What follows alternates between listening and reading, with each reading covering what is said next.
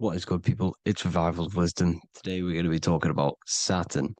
I've done this video in the past. However, this video is going to contain a lot more in-depth explanation of Saturn. So the 33rd degree Mason, Manly P. Hall, said, Saturn is the key to crystallization, physical matter. Light is matter, matter is light. They are interchangeable. Low vibrating light turns into matter, high vibrating matter turns into light. And Saturn is the god of this world, this physical world. He crystallizes light into matter. This is symbolized as the Masonic checkerboard, matter and spirit, matter and light, light and matter. He's also the god of time, destruction, justice. He creates and destroys, because all things in time die. He creates and destroys you. So, because we live in this physical world, which is the electric world, this is why we say electricity, because it comes from the root word of El, Saturn. They used to call Saturn El, E-L. This is why we used to say Elohim is God. The real God of this world is Saturn, but it's being hid. This is being hid. Jesus is Saturn. All of this is Saturn. It's all Saturn worship. It's the real God of this world, So, physical matter is a result of two opposing forces equalized on the plane of inertia, because everything is created out of electromagnetic toroidal fields. And these two poles equalize on the plane of inertia, which gives you planet Earth, plane of inertia. The plane of inertia is what Saturn is. It's the ring around the center of the plane of inertia. Thank you to Walter Russell saying, physical matter is a result of two opposing forces on the plane of inertia. This is what Walter Russell says, so please check out his work. He's got many books, many books on light and electromagnetism and stuff like that. So I advise you to check him out. So the torus field gives you the binary code 0 and 1, the female vagina and the male phallus. This is the code for this world. Saturn crystallizes physical matter. Now Saturn is the most outermost layer of the 7 layers of heaven, where it says in the Quran, it says, Allah, it is He who created the 7 layers of heaven. Saturn is the outermost layer. He's the top. He's the most high. So when we say the most high, we're referring to Saturn. He's the most high before the firmament, before the stars. So Saturn is the god of this world. He's the Lord of the Rings. He wears the crown. The crown is the rings. Crown, Kronos.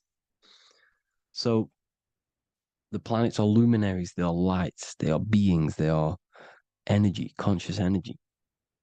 And we're in the heart of the solar system. Saturn is the outermost layer. He is the one of this world. He's the god of this world.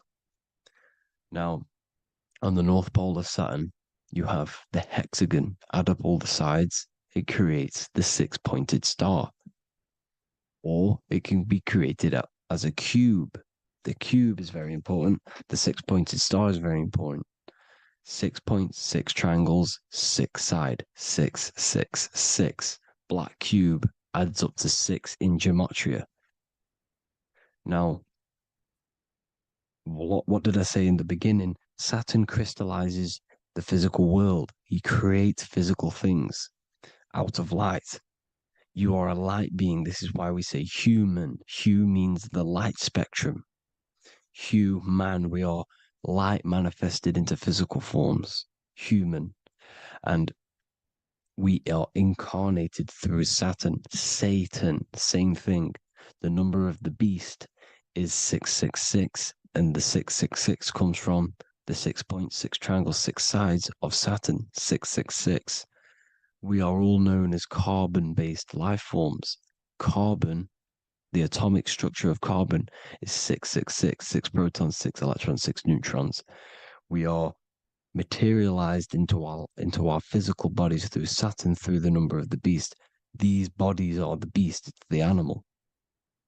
The divine, the Christ, is the consciousness within, because you're a physical, spiritual being combined into one, hexed into one. Hexagram. This is a hexagram. You're hexed into physical matter, spirit and matter, light and dark, combined into one. Now you contain of the mark of the beast, the mark of your body. Your body's the beast. It says in the Bible, Satan, who is the god of this world. This world. There are many different worlds, but this world is run by Saturn, and it says that in the Bible. Saturn is Satan. It's the same thing. And look at the crown of thorns are wrapped around the heart. The soul is in the heart. The mind is in the brain. The soul is wrapped around the rings of Saturn. You're wrapped in physical matter. This is what it's showing you.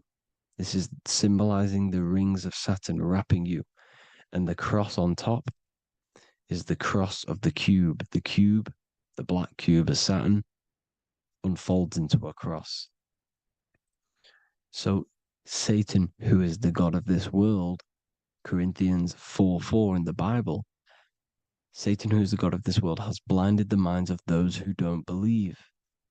Saturn blinds your mind because the god of this world materializes you and he blinds your mind when you incarnate into physical matter. When you enter this soul system, not the solar system, you hit Saturn first. He materializes you. And look at the symbol for Saturn. This is the symbol for Saturn. All of the planet symbols are created out of the Holy Trinity. The Earth, Moon, and Sun. Body, mind, and soul. The Sun is your soul, the Moon is your mind, the Earth is your body. Your body's made out of the 5 elements. The Sun is your soul because the Sun is life force. Gives life to everything. Your Sun is a soul. Your soul is the sun of your body. The Moon is the mind. The Moon is the moon of your body, the mind of your body. Intelligence. So all of the symbol of the planets are created out of these. The Saturn symbol is created out of the Earth cross, matter, and the Moon crescent, moon, mind, matter over mind. This is why Satan, who is the god of this world, has blinded the minds of those who don't believe. He blinds your mind. Look at the symbol, it's showing you. The Saturn symbol is matter over mind when it should be mind over matter. So we descend into a soul system, into our 666 Saturn carbon suit bodies, and we are matter over mind. Then we have to move up the spine to go back up to spirit, to mind over matter, where you manipulate your own reality. Now look at this. It creates the number 5. 5 is the number of change. You're moving from this side of the number sequence over to the right side. You're moving from the spiritual into the physical world. You're incarnating into the 5 elements, the 5 senses. So the cube, the black cube of Saturn, is another major symbol. Very important symbol. Here you see the cube, and the color black is associated with Saturn because Saturn's associated with death. He creates and destroys. Light and dark. Death is associated with black, spirit, because you can't see spirit, which is blackness.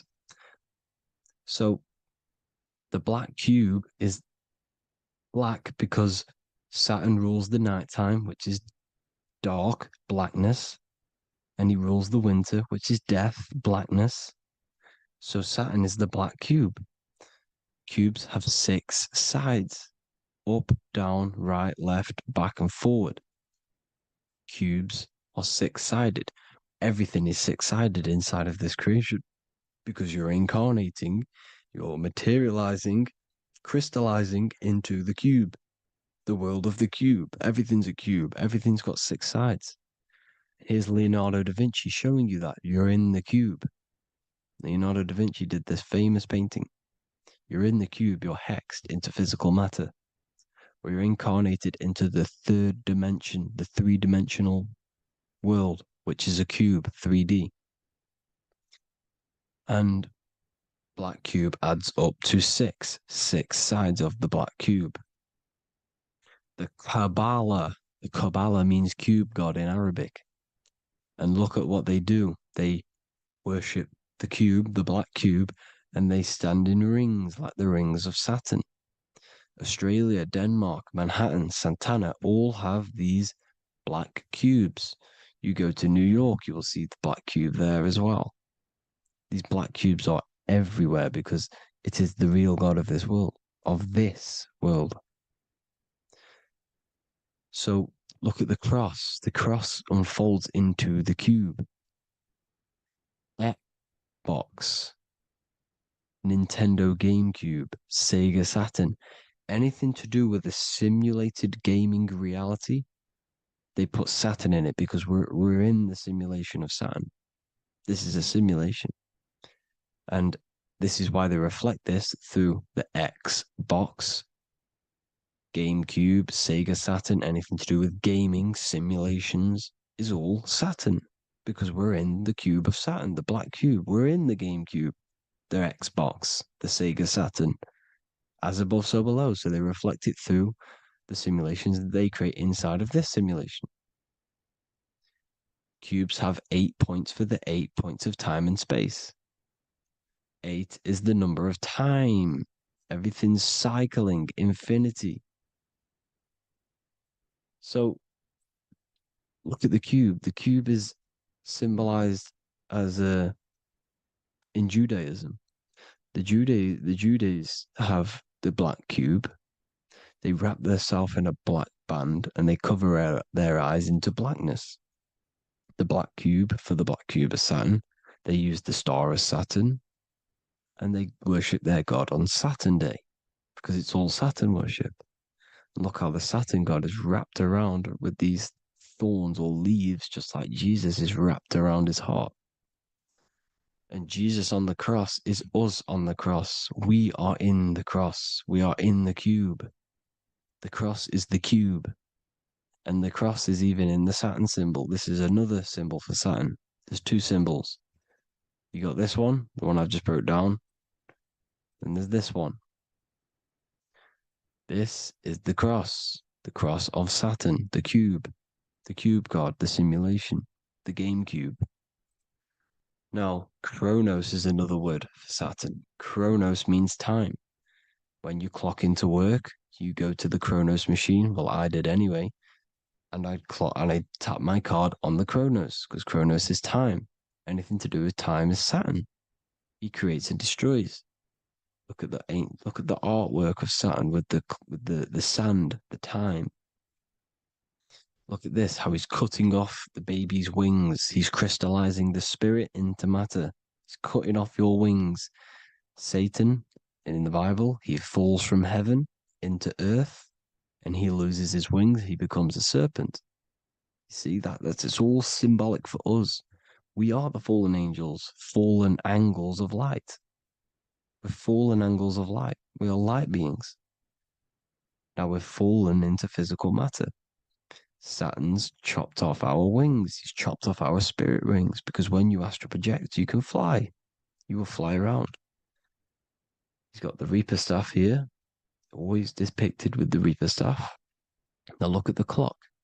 Saturn Day is the 6th day, the number of the beast, 666. Look at the clock. 6 take away 12. 12 take away 6 equals 6.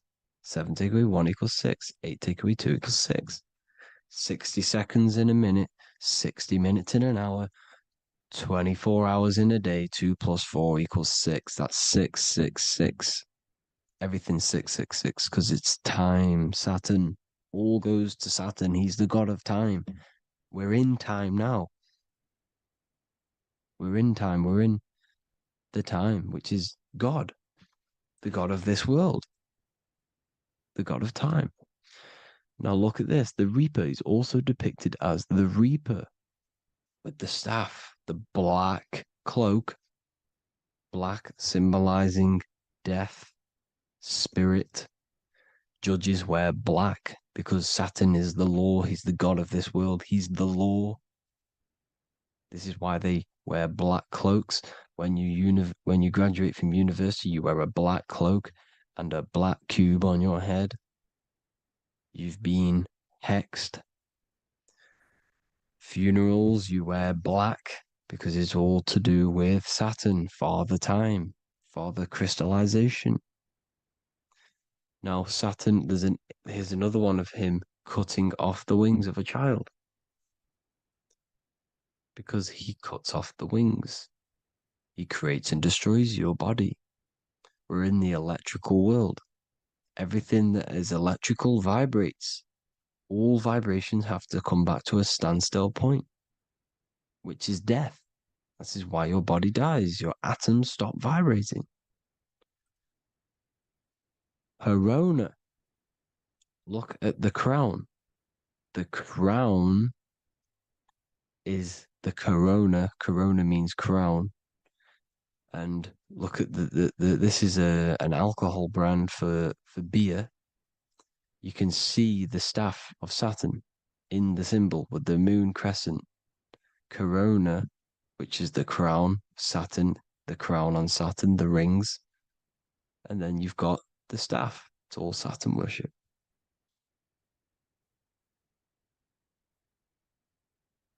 Is the black cubes of 9/11. Two black cubes. This was a ritual for Saturn. It's all ritualistic. And look at the Star of David, the Star of Saturn. It's not the Star of David. Creates IXXI, the sigil of Saturn. IXXI means 9/11 in Roman numerals. 9/11.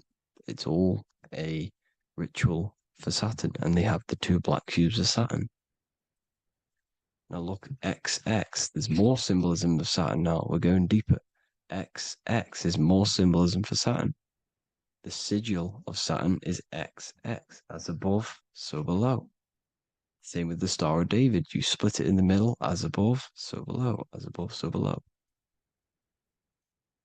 XX, this is a Knights Templar Cross of Lorraine. XX, Knights Templar, High Order of Masonry. They all worship Saturn. Well, Saturn's the real god of this world. X Eon with the XX, XXL magazines, which is all to do with famous rappers and stuff like that. When you die, you put XX on the eyes because it's Saturn. He's the Reaper. Is Jesus with the XX crown with the thorns around his heart, around his soul, with the cube on the top, the cross cube. Lil Uzi Vert with the XX Cross of Lorraine. Jay-Z with his alcohol brand, XX Cross of Lorraine. The X Factor with the rings of Saturn. All Saturn worship. The seal of Melchizedek is also Saturn.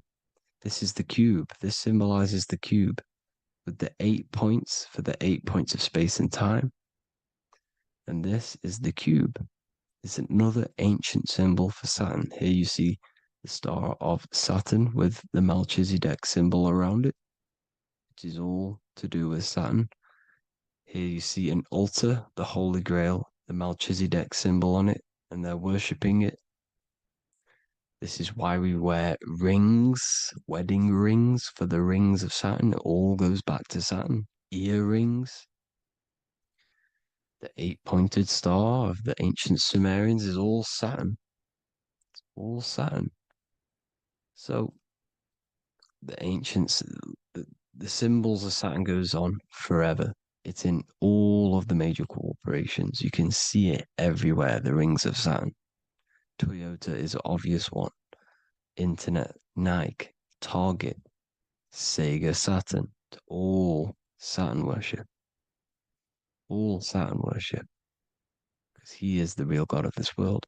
Here's Kanye West's album with a Saturn here. Here's Michael Jackson's album saying X escape. There's the X again. The X escape. You have to escape this reality. Maybe that's what he's pointing at. Here you see it on the dollar bill, the star of Saturn. Here you see it again on the dollar bill. So that is it for today's people. I hope you all gain some insight on Saturn. Please like, comment, and share if you can. Subscribe if you like the channel. Please have an amazing day. God bless.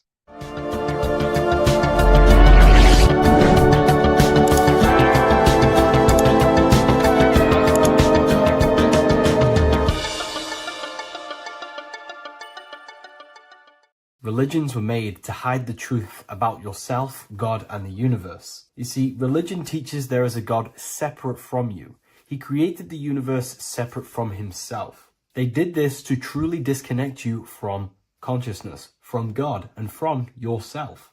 Now let me explain. It's going to be very difficult to understand this from a left hemisphere dominated perception. The left hemisphere sees everything individual. The right hemisphere sees the whole. For example, if you're walking through a woods, the left hemisphere sees individual trees, leaves, twigs, and branches. The right hemisphere sees the interconnectedness of the whole woods. We've been trained our whole life to be trapped in the left hemisphere, to think logically, scientifically, with evidence. This way of thinking traps you in illusion, division, and separateness from everything. Plus, in science, they teach you the universe exists outside of you. You exist in a universe, and the universe exists whether you exist or not. This is completely false.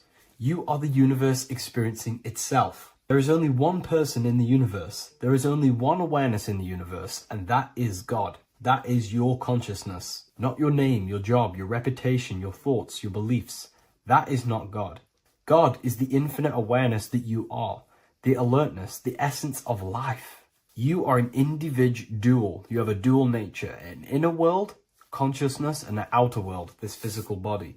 The inner world is the immortal, consciousness, awareness. This physical reality is for the immortal within us to experience and enjoy. And the immortal consciousness, the immortal self, the individualized expression of the only thing that is truly real, which is God, consciousness, is seeking a way to understand itself through infinite vantage points. The same consciousness inside of you, inside of the dog, the squirrel, the plants, the stars, the same awareness is in absolutely everything. Only the right hemisphere can see this connection. The universe is one mind separated into the infinite bodies and life forms. This is why scientists tell you that the universe is forever expanding. It's truth in plain sight, because the universe is the mind. And the mind is always seeking more vantage points to understand itself. And the mind is always expanding into new realms of thought. The mind cannot be filled up. It does not exist in space. However, human awareness, human consciousness is very sacred. And the reason why I say that is because humans possess a two-way consciousness, unlike a dog, an animal, or a squirrel, for example. The dog looks in the mirror. It is not aware of itself. It doesn't look in the mirror and see that it needs to improve something. However, humans, we can look in the mirror and say, who am I? Where do I come from? And I need to change this aspect of me. I'm lacking in this area. Dogs do not have this awareness. They function only on their immediate surroundings, on survival and instinct. Human awareness is special because we have the ability to reflect on the self. We can question our consciousness. We can question, who am I? Where do I come from? And where am I going after this? The human mind has no limitation. We can surpass our animal nature and rise to a godly nature. This is the whole purpose of reaching Christ consciousness, which is just an ideal consciousness where we have control over self and we know who we truly are. Humans have been given the tools to awaken. Our five senses are locked only to perceive the physical world. But the mind holds the gateway to understand the unseen aspects of reality. The mind holds the secrets to the universe and consciousness. We just have to study ourselves to understand God.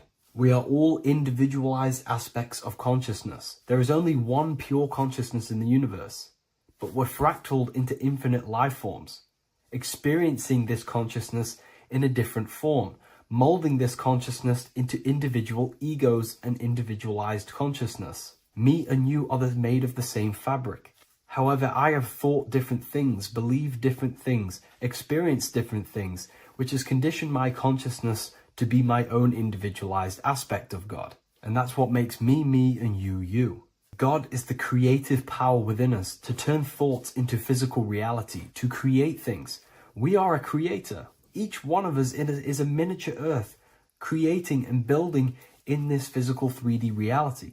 Our consciousness holds power over the 3D reality. We can mold it and create anything we wish. However, we have been conditioned to live like an animal, living in our animal nature, eating, surviving, lusting, and these low-level desires keep us trapped from figuring out our creative power. This is why the ancients always depicted God inside of the brain. Even in ancient Christian artwork, William Blake, Anton Raphael, all depict God inside of the brain. Why is this? Because God is our creative power.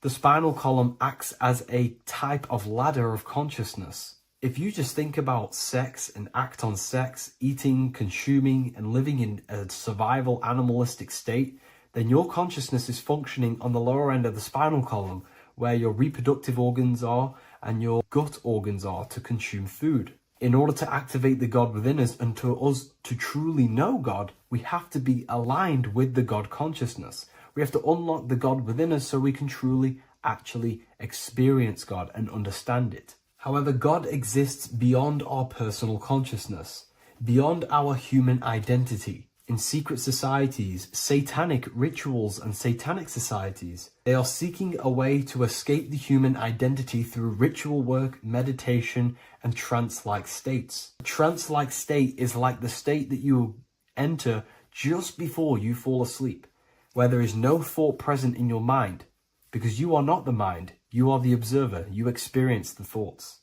And when we escape the human identity through rituals, meditation, or trance-like states, we can actually experience beyond the veil of this material world. However, satanic rituals do this in a negative way. Satanic rituals include ways to make the human mind tap out by pushing the human minds to the limit through pain, suffering, and even torture, to allow the mind to pass out so you can temporarily pass on the veil of the physical world and escape the limitations of the human identity and the human thinking mind.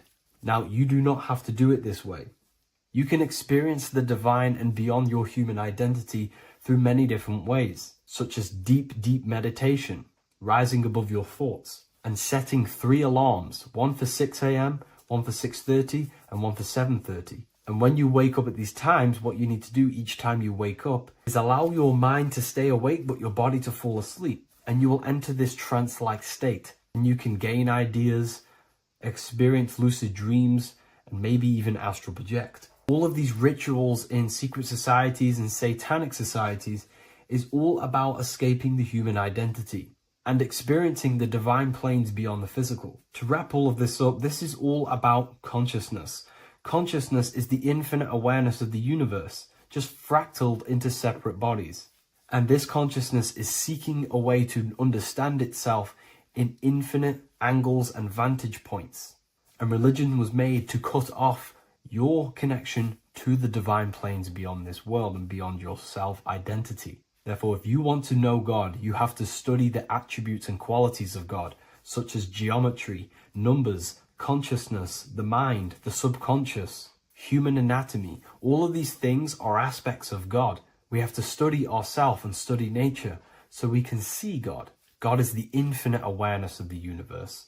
If you love this video, please leave a like and share it with a friend. I'll leave a link in the description for the Book of Wisdom, Volume 2. You're living in 4 planes of existence right now, but most people are only aware of one. And that's why they feel lost, disconnected, and stuck in cycles they can't explain. If you don't understand the blueprint of reality, you'll keep trying to fix the physical, while the real causes lie in the unseen dimensions that you have direct access to. You must understand that the universe only exists in the mind. Everything is a projection of consciousness. Therefore, consciousness produces everything. Our internal world is consciousness. Our external world is this physical body, physical world. Everything is an externalization of consciousness. For example, this was a thought. Now it's made physical. But before this was invented, it was existing in someone's mind, in consciousness, invisible. Then it was made manifest, made physical. So everything in this physical plane is the effect. The cause is consciousness, mind, the mental plane. So now I'm going to explain these different dimensions of consciousness. You don't just exist in this physical plane. The physical plane, in fact, is the lowest plane there is. It's the illusionary plane. So first of all, we have the Buddhic plane. This is the nothingness. So think of it like this. Absolute nothingness. If you turn off thoughts, there is nothingness. This is the void. And out of the void springs infinite potential, which is the mental plane. Now, your mind has no limitation. It can think anything, be anywhere, anytime, any place. In the whole world, there is no limitation with the mind. This is the realm of infinite possibilities. This is the realm of thought. Thought is a dimension, information and thought. To go a little bit deeper on this, there are pockets of thoughts, what we call in the occult fields of thoughts. Your mind does not think thoughts, it receives them. Your mind is like a radio. Whatever the mind is tuning into, setting its mindset, setting your frequency or setting your mind, you will receive thoughts based on that set, whatever you set your mind to. So there are pockets of thoughts that we penetrate in the mental plane. The mind is the mental plane, the infinite possibilities. This is the spark of creation. This is where all things begin to manifest as an idea in the mind as a thought. So if you want to gain certain information, you need to meditate or do thought exercises where you are penetrating that dimension of thought, that pocket of thought. For example, if you want to find a way on how to make financial wealth, you would use your mind, set your mind on wealth and money and think, close your eyes and think about that specific topic and see where your mind takes you. And you will expand your mind into different pockets of thought and gain information. So this is the mental plane. This is how you can use the mental plane. You can use the mental plane to do this. Then we have the astral plane. We have higher, middle, and lower astral plane. The astral plane is the body for thought. So every dimension, physical, etheric, astral, mental, Buddhic, is a body for a dimension above. Each dimension below is a product of the dimension above. So for example, the astral plane is imagination. This is the lucidic realm of imagination.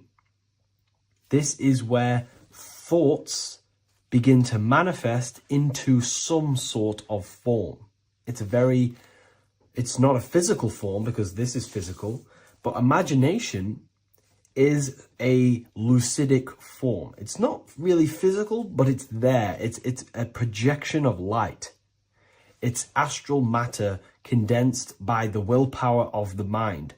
So depending on the vibration of that thought will depend whether it manifests in the higher astral plane, middle astral plane, and lower astral plane. If you think about more material things and visualize material things, this will manifest on the lower astral plane because material matter is low vibration. Now, that does not mean it's evil. That does not mean it's bad. Okay? It just means low vibration just means more material. But if you think and imagine more spiritual things, this manifests on the higher astral plane. So the astral plane is the screen in your mind that allows you to vision an apple, that allows you to vision anything. It's that mental projection that's inside of your mind. Now, this is what we call the third eye. It's an eye because the eye is the mind, and the mind can see into the astral plane.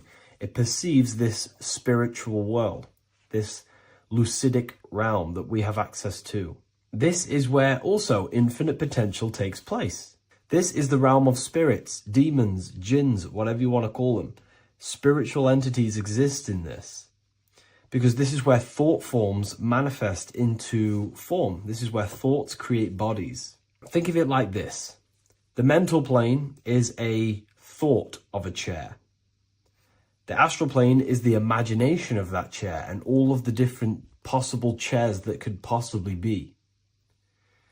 The etheric plane is the energy double of that chair. And the physical plane is the physical chair. So as you can see, the higher we go up, the more formless and lucidic it is. The lower we go down planes, the more dense it becomes. This is formless and this is form. Everything manifests through this process. This highlighter is down here in the physical plane, but the idea began in the mental plane. Everything begins in consciousness before it creates a physical body. It goes through this process. Therefore, if you want to start to mold and create your own reality and create things in your world, you can use these planes to your advantage. You can use your mind to do mental thinking exercises by closing your eyes and expanding your mind into a different pocket of thought to gain wisdom, gain information, gain downloads. The way you do that is simply get into a meditative state, close your eyes, pick a topic that you want to think about, and see where your mind takes you, but always remain centered on that topic. And you can do this for maybe an hour or two or half an hour, and your mind will take you places where you will unlock information. You can even use this to make decisions in your life. Think of the topic and see where your mind takes you. You'll gain information. This is how you use the mental plane for ideas. The astral plane is imagination. You have to reconnect with your imagination very vividly. Your imagination, your consciousness is infinite. It's not a three-dimensional plane. It's an infinite plane. You can think and make form anything in your consciousness, in your imagination. You can think anything and you can imagine anything in the most vast details. You just have to reconnect with your imagination. I have a free book on my website. I'll leave the link in the description. It's an ebook. It's called Activating the Inner Eye. This is going to help you reconnect with your imagination. It's a practical guide on how to imagine. So once you know how to use the mental plane and astral plane, thought and imagination, you pretty much need to use the physical plane to take physical action with this physical body that you have and start to manifest these desires you have in the higher planes. Now, it's very important that we master the mind, because the mind is the very fabric of reality. We become what we think about. Your life is a product of every thought you thought in the past. It is the mind that directs the flow of consciousness. And wherever this consciousness is flowing is what you will create in your life. Consciousness is the most potent force in the universe, and the mind is pretty much the universe in a microcosm form.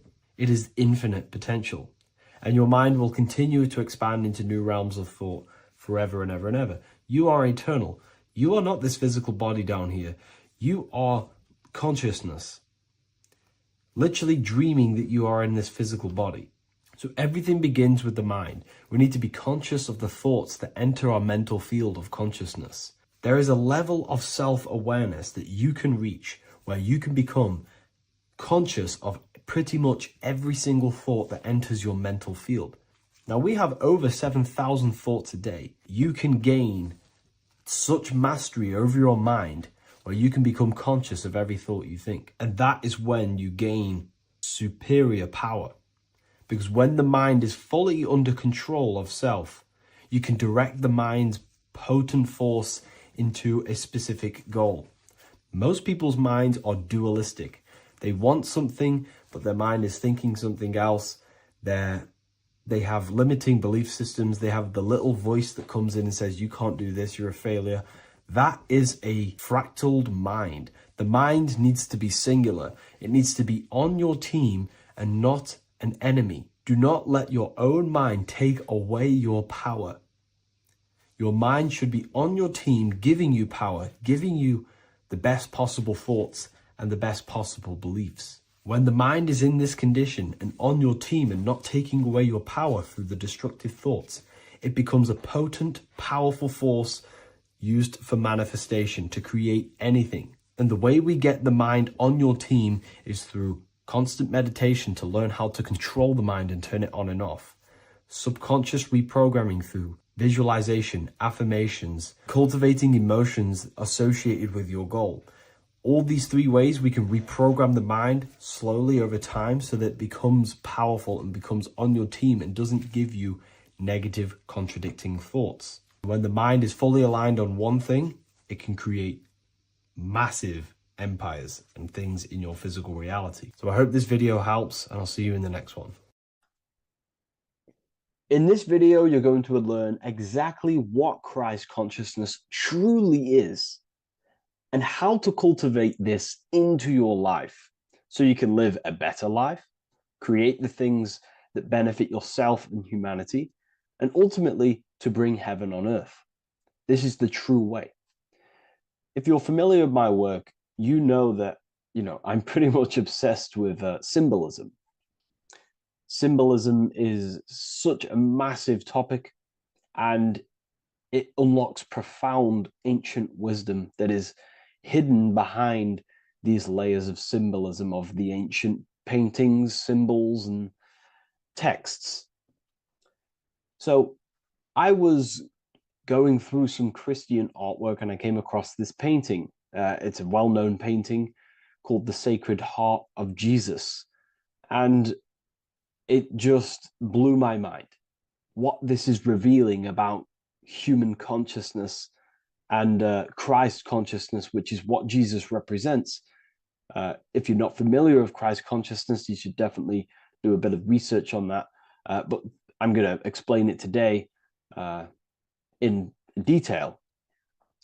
So when we look at this painting, we are looking at symbolism. We're looking at consciousness, a state of being, a state of living, a way of thinking, a way of feeling, and a way of acting in the world. As I've said this many times, we're all creators. We all create and generate reality. And you don't just have your personal reality, you have a collective reality. Your reality is affected by the collective consciousness. Depending on the collective consciousness's understanding of reality will also affect your life. We have a collective life and a collective experience. So Jesus in this depiction here is in a way showing us instructions to reach Christ consciousness, whether you see it yet or not. But I'm going to decode this for you. And your mind might be blown after watching this. Okay, so so what is the meaning of Christ consciousness? What's the whole purpose of this? Very simple. Like I mentioned before, we have a collective experience on this world. And Christ consciousness is the natural consciousness that we all need to be functioning on to generate peace, love, and unity on the earth in this experience we call life. That's what Christ consciousness truly is. It's a state of being that we need to cultivate within our own self, within myself, others, and everyone in this life and experience, so that we can all live in peace and heaven on earth, what they like to call it, so that we can generate the best experience possible together on this thing we call earth, on this material world, this material dimension. The material dimension is simply just a physical dimension of thought. It's a physical outcome of thought, but that's a whole other lecture. So please leave a like, leave a comment if you have any topics to talk about that you wish for me to cover, and definitely leave a subscribe if you like my content and channel. So to go deeper into this, right, we've explained what Christ consciousness is and what it actually, will do to the earth and what it will do to reality in our collective experience. And it's also representing a profound understanding of self, a deep understanding of the true nature of self, the true source of self, what the self is, pure consciousness, pure God. We are all Jesus, Jesus is you, a physical manifestation of the divine made manifested physically. A physical manifestation of consciousness, okay, of spirit descended into matter.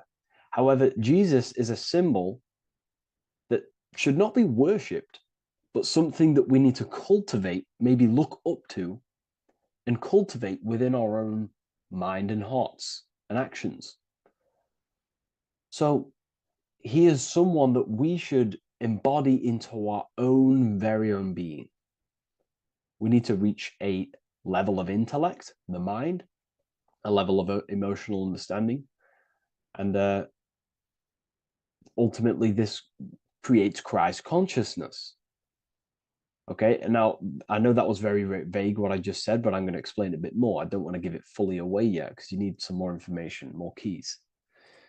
So let's observe the top end of this painting.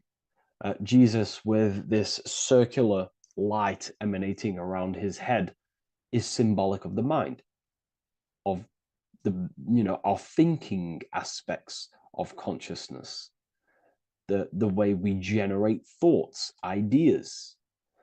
The mind is also good at also ruling communication. It also rules what we give attention to. Okay, so this is symbolizing the mind of every human being. The mind is a very powerful center of consciousness located in the head, of course. This is why Jesus is the head at the top with the circle around it, representing the mind. Now, to reach Christ consciousness, we need to purify our minds. Purification of the subconscious mind. The subconscious mind is the hidden aspect of our mind with all of our memories, belief systems, and everything we've ever experienced is stored within there. We have traumas there, we have bad belief systems that hold us back. So it's about reprogramming the subconscious and aligning the subconscious with higher consciousness, with higher understanding of self, removing any mental blockages from the mind. Because in today's world, most people's minds, including myself, before I, purified myself, and I'm still continually purifying myself. That's not to say I'm perfect, because I'm definitely not. But what I was saying was purifying the mind so we can have a powerful mind. Because, like I was saying, most people's minds are not their own friend. They let their mind control them. They let their thoughts create negative influence on them, negative emotions.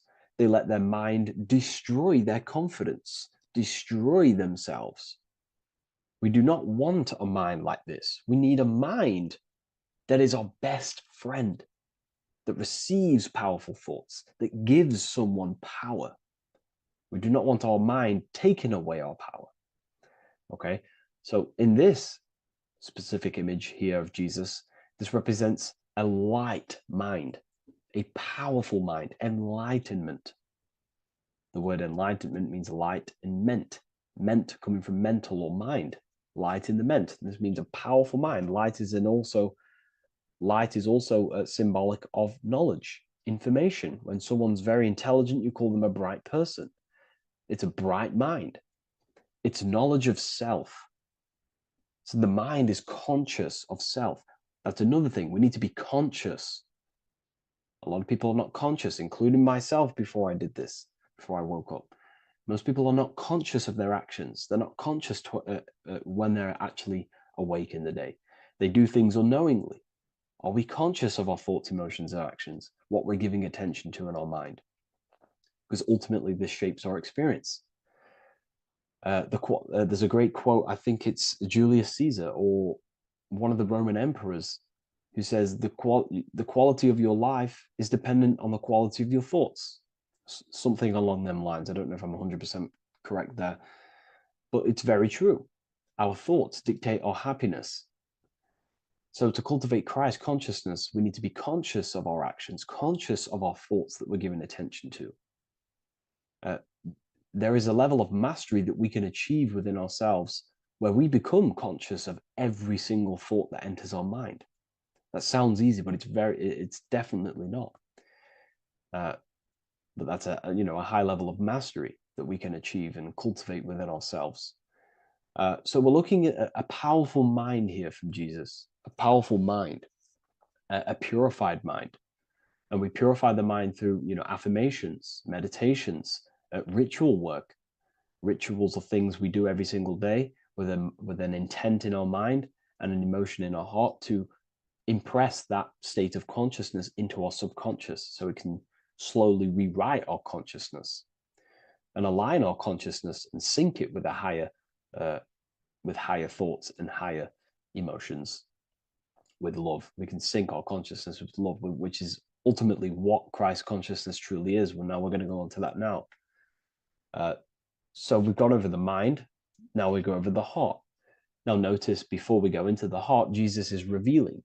He's pulling back the robe, symbolizing opening the heart, revealing the heart, revealing the soul, the light of the heart. Our authentic self lies in the heart. Our pure intentions, our love, our soul needs to be shining through our heart. And our soul is unconditional love.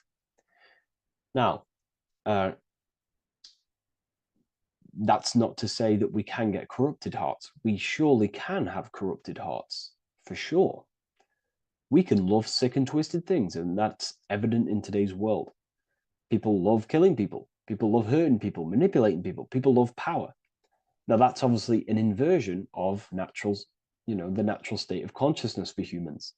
When we're born with a natural state of love, of unconditional love for the self, for everyone else, for animals, insects, the earth. We love everything as a child. And not only do we love everything, we actually act upon this. As a child, we do not act on anything we know is not good. And I'm talking early stages of being a child, before we're indoctrinated, before the mind and heart become corrupted. We are pure. This is symbolizing this. Light represents also purification and truth, because when you shine light on something, it's the truth. You see it. You shine it through the darkness. It reveals.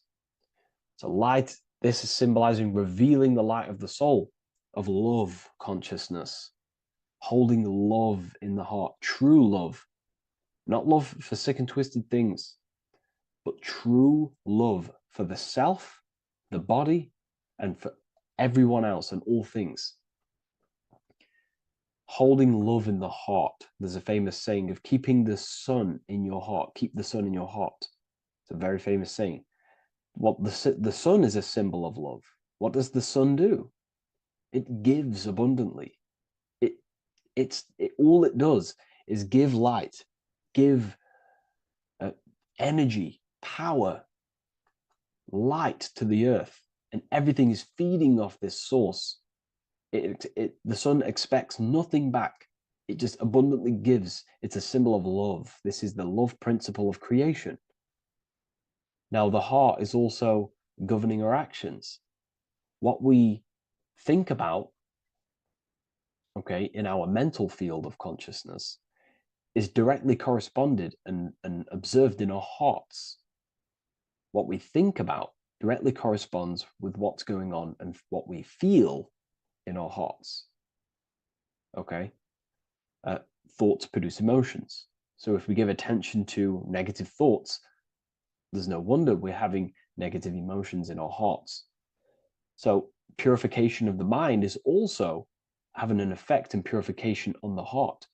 Because when we purify our thoughts and only give attention to powerful thoughts and positive thoughts that uplift yourself and humanity, then we're going to also see this change in the heart, see this emotional change in our consciousness. So this represents the purification of a purified heart, the light emanating around the heart. Love for the self, love for one another. And you're revealing this. You're shining the heart on others.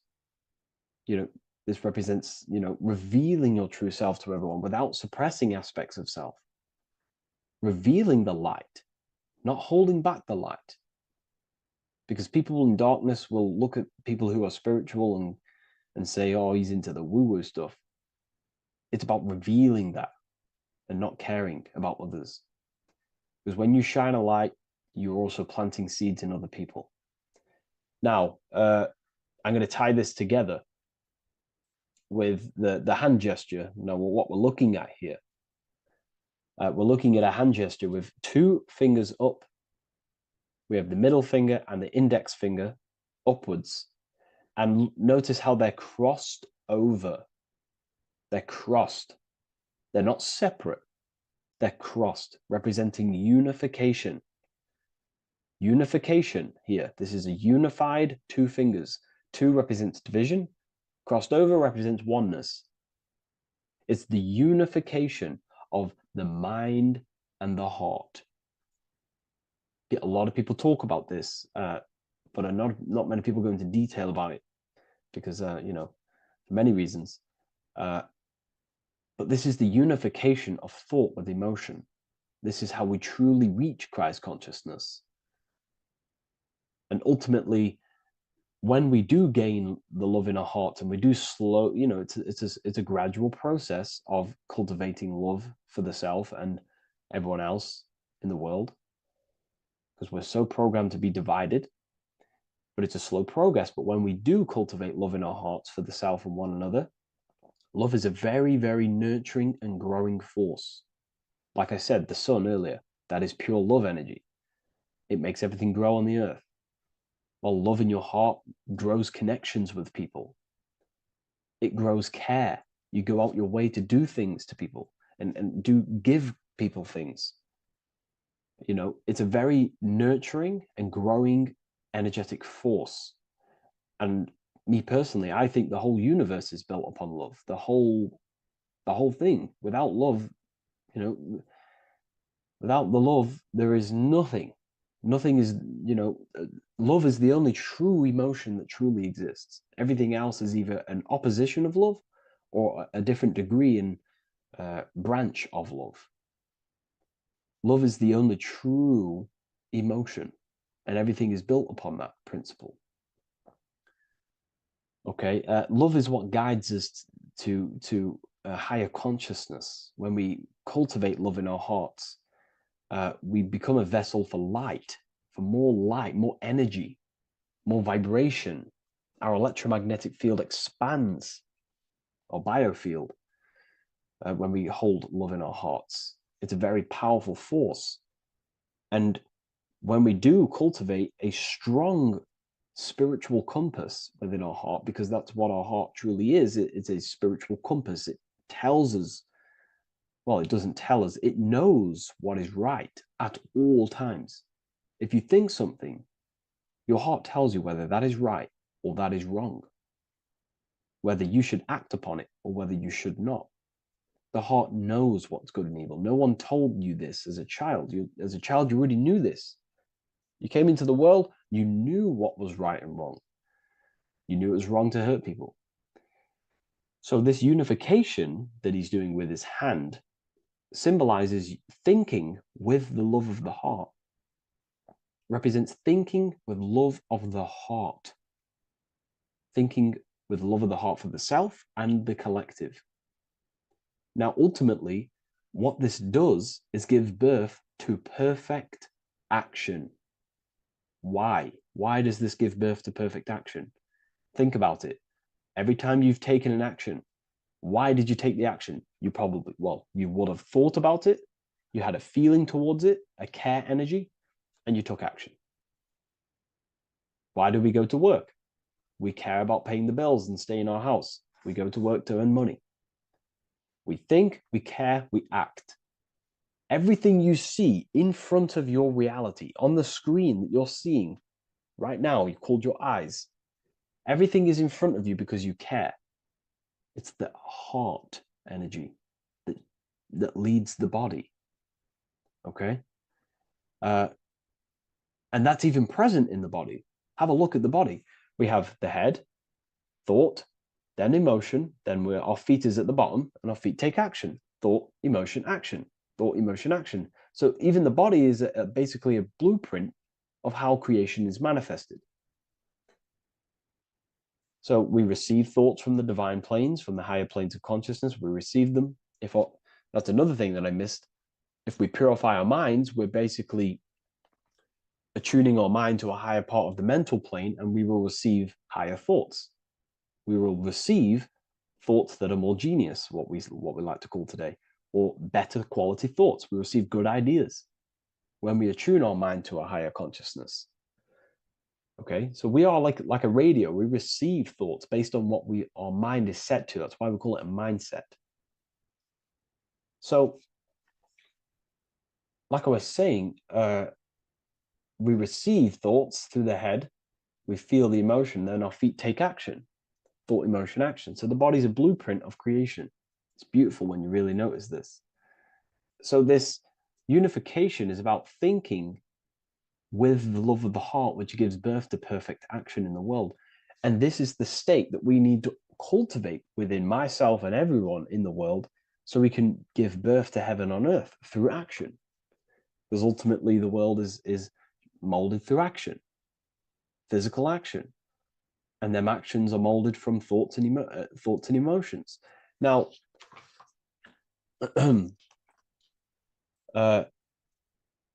just to have a little announcement, I am now opening 10 more spaces inside my symbolism masterclass.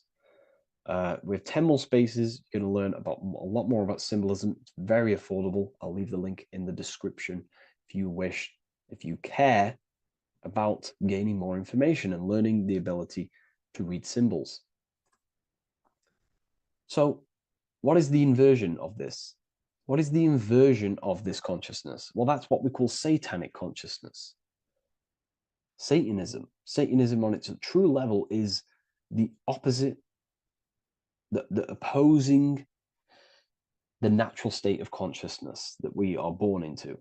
It's about thinking with no emotion, thinking and acting. This is what the Skull and Bones represents here. So the Skull and Bones Secret Society, this is their main logo. Again, we have the skull, which represents thought, and the bones, which represent action. The bones take action in the physical body. We're looking at thought and action with no emotion, no empathy, no love for one another, only love for the self, the inverted love. Okay? We're looking at gray. Gray is a symbol of dullness, death. There's no emotion in gray because colors provoke emotion. When we look at a color, it invokes an emotion. Gray has no emotion. So we're looking at dullness of the emotions. I'm not going to go too deep on this subject. I'm going to create a whole new lecture for that. In fact, I think we have a great lecture inside Ethereal University on Satanism. We're going very into depth of what Satanism is and what Satanism consciousness truly is. And again, it's just the cross inverted. Satanism is just it's the invertation of, I don't know if that's a word, but it's the inverse of natural law, natural consciousness, of love consciousness that we are born into. Okay, so ultimately the message in this video was to create love in our minds, love in our hearts, think with the love of the heart, think with the care for one another, and that gives birth to perfect action. And when we align, when we do truly act out what our heart is telling us, and I know this from first-hand experience. This is what happened to me. I woke up. I started to follow my inner guidance. I always took action on it. I was saying yes to it every single time. And it led me, I'm getting goosebumps actually saying this. It led me to where I am. That action, me saying yes to my heart, to that knowingness of goodness within me, was like a domino effect. And that domino effect, every time I did it, it was just opening more and more doors, not physically, but mentally. I was receiving more information. I was receiving more opportunity physically. My work started to explode on social media. Like, when you follow your heart and truly take action on what you know is good, it's like a domino effect that leads you step by step to where you're meant to be. And it's so profound and it's so, beautiful. And I'm telling you this from firsthand experience. This is ultimately how you kind of unlock your purpose in this physical world as well. So not only is it going to create a better world, it's also unlocking your true soul form and soul purpose while you're here. It's very beautiful. So I thank you, everyone. Please leave a like, comment, and share, and subscribe to the channel. And I'll see you all inside Ethereal University if you decide to take your studies to the next level. Take care. Welcome to Revival of Wisdom. Welcome people. We're back with another video. Please make sure to hit that like button, subscribe, and turn on notifications to never miss a video. The Earth is a giant torus field consisting of a positive and a negative pole. The Sun being the cathode with a positive charge and the Moon being the anode with a negative charge. This is why the Sun rules over the day, giving you lots of energy, and the Moon taking your energy from you, making you go to sleep. Now, the plane that we live on is called the plane of inertia, and at the center of this plane of inertia is the North Pole. This is where the two electromagnetical energies meet. Now, this is where the most electromagnetic energy is stored. This is why all compasses will point north, because it's the most magnetic place in this reality. So the Sun and the Moon is spinning around this center point, which is stirring the ether of this reality and making everything move in circles, meaning this is a cycle. Everything's recycling itself. It's an organic simulation. The ancients also knew about this sacred land at the center of this reality, known as the North Pole. As you can see on this map from the 1500s of the North Pole, you can see 4 islands around this center black rock. Ancient civilizations like the Mayans, the Buddhists, and ancient Chinese also depict these 4 islands. The endless symbology of these sacred lands at the center has been going on for thousands of years. These sort of secrets are now kept by the elites, but as always they have to show the truth in plain sight, and this is what they are doing with the Windows symbol and also the Wizard of Oz. Now in the Wizard of Oz, as you can see, there's something called Munchkin Land. Munchkins are these unusually short people. Then on the ancient 1500s map, it says Pygmy. And then the Pygmy people in mythology are also these unusually short people. Just like Santa and his elves, they come from the North Pole. And elves are these unusually short people. These stories that we are told about Santa and Munchkins are putting truth in plain sight about this sacred land. This sacred land at the center of the earth is where the aurora borealis comes from and is being emitted from this black hole in the center, also known as the black sun. The aurora borealis is the earth's aura, hence why it has the word aura inside of it. It is the life-giving essence to all life within this realm. As this dualistic reality we live in consists of both physical and spiritual, the black sun is like our sun for the spirit. It's our spiritual umbilical cord, connecting us to the spirit realm. And the rising sun is the opposite. It's our sun for our physical 666 carbon suits, known as our human body, our physical aspect. As it states in the 40,000-year-old emerald tablets, deep in Earth's heart lies the flower, the source of the spirit. The flower of life is as thine own place of spirit, and streams through the earth as thine flows through thy form, giving off life to the earth and its children. So the North Pole is the core of this spiritual reality. and the closer you get to it, the more spiritual and lucid it becomes. So the elites have covered this up in order for us to forget the true nature of this reality. And they did this cover-up by introducing the globe model. Nicholas Copernicus was around in the 1400s, and he introduced the globe model. As you can see, he is a Freemason. He depicts himself with a globe and a Masonic compass in all of his paintings and portraits. Galileo was also a Freemason, as you could see in all of his portraits with a globe and a Masonic compass. He was also a massive part of introducing the globe model after Nicholas Copernicus. So yes, the globe model was a spiritual and political move to gain more control over the masses. After the globe model was then introduced, they introduced the theory of evolution by another Freemason, Charles Darwin. See how these two theories go hand in hand? They both degrade humanity, and they make you confused of where we actually came from. By hiding the true form of this divine creation and hiding the true power of each and every one of us, they maintain control over the masses. Now this is order out of chaos, known to be the 33rd degree slogan of Freemasonry.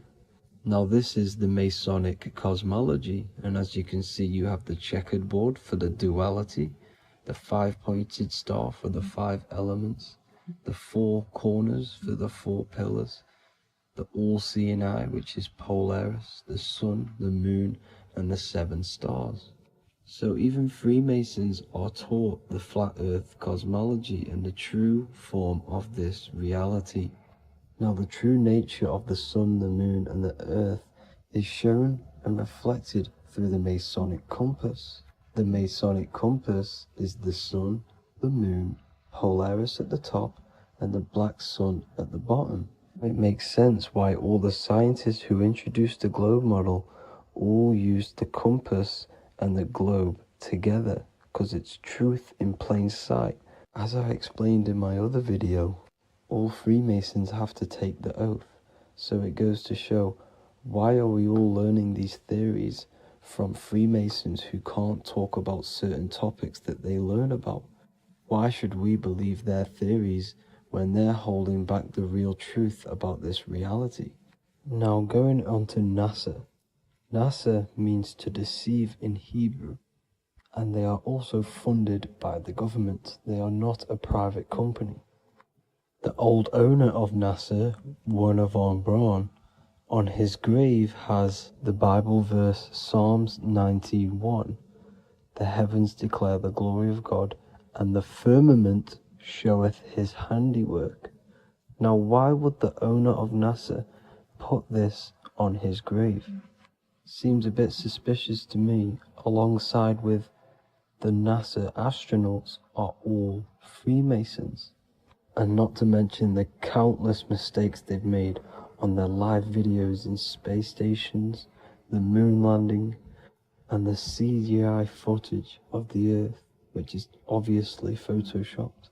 Just by tricking the masses that they live on a spinning ball, the elites gain the perception of the masses. Not only does it hide the divine creation we're inside of, it hides the divine spark within you.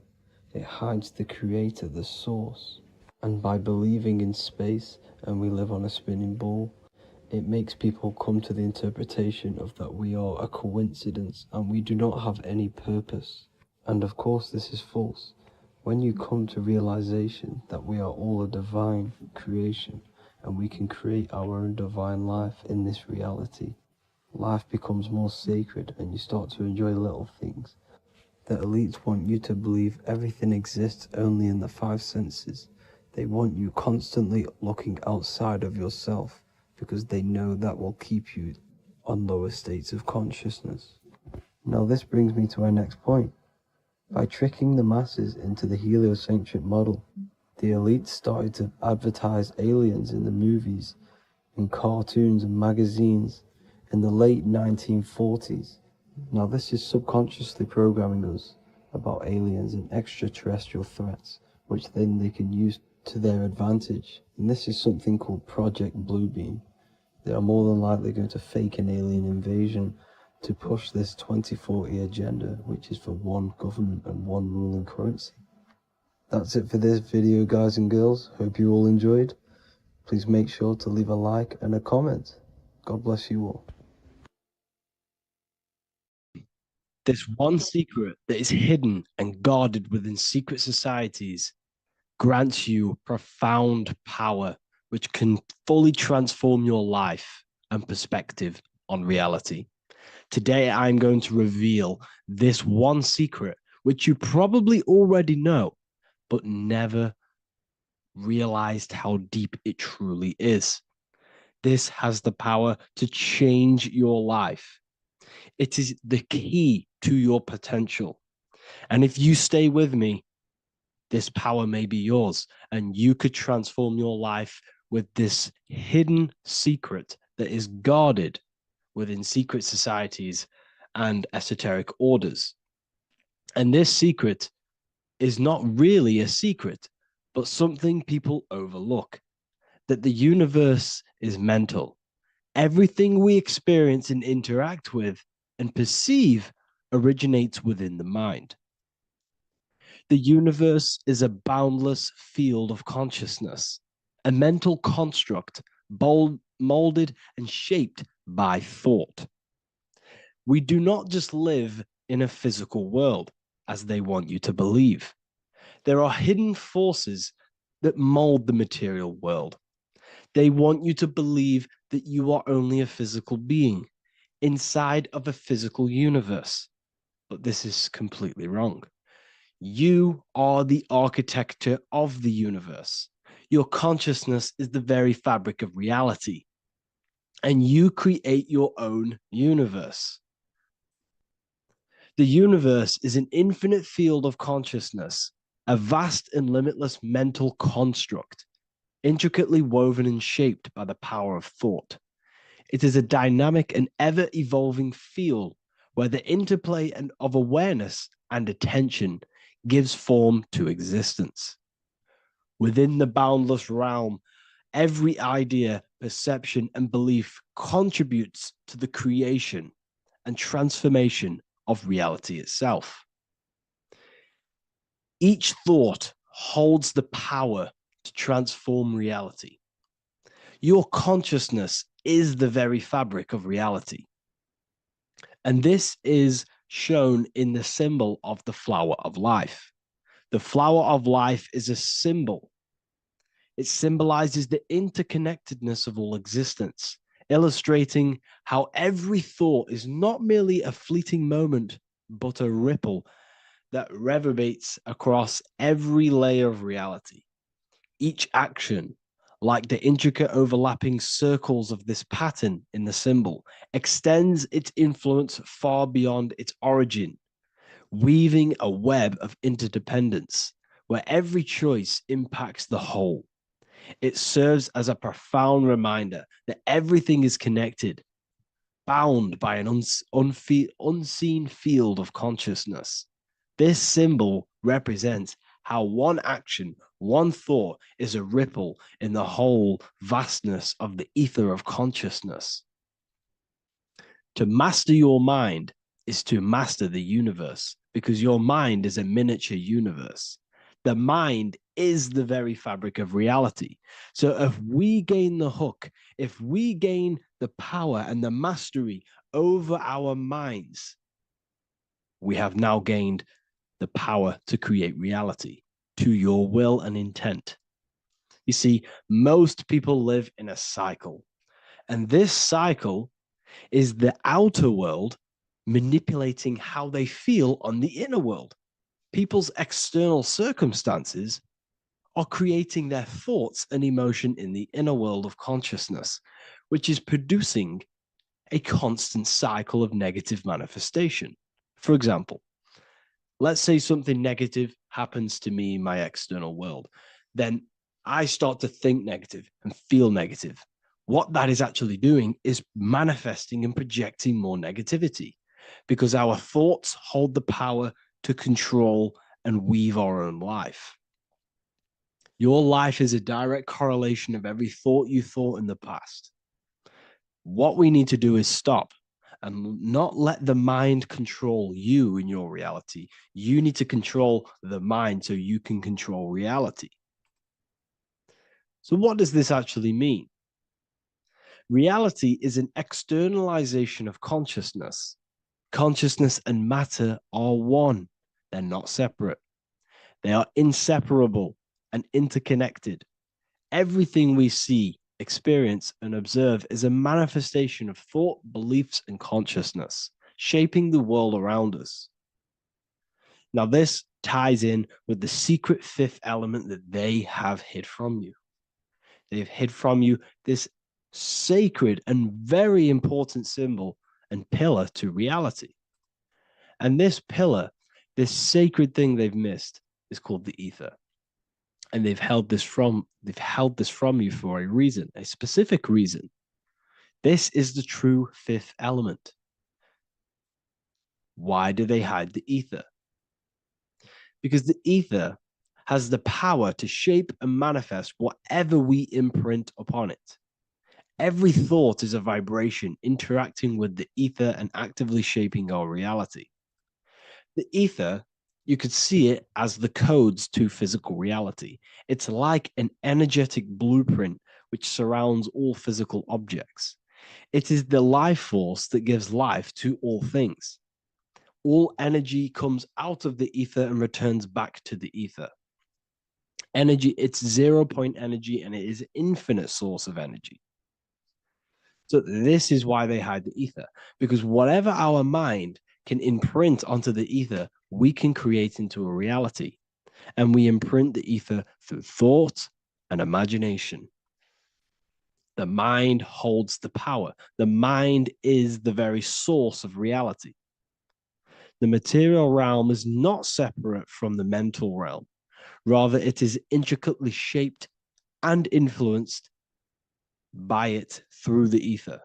This subtle, all-pervasive medium bridges thought and matter, allowing consciousness to mold and manifest the physical reality. To transform our lives, we must first transform our minds. True change begins within, as our thoughts, beliefs, and perceptions shape the reality we experience. By shifting our mindset, we unlock the power to reshape our world and recreate the life we desire.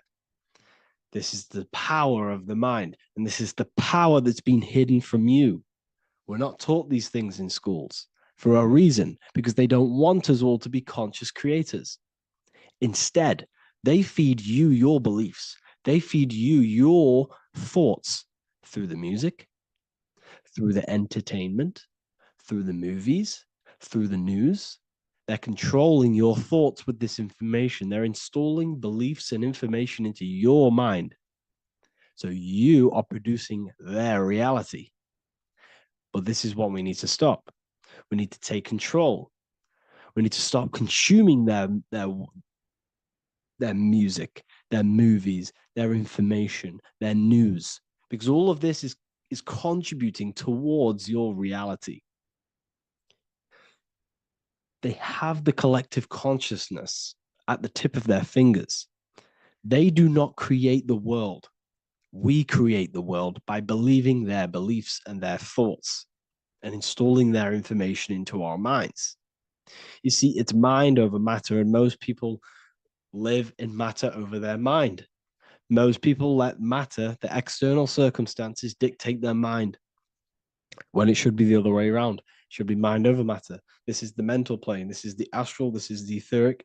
This is the physical. The mind holds power over the emotions, over the imagination, over the physical, and over our spirit. It holds power over everything. It's mind over matter. It's the mental body that we must transmute and change. Most of us live in a chaotic state of mind, and this is what we must change. Turn chaos into order. So we need to be mind over matter. We need to install this belief into our subconscious. I, Harry B. Joseph, have created the ultimate esoteric school on the earth. As a member, you'll gain access to live mentoring calls twice a week, along with new lectures, books, and exclusive content released every week. Additionally, you'll have a full access to all my life-changing programs. If you're ready to transform your life and start your journey today with me, join Ethereal University. These are the campuses. We have the real lecture sections filled with lectures that you can watch. Manifestation Mastery, which teach you exactly how to reprogram your subconscious mind so you can live that reality. Sexual Alchemy, the path to empowerment of how you can transmute your sexual energy. The Real Library, where you gain access to powerful esoteric books, PDFs. Symbols of Secrets, an amazing course. The course that allows you to see beyond the veil that has been pulled over your eyes, the language of symbolism that secretly rules the world. I teach you how to read symbolism. Esoteric Exchange, live calls. You get to rewatch all of the old live calls. Mindwave Hub, this is a place of binaural beats where you can listen to infinite amounts of binaural beats. So you can meditate to them. Meditation section, numerology, health section, and electromagnetism. This is a life-changing place. And if you are serious, we only accept serious about changing your life and studying the occult and esoteric, this is the place for you. I've been there. I've been on YouTube looking around for valuable information, trying to find good accounts, good channels. It's very hard. I had to go through years of trying to find good information on YouTube. But what I've done is instead of you searching around everywhere for bits of information and connecting the dots, I've put it all into one big place. You get your binaural beats, you get all the programs you need to walk the path of enlightenment to transform your life.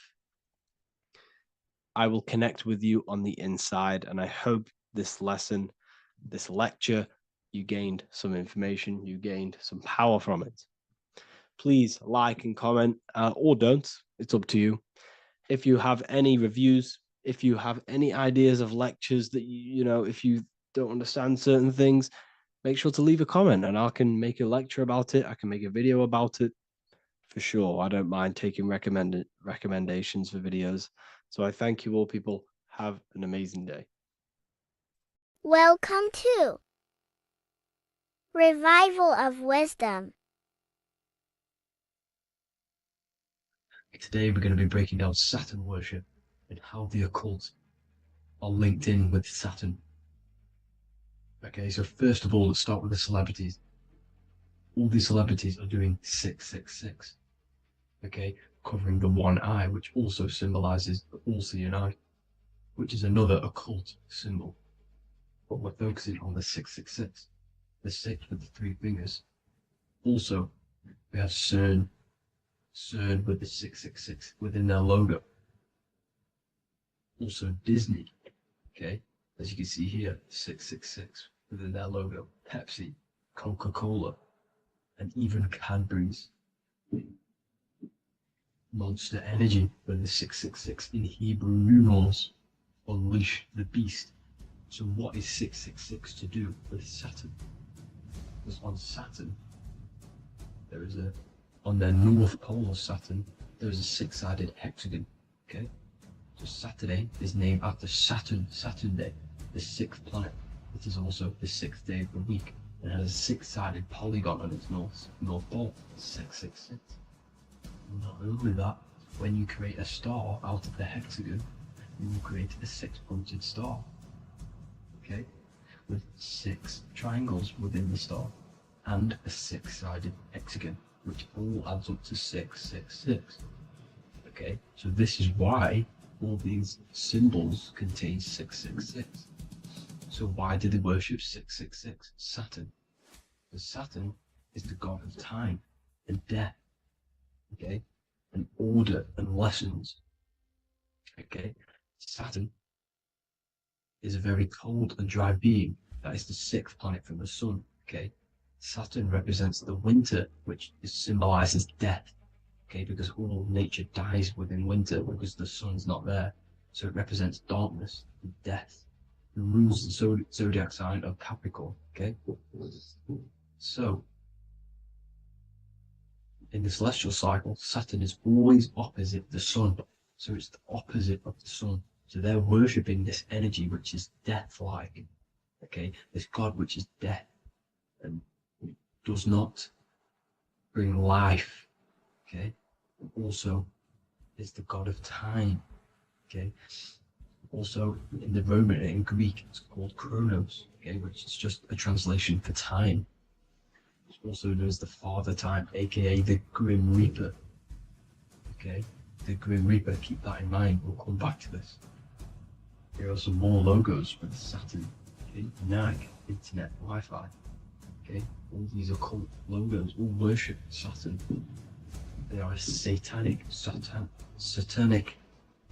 occult. They worship this death god, this evil god, okay? This is where the cube now comes in, okay? Because what colour is associated with Saturn? It's black, because it's the absence of light, it's opposite the sun. So black is the colour associated with Saturn.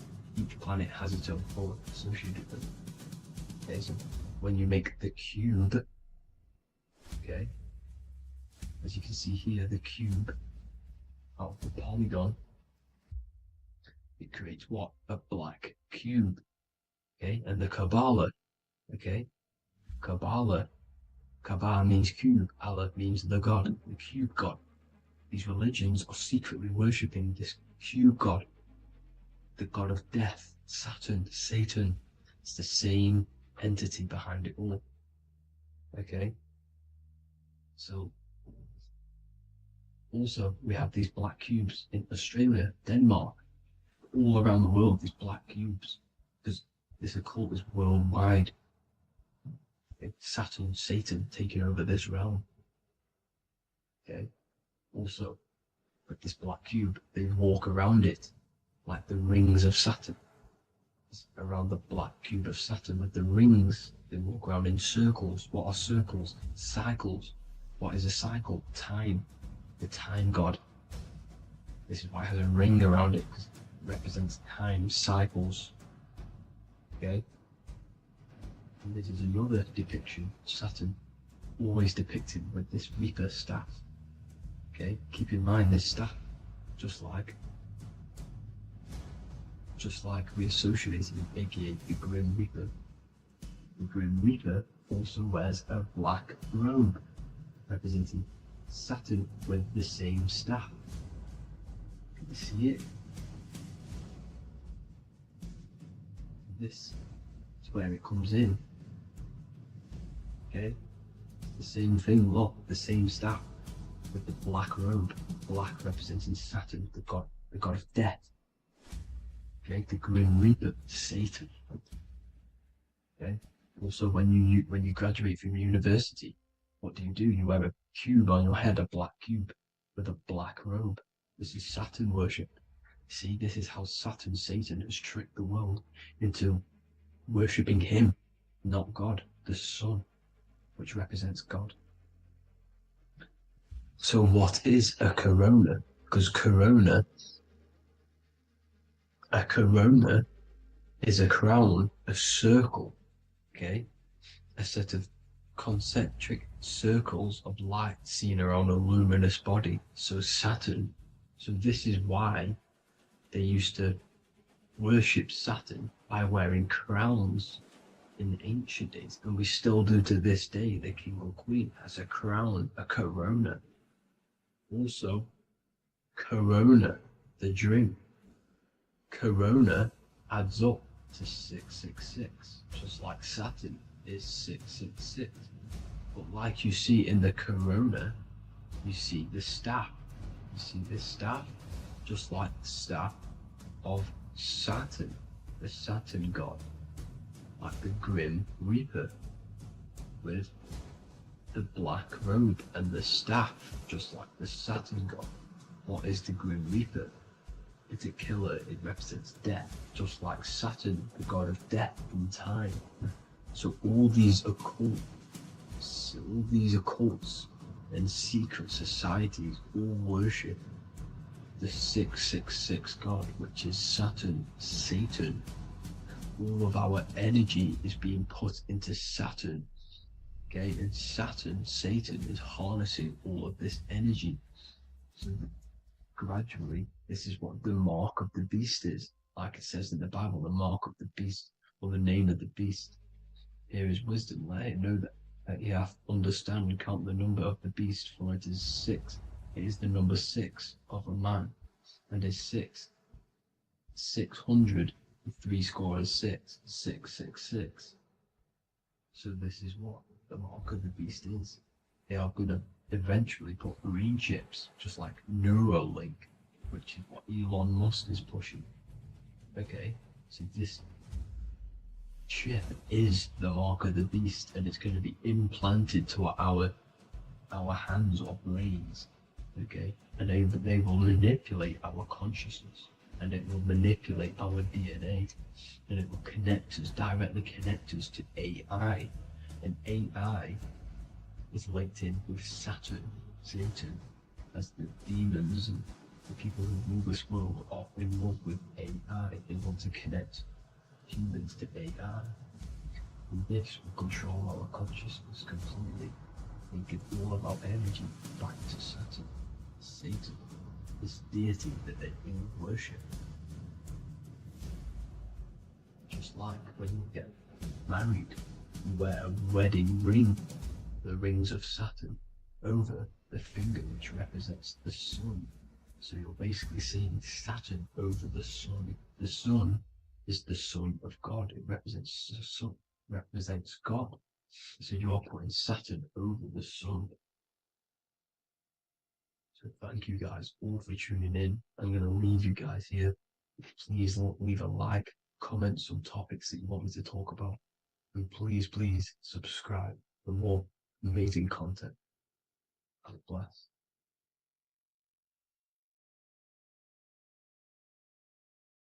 Welcome to Revival of Wisdom. What is good, people, is Revival of Wisdom. We're back with another video.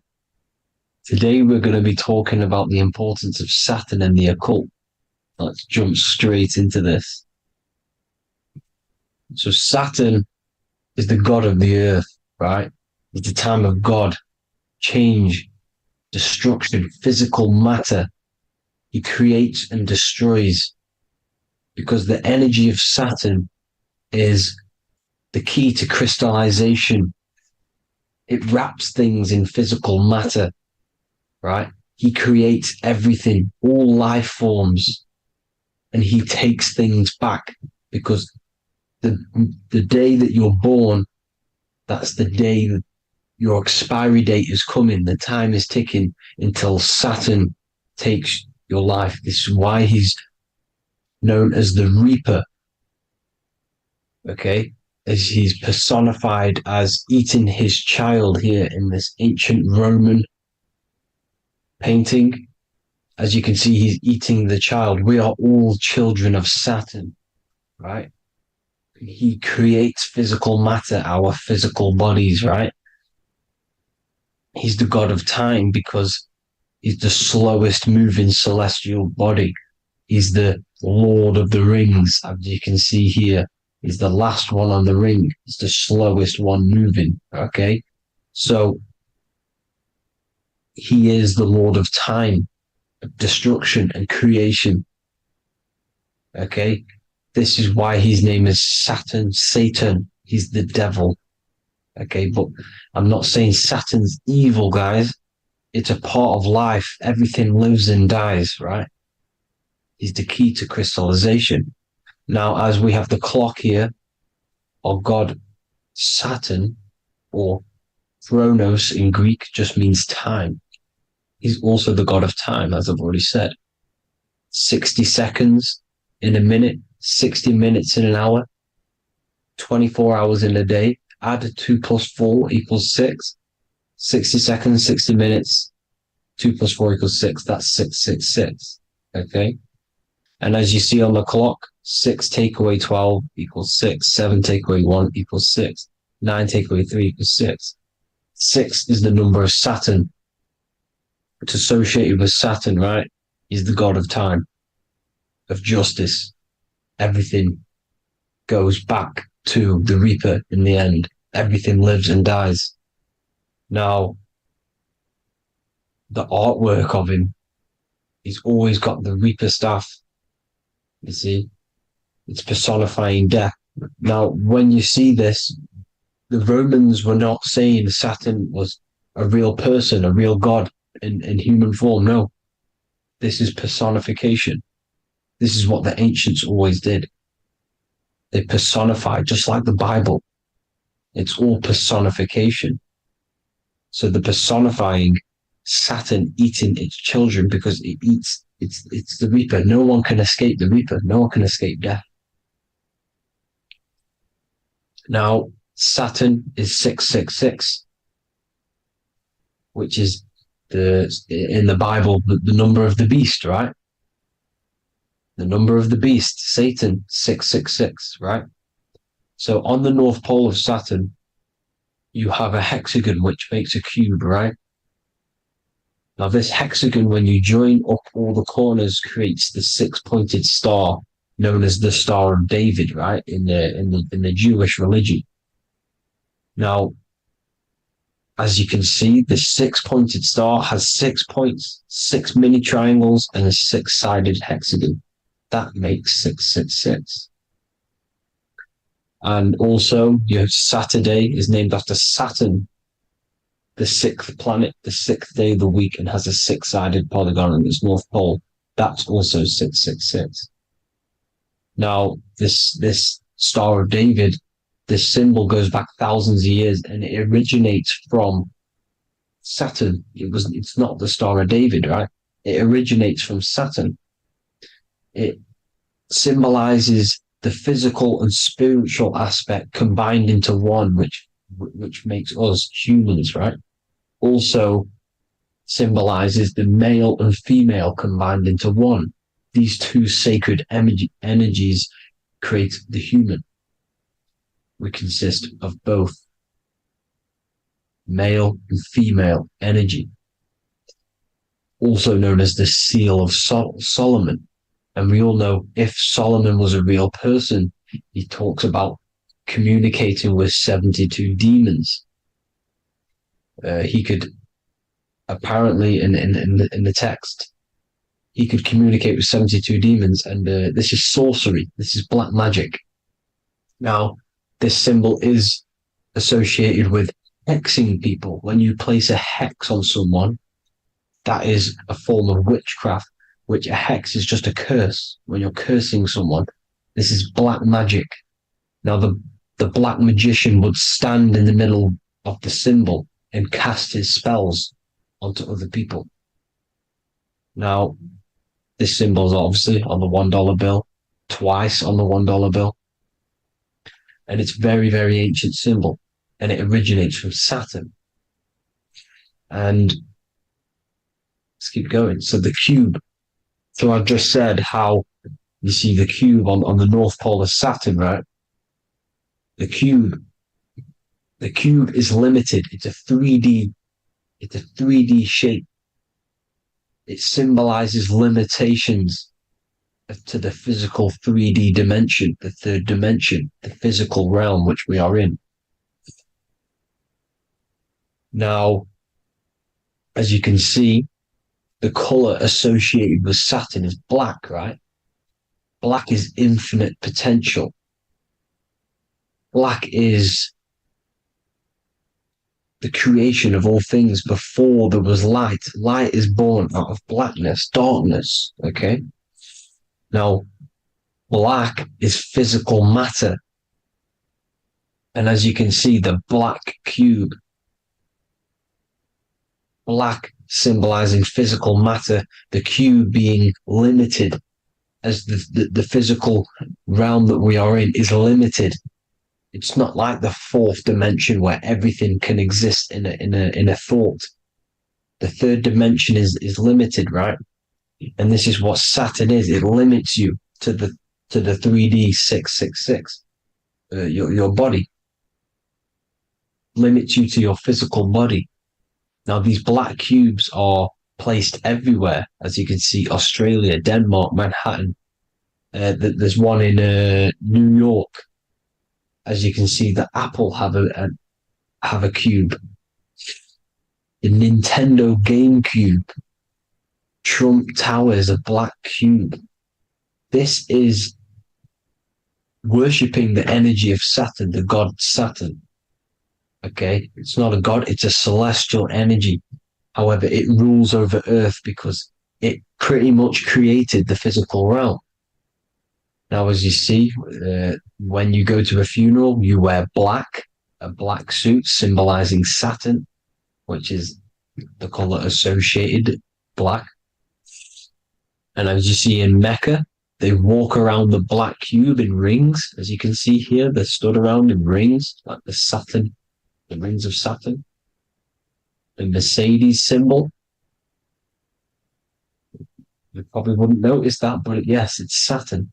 And when you graduate from university, you wear a black cube on your head. This is all symbolizing Saturn. Okay. Now, as you can see, the Jews here have a black cube on their third eye whilst they pray. Notice how he's shutting his eyes into blackness, darkness, and he's wrapped around a black strap around his arm. This is symbolizing the wrapping of physical matter, of how physical matter wraps things into existence. And as we all know, the Star of David is a Jewish symbol. So he has the black cube and the Star of David, right? So all of these religions are secretly worshipping Saturn. Okay, this is all Saturn worship, Kronos, the god of time and destruction, the physical reality. Now, as you can see, it's symbolized everywhere in all major corporations. Pepsi, internet, that's obvious. NASA, of course, NASA. NASA means to deceive in Hebrew.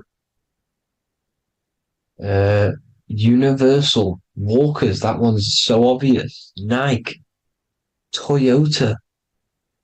So many different ways they symbolize it. You either see the rings of Saturn or the black cube, as I just showed you here, the Nintendo and the Mercedes, right? It's absolutely everywhere. Now, they also use 666 to symbolize it, as I've just broken it down to you. 666, the World Economic Forum. We all know how they're trying to enslave us into this new world agenda. Google Chrome, CERN, Disney, Coca-Cola, Cadbury's, all of these have 666. Now, every UPS barcode has 666. And even www. Is Hebrew for 666, as you can see here. Monster. It's the same Hebrew letter that means 666. Drake, 6 God. That's his God, Saturn. Why? Because they love physical realm. They love the physical dimension, the third dimension. Because they can rule here through riches. They can build an empire here. It's not like the fourth dimension. They don't want to ascend. They want to stay down here in the physical realm. Okay? Now, this is why they're cloning. They can move their consciousness into other clones to live forever. This technology exists. This is why they love the third dimension. As you can see, all of these sellouts here, Drake, Leonardo DiCaprio, you know, all of these people doing 666 because this is their God. This is their God. They love the physical realm. They sold their souls for wealth and fame in this physical realm. So why would they leave? You see? Now, this isn't all just evil, okay? So you have 7 chakras, right? You have 7 days of the week, 7 solfeggio scale notes. These are frequencies, the solfeggio scale. Now, it's called the Saturn moon matrix because the moon symbolizes your mind, because you're created out of the Holy Trinity, which is body, mind, and spirit, right?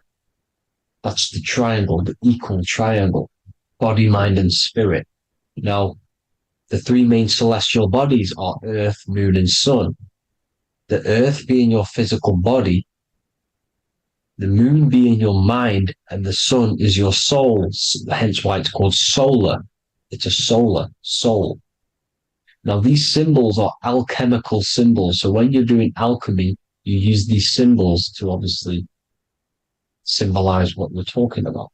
Now, as you can see, these are all the symbols of the planets. Of Saturn is created out of the moon on top, the moon on the bottom and the earth on top, as you can see here. You see? And this creates the number 5. Now, with the moon being your mind and the earth being your physical body, this is mind over matter, because the earth is your body's matter. This is matter over mind. You don't want to be matter over mind. This is low states of consciousness. You won't be mind over matter. You see, to manipulate matter, to create your own reality. Now, obviously, we all know Saturn is associated with the lowest chakra, which is the root chakra. This is to deal with your animal instincts. When you're down here, you identify as the physical body. You don't know anything spiritual. You're you have a pure physical mind. You don't believe in anything spiritual. This is survival mode, consumption. They want you trapped down here, which is matter over mind. They don't want you to create your own reality, which is mind over matter. You see? Now, that's what Jupiter is. Saturn is the moon on the bottom and the earth on top. But Jupiter is the moon on top with the earth on the bottom. That's mind over matter, you see? So, these chakras are an ascension process from matter, physical matter to spiritual. This is the ascension. This is the stairway to heaven. This is Jacob's ladder. You see? Now, the number 5, which is obviously associated with Saturn as well, which create the symbol for Saturn, created the number 5. You have 5 senses, 5 elements, 5 physical elements. As we all know, Saturn crystallizes everything into physical matter out of the 4 elements. 5 fingers and toes, 5 points of man. Okay, the number 5 is the number of justice. Saturn holds things back. He restrains things from you, makes you learn the lesson. Now, 666 is not all evil. 666 is the atomic structure of the carbon atom. 6 protons, 6 electrons, 6 neutrons, right? We are carbon-based life forms. All life forms are based on the bonding properties of the element carbon. Because Saturn crystallizes everything into physical matter. Now, the Masons symbolize this with the checkered boards. They have the black square, which is obviously matter. As I just said, the black cube. And spirit is the white square. Because white is eternal light. White and light. You see? Black is physical matter. Now, this is what we are. The point of our soul is to transmute from matter to spirit. But these are interchangeable. This is the constant cycle between spirit and matter, spirit and matter. High vibrational matter turns into spirit. Low vibrational spirit turns into physical matter. You see? Now, we are carbon-based life forms. This is what 666 is, the number of the beast. When I say we, the physical body is the beast. It's the animal. It's the carbon suit to operate in this physical dimension, in this physical realm. See? It's the vehicle used to operate in this physical realm. but your mind isn't from this physical realm, you see. The brain is the physical manifestation of the soul. Okay, so as you can see here, the spine is an extension of the brain. Everything goes back to the brain. This is literally what your physical body is. You see, this is the nervous system, and everything reports back to the brain, and everything's controlled from this control center. And this spinal column, at the top of the spinal column, is your third eye, which is known as the pineal gland. And this is the seat of consciousness. It's the center of consciousness. That is your true self, pure consciousness. This body is just a physical body. This body is mortal. This body runs out, but your consciousness lives forever. They don't want you knowing this. This is why they keep you down here in your lower chakra.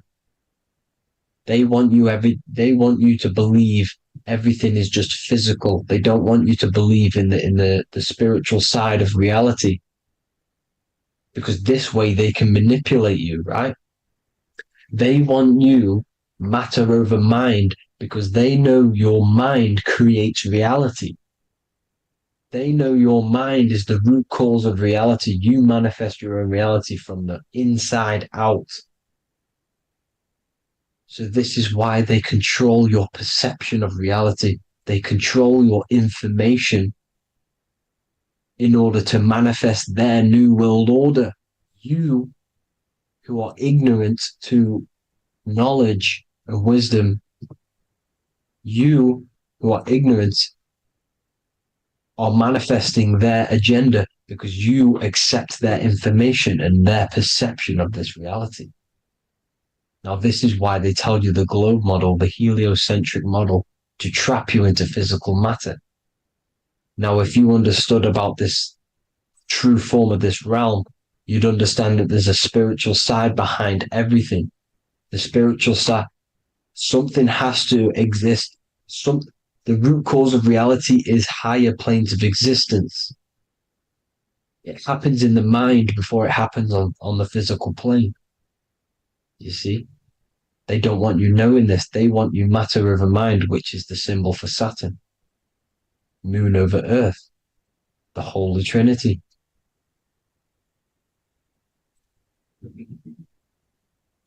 Now, as you can see, the cube also makes IXXI. This is Roman numerals. This is Roman numerals, and when it's translated from 9/11. Yes, 9/11. This is the secret code of the one world order. The two twin towers, when the two become one. Okay, when the two become one, this is how you reach the higher states of consciousness, the physical and spiritual. Now, as you can see, the 9/11 memorial are two black cubes. It's two black cubes. This is all Saturn worship. Now, I'm not saying that Saturn is an evil celestial body, right? No, everything has a good side and a bad side, right? It's duality. The spirits of Saturn on the dark side are the most evil demonic spirits. Now, these are the spirits that these are invoking through these rituals, right? Yes, 9/11 was a massive ritual. It's a satanic ritual, okay? Now, we all know Elon Musk. Elon Musk is coming with the mark of the beast. And English gematria, this equals 666, right? 666, as I said, is the number of the beast. You are the beast, your physical body. You see how the Bible twisted things up to make things more confusing, right? But it's there. You just have to have the knowledge to be able to read the Bible properly. As we all know, we had this virus. I'm not going to say the name because I'll get flagged. This virus adds up to 666 because this is all part of the New World Order. It's all part of keeping you in this physical dimension. Okay, now as you can see here, Novus Ordo Seclorum on the back of his shirt, on Elon Musk's shirt. This is also on the $1 bill, Novus Ordo Seclorum. This means New World Order. Yes, New World Order. This is on the back of Elon Musk's shirt. And as you can see here, he owns Neuralink, which is the brain chip, which they're going to be putting into implanting this onto your brain. This is the New World Order to connect you and merge your consciousness with AI. Neuralink and Meta, he owns Meta as well, which is the metaverse. These are going to be linked in, hence why they have the same symbol, but just in a different format. It's the infinity symbol. And the infinity symbol comes from the Taurus field, as you can see here, your electromagnetic field from around your body. Now, the end goal is for this New World Order is to trap your consciousness inside of an alternative reality being projected from the metaverse. Because the metaverse will be the reality, Neuralink will be the brain chip inside of your brain, projecting your consciousness into an alternative reality while they harness your energy of your physical 666 body. Now, this stuff gets real deep, people. Now, this is the end goal of the New World Order, is to connect you with AI. This is why they're trapping you and keeping you in these lower states of consciousness in the Saturn associated root chakra. So you don't find out about the spiritual side of reality, because if you knew the truth of this reality, you wouldn't connect to AI. You see, you have the power within you to travel to other worlds, the astral plane, for example. You travel to different worlds when you are sleeping. Okay? They want you to know it's just a dream. However, their end goal is to trap your consciousness and feed off your energy, spiritually and physically. Okay? I don't know why these people are just pure evil. As I said, evil love bondage. They love the physical dimension. They don't want to ascend to other realms.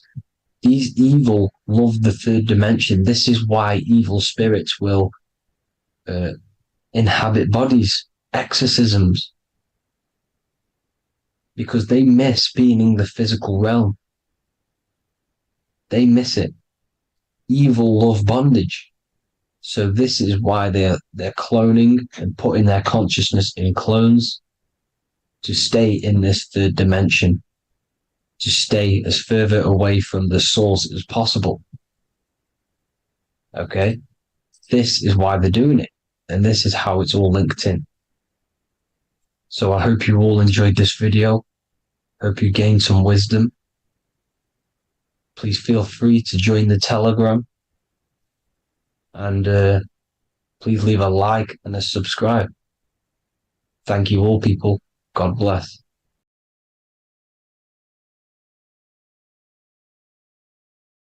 In this video, we're going to be talking about the evolution of consciousness. You are born human, however, you possess consciousness, which is the awareness behind your being, the awareness behind your thoughts, the experiencer behind your five senses, the experiencer, the observer behind your thought, emotions, and senses.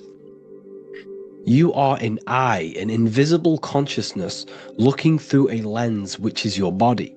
Your body produces this physical world that you experience. Your brain produces this world. Your brain and body is a technological computer. However, you are an infinite, ever-expanding consciousness behind this physical body. And there is an evolution of consciousness, a cosmic journey of expansion. And this is why we see so much pyramid symbolism in the occult and esoteric world, and especially within Freemasonry.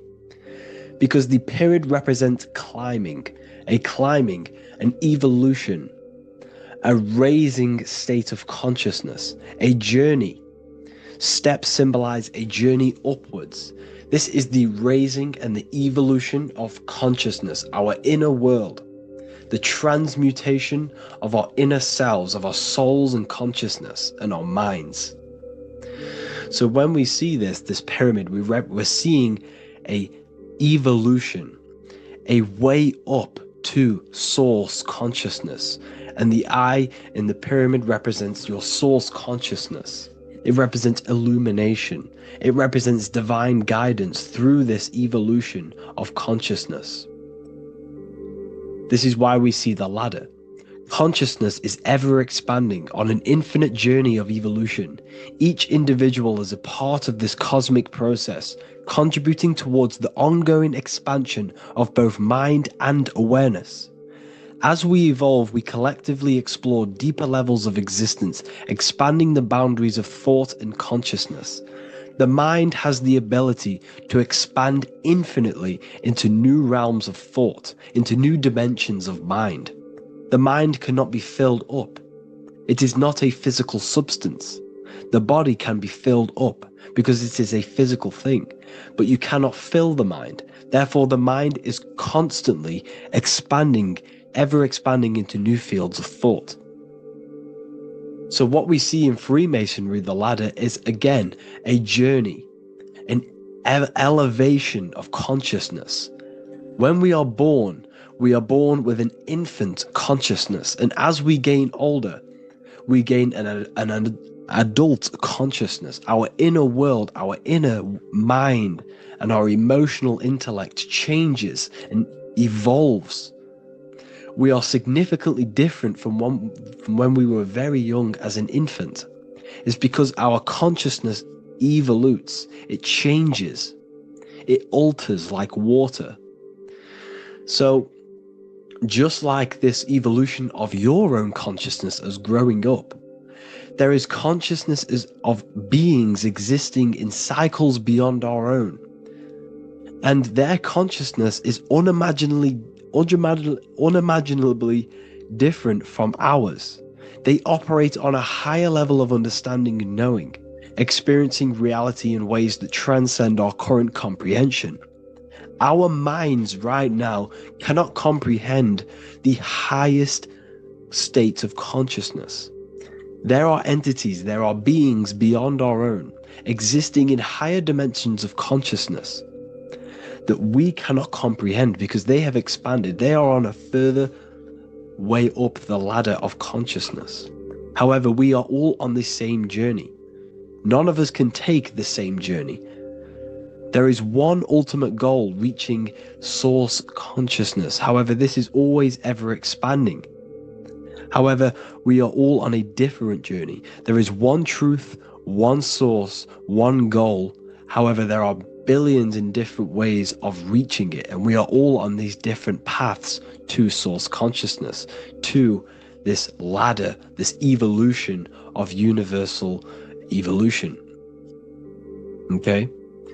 Their awareness is attuned to new dimensions of existence, reflecting a more advanced stage in the cosmic journey of consciousness evolution.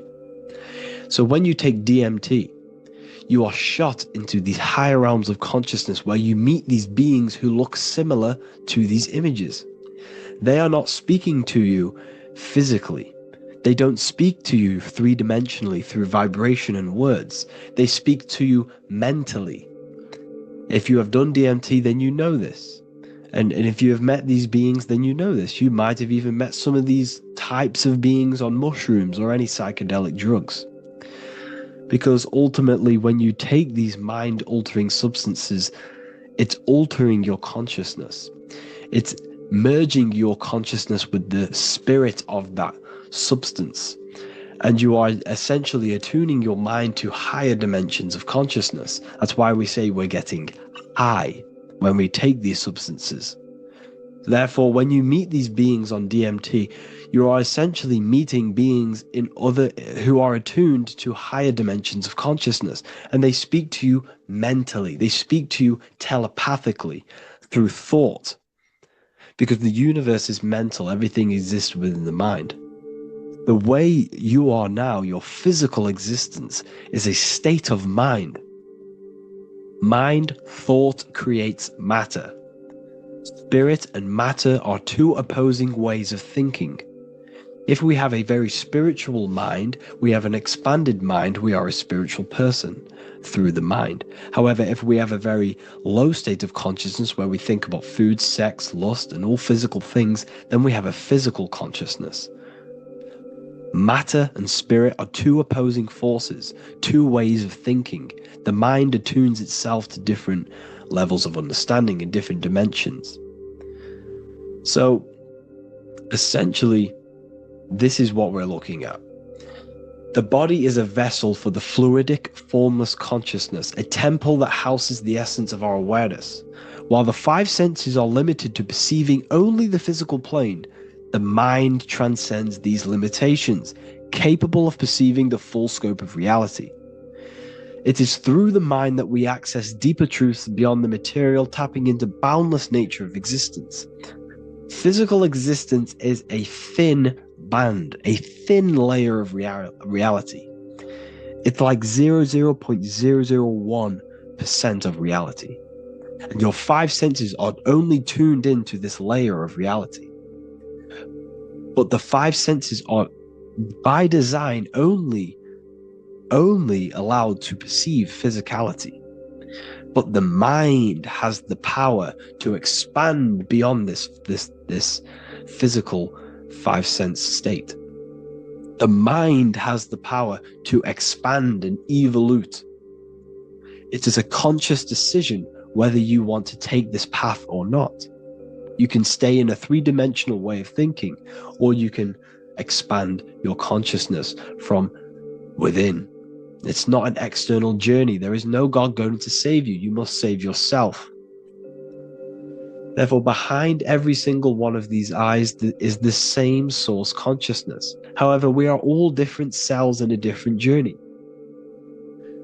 The organs in your body, the cells in your body are all alive. They all possess same consciousness, universal consciousness. However, we are all on a different journey of evolution. As above, so below. As the baby is in the mother's womb, when the baby becomes conscious, there is a world outside of its mother. What does it do? It presses and seeks a way out to be born in the other world outside of its mother. It is the same with your consciousness, your mind. When your mind becomes aware that there is realities beyond the immediate surroundings, it seeks a way out. And this is exactly what I'm doing to you now.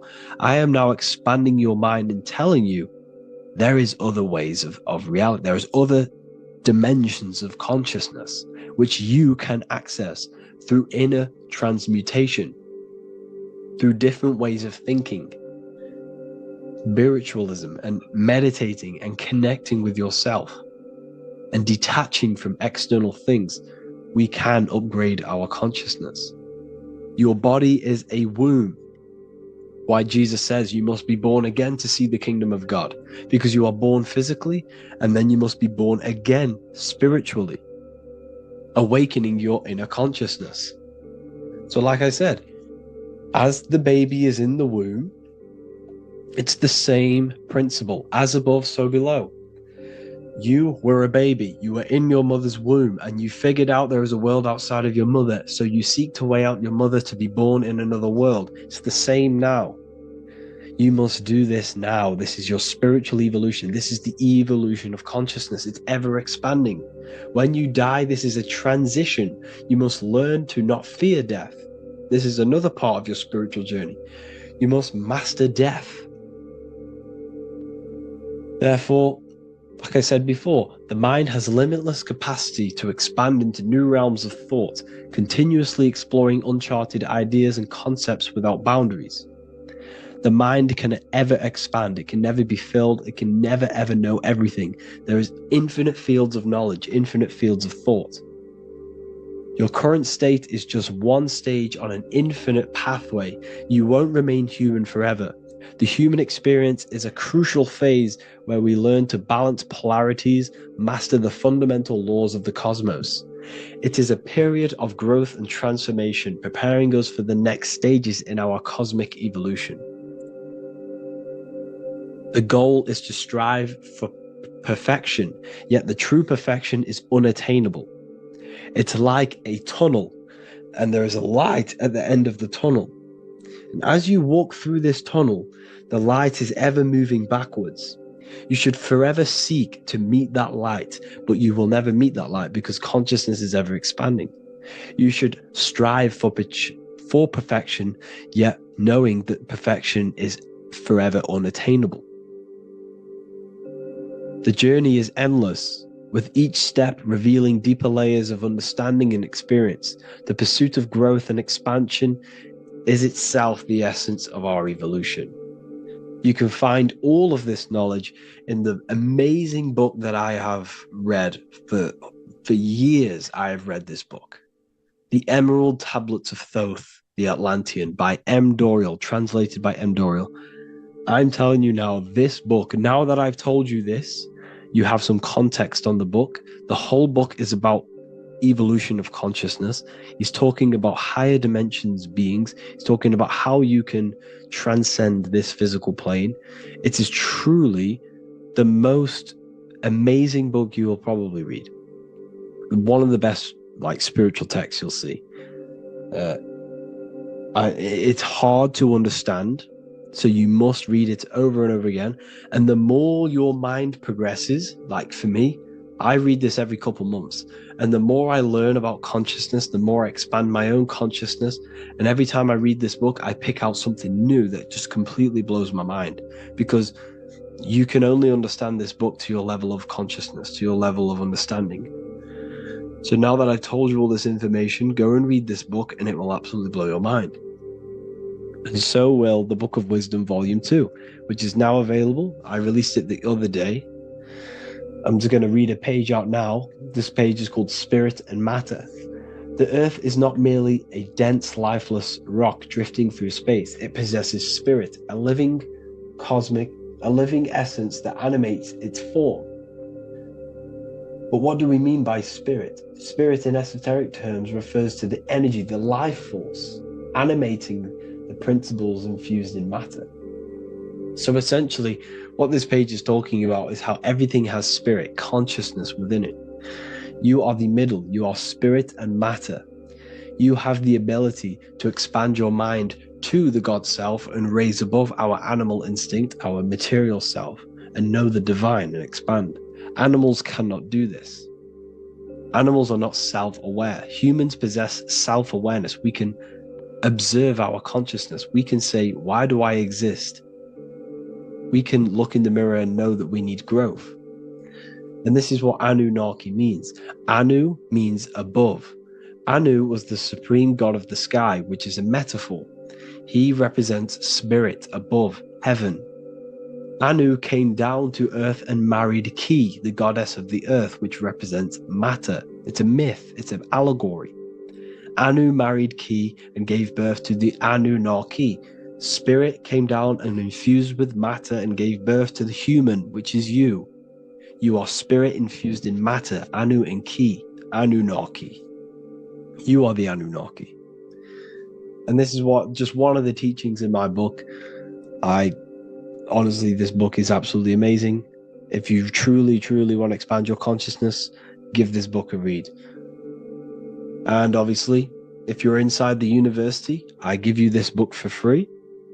A paperback version. If you join the university, follow the steps inside of the general chat. You'll be able to download this book. Sorry, not download it. Order a paperback for free.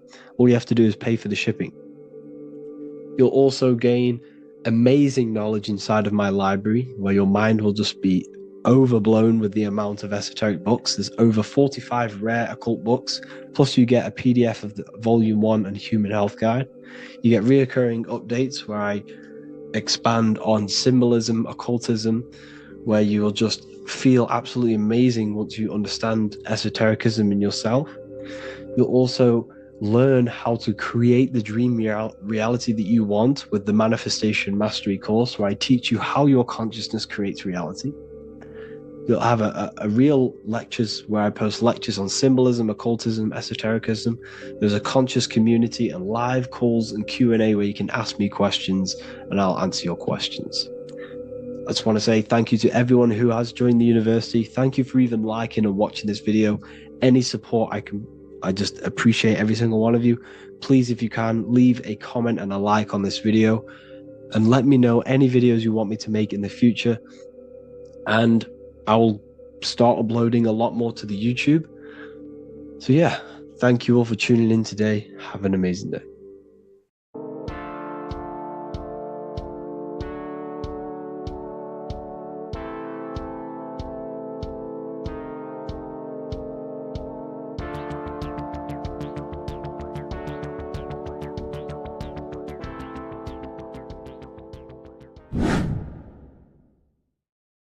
What are we all doing, people? Survival wisdom. Today we're going to be breaking down the Bible and its real, true metaphysical meaning.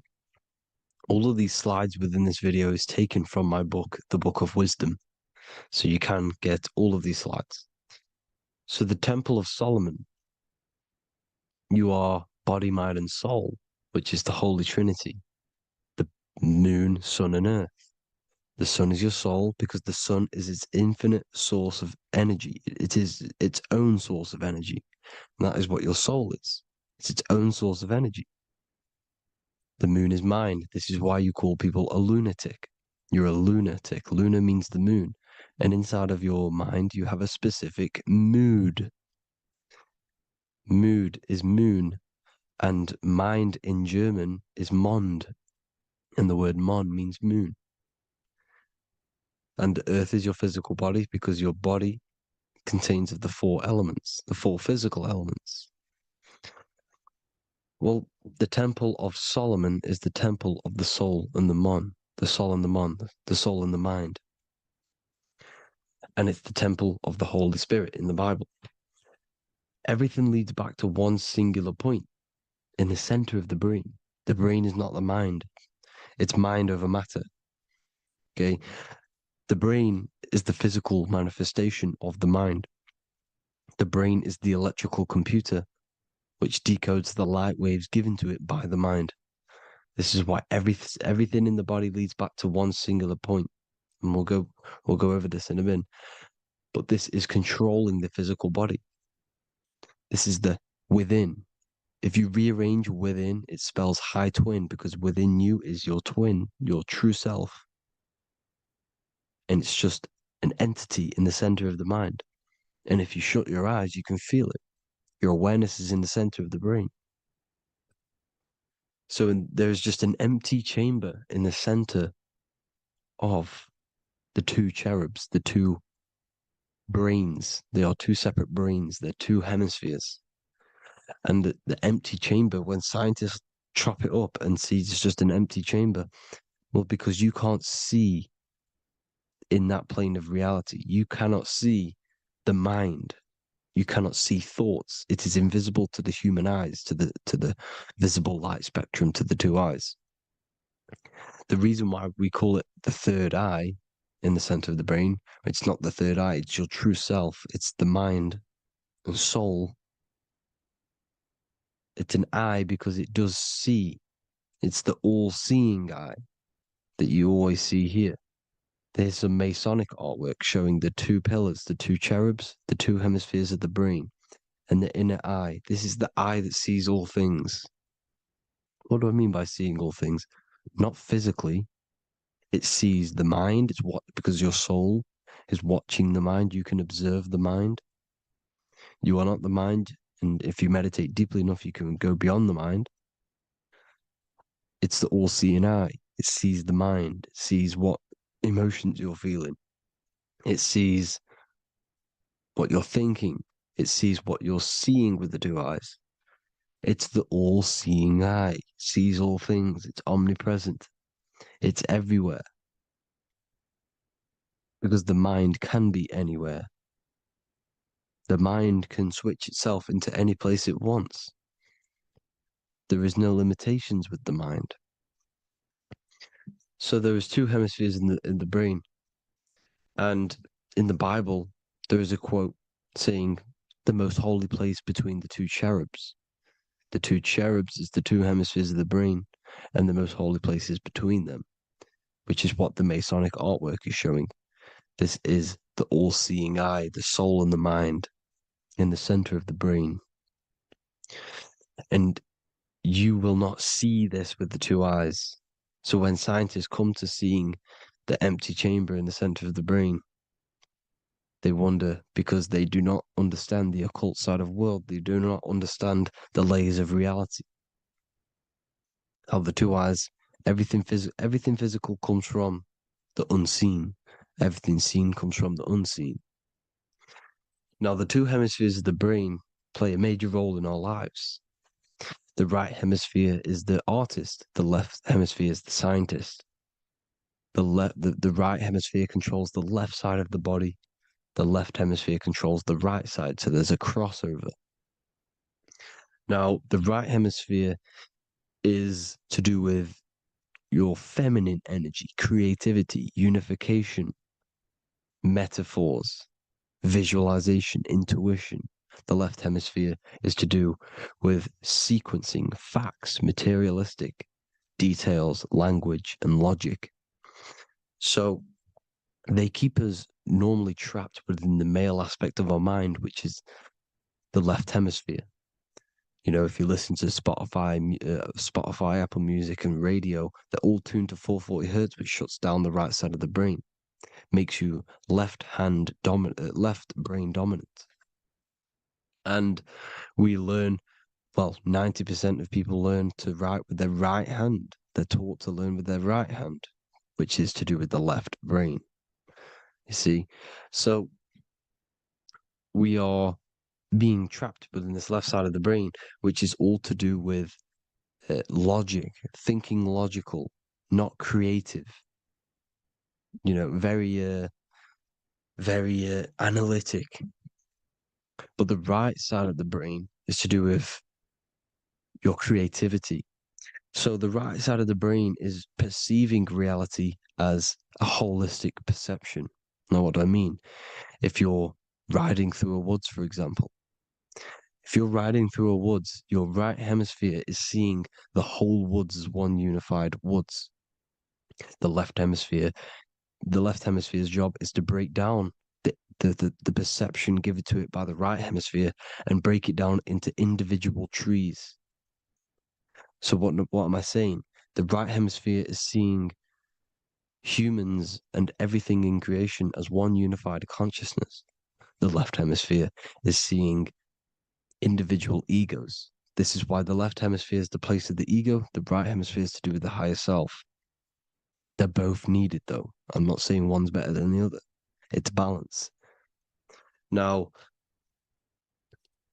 they don't want you to see the unified picture, perception of creation. They want you to think everything is individual, everything doesn't come from the one, because all things come from the one. And we experience the two in this reality, dualism. In order to understand the one, we have to experience the two to advance. So, anyways, let's get away from the two hemispheres. The right hemisphere, like I said, is to do with the higher self. And this is why in John 21:6, it says, cast the net onto the right-hand side of the boat and you will find fish. Meaning, cast your energy, cast your perception into the right hemisphere of the brain, and you will find God, unification, and higher self. You will see things from a unified perspective. How we are all one. Because we are all the same consciousness. The same spark that is in me is in you. This is why I am you and you are me. We are all the all-seeing eyes of God, just split up into individual bodies. We are all made up of the same essence, consciousness. And that consciousness, that mind and soul, is in the center of the brain. You are just in different avatars. And until we see this, we'll forever be divided and conquered. Until we figure this out as a collective consciousness, we will forever be divided and conquered and ruled over. This is why the Bible says, ye are gods. You are the sons of the Most High, because we are. We are the Word made flesh. We are God made flesh. Mark 16:19. So then after the Lord had spoken unto them, he was received up into heaven. Head is heaven, H-E-A, and sat on the right hand of God. God is the consciousness in the center of the brain. Heaven is the head, and the right hand of God is the right hemisphere of the brain, meaning he sees things in unification, creativity, intuition, the higher mind, the higher brain. When Moses crosses the Red Sea is the corpus callosum, moving from the left to the right hemisphere of the brain to see unified perception of reality. Head, H-E-A, heaven, same root word. This is why the ancients always depict God in the center of the brain. Here you see ancient Christian artwork showing God in the center of the brain, the light. Here you see it here. Here you see Ganesh, an Indian god, which is the brain. Here you see the Father, the Son, and the Holy Spirit in the dome, the brain. This is the brain, because you are God made flesh. That's what consciousness is. The upper room where Jesus meets the 12 disciples is the upper brain on the upper room. The upper room is the chamber, the empty chamber in the center of the brain. That's the room. And the 12 disciples are the 12 cranial nerves in the brain, which pretty much rule the body, all the cranial nerves. The tree of life, the cardiovascular system. This is why in Genesis it says the tree of life was in the midst of the garden. Midst meaning middle, because the middle of the body is the cardiovascular system, which is controlling all of the systems in the body. The tree of knowledge of good and evil is the nervous system, is the spine and brain. This is what's detecting good and evil.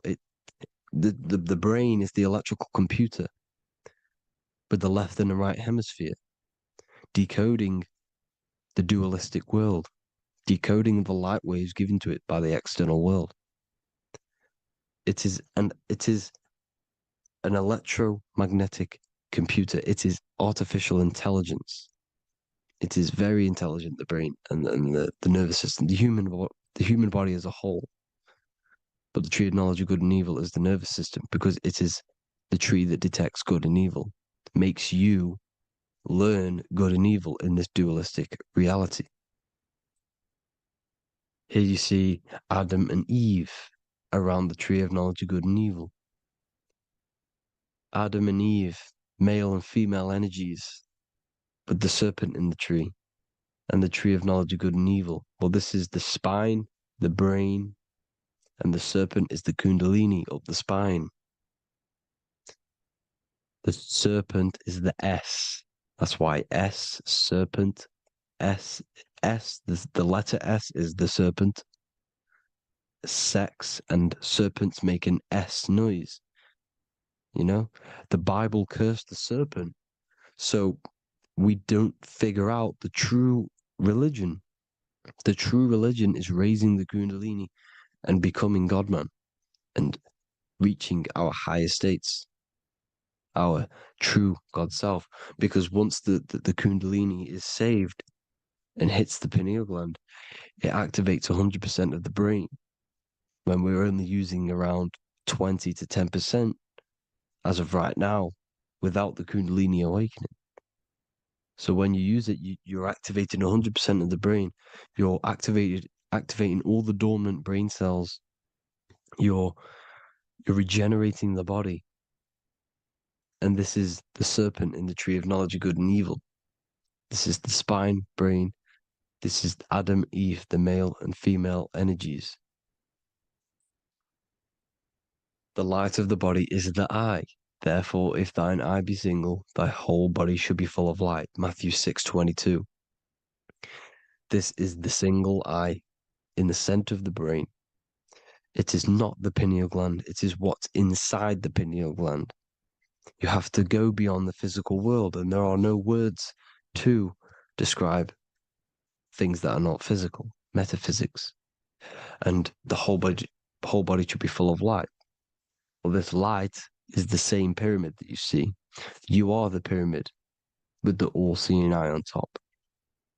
This is why the ancients built the pyramids with the stairs in the middle symbolizing the spine, because once you open all the chakras and balance them and raise the kundalini, you activate all of the brain, which gives enlightenment. The word enlight in ment. Ment means mind, light in the mind. Enlighten the mind. And this is enlightenment. We are the temple. And Jacob called the name of the place Peniel, for I have seen God face to face. Within spells high twin. Within you is the God self, which you need to manifest into the external world. And he's seen God in Peniel, the consciousness. He's seen his true self, consciousness, in the pineal gland. Genesis 28:10, Jacob's ladder. Jacob, he took a rock there and laid his head on it to sleep. Jacob had a dream. He dreamed there was a ladder that was on the ground and reached up into heaven. Head is heaven. The rock he fell asleep on is the sacrum bone, because he's symbolizing the oil that comes down the spine, hits the sacrum bone and rests there, falls asleep, and it looks up and it sees the ladder to heaven. Because when you raise this oil, you become God man. You become God in heaven. You can leave the body at will. Do you not know that your body is the temple, that your body is the temple of the Holy Spirit? Corinthians 16:19-20. Or do you not know that your body is the temple of the Holy Spirit within you? Your body is the temple of the Holy Spirit, the soul and the mind within the center of the brain, the temple of Solomon, temple of the soul and the mind. Romans 8:10. Christ is in you. It's not external. When you give where attention goes, energy flows. When you give your energy to external things, your attention, your worship to external things, you're giving energy, meaning it's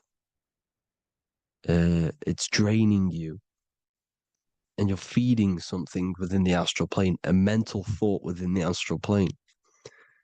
So with you realizing that the Christ is in you, that you don't have to worship anything outside of you, this means that you're internalizing your energy. You're not giving your energy, because where attention goes, energy flows, which means you become more present.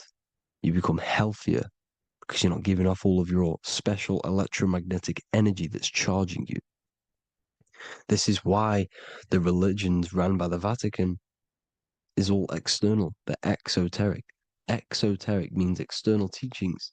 The esoteric is the internal, the hidden teachings. In Psalms 82, I have said, ye are gods, and all of you are children of the Most High, because we are the Most High, split up into individual bodies. That's what consciousness is. Consciousness is the Most High, and we have to raise ourselves to the Most High. Brahma, Vishnu, Shiva, the Father, the Son, and the Holy Spirit. Why is it always a trio? It's a trio because it symbolizes us, the soul, mind, and body. The mind is the bridge for the soul to be in the body. What is the soul? It's the life force. It's the watcher. It's the all-seeing eye. The soul sees into different realities, and it gives life to the body of every reality it goes in. This is why you always see light around the all-seeing eye, because it is the energy, the life force, the light, life, Li.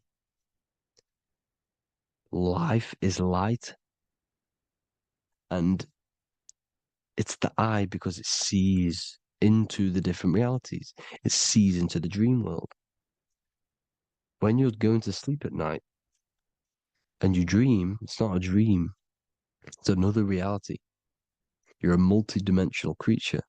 We live in a multiverse. There's infinite amount of yous. And there is a version of you which is the highest self in a reality somewhere. And this eye has the ability to switch realities, which is exactly what astral travel is. Astral travel is the ability to switch reality beyond the 3D construct of this world. The Father, the Son, and the Holy Spirit, Brahma, Vishnu, Shiva. Brahma, the soul, inhabits different bodies. This is why they have different heads. Vishnu, the mind, symbolizing gnosis, meaning knowledge. This is the serpent. The serpent symbolized knowledge. Shiva, the body. The Father, the Son, and the Holy Spirit. The bird, the soul, because the bird symbolizes the soul. This is why you have here the Egyptians showing you the soul leaving the body. Here you see here with the twin head, the same head, and it's a bird. This is the soul self. This is the ego self. The Egyptians knew this. They knew all of this. Of course they did. Now the whole story of Jesus is all metaphorical for the process which goes on within your body. Your neck and head is the Holy Grail, which the sun and the moon creates.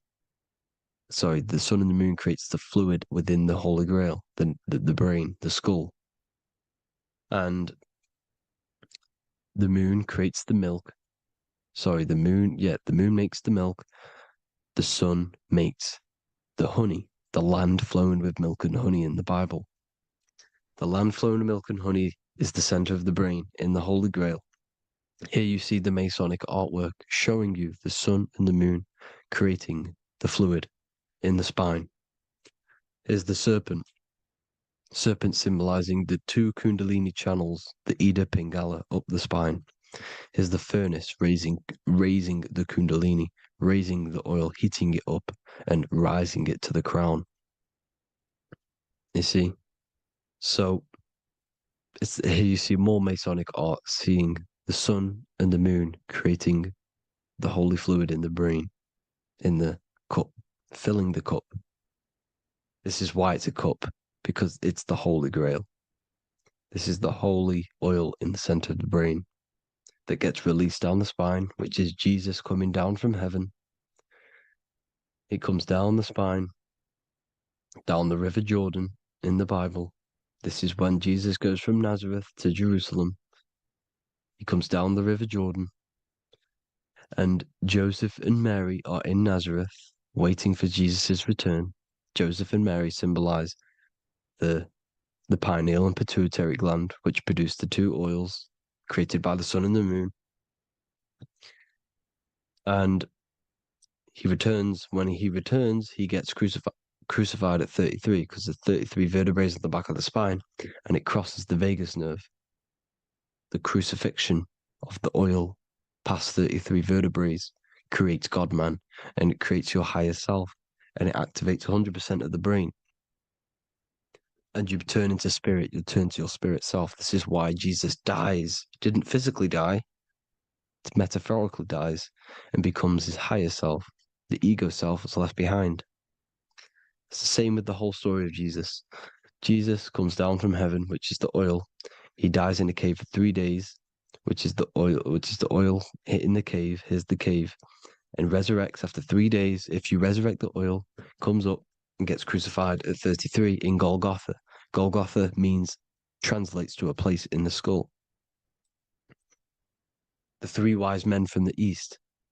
Well, if you look at the Masonic artwork, they'll always show you a ladder up to the east. Okay? Here you see north, south, west. This would be east. Here you see east here. East here. The ladder up to the east. The east is the top, up. Three wise men from the east. The thalamus, pituitary, and pineal gland in the center of the brain. the most important glands in the body.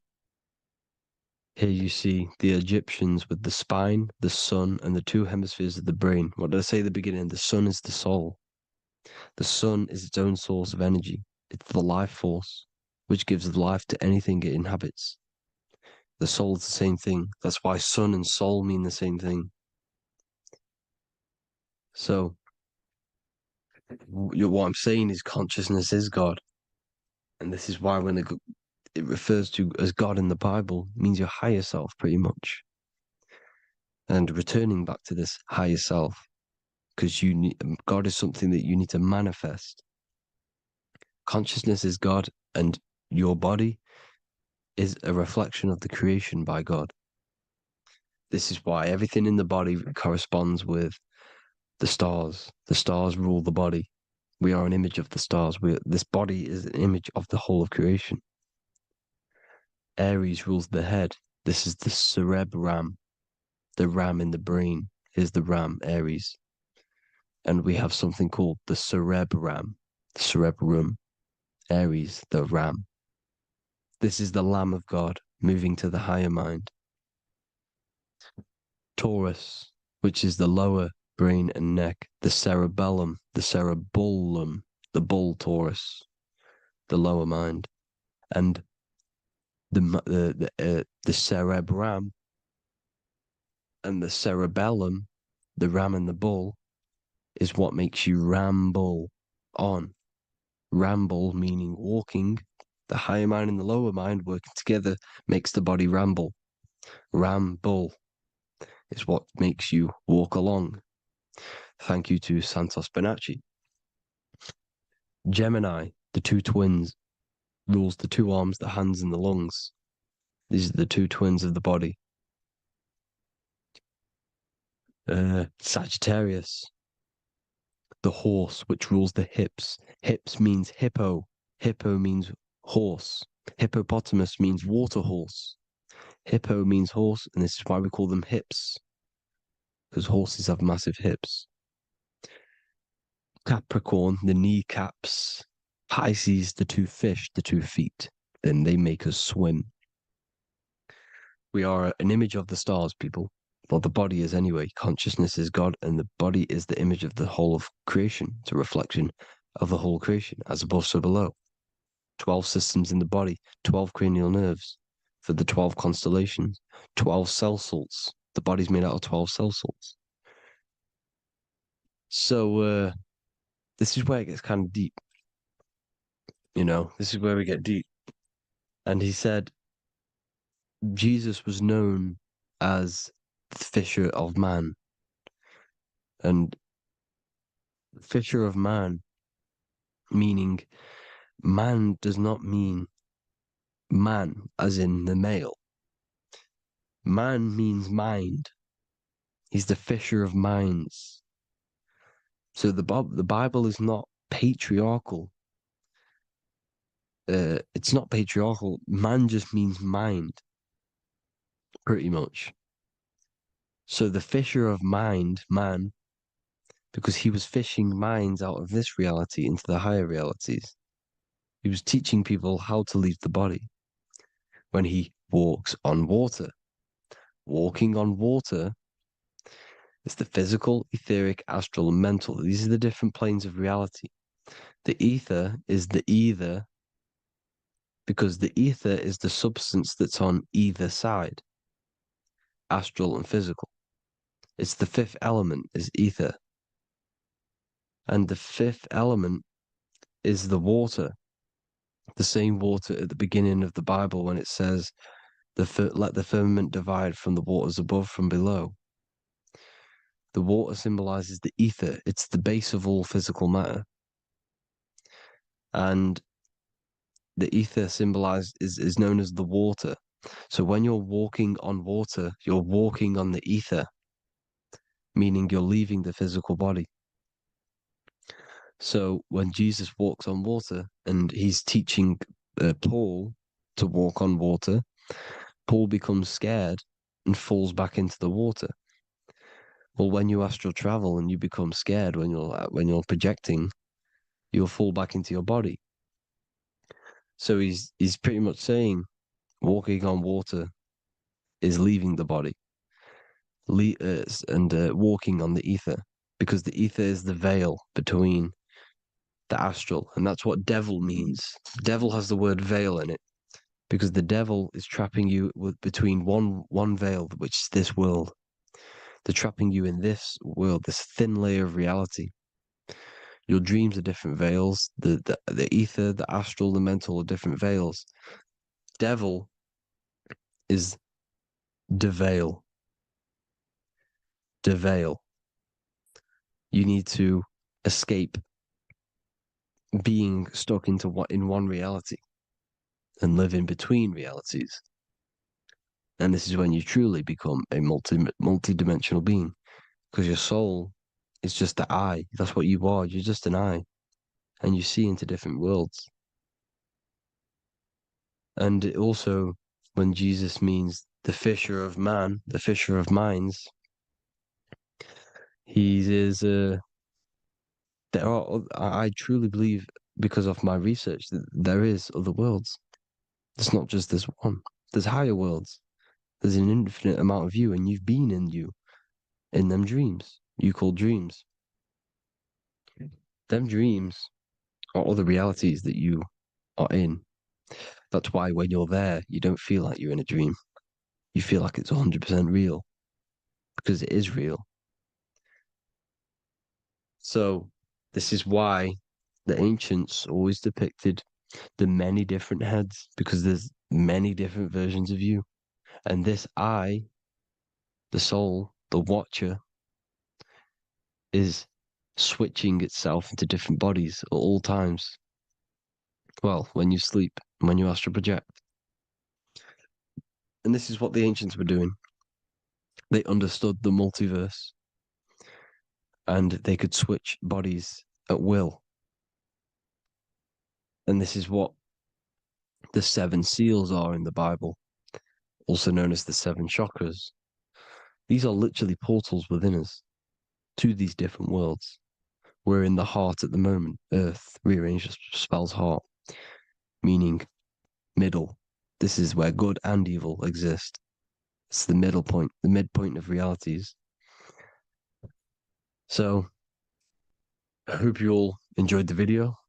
All of this knowledge that I've give you in this video is inside of my book, the Book of Wisdom. The Book of Wisdom gets updated every single month with new pages.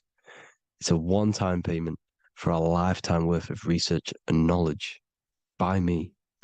So if you do want to get it, the link will be in the description. But I hope you all gain some amazing insight. Please like, comment, and share to help the algorithm, and drop a subscription. And for more lectures, every 2 days, I drop lectures and knowledge within the Patreon. If you want to support the channel, join the Patreon. Everything's in the description, because we are not monetized on YouTube. Thank you all. Have an amazing day.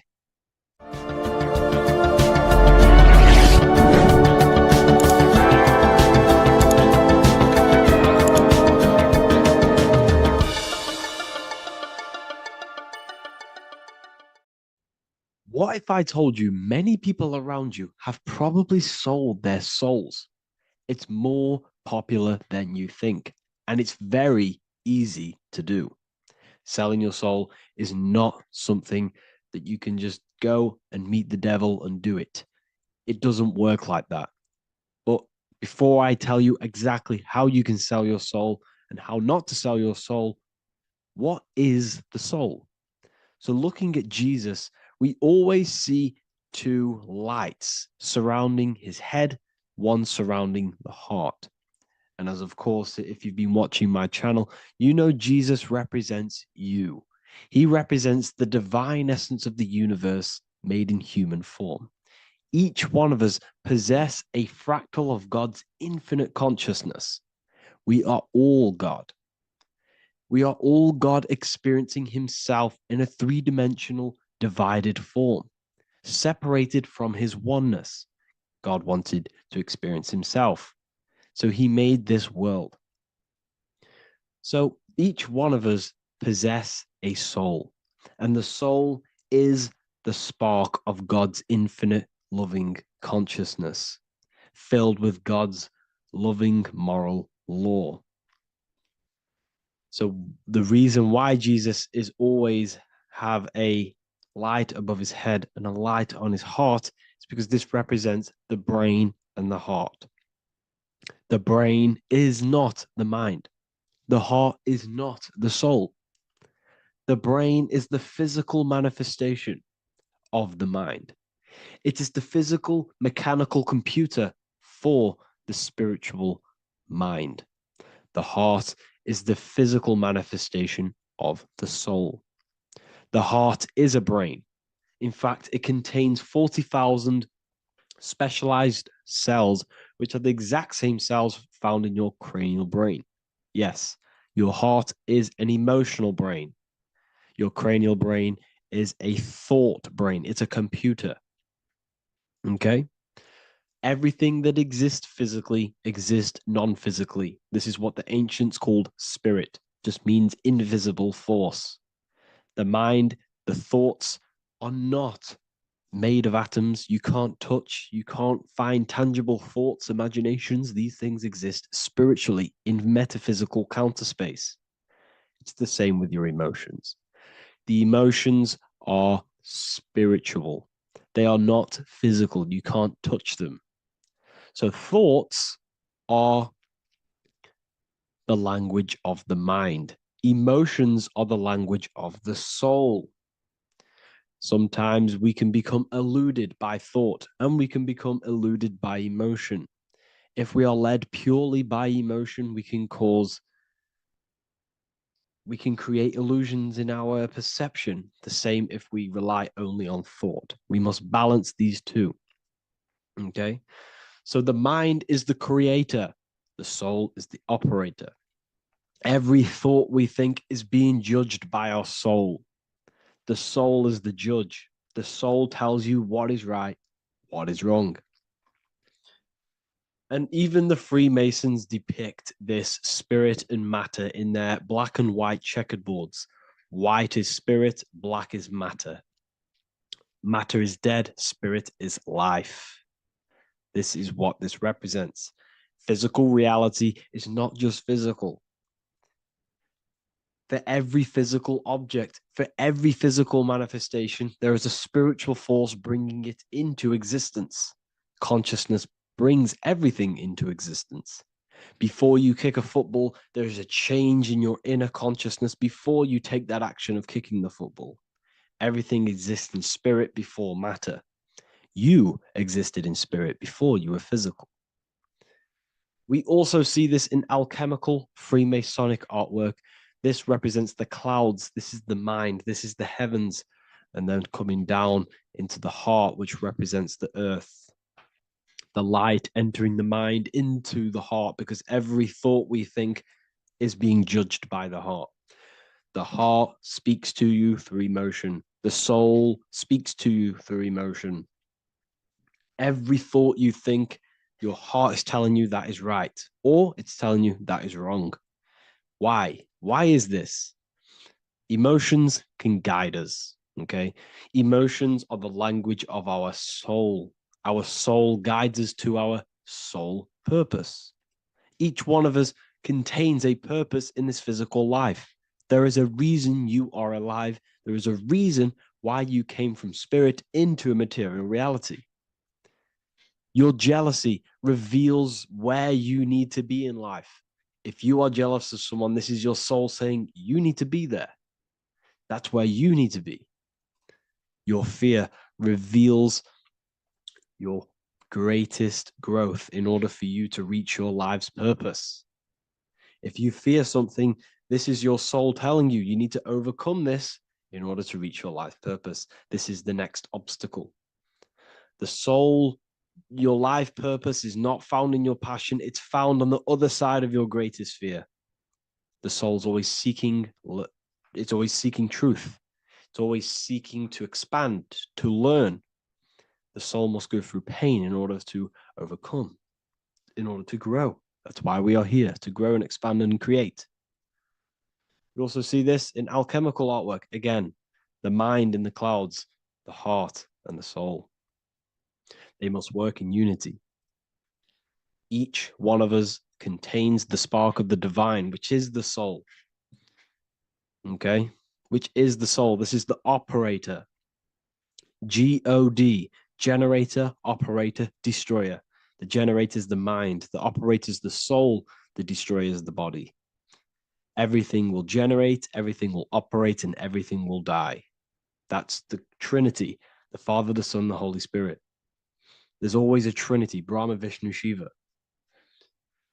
Okay, so each one of us contains God's law, and it's encoded within our consciousness, within our soul, within our heart. That is what's judging everything you do. Every time you hurt someone, you can feel it. If you've ever punched someone, you can feel it. You know it's wrong. If you've ever stole something from someone, it doesn't matter what you've learned in the past. If you steal something, you know deep down within your soul it's wrong. This is because each one of us are encoded with God's law of love and integrity. I don't care how tough you think you are and how hard you think you are and what you've done in your life. I don't care. You know what is right, what is wrong, because you are encoded with love. Does not matter how far your mind can take you away, how corrupt your mind can become.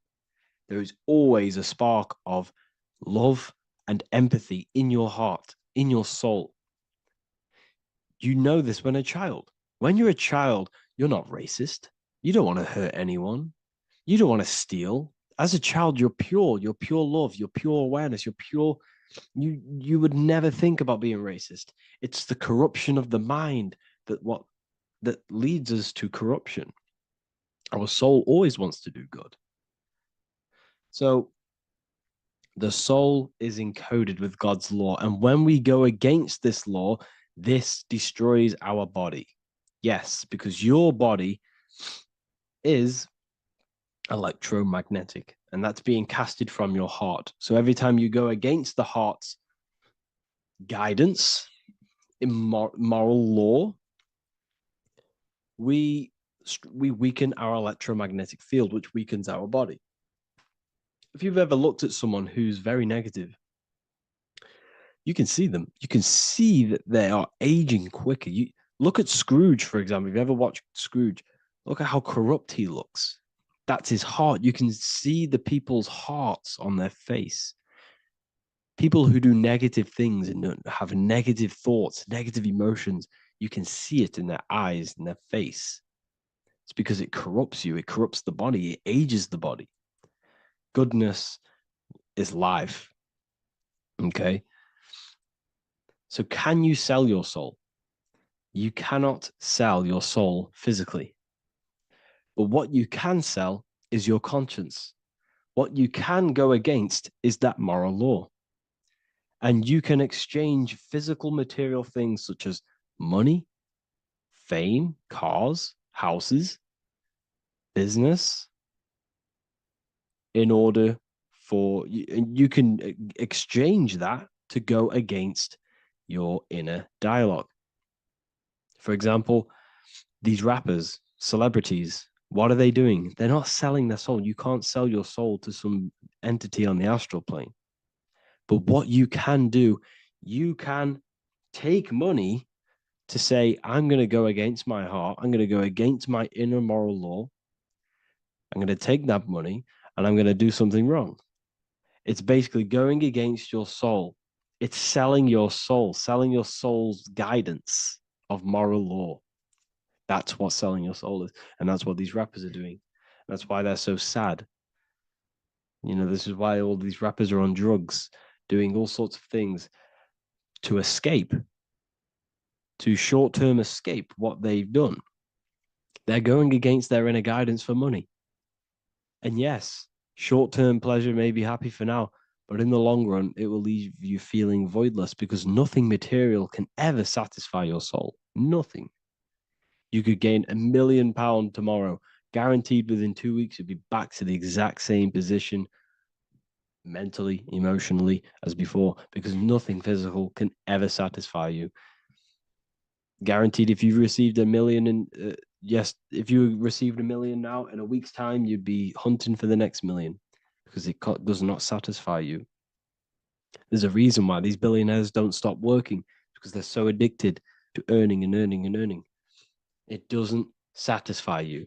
The only way you can satisfy yourself is through Christ consciousness, is through self-love, is through loving thyself, knowing thyself, and becoming balanced internally in consciousness instead of seeking external validation through material things, which end up leaving you feeling voidless, empty inside, and sad and depressed and anxiety.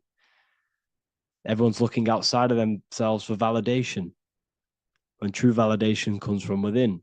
True satisfaction, true happiness comes from within, reaching Christ. Christ is a state of being, a state of consciousness that we must cultivate within ourselves so we can live a happy, balanced life. You can have all these material things when you're satisfied inside, but don't rely on them. Me, I enjoy material things, but I don't desire them. I don't chase them. I don't rely on them for happiness, for validation. You can have big cars. You could have your favorite watches. You could have Lamborghinis. Yes, it's fun, but don't let it give you your happiness. As long as you're happy on the inside, it's okay to have these things. You should seek balance with your inner world and outer world. Okay, so this is what they are doing.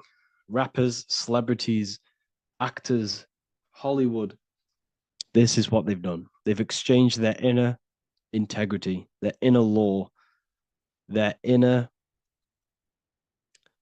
moral compass for exchange for material wealth, fame, money, and cars. That's what they've done. And power. It corrupts you. They slowly corrupt you. So yes, you cannot sell your soul.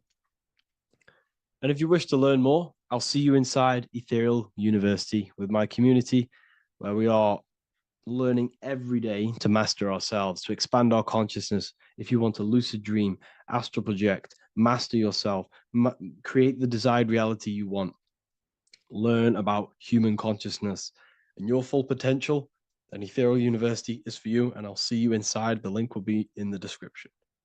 Thank you for watching.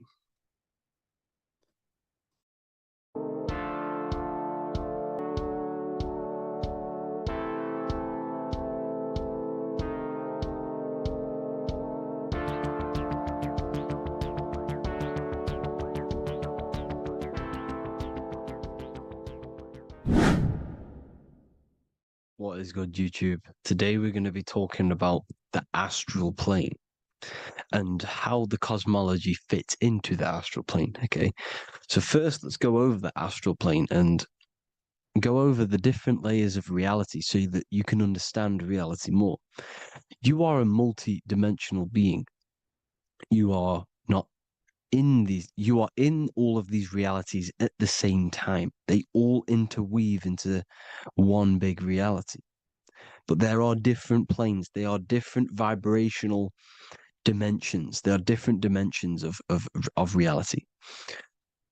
The mind is the root cause of reality. We're living in the mind of God. Everything is being thought into existence from the root cause, from the universal mind.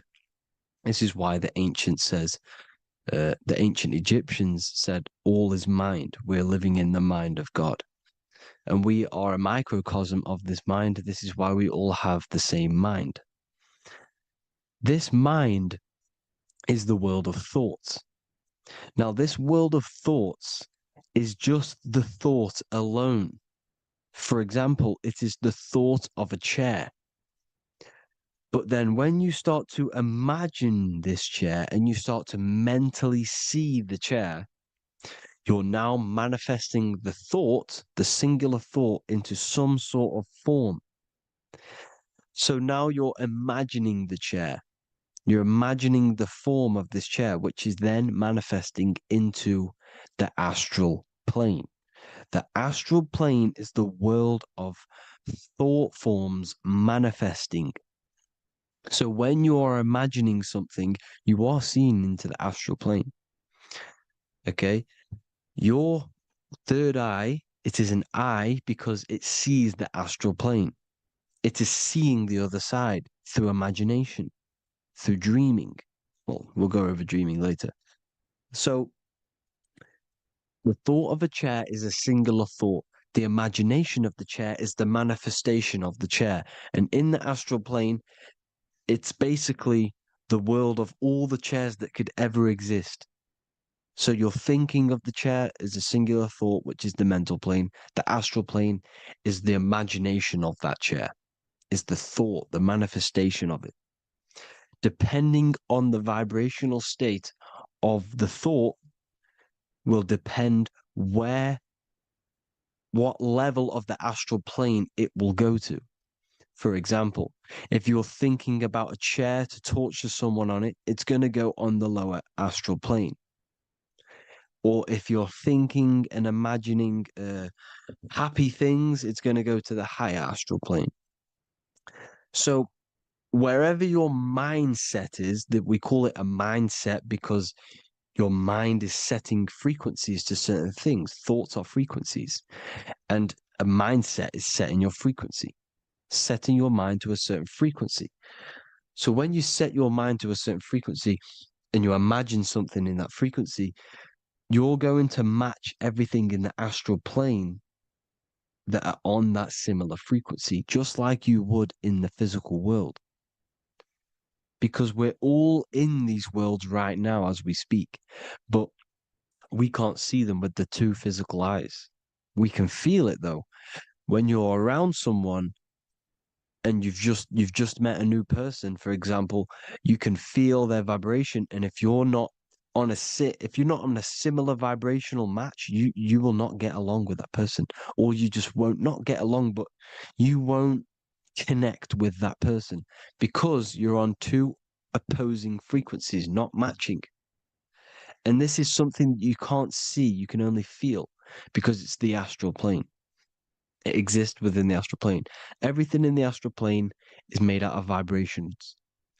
So if you do astral project, and if you already know how to astral project, you will see beings and people and things that are on the same frequency as you.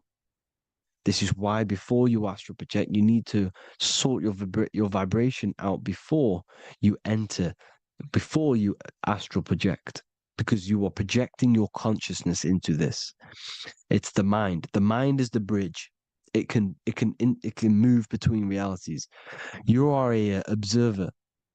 You are a observing soul which observes different realities. And the mind is the bridge between all of these different realities. The mind can choose. If you want to project into the astral, you set your mind to it, you can. Okay?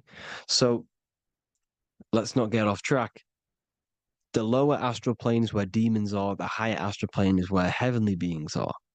Heaven and hell are kind of a real thing. The etheric plane is a powerful substance, the ether, the fifth element that they don't tell us about.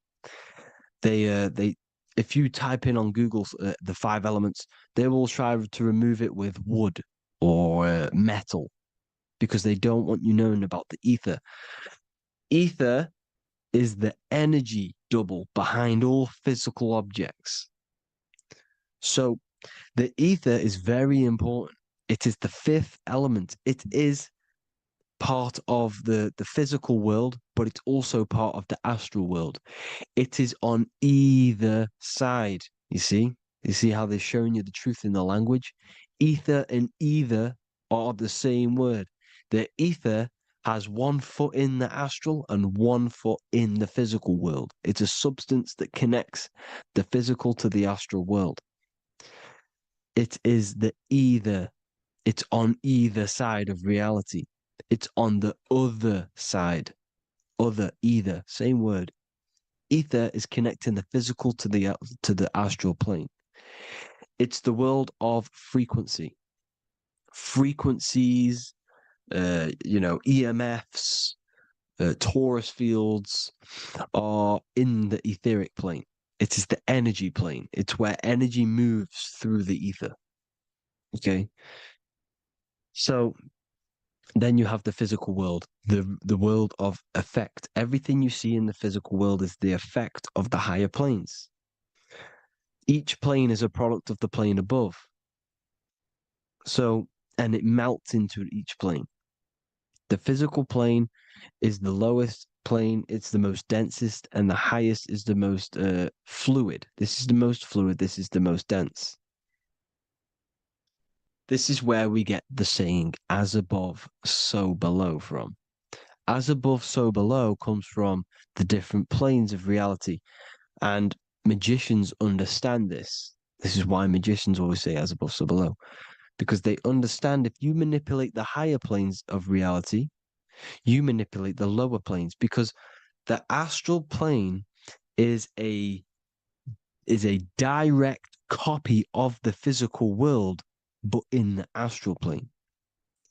It is mirrored. The physical world is mirrored in the astral plane. They are both the same world, but just different vibrational states of the world. Kind of. It's hard to put this in words, people. So just try and understand. The astral plane is the double. It is whatever happens in the astral plane happens in the physical plane. This is why magic works. This is why demons work. This is why spirit communication works. Because if you manipulate the higher planes, you manipulate the lower planes. As above in the astral, so below. Leonardo da Vinci showing you to look up, pointing up. You got to look up. He's telling you to change the mind, you change the physical world. You change your emotions, you're on the astral plane, you change the physical world. You change your reality by changing the higher planes. This is the Masonic 11, the two pillars. This is the 11, also symbolizing the two hemispheres of the brain here. But the 11 symbolizes the two mirrors. 11, 11, 9, 11. 9, 11 adds to 11. 9 plus 1 plus 1 equals 11. The Twin Towers were in 11. Flight 11 was hijacked because it's a mass ritual within the astral plane. Now, we're going to go deep into that later, and I'll show you these rituals they do in order to manipulate the astral plane. So, this is what the 11 is. It's the mirroring of reality. If you contact spirits and conjure spirits, you can either summon or attract demons and spirits. Summoning is creating a spirit. You create demons. Okay. Like I said here, the mind is the root cause of reality. If you think of if you think of a traumatic event that happened in your life over and over and over and over again for years and years and years, where attention goes, energy flows. The mind is the director of energy. If you are directing energy into the specific emotion, the specific thing that is torturing you in your mind, that will manifest as some sort of being in the astral plane, which is called an elemental. And this elemental being that you have created through your thought forms and emotions will latch onto you and feed off this energy. So it's important that you get your mind right, okay? It's important that you sort that you file the mind and you discipline the mind. Make sure it's only entertaining positive things, because you are quite literally creating your own demons. The word demon has the word mon in it. And if you've watched my videos to know, mon means moon. The moon is your mind, the sun is your soul, the earth is your physical body. Demon is mon means mind, moon is mind. You create demons with your mind, summoning. Now, this is where the rituals come in. 9/11 was a ritual because everyone was thinking about this big fearing, the death of 9/11. Everyone was thinking about it. And all of their minds thinking about this horrific thing will manifest and summon a negative energy spirit elemental within the astral plane. That's how all of this works. This is why it was a mass ritual. Okay. Chris Brown, new album name 1111. Release date on the 11/11. This will be my 11th album and contain 11 songs.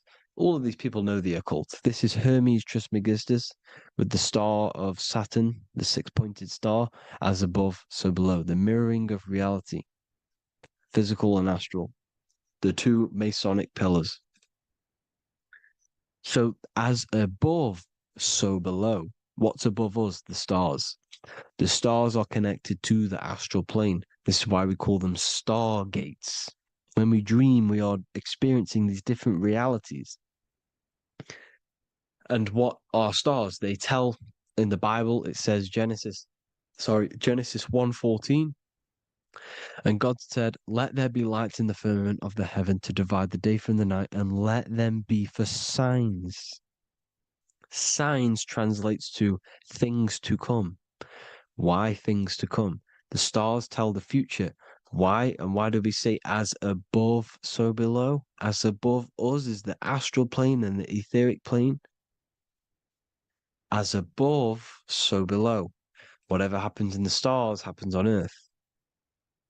The stars are connected to the astral plane. Above us is the astral plane. We are a star in a physical body. This is why we say Mr., sister, stir equals star. The E and the A are interchangeable. We are stars, and the stars are the start of our incarnation. We start in the stars, same root word, and we descend through the seven energies, which are our seven chakras. Then we enter the heart of the soul system. The heart rearranged spells Earth. And this is the true cosmology. Here's the Masonic cosmology. This is Masonic now. Here's the firmament.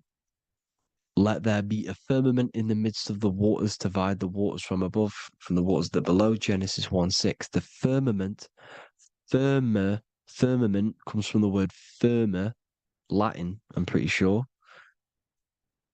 which means firm. When something is firm, meaning it's stable, it does not move, it is firm. The firmament is firm. So, is the firmament Genesis 1:6. What does he say? Genesis 1:3, sorry. Let there be light.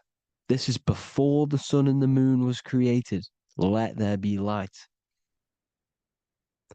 Before the sun and the moon was created, light was appeared.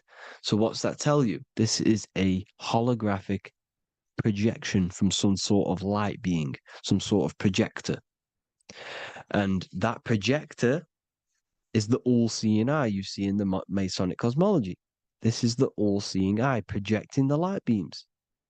Let there be light. Everything is made out of light. The universe is created out of light waves. The torus field is one unit of light. The light projecting this reality is Polaris. Okay, the famous all-seeing eye. Now, what else? Then we have after let there be light in Genesis 1:16, and God made the two great lights. This is the sun and the moon, electric, magnetic, male and female.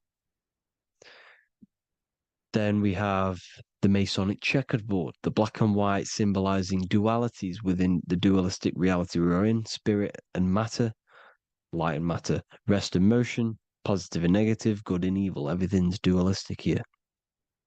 Okay? And it's a dance. The universe is a dance between flickering of white and black light, which is the torus field. We're not going to go over that, but this is all connected to the astral plane. This is the true cosmology. The astral plane cannot work on a spinning monkey ball in the middle of space. Does not work.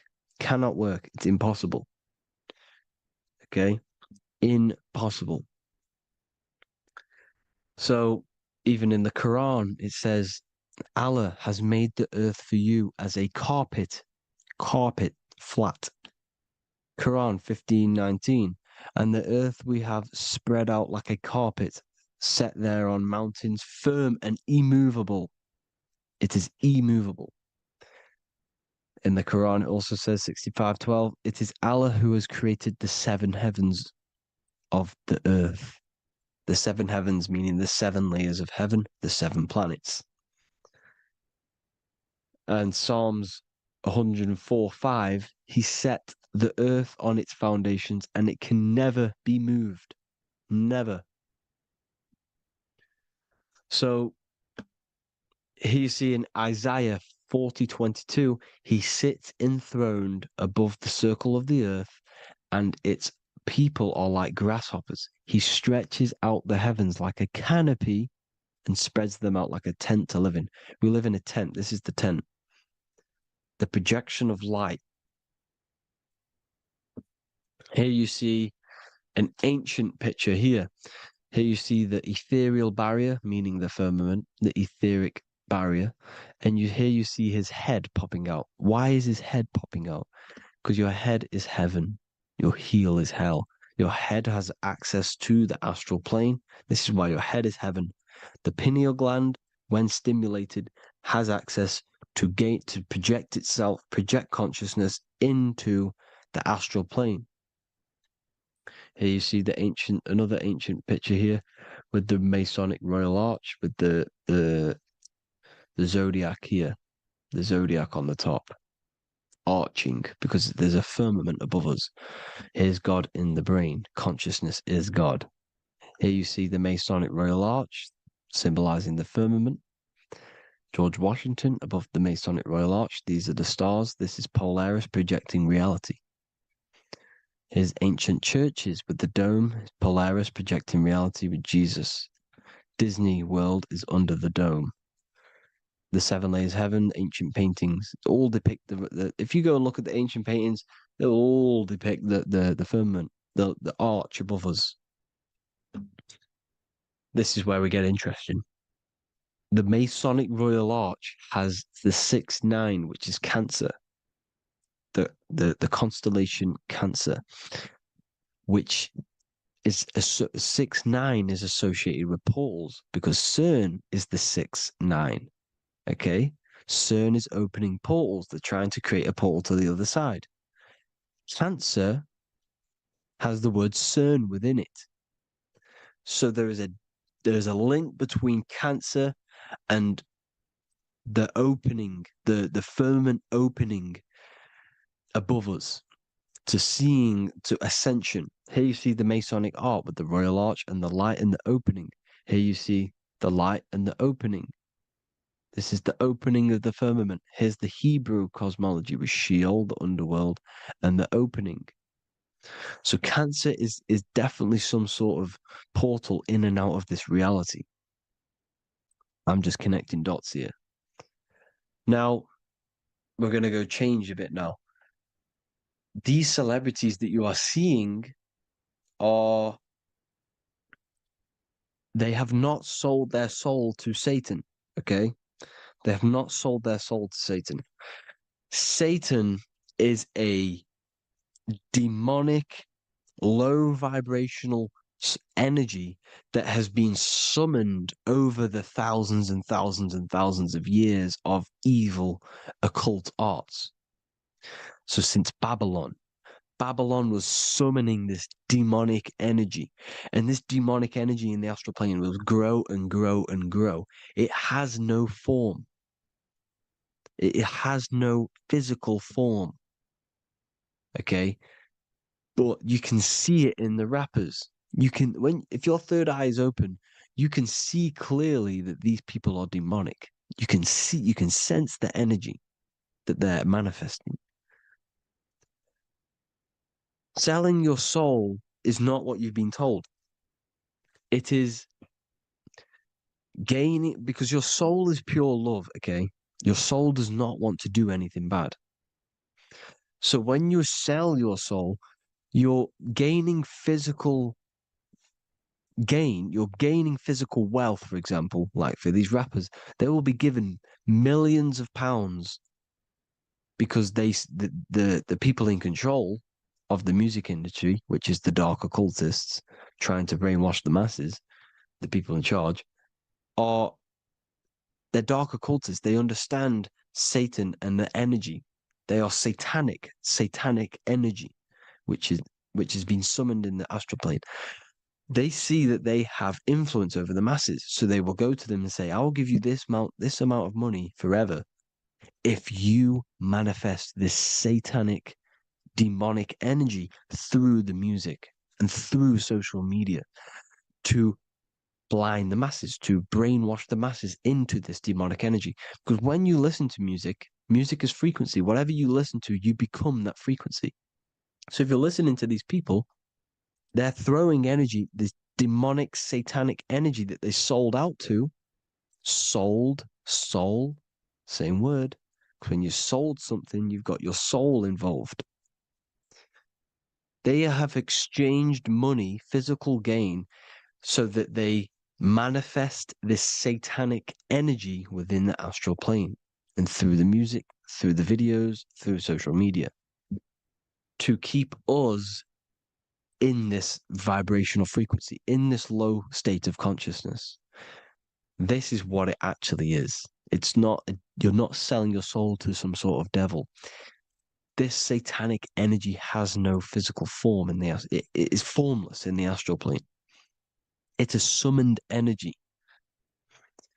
Now, the root chakra is red. This is why the devil is red, because it symbolizes the animal nature of man. When you are operating off your root chakra, you will kill, you will fight, you will do anything to survive, because it's all about survival mode in the root chakra. They want you keeping in that fighting mode, that surviving mode, so that you are manifesting this low vibrational frequency, this satanic energy, this demonic red energy. This is why the devil is red. And the devil has a tail with the red arrow pointing down, because it symbolizes your light body. This is your Merkaba. Your Merkaba is your light body. Mer equals light, Ka equals spirit, Ba equals body. Merkaba, this is the devil's tail pointing down, the descension, your heel, up to your heel, hell. Ascension to heaven, head. You see, this is the all-seeing eye with the illumination coming off it, your head, when you're illuminated. The Merkaba is your celestial sphere to portray different planes of reality. It is the vehicle of ascension. It's your light body. It's in the word Kabbalah, Kabbalah, Ka, spirit, Ba, body, La, light. Same thing, Kabbalah, Merkaba. Same thing. It's all about the light body. This light body sees different realities. So when you see the goat in the music industry, it's this satanic summoned energy that's been summoning for thousands of years within the astral plane. When it becomes to the physical plane, it will manifest through different things. A goat, an owl, Satan, Moloch, Baal, same deity, same demonic energy that's been summoning in the astral plane. And this is why the Baphomet has a goat head. Drake's new album is the goat. The Polo G, the Masonic G, with the goat. And here's Rilo Rodriguez in the mirror, with the goat in the mirror and him in his physical body. It symbolizes, the mirror symbolizes the astral plane, because he's manifesting the goat, the demonic energy. He's sold out to the demonic energy, and in the physical plane, he's his physical body. The mirroring, the Masonic 11, the mirroring of reality, the astral and the physical. And what do you call them when they're an amazing rapper, the best rapper? You call them the goat, because you're the goat because you're manifesting the goat energy, the satanic, demonic energy within the astral plane. So Baal, Moloch, all the same thing. Because in the astral plane, if you want to gain spirits to come to you and communicate you in the physical world, if you want to communicate with spirits, you have to gain their attention. You can either gain their attention or come together and agree to create some sort of being, which is Satan. Okay. You can, like I said earlier, you can create these beings, you can summon them or attract them. One way to attract them is sacrificing. In order for you to become God, man, to turn to God, you have to sacrifice your life. You have to sacrifice, not drinking, not doing things, not doing anything demonic, not doing anything bad, not eating meat. You have to sacrifice yourself to become the light. However, if you want quick, instant gains in the physical world, you can sacrifice something else to communicate with these spirits, because these demonic energies feed off demonic energy, your demonic energy. So these dark occultists will give away babies, they'll sacrifice, torture babies so that they gain, so that they can communicate with these spirits for physical exchange. Yes, you can do this. These powerful spirits, these powerful demons can give you powers. They can give you certain things. And this is what they are doing. They're summoning and attracting these demonic energy. This is why, trafficking is one of the most, Balenciaga. Baal is the demonic energy in the astral plane, which requires child sacrifice for his presence. Balenciaga, and they were trafficking children. They were trafficking, killing them, and offering them to the spirits. This is what they are doing. Balenciaga. It's in the name. Here you see, you can see here a stick man with two horns. The goat, obviously, it's all the same deity. Baal, the goat. Moloch, here's Moloch, the owl, the Egyptian owl, because it comes from the owl of Moloch, which is Baal, which is Satan, all the same demonic energy. And it's on the dollar bill, a tiny dollar bill, tiny on the $1 bill. All the same thing. Bohemian Grove, they worship the big owl, Moloch. It's all the same thing. It's all one big demonic energy which has been summoning in the astral plane. And it's trying to take over Earth, the physical plane. That's what it's doing. So I hope you all gained a deeper understanding of the astral plane and what's actually going on in the world. Please leave a comment if you can to help the algorithm. Drop a like if you like this content. And hope you all learned something today. And God bless you all. Thank you all.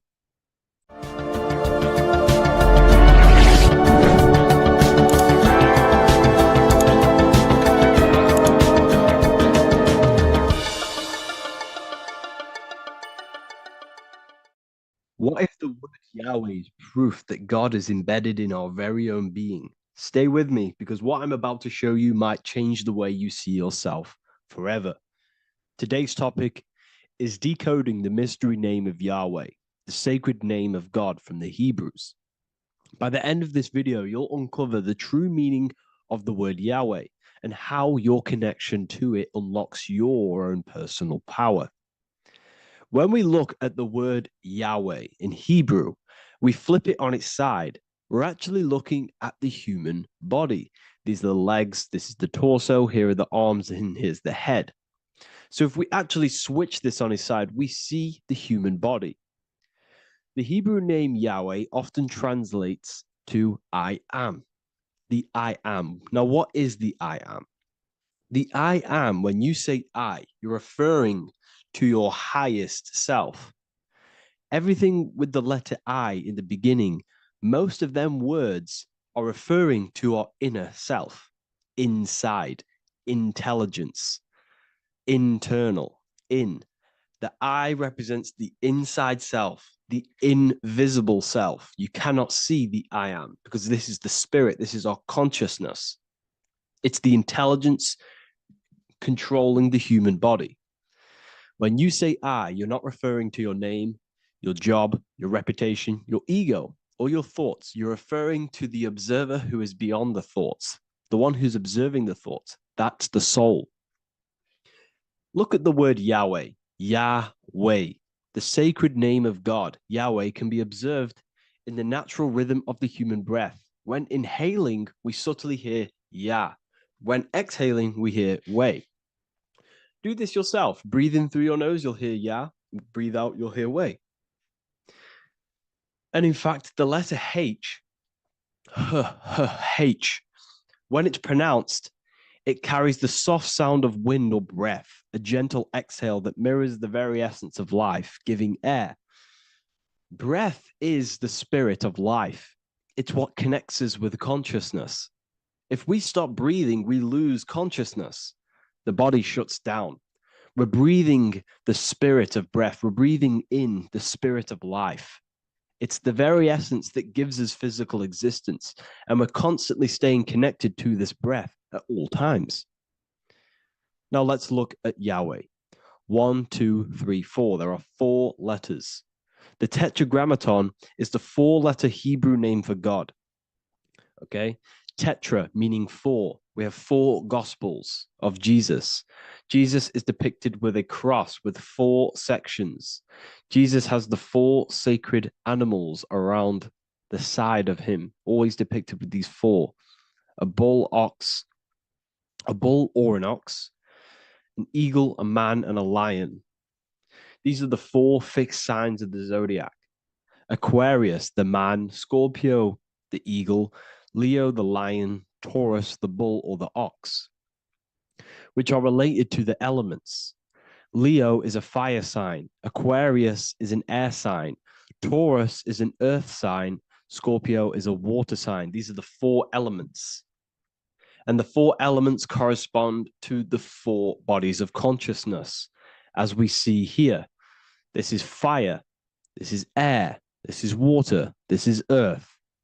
So we are made out of the 4 elements, which represent the 4 bodies of consciousness: mind, emotion, spirit, and body. The soul is incarnated into 4 sections. Hence why Jesus has 4 gospels. Hence why Yahweh is a four-named word, because we are tetraform. We have 4 bodies of consciousness. There are 4 pillars to reality: the mind, emotion, spirit, and the body.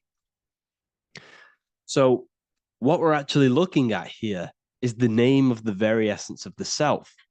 Yahweh represents the universal consciousness that we're all tapped into, because the body is like a radio. The body is basically a radio antenna, which is picking up the stream of consciousness, and we're all the same consciousness, just experiencing it in a different body. And Yahweh is the name for this intelligence that we're all acting out, that we're all manifestations of. So now let's look at the word Yahweh, where we read it this way in Hebrew, which is 10565. 10565 in the Hebrew letters and the numerical values. And the DNA is made up of 4 bases. These 4 things which create the DNA. This basis is the genetic code for all living things. Each DNA strand is held together by sulfur bridges that appear in a repeating pattern of 10565. This pattern matches the numerical value of the Hebrew letters of Yahweh, Yod, He, Vah, He, which are 10565. This means the structure of DNA, the code of life, follows the same number sequence as the sacred name of God, Yahweh. This is a factual observation.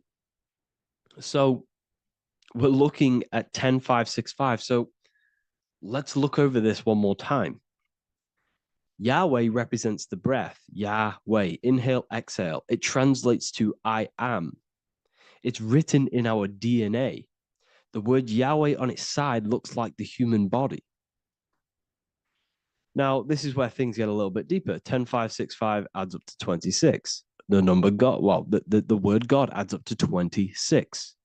Allah adds up to 26. There are 206 bones in the human body, 26. 26 adds up to 8.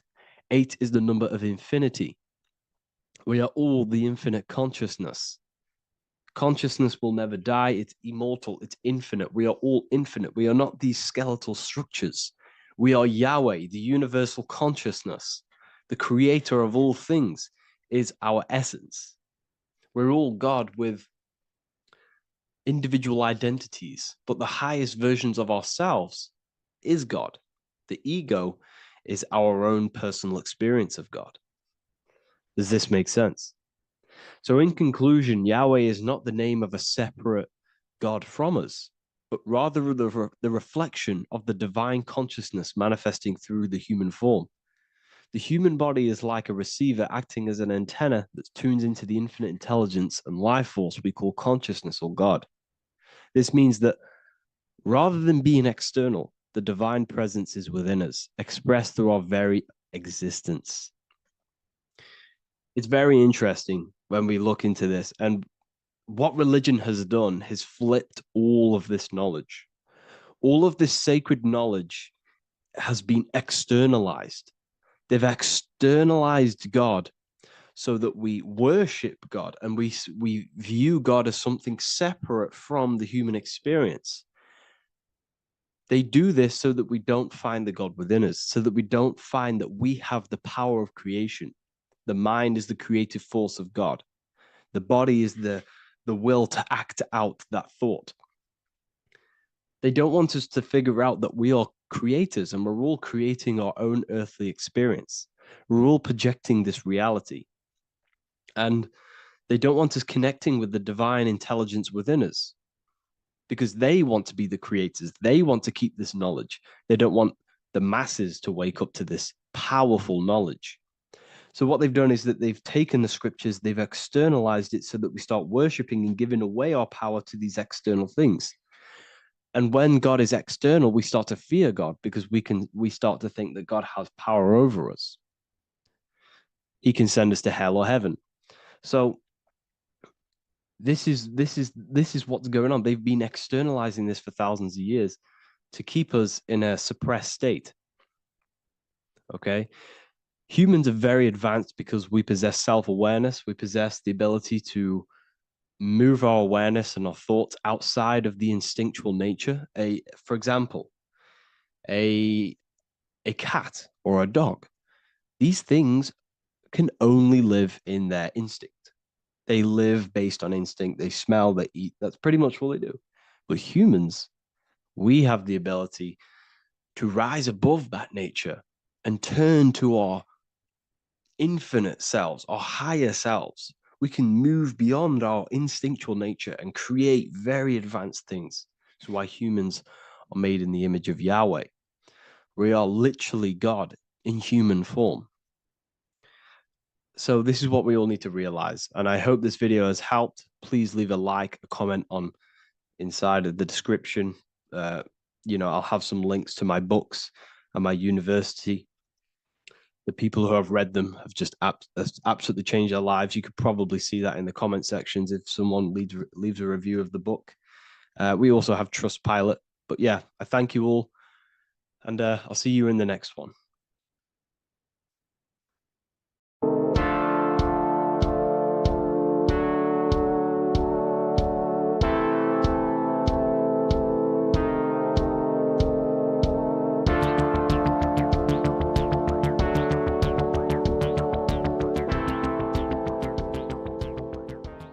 Welcome back everyone to another video.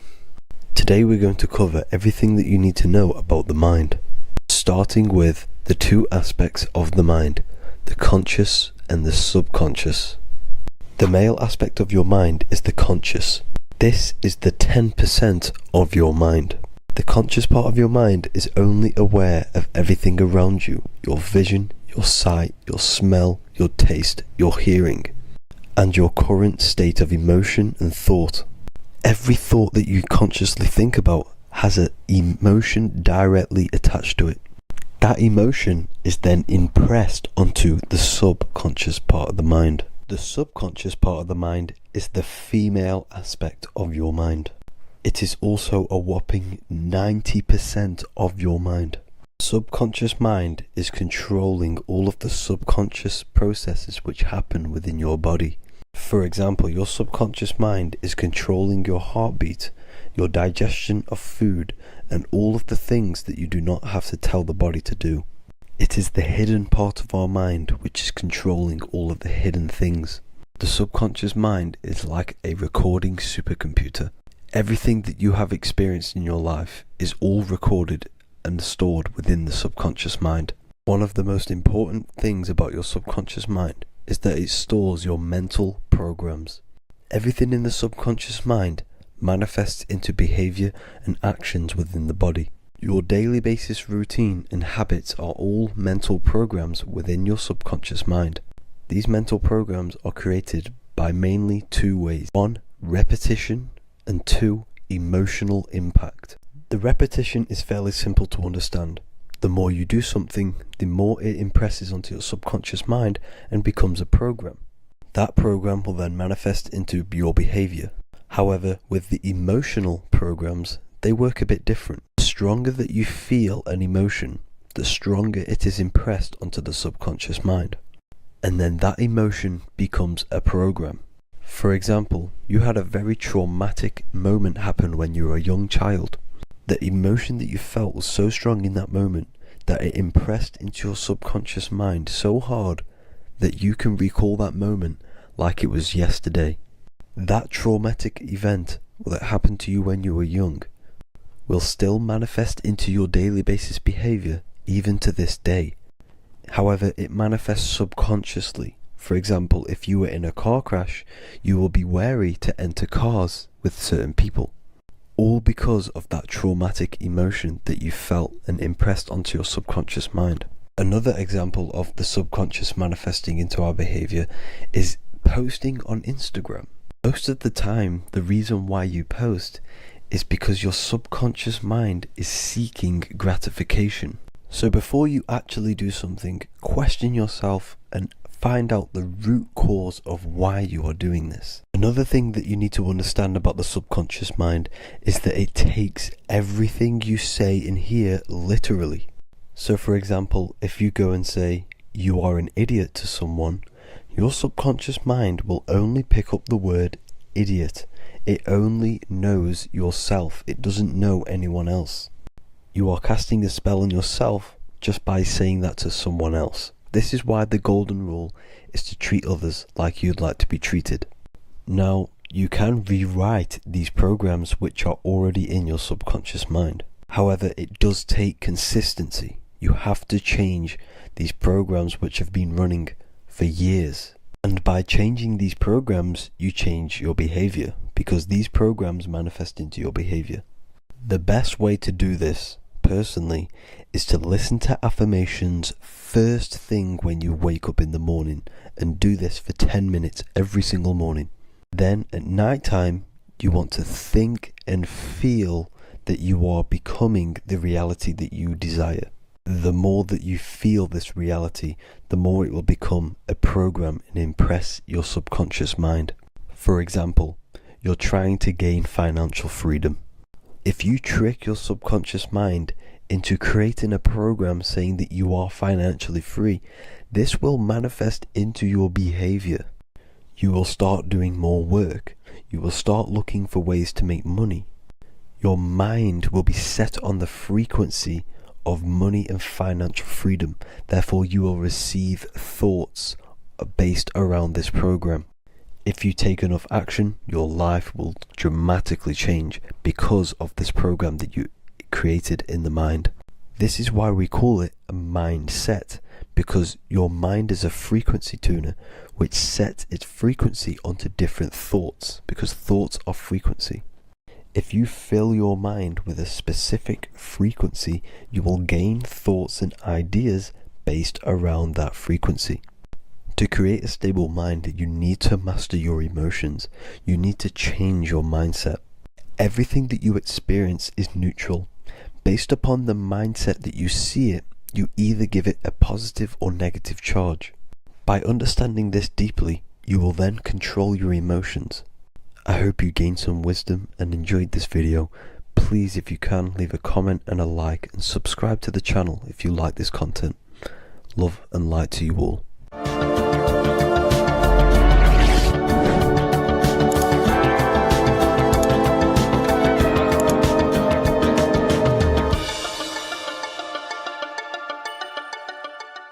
Welcome to Revival of Wisdom. Today, we're going to be talking about portals, portal symbolism, what portals are, okay, and how they show them to us, because they have to tell you the truth, guys. This is the thing with the universal law. They have to tell you the truth. And they tell you through symbols, they tell you through movies, and different things like that. But let's jump straight into this. So first I want to talk about the Freemasonry symbols. Okay, so first we got, obviously this is some Freemasonry art, but notice how you've got the ladder with a key. Okay, so this is ladder symbolism with a key. So maybe this is talking about ascending. Okay, because look, because this is ascending into the heavens, because it's a ladder with humans going up it with a key. In order to ascend, you must have the key. Okay, so what else do we have with a key? Well, the Netflix show Lock and Key, which is all about portals and keys. Because what the keys do, they open doors, gateways. Okay. So what's interesting about this is that they've got this key here, which represents the Kundalini energy rising up the spine. Okay, but we'll come back to this. But it's that same portal key symbolism. We've also got the Vatican. The Vatican is in the shape of a key. Okay, so you can see the start of it here and the end. So this is key symbolisms. Keys open doors. And notice how it's got the 8-pointed star. Okay, what is the 8-pointed star? Okay, we'll come back to this. This all ties in, guys. I'll break it all down for you. But then you've also got the god Janus. Janus, okay, is known as the god of the doorways. He's an ancient god of Rome, and they worshipped him. However, he's not a god, he's more like a high-level ranked demon. Because he is the god of the doorways. And notice how he's got two faces. Because doorways always have two sides. You're going into somewhere, there's always two sides of a door. And he's always depicted with two sides of a face and a key, because he holds the key to the doorways, to the portals, to other worlds and realms. Okay, as you can see, he's always got two faces and a key. Okay, so now we have the Sumerians, the Anunnaki, and they are always depicted with the two faces. Why do they have the two faces? Because they're symbolizing doorways, and the Anunnaki come to Earth through doorways and portals. So these are what these gods are symbolizing in their artwork. But they always have the 8-pointed star. Okay, what is the 8-pointed star? You see how they always have, look, let me try to find another one. It's the 8-pointed star. This 8-pointed star is Polaris. Okay, Polaris, just like the Vatican has the 8-pointed star with a key. Polaris is the center star. Polaris is a fixed star, it doesn't move. Okay, so the Anunnaki symbol is also the 8-pointed star. So this is symbolizing the portals and doorways that they come through in order to get to the Earth. But Polaris is that center star which does not move. It's always symbolized with the 8-pointed star, just like a compass. Why is a compass the 8-pointed star? Because at the center of our realm is where the most electromagnetic energy is stored. As you can see, we have an aura field, an electromagnetic aura field. So does the Earth. And in the center, so like our heart, for example, is where the most energy is stored.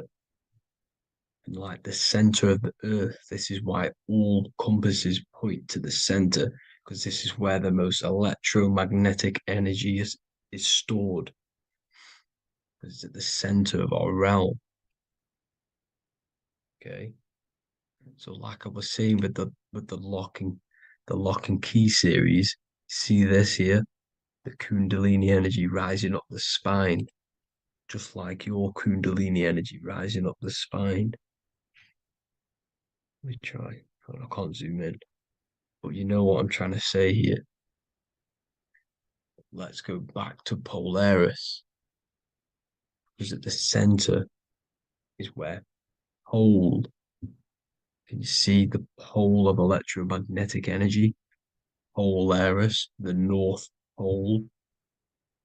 It's symbolized. The truth is in the words. It's like a pole of electromagnetic energy. And this is where the aurora aurebelis comes from. Notice how it's got the word aura in it, because it's the Earth's aura, electromagnetic field.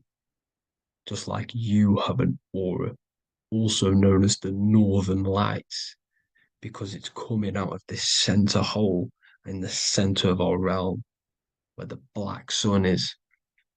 And this is where the electromagnetic energy is coming up from. And this is what the aurora aurebelis is, or the northern lights. It's just electromagnetic energy. And it's symbolized through our symbols, the original O. Okay, because it's like a pole through the middle. Polaris. So this Polaris is the sky vault. It's the portal into this realm, because this is what the Anunnaki are always talking about, always symbolize it with the 8-pointed star. And just like a compass is the 8-pointed star pointed to the center, to Polaris. Okay. See here on the Sumerian tablets with the 8-pointed star again. And how we know it's talking about portals with this 8-pointed star is because CERN 666 are opening up portals to the underworld, letting in demonic entities into this realm. How do we know it's a portal? Because their Hydra Collider has 8 points, just like the 8-pointed star. So they are creating synthetic portals to the underworld to let these demonic entities into our realm. But what is the key? Because if we're talking about ascending through Polaris, notice how here on the masonry art, this luminary here, so this is the sun, that's the moon, this is Polaris, because it's a luminary with what? 1, 2, 3, 4, 5, 6, 7, 8 beams coming off the luminary, just like the 8-pointed star.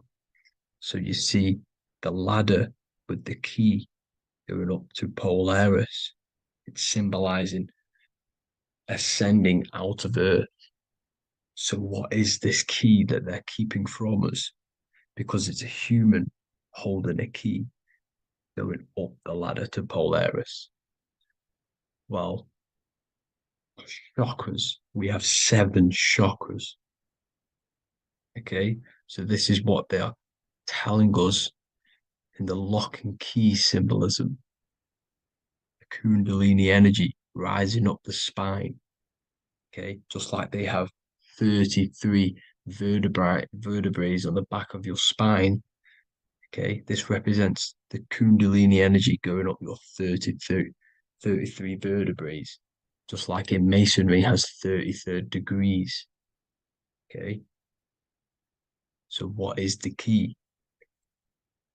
your chakras. Your chakras have to be unlocked. Okay, you have to unlock your chakras, and you can't unlock this one without going through this one. You have to go through them all. It's like a ladder, just like Jacob's ladder. You can't go from the bottom to the top.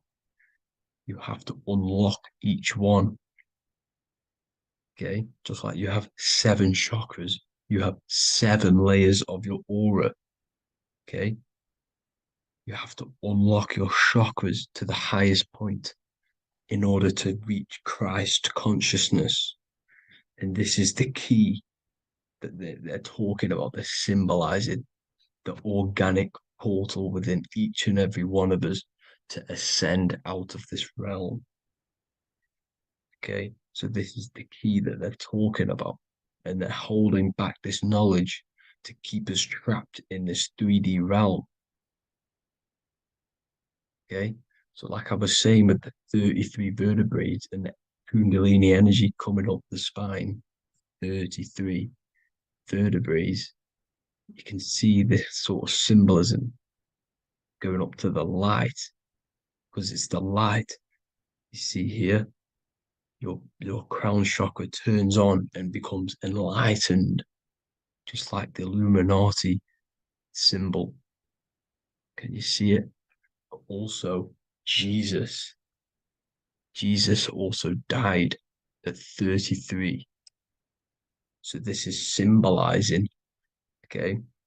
They're symbolizing the death of the ego, the body. So once you open up your chakras and reach Christ consciousness, which is your 33rd vertebrae, once your Kundalini energy goes up your 33rd vertebrae, your body technically, not physically, but spiritually dies, because you then become formless. You reach Christ consciousness. So then you can travel other worlds. Okay. This is what they're talking about with Vatican, 8-pointed star, and the key. Janus with the key. The Sumerians with the 8-pointed star. Anunnaki, the 8-pointed star. Polaris, 8-pointed star. So Polaris is the way out of this realm, which is at the center. Pole, North Pole. Okay, so the key is that they're hiding from us is the knowledge to unlock our chakras. Okay, and without this knowledge that they keep from us is trapping our souls in this reality to keep reincarnating. Okay, well, thank you all for tuning in. I'm going to leave you all there. Make sure to leave a like and a comment in the comment section. Let me know some topics to talk about so I can break it down for you. God bless you all. Today's topic is the binary code behind the universe. You will learn the fundamentals of the binary code, deeper understanding of reality, which will give you more of a connection to the universe, evidence supporting the existence of this code, and how to use the binary code to shape your reality. This is an important one. We have 0 and 1. This is the binary code of the universe. It underlies everything. It is the source of all creation. The universe is binary in nature, meaning it exists as both something and nothing, on and off, male and female, light and dark. Everything has its polar opposite. At its core, all that exists is 0, representing nothingness, infinite potential, and 1, representing something, order. 0 represents the feminine, vast, formless, and infinite potential. It is the space from which all things emerge, the womb of creation, the receptive and expansive force. 1 represents the masculine, structure, form, and order. It is the active principle, the initiator, the force that defines and shapes reality. Together, they create the fundamental duality that underlines existence, the balance between chaos and order, the void and creation, yin and yang. We see this in the masculine and feminine bodies. This is deeply encoded into the fabric of reality. And once you see this, you will never unsee this. So please leave a like on this video if you love my content and you love the wisdom that I share with the world. So we see this with the masculine genital areas. Remember, this is the genital area. This is all to do with creation. These are the generative principles, the generative organs in the body that allow creation to continually outfold into new life. The genital areas are all to do with the code. The male is the one, the action. He's the initiator.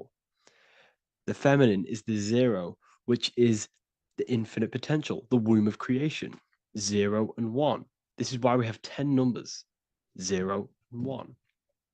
Masculine and feminine. We even see this in the bodies. The feminine body is made out of curves, which is 0, curves. And the masculine body is made out of lines. So please leave a like and comment if you love this. And if you have any lecture ideas, feel free and I can make a lecture on any suggestions that you have. So look at the word masculine. Masculine, line. Line is just one line, which represents order. 1. Feminine. 9. 1 and 9 equals 10. 0 and 1. The binary code of all creation. Why is feminine? Why the number 9 for feminine? Because the moon has to go around 9 times to create a human in the feminine's womb. And look at this image of nature. All nature is zeros and ones. Now you can tell the stick is a one. It's a line, and here we have curves. It's curves and lines. Curves and lines create reality, creates matter. Everything is 0 and 1. We even see this with the sky. The sky represents zeros. They represent curves, the heavens, the heavenly bodies, the sun. These are circles, the moon, circles, the planets, circles. Down here is matter, representing the square. We have the Freemasonic square and compass, representing lines and circles, masculine and feminine. We see this with Leonardo da Vinci, with the circle representing the spirit, the void, the womb of creation, and matter, which is the body. This is the soul in matter, infinite potential in matter. This represents spirit over matter. This represents the architect of reality, zeros and ones, spirit and matter. This is all the same thing. Understanding this binary nature of the universe, where 0 feminine represents the infinite potential and 1 masculine symbolizes order and structure, can benefit you in several ways. Manifestation and creation is the first way it can benefit you. Now that you understand this, you understand that everything comes out of infinite potential. 0, infinite potential. 1, action equals manifestation equals creation. So you must pull things out of infinite potential. If you have ideas but don't take action, too much 0, nothing materializes. You'll never materialize if you sit there imagining all day, visualizing all day. You have to take action. They both come hand in hand. If you only take action without tapping into intuition and creativity, too much 1, your actions may feel hollow and misdirected. Using both effectively leads to greater success in life, work, and relationships. This is the 33rd degree motto, or this is on the 33rd degree of Freemasonry Scottish Rite logo, and it's called Order ab Chaos, order out of chaos. Chaos is the 0, infinite potential. Chaos is the dimension of the imagination. This is where this all ties in now. Imagination is the dimension of infinite potential, pure potential, formless creativity, and the realm of infinite possibilities. It is the void, the unmanifested energy that contains all that could ever be. That is the imagination. The imagination is the dimension that you are connected to, and you can pull any idea out of and materialize it into a reality. Matter, on the other hand, is order brought out of the imagination, chaos. It is when raw potential is structured, defined, and crystallized into form. This is the fundamental principle of order out of chaos, the process of turning the unseen into the seen, the abstract into the concrete, the dream into reality. That's why we say dreams into reality. Dreams are in the imagination, infinite potential, and the human mind is connected to high dimensions of consciousness, which we can pull ideas, things out of and materialize it into our lives. Whether that's good or bad, that's completely up to you. But we have access to higher dimensions beyond the physical plane. And this is the secret that the human mind is connected to, and that you are not just a physical body. Okay? The universe itself was born from chaos. Before form, there was only energy and potential. Our minds function the same way. The mind is a microcosm of the universe. Our thoughts exist in an infinite field of possibility, but they only become real when we take action and give them form. If your inner world is filled with chaotic thoughts and impulsive emotions and negativity, then creating order within is essential for balance, clarity, and growth. What do I mean? Order out of chaos, 0 and 1. All creation comes out of infinite potential.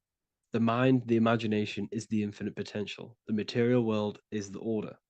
It's the effect.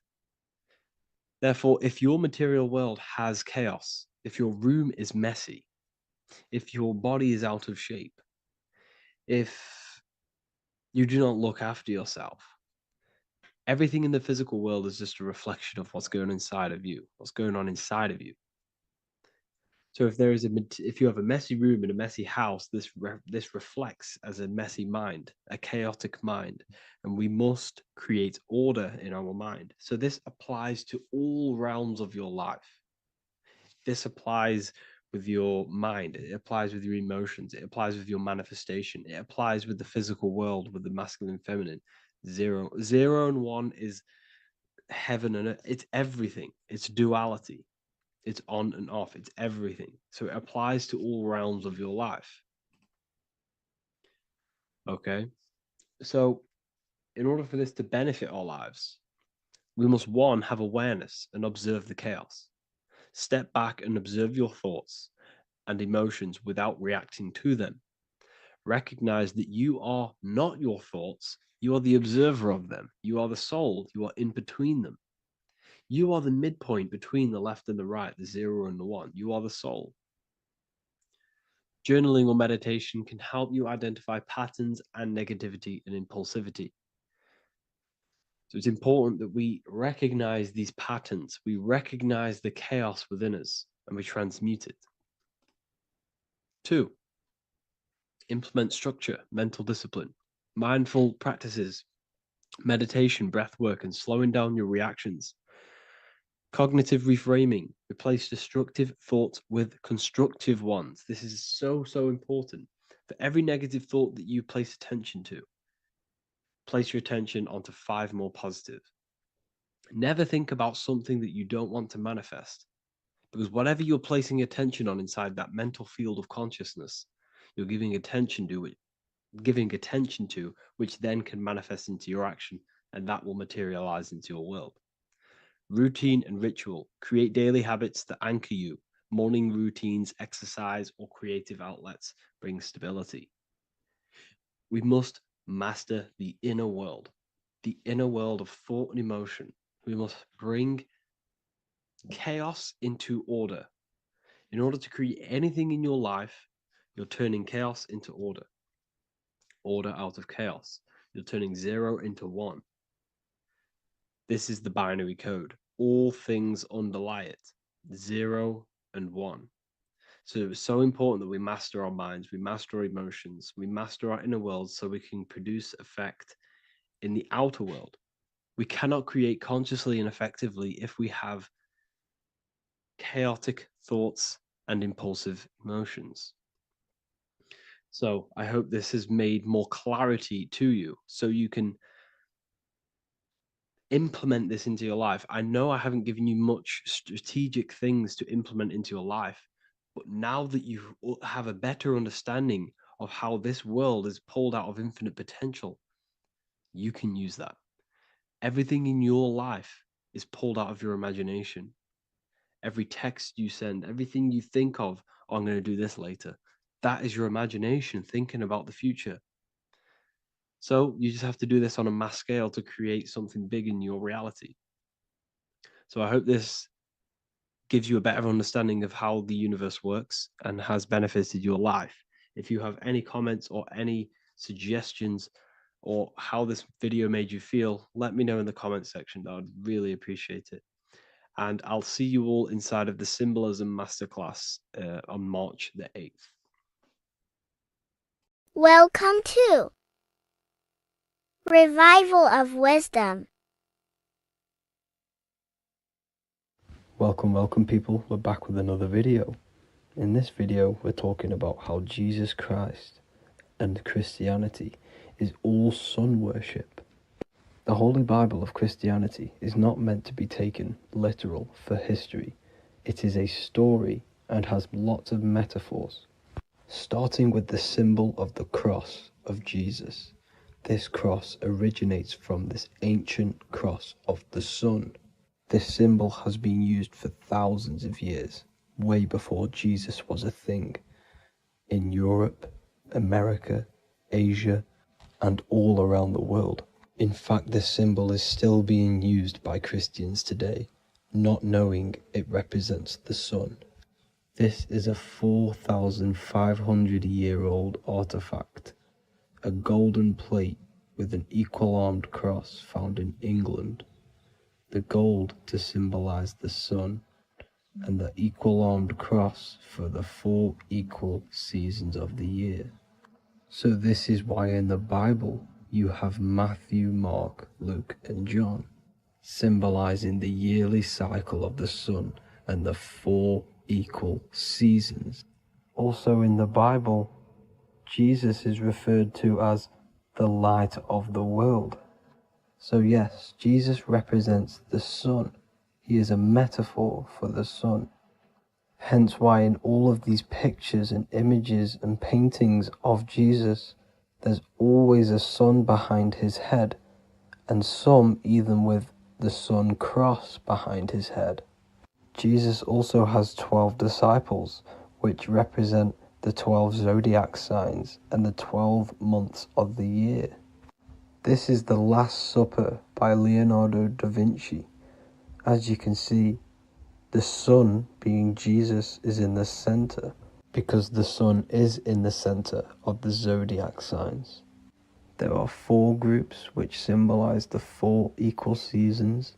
Each group contains 3 people symbolizing the 3 months and the 3 zodiac signs in that season. There is only 1 female in the painting, which is Virgin Mary, who symbolizes Virgo, the astrological sign. So yes, Jesus symbolizes the sun with his 12 zodiac signs and 4 gospels for the 4 seasons of the year. However, there is another phenomenon. The 25th of December is known as the birth of Jesus Christ, which is known as Christmas today. Jesus symbolizing the sun and is born on December 25th. This is the day the sun moves 1 degree northward, bringing back the warmth, the growth of crops, the life and light back to the northern hemisphere. Everything is springing back to life, as we call it, spring. So it is said that the sun is born again on the 25th of December, and Jesus is known as the risen Savior, because the sun is our risen Savior, because it gives life to the whole of this realm, the warmth, the crops, and without the sun rising in the morning, we'd all die in about 2 weeks. And we all know how Jesus died on a cross. The sun also dies on a cross in the southern hemisphere. It dies on the Southern Crux constellation. And on December the 22nd, 23rd, and 24th, the sun remains in the same position. So the sun dies for 3 days and it is born again on December 25th, when it moves 1 degree northward. And this is when the sun is born again, or resurrected, just like Jesus. Constellation Virgo is prominent in the spring sky in the northern hemisphere. So therefore, the sun is born a virgin, Virgo. And as you see in this image, you see Virgin Mary holding the sun. Us as humans do not own the sun, so therefore God owns the sun. So yes, the sun is the Son of God, and this is what Jesus is symbolizing. And just how Jesus sacrifices himself for humanity, that's what the sun does. The sun gives out all of its energy so we can live. There are many other Bible verses which represent Jesus as the sun. Now in Matthew 8:23-27, his disciples are in a boat and there is a massive storm. Jesus is asleep, meaning the sun has not arose. And the disciples say, "Save us, Lord, we are perishing." Quote, "Then he rose and rebuked the winds and the sea, and there was a great calm." End quote. Now this is a metaphor for the sun rising and calming the storm, because in the ocean, when the sun is down, that's when there are great storms.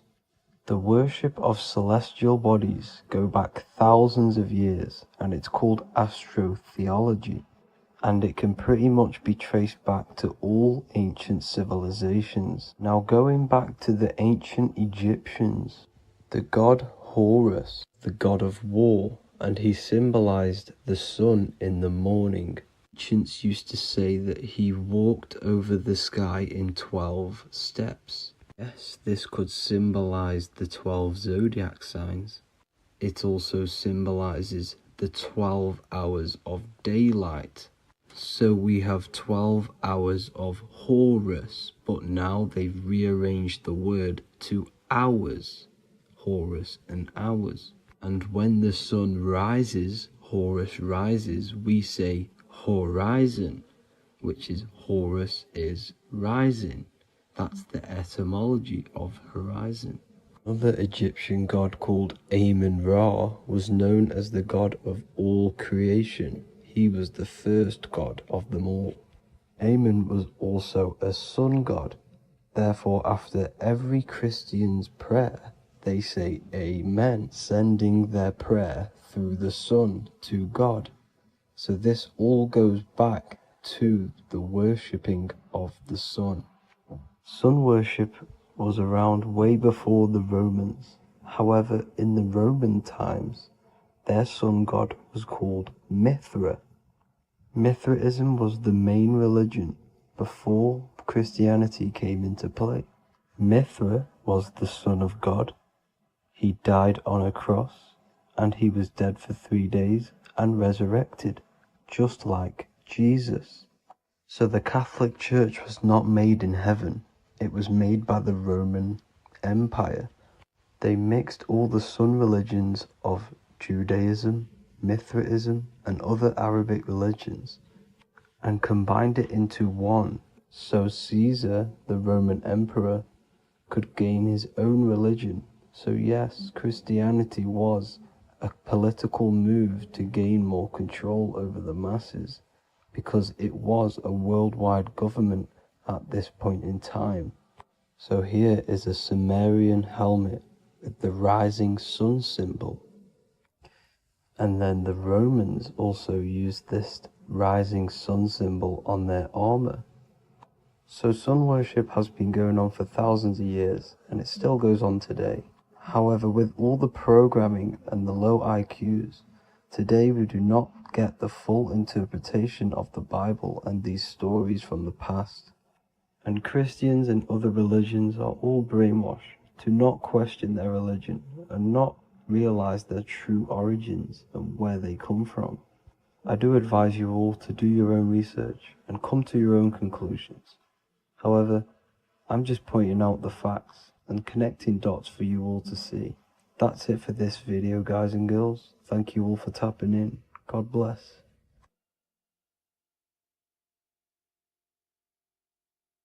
What if I told you the devil is closer than you think, and it's not actually a real person, force, or spiritual entity outside of you, but a being and an aspect of your own mind and psyche? In this video, you will learn exactly what the devil is and the true esoteric meaning of the devil. The first thing we need to understand is that the universe is a mental universe. Look around you. Every action, every building, everything you see around you was begun first as thought in the mind, then manifested. We use the mind to build and shape our reality. The universe, the world, only exists inside of our mind. Therefore, God and the devil exist inside of our own psyche. So first of all, the devil is not a literal being, but a symbol of the lower self. It represents the unmastered, ego-driven part of the human mind, a symbol of destructive thoughts, emotions, behaviors, lives in realms of chaos, fear, hatred, lust, and ignorance. This is why we see the devil as red, because red is the lowest vibrational color on the color spectrum. It also corresponds with the root chakra, which is all to do with survival instincts. Red represents chaotic and intense emotions like hatred and anger. When we are angry, our face turns red. The devil represents our animalistic fundamental needs, our instinctual needs, our survival state of consciousness. We have a survival state of consciousness and a godly state of consciousness. Our godly state of consciousness is creating, not just experiencing in the animal state, but consciously creating reality. This is why we see the devil with a goat head, an animalistic head, and the head is where the brain is. The animal head represents living off instinct, the part of our mind that lives on urges, impulses, and instincts, eating, sex, power, ego-driven actions, and ego-driven thoughts. Animals are only aware of themselves. Animals live on instinct. They have no ability to consciously create like humans. This is our lower desires for the material world. That's not to say the material world is evil. However, when our consciousness is only seeking material things, this leads us down a path of self-destruction, because nothing material can ever satisfy our soul. Everything material is temporary. Therefore, the devil represents the part of us that seeks only material desires, only material fulfillment, the ways of thinking where we only think about ourselves and ego-driven thoughts. It also represents the unchecked, unconscious self, where we have no mastery over our thoughts, over our emotional impulses, and no mastery over our actions. We're living in instinct and impulsive states, which causes chaos, selflessness, destruction, and keeps us bound to our lower material 3D state of consciousness. It's important to recognize that the word devil was never present in the earliest Gospels. Instead, what was mentioned was a spirit of evil. This distinction is crucial because it underscores that the idea of the devil, as popularly conceived, does not actually exist as an independent entity. Rather, it is a personification of the lower aspects of the human mind, a facet of our own consciousness. The term spirit of evil was not meant to denote a specific deity or being, but rather any force of negativity, whether it manifests as a destructive thought, emotion, or action. A spirit is a force, an energy, and we have three forces that create our reality: thoughts, emotions, and actions. We have full control over these three aspects, which transform and mold reality. A destructive thought, a destructive emotion, a destructive action is a spirit of evil, and it originates from the darker aspects of the human psyche. So now, because we're on the topic of the devil, we have to look at the pentagram, which is obviously connected to the devil heavily. The upright pentagram represents spirit, air, water, earth, fire. Upright, which represents spirit, the most important element on top of the earthly elements, showing spiritual principles over material principles. As spiritual beings as we are, we have to put our spirit first, our higher self first, and material things second. Why? Because material things never satisfy us long term. Seeking material fulfillment will leave us feeling unfulfilled in the long run and very unhappy, and we can lose ourselves in illusions. We have to put our spiritual principles first, seeking wisdom, knowledge, connection to the divine, and connection to our higher self is what gives us true fulfillment in our hearts and souls. But when we see this pentagram inverted, we now have spirit on the very bottom, which now represents earthly principles on top of the spiritual principles. We're putting our earthly elements on top of our spiritual element, which this inverted pentagram represents no longer caring about spirit, no longer caring about our invisible internal world, and only caring about this external body, food, sex, material things, cars, money, and all the things outside of us, the world outside of our mind. This is what true Satanism is. Satanism is not worshipping an external deity, but it is worshipping the self, only fulfilling the ego's desires. This is what true Satanism is, and we have all been conditioned to live in this state. Satanists want us to believe that there is an external deity called Satan or the devil, and the reason they do this is because they trick us, making us believe that we are not Satanists, while they are actually conditioning us to be self-seeking, ego-driven people, where we only care about sex, food, material things, and money, which is actually conditioning us to be Satanists. 80% of the population today are unknowingly involving themselves in Satanism, which is ego-driven thoughts, actions, and emotions, dwelling and living in this state where we only care about ourselves. When we are spiritual, we realize we are all one. We are all one consciousness family, and we need to do things that help and contribute towards our collective experience, helping others instead of seeking to serve only the self. The angel is depicted with wings, which represents elevation, higher self. The devil is represented with an animal horns, which is on the ground. A goat is on the ground, which represents the lower self. This is the elevated mind and the lower material mind. Horus, the bird, higher self. Set, the ground animal, lower self. Jesus and Satan. These are two forces, two characters that exist within the human psyche, not real entities. They are forces of our minds, and there is a battle between our higher self and lower self all the time within our own minds. There's always a part of us that's telling to do one thing and another thing, to do something bad and to do something good. There is this battle inside of our own consciousness. Here we have the human spinal column. The human spinal column is showing you the higher and the lower self. The higher self represents the head. The head is where the mind is. This is the creative essence of the universe. This is where all material things begin as a thought in the mind. We create with the skull, with the brain. This is our higher self, the heavens, connected to the heavens, the sky. And the lower end of the spinal column is where our reproductive organs are, where our gut is. Our reproductive organs and our gut is all to do with survival. The lower end of the spinal column, lower instinctual 3D based consciousness. The lower end of the spinal column is where our lower self dwells. Eating, consumption, power, and sex, lust. These are all emotional forces and instinctual based organs that are not inherently evil, but when we dwell and live off this lower end of the spinal cord, it keeps us in low states of consciousness. Our goal to raise to our higher mind is to balance this, not to overeat, not to abuse power, not to abuse sex and lust, but to master these organs and gain the ability to say no to these organs so that we can raise to our creative side of consciousness. Instead of dwelling in our instinctual nature, we can turn to our creative nature and consciously become a builder and constructor of reality. This is the true way of raising consciousness. This is the stairway to heaven, out of the animal consciousness to the higher consciousness. To wrap all of this up, it's all about gaining control over our instinctual lower nature and allowing our spirit to rule over our body and not our body ruling over our spirit or mind. The moment you let a thought become instantly an action is the moment you are an impulsive person. We are all trained to be this way. It is okay if you are in this state. The moment you let a thought turn straight into an action without questioning, that is the mind controlling you and you not controlling the mind. We need to gain control over the mind, and we do this through many different ways, through meditations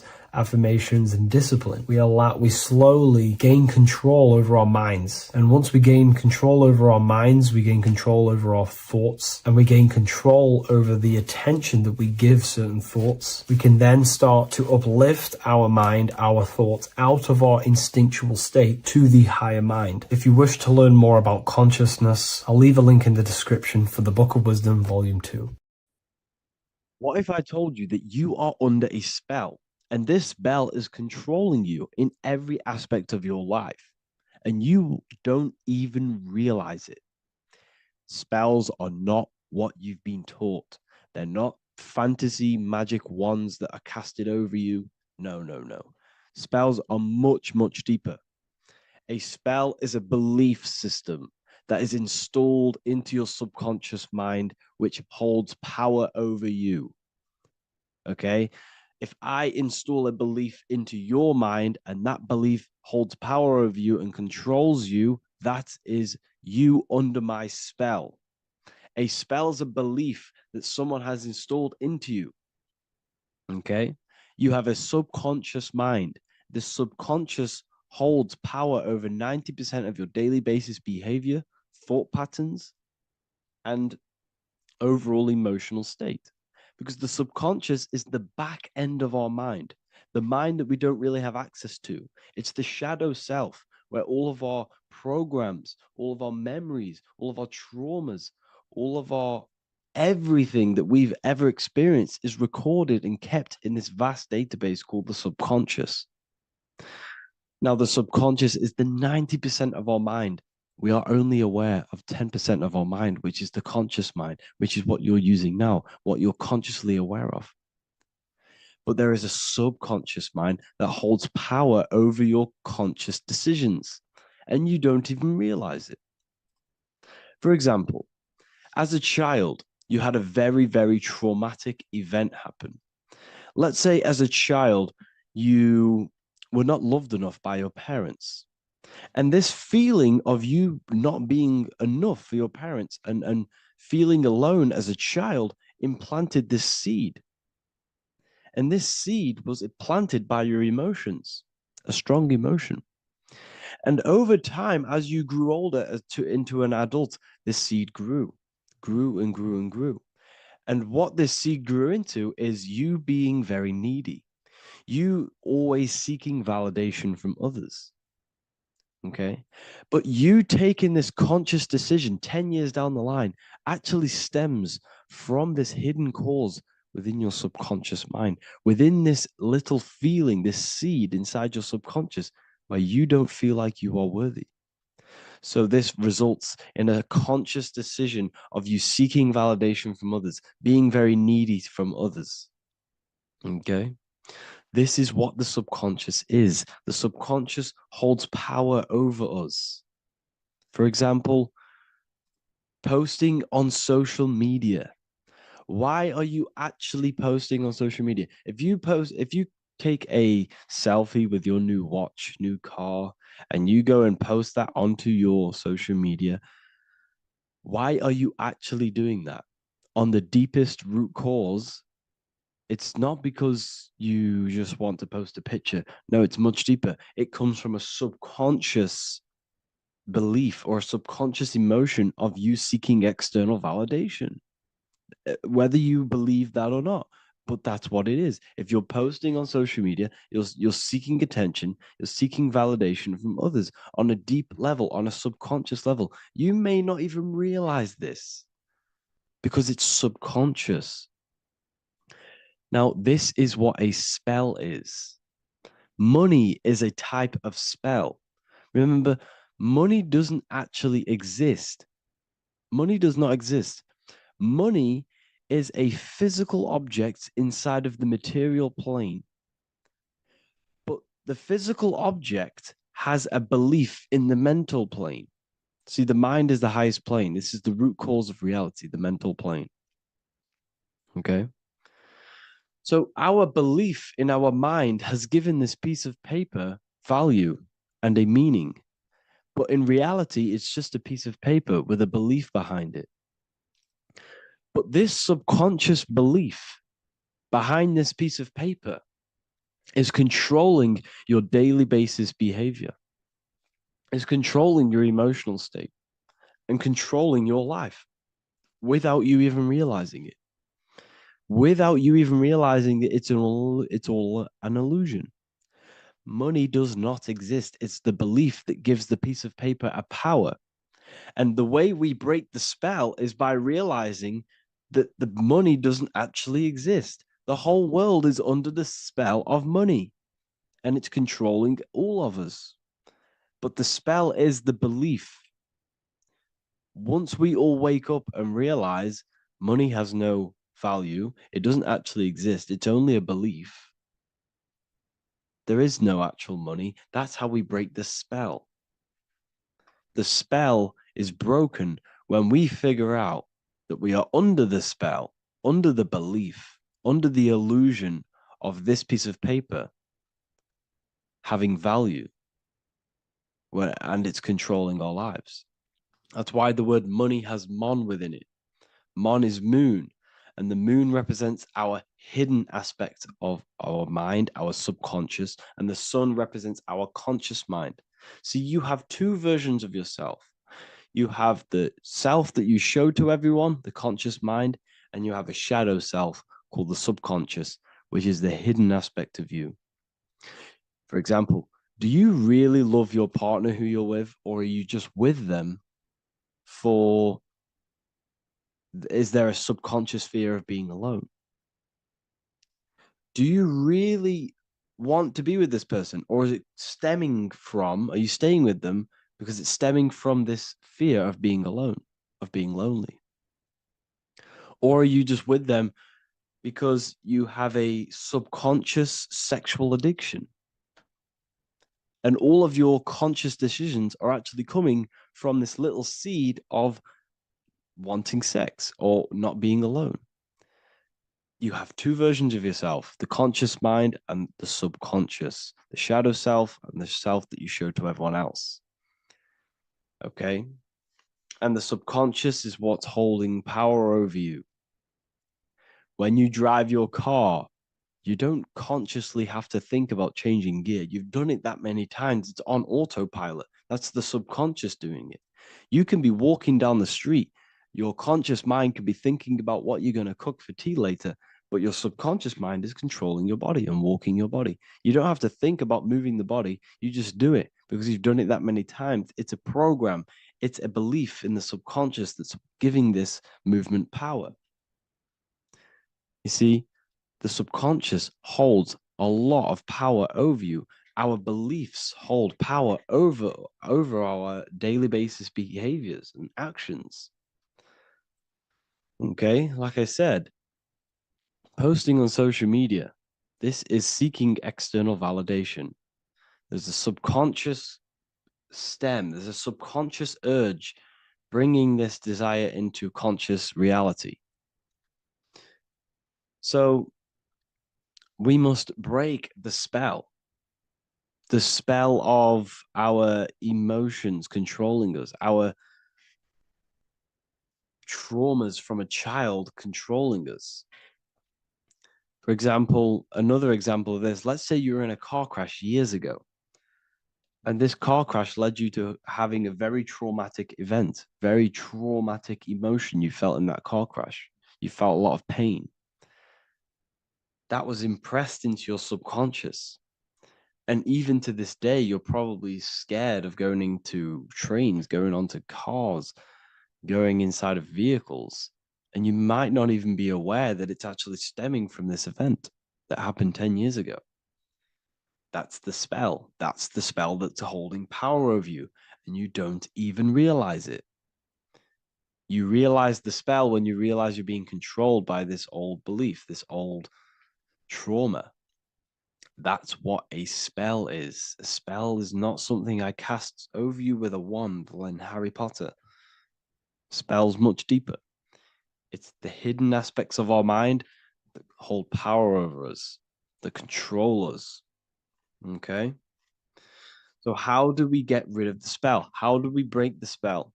By installing new belief systems, by installing new programs into our subconscious. The subconscious is is impressed by repetition and emotion. Everything you do on repeat, for example, tying your shoelaces, you can be looking up into the sky, closing your eyes, thinking about what you're going to create for tea while doing your shoelaces. You've done it that many times, you don't have to think about it. That's the subconscious taking over. Okay. That's the repetition aspect of the subconscious. For example, you could probably run down your stairs. You know exactly how to run down the stairs. If I tried to run down your stairs, every staircase is different. I'd probably fall over. But you've done it that many times, you know exactly how to do it. It's what we call ritual. When you have an evening ritual, when you tidy the house, you do your skincare routine, you wash your teeth, that's a ritual. This is what the ancients called ritual. When we do rituals, we're trying to implant something into our subconscious to either remove an old program, an old seed that is controlling us, for a new one that's going to grow into new light, into a new reality. So you can implant messages, implant new programs into our subconscious, which will then grow into a new reality. Okay? Because if I tell you something over and over and over again every single day, for example, if I say, you do what I say every single day I repeat this statement into your ears, about a month or 2 months in, you're going to start to believe in that statement and you're going to start to be under my spell. You're going to start to do everything that I say. So this is what spells are. Spells are subconscious beliefs that hold power over you, and you don't even realize it. So we need to remove these old programs we have that are controlling us for new programs. And we do that through ritual, affirmation, and imagination. Repetition and emotion is key to impressing the subconscious. They are the two ways that spells are created, that programs are created. The subconscious only knows the now, and it only knows you. So every word you say is a spell. So when you call someone else a name, you're calling yourself a name, because your subconscious takes everything you say as truth, because it only knows you. It doesn't know anyone else. So every night we can do affirmation. We affirm the reality we want. This is what we call a ritual. We sit down or we stand up, whatever it is, you affirm the reality you are, I am statements. And then you imagine that reality. And you do this over and over again, every day, twice a day, 3 times a day, however many times. And this will cause repetition. This will install a new belief system into your subconscious, which will then start to show in your external reality. It will start to put you under a spell of the new program. For example, if I install into my subconscious that I believe that I am rich, every single night I affirmate that I am rich, I am wealthy, I am free. And then I do a ritual. I start to imagine this reality. Every single night I do these two things on repetition, and I start to feel the reality and imagine the reality. Over time, I'm going to start to believe that I am rich, that I am free, and I am wealthy without having the physical reality. And what this will do is that it'll implant a message deep within your subconscious mind. It will plant the seed of this belief. And this belief over time will grow into 90% of my thoughts, 90% of my actions, 90% of my words. My words, my thinking will change due to this new belief. I may not even realize it, but I'm looking for more opportunities to make money. I'm speaking to more people because of this belief that I've installed. This belief has triggered new ways of thinking. My mind, my conscious mind, is now only operating to fulfill this belief. And my conscious mind might not even be aware of it. You won't even realize that you're manifesting this belief of being rich. And that's how it happens. You implant the belief within your subconscious. You implant the spell into your subconscious, which will then gain control over you. So we need to make sure we're removing the negative spells, the negative programs that are controlling us for new regenerated ones, for new ones that are going to create new realities, a better life. Okay? You don't want negative traumas, negative seeds controlling you and growing into your life. If you don't cut them off, they will continue to grow and grow and grow. Your anxiety will get bigger and bigger and bigger. Your depression will get bigger and bigger and bigger. But it's all actually stemming from one belief system or one trauma. Okay? So this is important. Everything in this physical plane is an effect of the higher planes, is the shadow of the mind. Everything we think, all physical objects began as a thought, then an imagination, then energy, then a physical reality. So we must change the mental plane. We must plant seeds into our mind to change down into our physical material life. It's about manipulating this higher plane so we can create change and effect in the physical external material plane. That's what magic is. This is what spellcasting is. This is all what it is. It's not fantasy. This is the manipulation of the higher planes of consciousness, which your mind has access to. You have access to these higher planes. Okay? This is exactly what I teach in my university. I teach different rituals. I teach specific rituals to get rid of certain things, certain belief systems. I teach all different rituals, all different ways for you to create your own reality and live the best reality you want. We also have all of these different courses. We have activating the inner eye. This will teach you exactly how to lucid dream and activate your inner vision of imagination. We have the sexual alchemy course. This will give you the power of transmuting your sexual energy into creativity. We have electromagnetism studies. We have esoteric exchange and an exclusive live call that we do every single week. And I connect with all of the students. They can ask me questions, can speak with me one-on-one inside of these live calls. We have the real numerology section. We have the health section. We have a lecture section. Look at all of these lectures we have on occultism, symbolism. All of these lectures are designed to gain you power, to give your personal power back to you, to make you realize things about you. We have a meditation section. We have a library section where you can download all of our library, all of our books, different books on occultism, symbolism, Freemasonry, astral projection. And of course, we have the Manifestation Mastery course, which teaches you exactly how to create reality so you can live that desired reality that you want. This is the last chance to lock in the price of $55 a month. This is less than $2 a day. You can really level up your life because the price is going to increase as the value of the university increases because there's a new symbolism course coming out. And if you join now, you'll get this course for free because obviously when this course releases, the price will go up. The symbolism course will teach you the language of esoteric and occult symbolism. I'll leave the links in the description. Make sure to leave a like, comment, subscribe to the channel if you want to see more content. Thank you all, people. Have an amazing day. What if I told you you don't have one body? You, in fact, have four. There's a secret hidden right in front of you, and most of you overlook it. And by learning these teachings today, this will change your perspective on life, on yourself, and completely change the conception of yourself. This is the key to your highest potential. If you stay with me today, you will find secrets about yourself that will change your life. But I warn you, once you step this path of esoteric knowledge, there's no going back. Once you see, you can't unsee.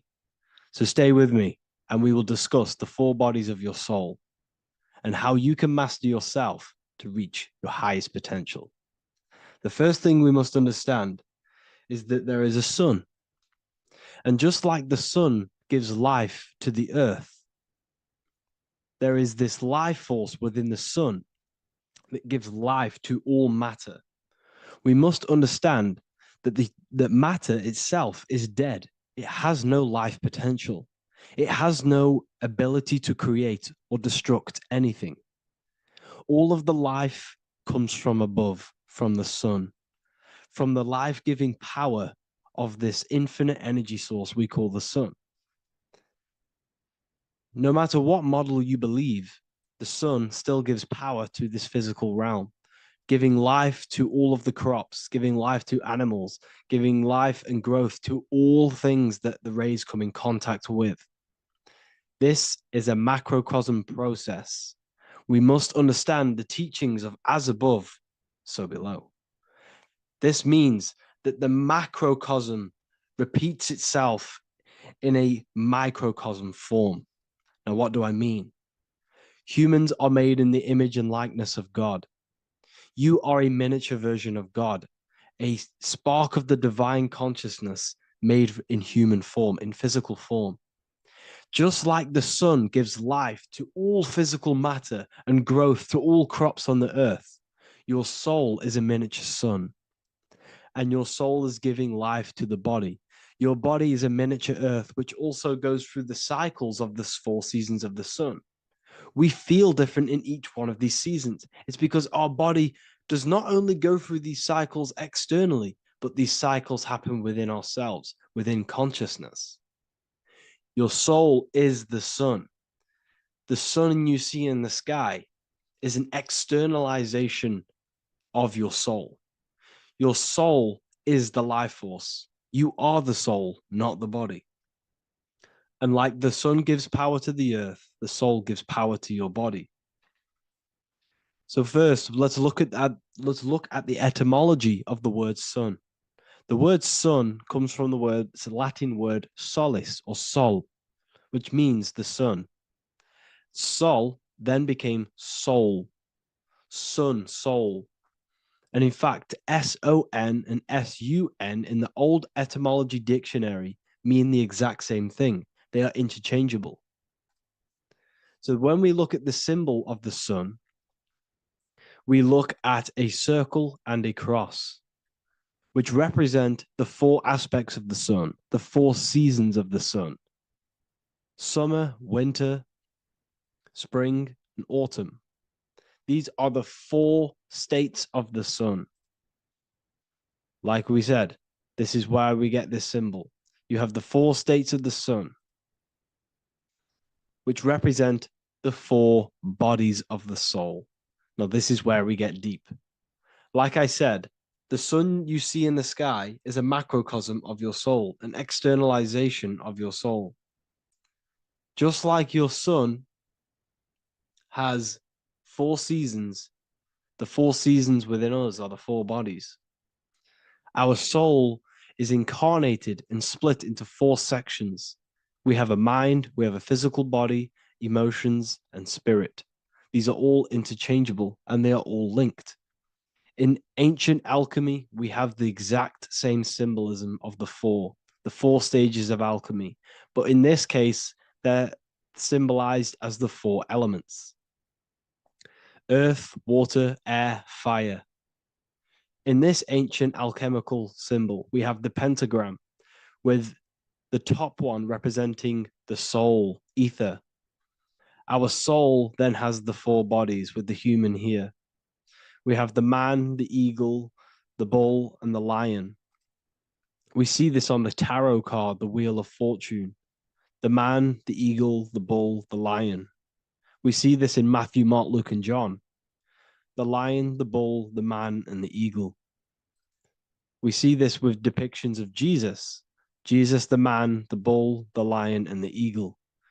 These represent the 4 fixed signs of the zodiac: Taurus, the bull; Scorpio, the eagle. Scorpio was symbolized as an eagle. It's an ancient symbol. Now it's been changed to a scorpion, of course.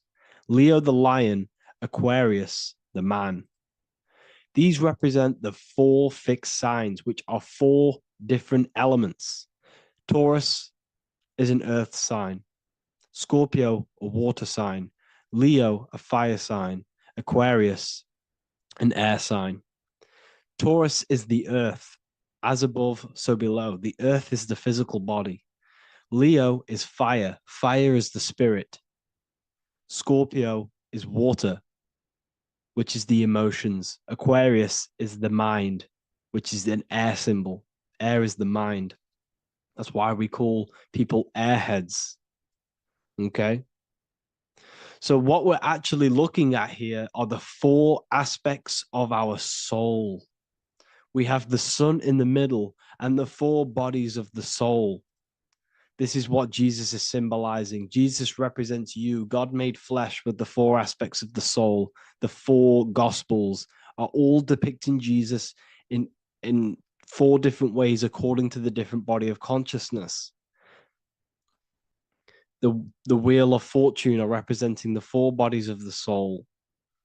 This represents the 4 bodies. Now, how are they 4 bodies?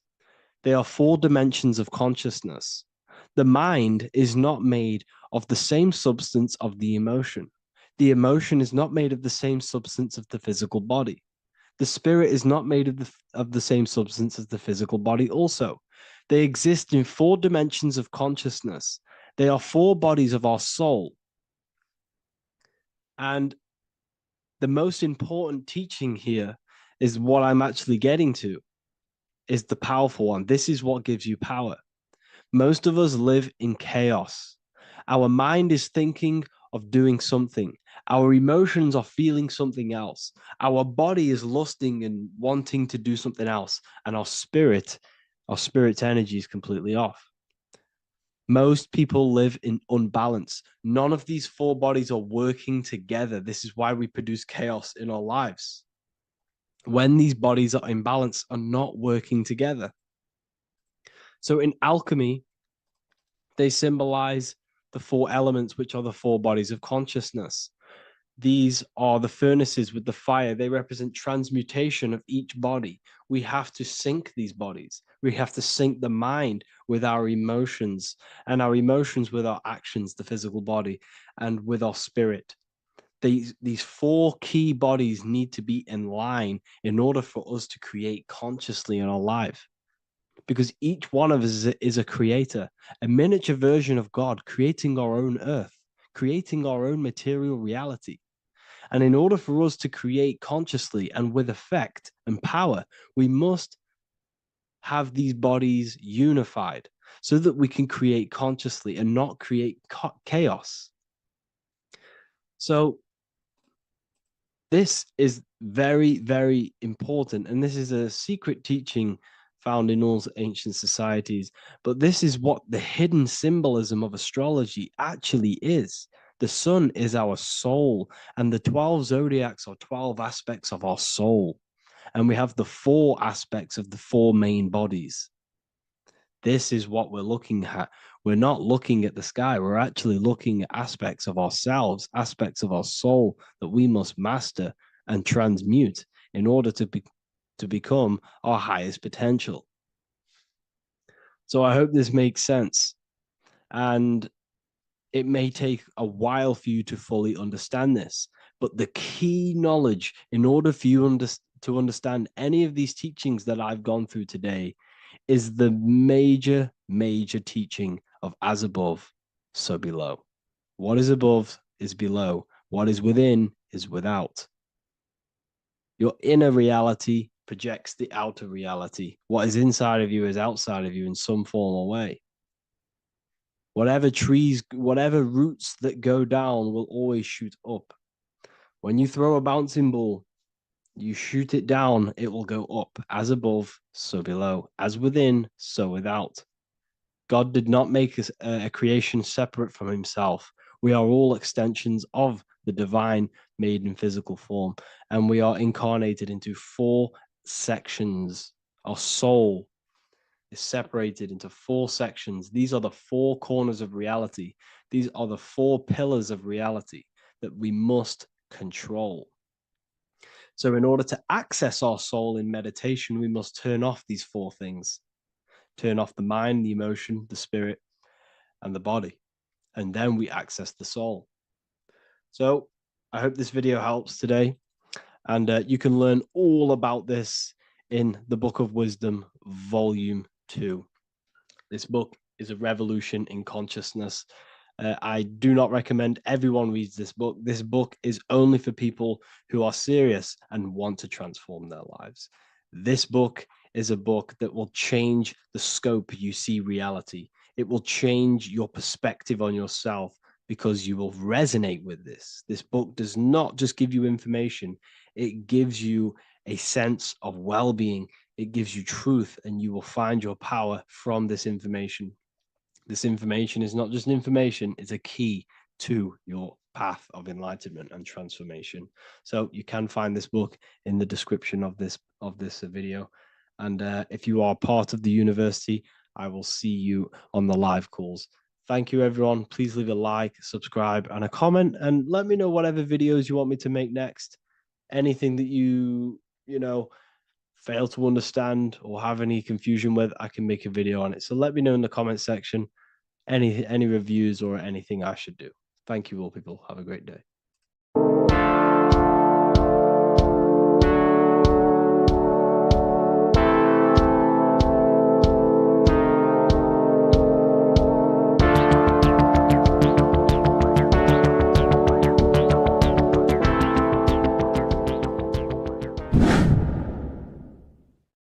What is good, people? We're back with another video, and today we're talking about the chakras. Let's jump straight into this because I know there's been a lot of requests for this video. So let's jump straight into this. So you have 7 chakras, right? 7 chakras, and these chakras are feeding off your electromagnetic field, known as your aura. This is both positive and a negative pole, male and female, right? This electromagnetic field is made out of electric and magnetism, and together they come as electromagnetic. Now, your chakras, the word chakra just means wheel, spinning wheel, because that's what they are. They're spinning wheels of energy. They do not exist on this physical plane. They exist on the etheric plane. Okay.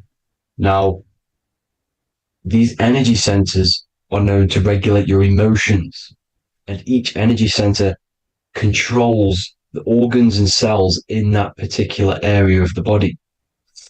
So, for example, your sacral chakra will control the cells and organs of your sexual reproduction area.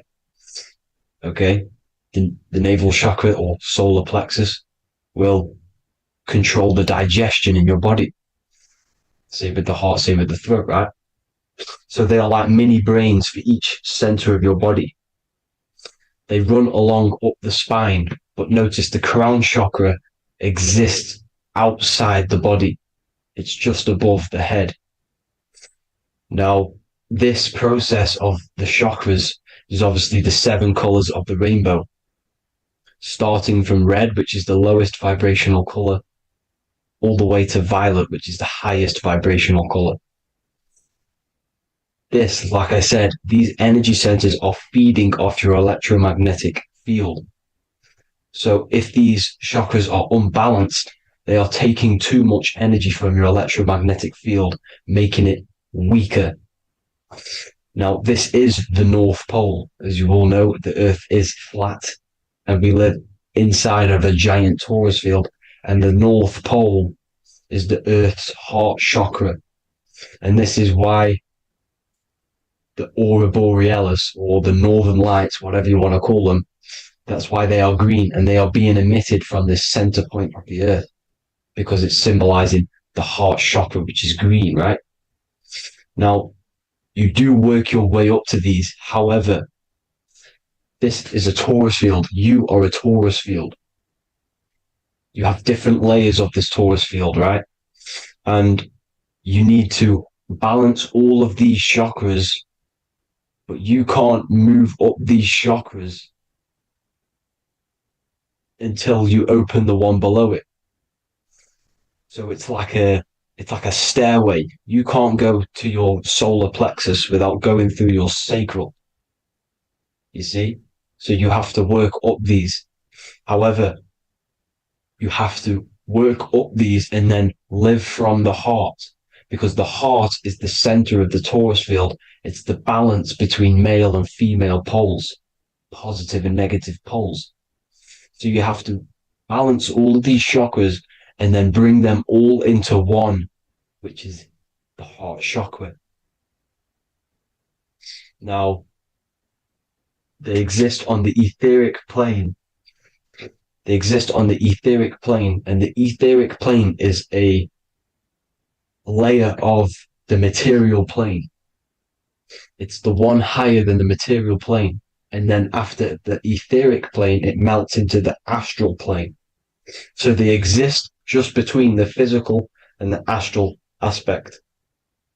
Now, this is the yin and yang matter, which is the lowest root chakra, physical matter, and then to spirit, because high vibrational matter turns into spirit, low vibrational spirit turns into matter. So they're interchangeable. This is the yin and yang. Now, when you see ancient paintings with the halos, you see this is like a toroidal field coming out the top of his head, you see, with a halo. This was symbolizing in the old days, in the ancient days, that they've aligned their chakra, they've reached Christ consciousness, which is God consciousness, right? Now, this electromagnetic field is the apple that we bit out of in the Bible, because you see that apple is a torus field. So they were metaphorically or personifying the torus field. That's what the Bible is. It's a massive personification. It's all metaphors. You have to read it properly. It's got a greater meaning behind it. Now, when we bit from the apple, we ate from the tree of knowledge, which is good and evil. Our lower mind took over, so we materialized to feed our physical bodies. We materialized through Saturn. That's what Saturn does. Now, if you don't understand that, go and watch the video previous to this one called Occult Secrets of Saturn. And that will show you how Saturn is the materializer. Now, this is one of the secrets behind the Masonic compass, electric and magnetic, male and female, duality, positive and negative. Now, like I said, they teach you about the torus field, about a magnet in school, but they don't teach you about your electromagnetic field. Everything alive has a torus field. It is the building block of this creation. Absolutely everything has a torus field. There's not one thing without it. And as you can see here at the center of the apple, that's where the seed is. That's where the life is. The reproduction of that organism. As you see, this is where the most electromagnetic energy is stored, in the center, because this is where the two duality, this is where the field meets at the very center. This is why the seed is at the very center. Now, your spine is a elongation of the brain. The brain is heaven, and the bottom of the spine is hell. So this is Saturn, which is the root chakra. The 7 planets are associated with each chakra. Moon equals mind. Okay. Now, Saturn is physical matter, as I've just explained. This is the lowest vibrational color. And they want you trapped down here, which is your hell state, your animal nature, your physical nature. They want you to identify as the physical body. They don't want you to reach these higher states of consciousness. Okay? Now, in the brain, you have 12 convolutions. Now, this is what they were symbolizing in the Bible with the 12 disciples. And obviously in the Bible, it says the upper room where Jesus met with his disciples. This is heaven, the brain, the higher states of consciousness. Now, this is your North Pole. This is Jacob's ladder.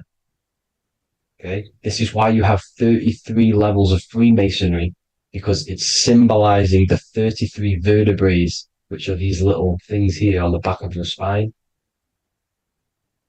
Because once the Kundalini energy from the bottom of your spine rises to the top, this is when you get enlightenment and opens your third eye. Spiritual enlightenment. As you can see here, this is Jacob's ladder. This is the Kundalini symbol, right? And they're even showing you this in the medical symbol. They're putting it in your face. but the serpents are wrapped around the spine. Now, the serpents symbolize how the energy moves around the spine because it's a torus field, you see? At the center of the torus field, it wraps around the center pole. It wraps around it, and this is how the energy moves up. So they're symbolizing it with the serpents. Okay? Now, every religion has a sacred river. For the Egyptians, it's the River Nile. For Christianity, it's the Jordan River, right? This river is the canal, the energy canal at the center of your spine, all the way leading to heaven, to the Holy Land. This is the chamber which the energy rises up, right? Now, they used to say the gods descended from heaven to man. This is just heaven. This is the mind state. And they said the gods were connected by a rainbow bridge. That's the chakra system, the rainbow bridge. Okay. Now, the ancients called this place Midgard, Earth, where both evil and good live, right? Midgard. But you can go to heaven, which is a pure mind state, because once you're in heaven, nothing negative can ever bother you. That's completeness, pure Christ consciousness. Now, this is why Jesus dies at 33. He didn't actually die, but it's symbolizing the death of the physical body. Not the death of the physical body, but his consciousness rising above the physical body to, as I said here, matter to spirit. Matter died off and he came spirit consciousness. This is symbolized by the 33 vertebrae, which is obviously the 33 levels of Freemasonry. And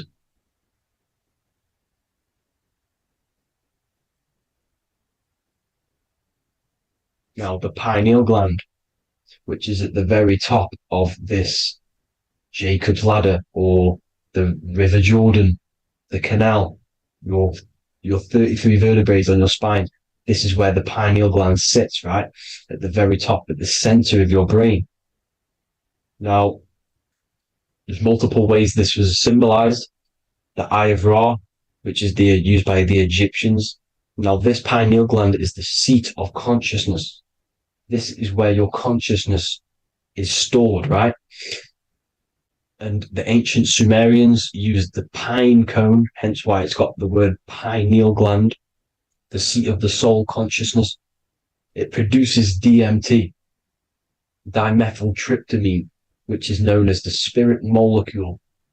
And the pineal gland is wrapped in microcrystals, and we all know crystals transfer frequency and energy. Now, radios use crystals. A radio is a frequency transmitter, turning a frequency into a frequency that we can hear with our ears, right? Because all the radios are actually playing right now in your ears. However, our ears can't pick it up, so the radio transmits it into a frequency that we can hear using crystals. So this is the power of crystals, and this is what our third eye is wrapped in, crystals. Now, this third eye is not actually your third eye, it's your first eye.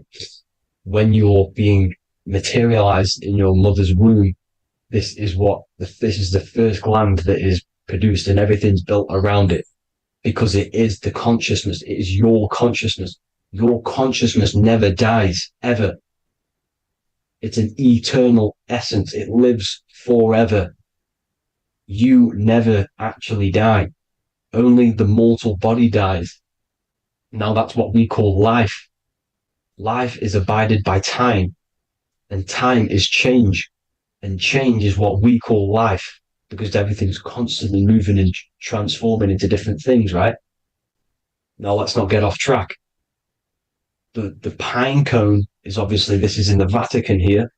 The pine cone is symbolized as the pineal gland, pine. And this is the opened pine cone. The opened pine cone means, or symbolizes, the awakened man, the awakened third eye. But the ones here, which the Sumerian gods are holding, these are shut pine cones, symbolizing the unawakened man, But let's not get confused, people. These gods were not gods. They are human beings just like you. They reached Christ consciousness. They are nothing more special than you. They just had the ability to reach Christ consciousness. And obviously their knowledge was far more intelligent than ours, far more advanced than ours. They knew the truth about this reality to the depths. Now, the ancient Hindus had a goddess called Kundalini, which is said that she descended by the means of a ladder or a cord from heaven, which is symbolizing the spinal cord. Now, this is what Hickory Hickory Dock, the mouse went up the clock and came back down. This is all these stories, like Santa as well. Santa comes up and then down the chimney. This is symbolizing the Christ oil. There's an oil which is produced in your pineal gland, right? And this oil travels down the spine. And once it's down on the spine, you must have to raise your consciousness, just like I said, with the chakras. You have to raise your consciousness, raise your vibration to heat up this oil and turn it into a gas. And it travels back up the spine through like the serpents up the spine, and this awakens the third eye once it's coming back up the spine and hits the pineal gland. This is the secret behind Santa and Hickory Hickory Dock, because Santa comes down and feeds the presents and goes back up the chimney, and he lives in the North Pole, the positive pole. This is the North Pole, people, and the presence is your sacred oil.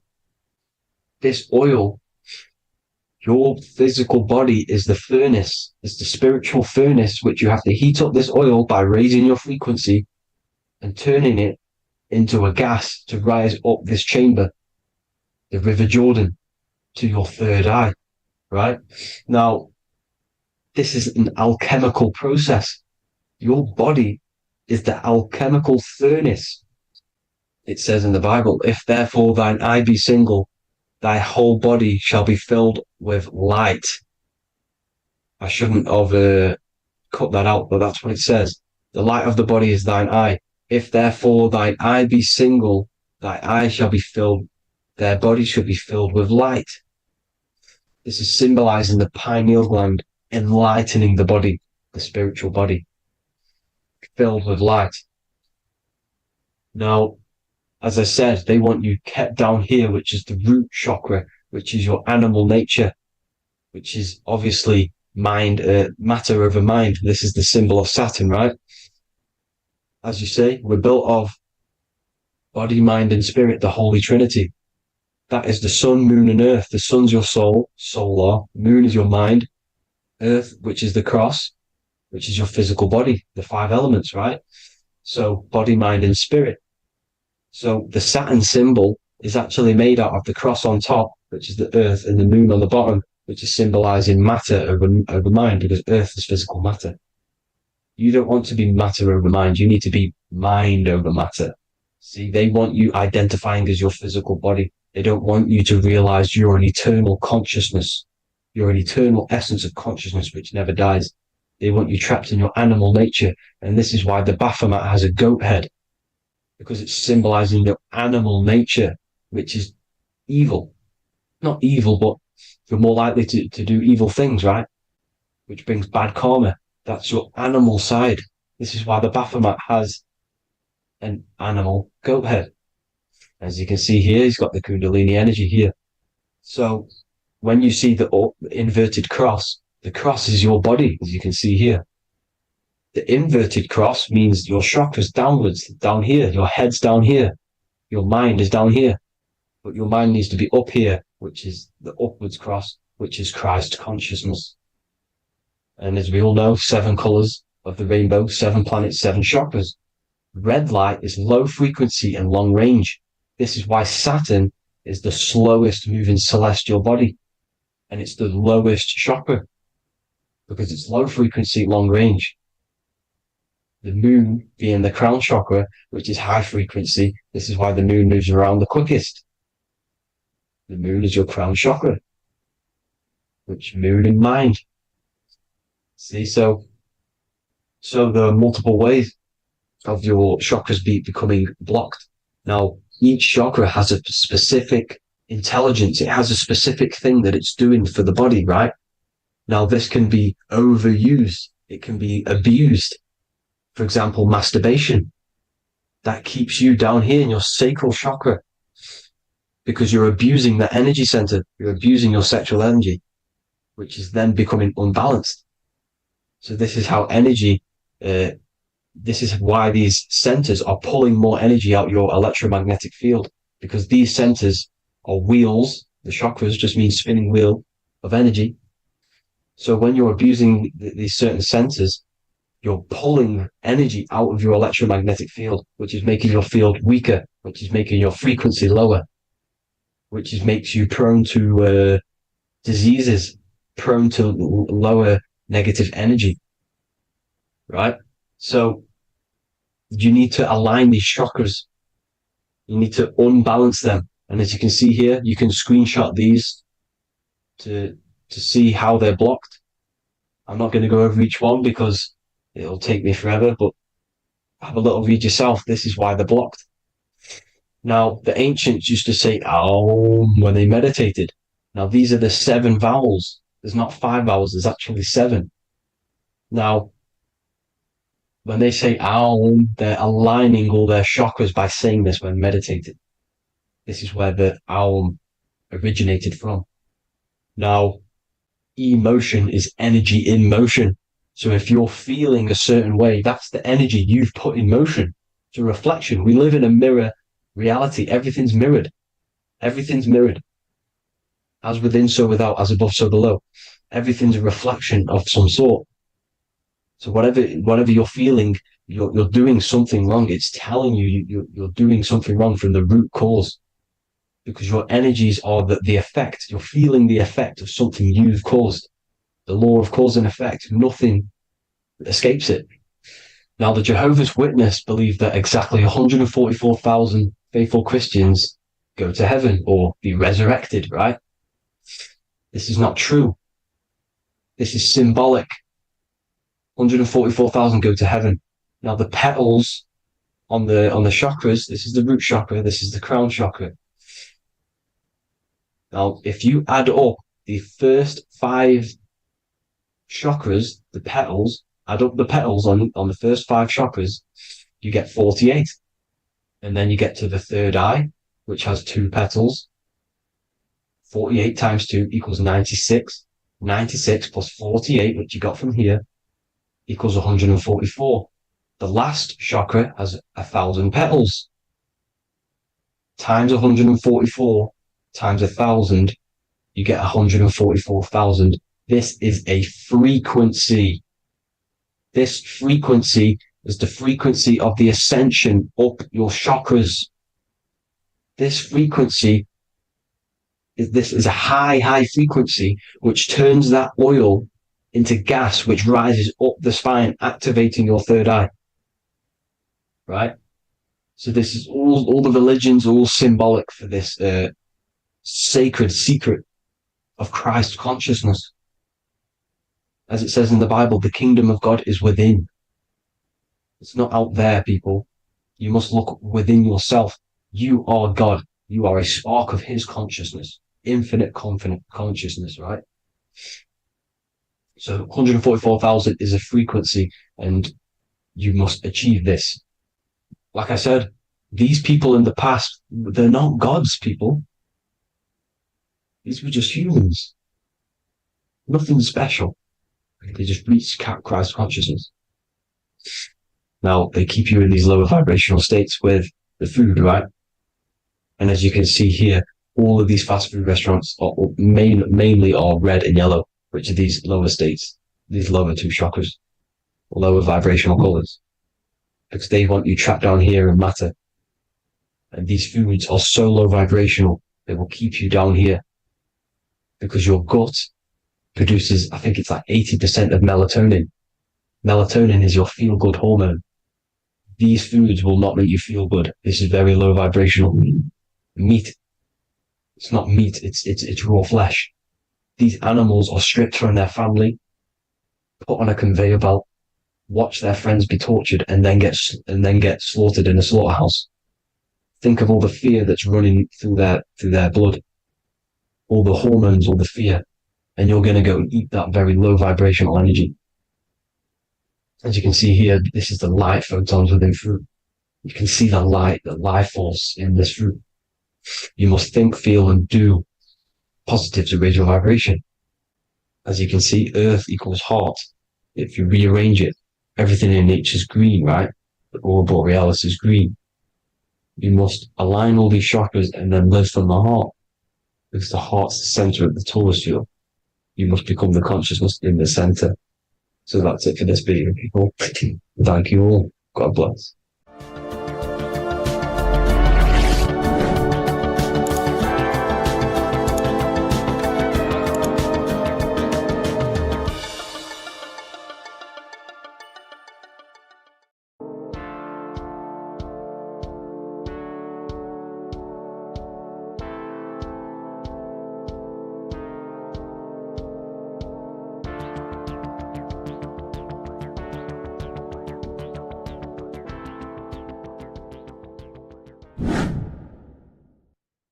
Left and right hemisphere, and what are they doing? How does it contribute towards your perception in this world? And this is what we're going to be talking about in today's video. We're going to be breaking down the two hemispheres of the brain and how they function in your life. So first, we have the left hemisphere. This is the logical hemisphere. This is the analytical, divided, scientific, or verbal hemisphere. The right hemisphere is creative, wholeness, artistic, symbolic, and metaphorical. The right hemisphere does with non-verbal things. It produces a holistic perception. It is more to do with creativity. Because what you must understand is that we are not in the external world. The world is produced by our brain. We see with our brain. Our eyes are a part of the brain. What we touch is the brain's interpretation of electrical signals on the nervous system. What we smell is the brain's interpretation of smell through the nose. What you taste is your brain's interpretation of chemical reactions on your taste buds. So what you are experiencing is the brain. The brain is a computer creating a simulation. And you have two hemispheres which breaks down this reality. So essentially, the brain is the perception creator. It creates perception. So if the brain is creating this, who is the one experiencing the brain? Well, that is you, the consciousness, the mind, the all-seeing eye. You are the all-seeing eye experiencing the brain, the observer behind the brain, behind reality, behind the emotions.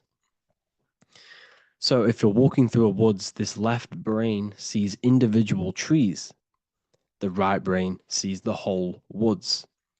It sees the biome. It sees the bigger picture. So when you are walking through this woods, the right brain picks up a holistic perception of reality. It creates the woods as one unified woods. The left brain's job is to break this down and analyze it so that we can see individual things. And this is also necessary for humans to have the ability to break things down and manipulate things in this world. So without this left hemisphere, we could not manipulate things and break things down. So this right hemisphere is important because it sees the whole woods. It sees humanity as one unified consciousness. However, the left hemisphere sees individual egos. So the left hemisphere is the place of the ego because it only understands it sees the world very divided. Okay, so for example, here's another example of the left and right hemisphere. If someone pulls out in front of you in traffic, your left brain's going to start going crazy and analyzing them, calling them names. The right hemisphere, however, sees the bigger picture. Maybe he didn't see you. Maybe it's just a mistake. Maybe he's in a rush. You see how the two brains are very different. They do the same thing, but they function in different ways. The right hemisphere is feminine, the left hemisphere is masculine. So like I said, this person pulls out in front of you, you start to think with the left. If you start to perceive that in the left brain, you're going to start analyzing them. You're going to start going crazy and calling them names because you're analyzing it. You're not seeing the bigger picture behind it. You're not seeing it from his perspective. So there is a crossover. So the left hemisphere of the brain controls the right side of the body, the right ear, the right eye. Everything to do with the right side of the body is connected to the left hemisphere, and the right hemisphere controls everything on the left side of the body, including your eyes, your arms, your legs.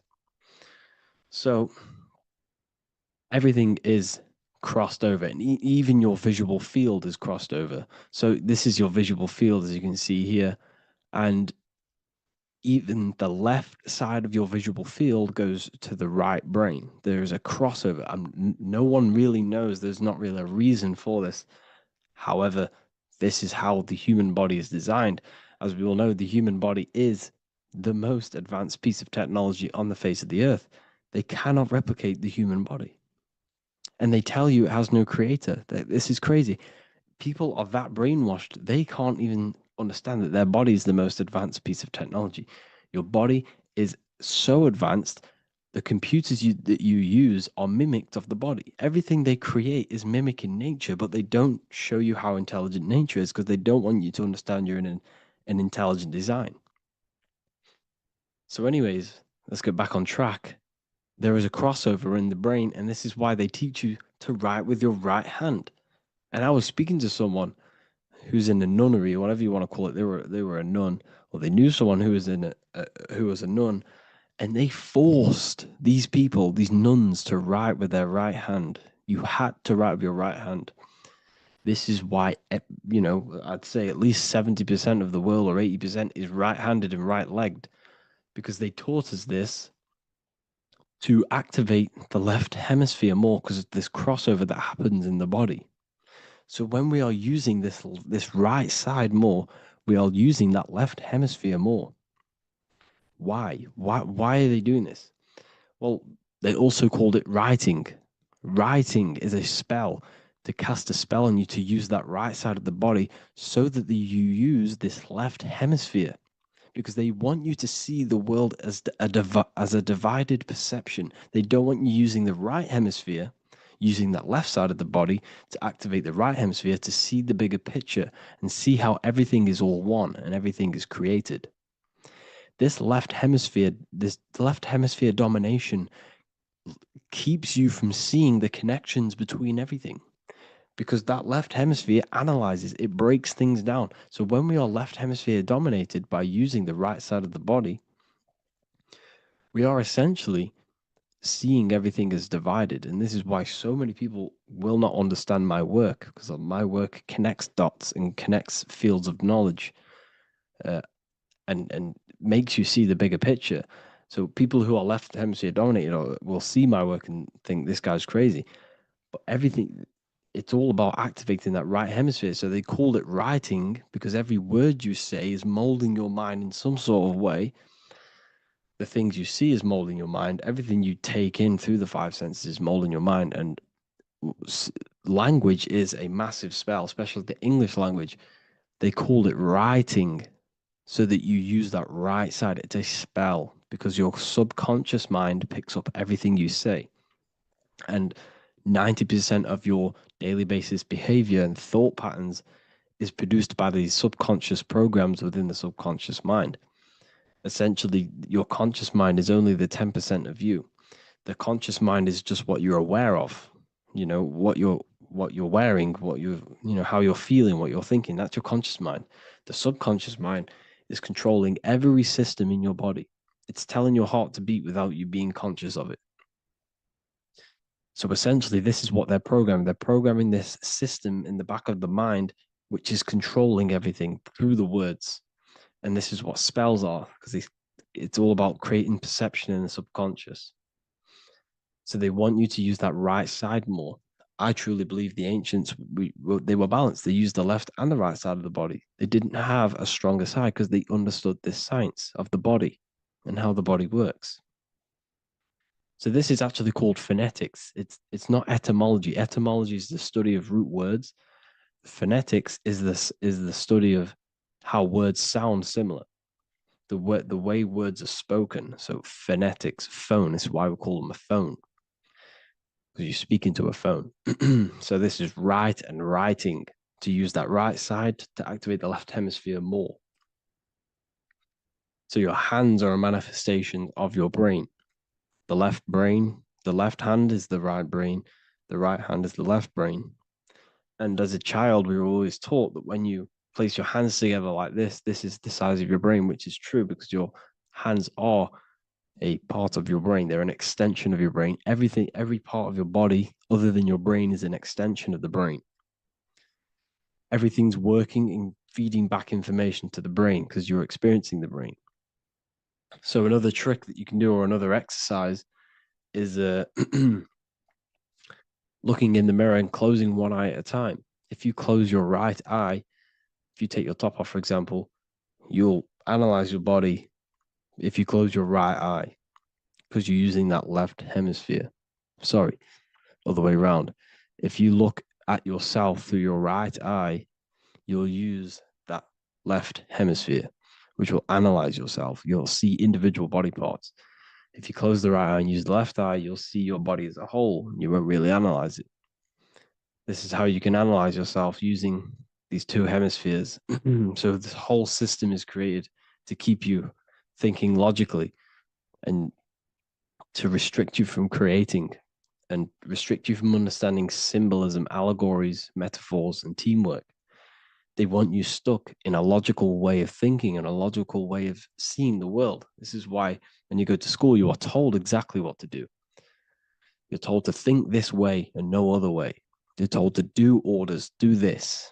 It's a very left-brained system because if we all started to open up this right hemisphere, we'd all see, wow, everything is all one, everything's all connected. And this is what my work is doing. I'm showing you everything is one.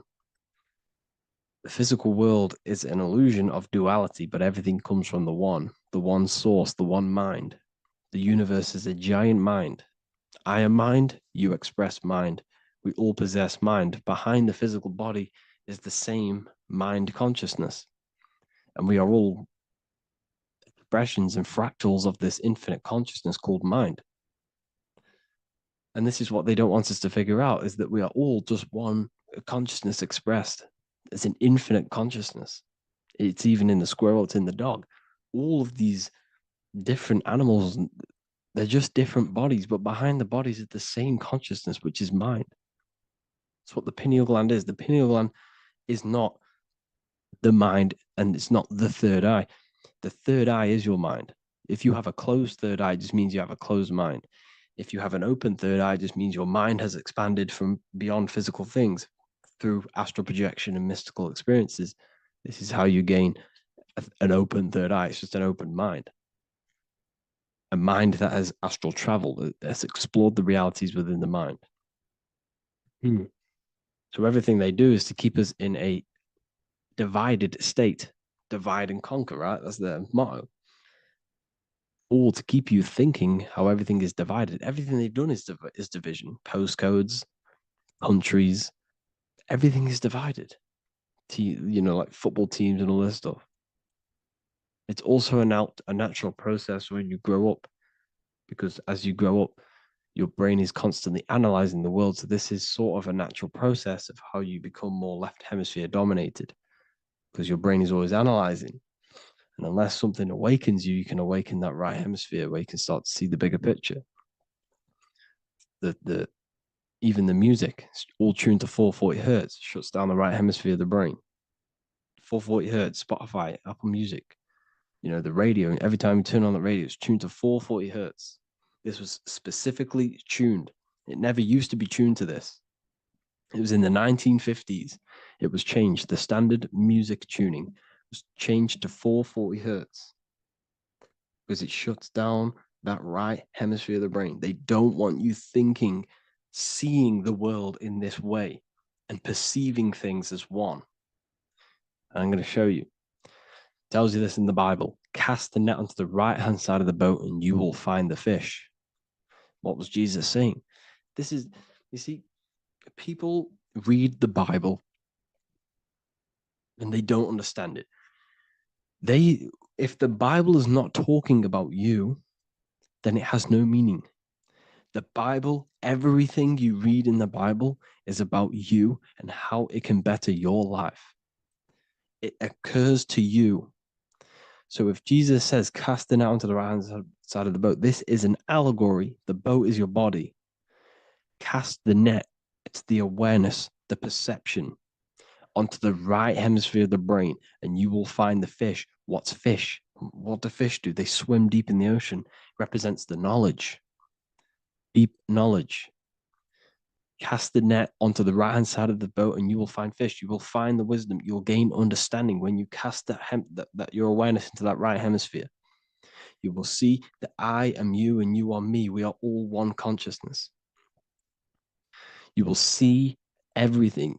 You'll see that the trees are the same patterns as the nerves in your body.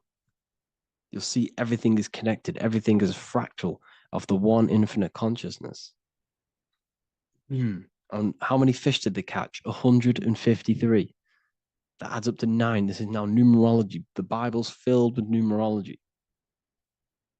Adds up to 9. What's 9? Human consciousness. It represents consciousness. You're in the womb for 9 months. Feminine. It's all about consciousness. And in Revelation 14, and I looked and behold, the Lamb standing on Mount Zion. That's the spines, the mountain. With him, 144,000. 144 adds up to 9. It represents consciousness on top of the spine. You see? And he had his name the name of his father written on the forehead. What's the father? The higher mind, the higher consciousness within you. Where is that? In the forehead, the pineal gland. The pineal gland is the radio receiver for the higher consciousness. Because every body part of the body has consciousness. Your heart has consciousness. Your gut has consciousness. You are thinking with these different consciousnesses. You think with the gut. You think with your penis. You are thinking with all these consciousness. And it's about raising your consciousness to the higher consciousness, which is the father, the mind, in the head. Don't think with the lower parts of the body because that is your animal nature. Think with the higher parts of the body. It's all representing consciousness. How to activate the right hemisphere of the brain? Well, it's all to do with non-verbal things. So music will activate the right hemisphere. Make sure it's tuned to the right frequency though. 432 hertz, 528 hertz. Any frequency that adds up to 3, 6, or 9 is good for you. Meditation, turning off the thoughts, and you raise yourself to the higher brain. Symbolism. Symbolism is all right hemisphered. Reading between lines, metaphors, determining the Bible, it's all right hemisphered. Seeing the bigger picture, it's reading between the lines. So tithing in the Bible. These people in the churches are giving 10% of their money to the church. It's nothing but a scam. What these people have done is they have externalized the Bible. They have taken the Bible and literalized it so that they can make a business out of it. So what they're doing is 1/10 of the produce of what it says in the Bible, 1/10 of the produce of the land, whether grain or fruit, is the Lord's and is holy. So what's that saying? The 10th of it's basically saying give the 10% to the Lord, to God. What does that mean? Well, what's the land and the fruit? This represents physical things, the physical things that you have. The 10th of the physical things that you have. What's that? That's your ego. All the physical things that you have is all to do with your ego. That's the lower self. The ego, what is the ego? It's the mind's perception of the physical self. You had no ego when you were a child. Okay, when you were a child, you had no ego. As you grew older, you created the ego. But the ego is the full self. It's the echo. Ego, echo. It's the echo of the full self. So it's saying, give the ego over. Take away the animal self. In that left hemisphere, that's all to do with the left hemisphere. That left hemisphere sees the ego. It sees individuality. It's divided. So it's saying, give that 10%. Give that 10% of you over to the right hemisphere. the 90%. The 90% of you is in that right hemisphere, the higher self. Now, I'm not saying the left hemisphere is bad. Okay, I'm not saying that at all. But it sees it sees things divided. It's like I said, the left, the hands are manifestations of the brain. So when these Christians are praying, they're putting their hands together. What are they doing? They're syncing the brain hemispheres. What you're doing, because everything's an extension of your brain. So if you put your hands together, you're putting the two hemispheres together. And what's happening when you place the hands together? All the electricity in the body is now running in a circuit. Once you connect these two hands, the electrical energy is now running in a circuit. And energy can move around the body quicker and more efficiently. So when you pray, when these people are praying, they don't realize that they're engaging in ancient forms of meditation, of balancing the two hemispheres. So now we're talking about balancing the hemispheres, not the right hemisphere. This is what Israel is. Look at the symbol for Israel, the up triangle and the downward triangle. What's that? The up triangle represents male. The downward triangle represents female. Okay? So this is talking about the brains. Israel is Ra. Isis, which is female, the Egyptian god. Ra, El. El means God. El, electricity. That's the force of the physical world. It's the force that runs this world, electricity. It's the force of God. El, consciousness. It means God. Is Ra, El. Isis, Ra, and El. It's the two hemispheres of the brain, the holy land of Israel. It's the holy land, it's the brain. Once these two hemispheres are synced, this is how you unlock your consciousness. This is the easiest way of astral projecting. Hemisphering, I forgot the word for it. Hemisphere syncretization, something like that. It's about syncing the hemispheres. This is how you unlock your consciousness. Once the brain is running as one electrical system, this is how you balance the two masculine and male opposing energies. Once these opposing energies are no longer in war with each other, the brain, they come together to work as one. You unlock your consciousness. You are born again. What happens when a male and female have sex? It creates a new child. It becomes one. You are born again. Once the two hemispheres of the brain, you are born again. You can then have an out-of-body experiences. So this is why the symbol of the Holy Land, Israel, is the up and down triangle back combined together, because it represents unification of the male and female, unification of the hemispheres. You're born again. You unlock consciousness. And you can get this for free. It's called the Gateway Tapes on my website. Basically, it's a audio track from the government, and they did this in the Gateway Experience. It's a CIA document, and what they do is there are different forms of meditations you go through. I think there's about 5 waves of meditations you do, half an hour each one, and it will teach you. It will sync your hemisphere, because what does it do? They understood that playing one frequency into one ear and another frequency into the other, they understood that the right ear is connected to the left hemisphere, the left ear is connected to the right hemisphere. So when you play 2 different frequencies into both ears, what happens? The brain picks this up, the 2 hemispheres of the brain picks this up, and it syncs it. It syncs these 2 hemispheres, these 2 frequencies together. So now the brain is working as one to sync this frequency. So this is how you can sync your hemispheres, through listening to these frequencies. Okay, you can get them for free and do the meditations yourself. This will definitely help you. This is an easy way to astral project. So it's all about syncing the hemisphere and seeing reality from a unified perception. We should all aim to get out of that left hemisphere. I'm not saying don't use it, but we should now start to see.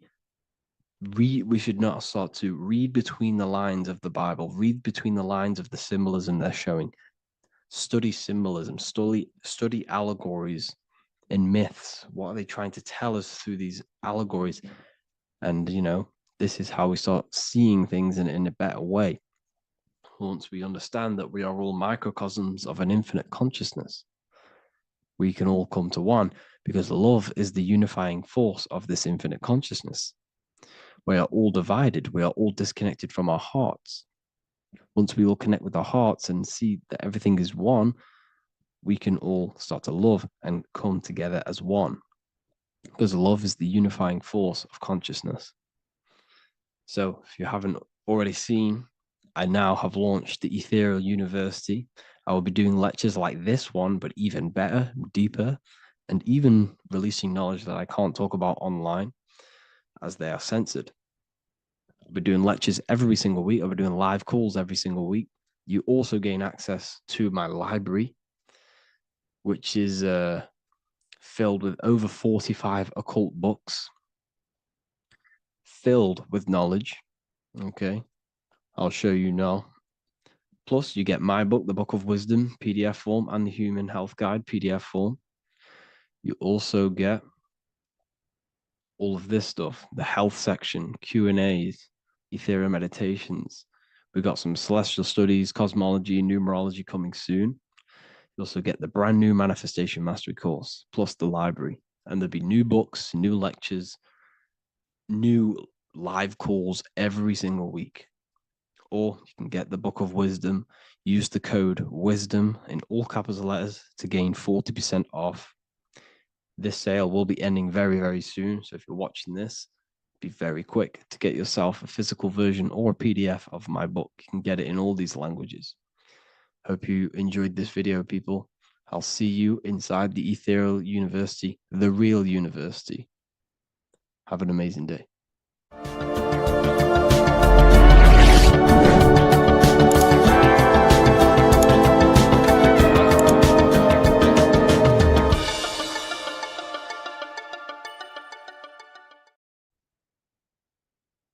In this video today, we're going to be breaking down some Freemasonic artwork, what we have here on the screen. And particularly, this is called the Freemasonic Royal Arch. Now, this is the archway that we're going to be breaking down. Now, this is what we call complex symbolism. Now, what do I mean by complex symbolism? This consists of many different symbols all together producing one piece of artwork. It's many symbols used together to portray one meaning. Now we have checkered floor, we have pillars, we have an eye, we have an archway. This is all complex symbolism. It's painting a picture, an overall symbol. Now, when we're talking about Freemasonic symbolism, it's all about how to gain enlightenment and more self-awareness. Now, that is the aim of Freemasonry, of the spiritual path that you are walking, consciousness and gaining higher awareness, because this is the eye. The eye is conscious. The eye sees, it perceives. It's about gaining more consciousness, more light, more awareness of yourself, understanding of your power, the power of the mind, the power of yourself, the power of the body. Okay, so this is symbolism and instructions. These symbols are hiding instructions on how to gain higher awareness, which is symbolized as light. Okay, so when we look at this image, the thing that stands out the most is that we have these two pillars. We have a left and right pillar. The left pillar represents masculine forces, because normally we have like a sun here and a moon here in their different artwork. But in this one, we don't have a sun and moon. Okay.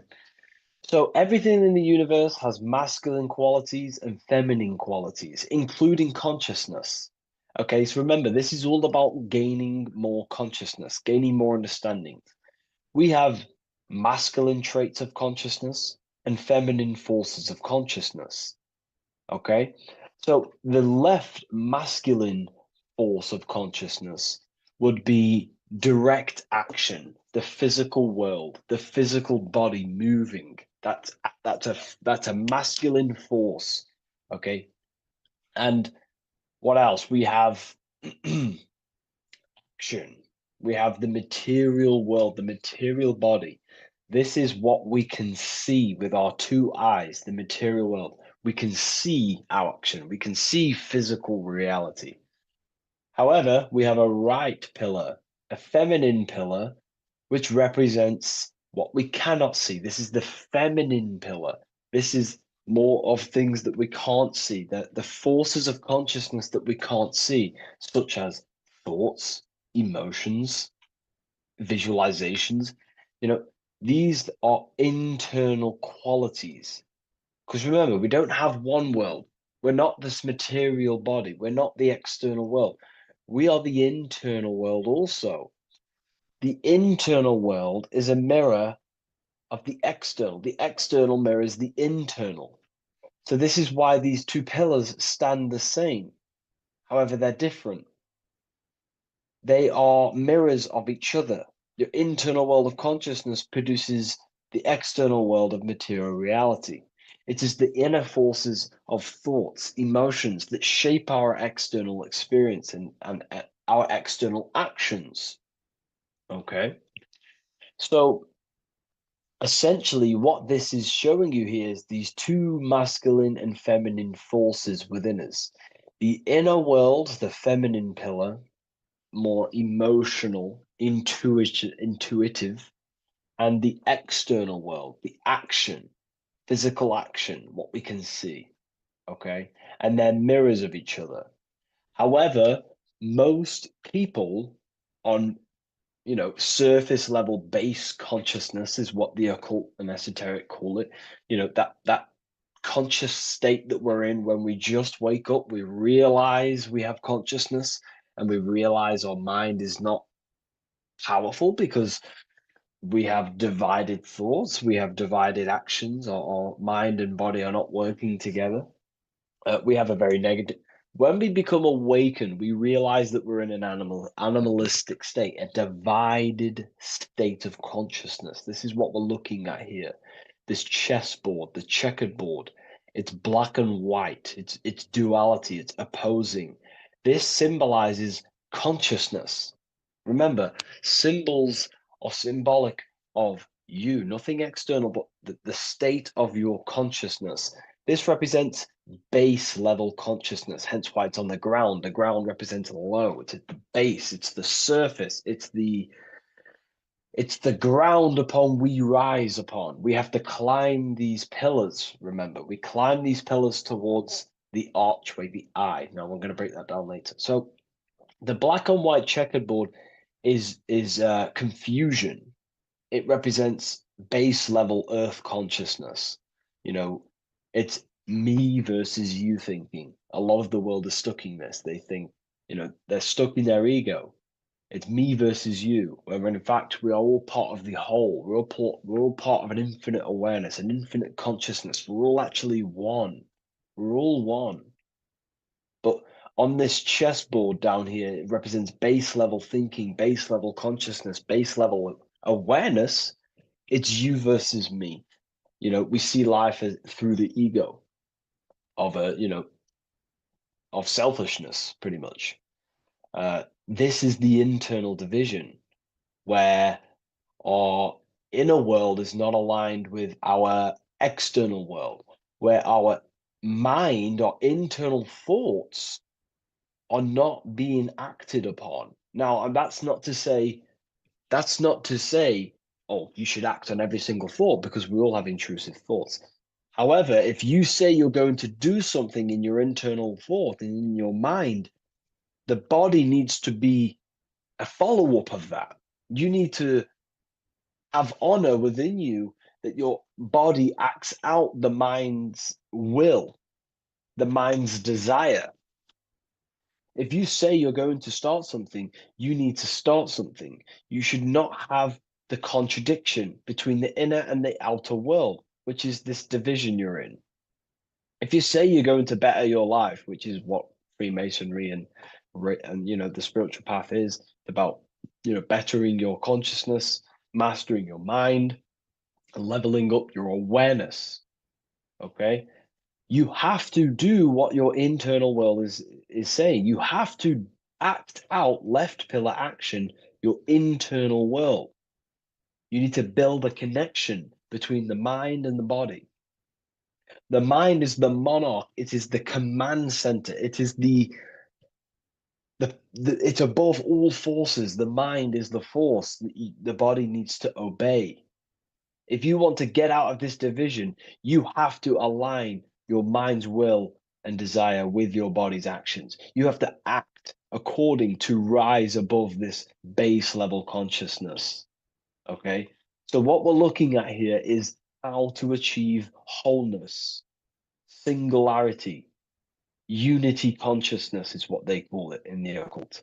Unity consciousness, where there is no external physical body and internal mental body contradiction.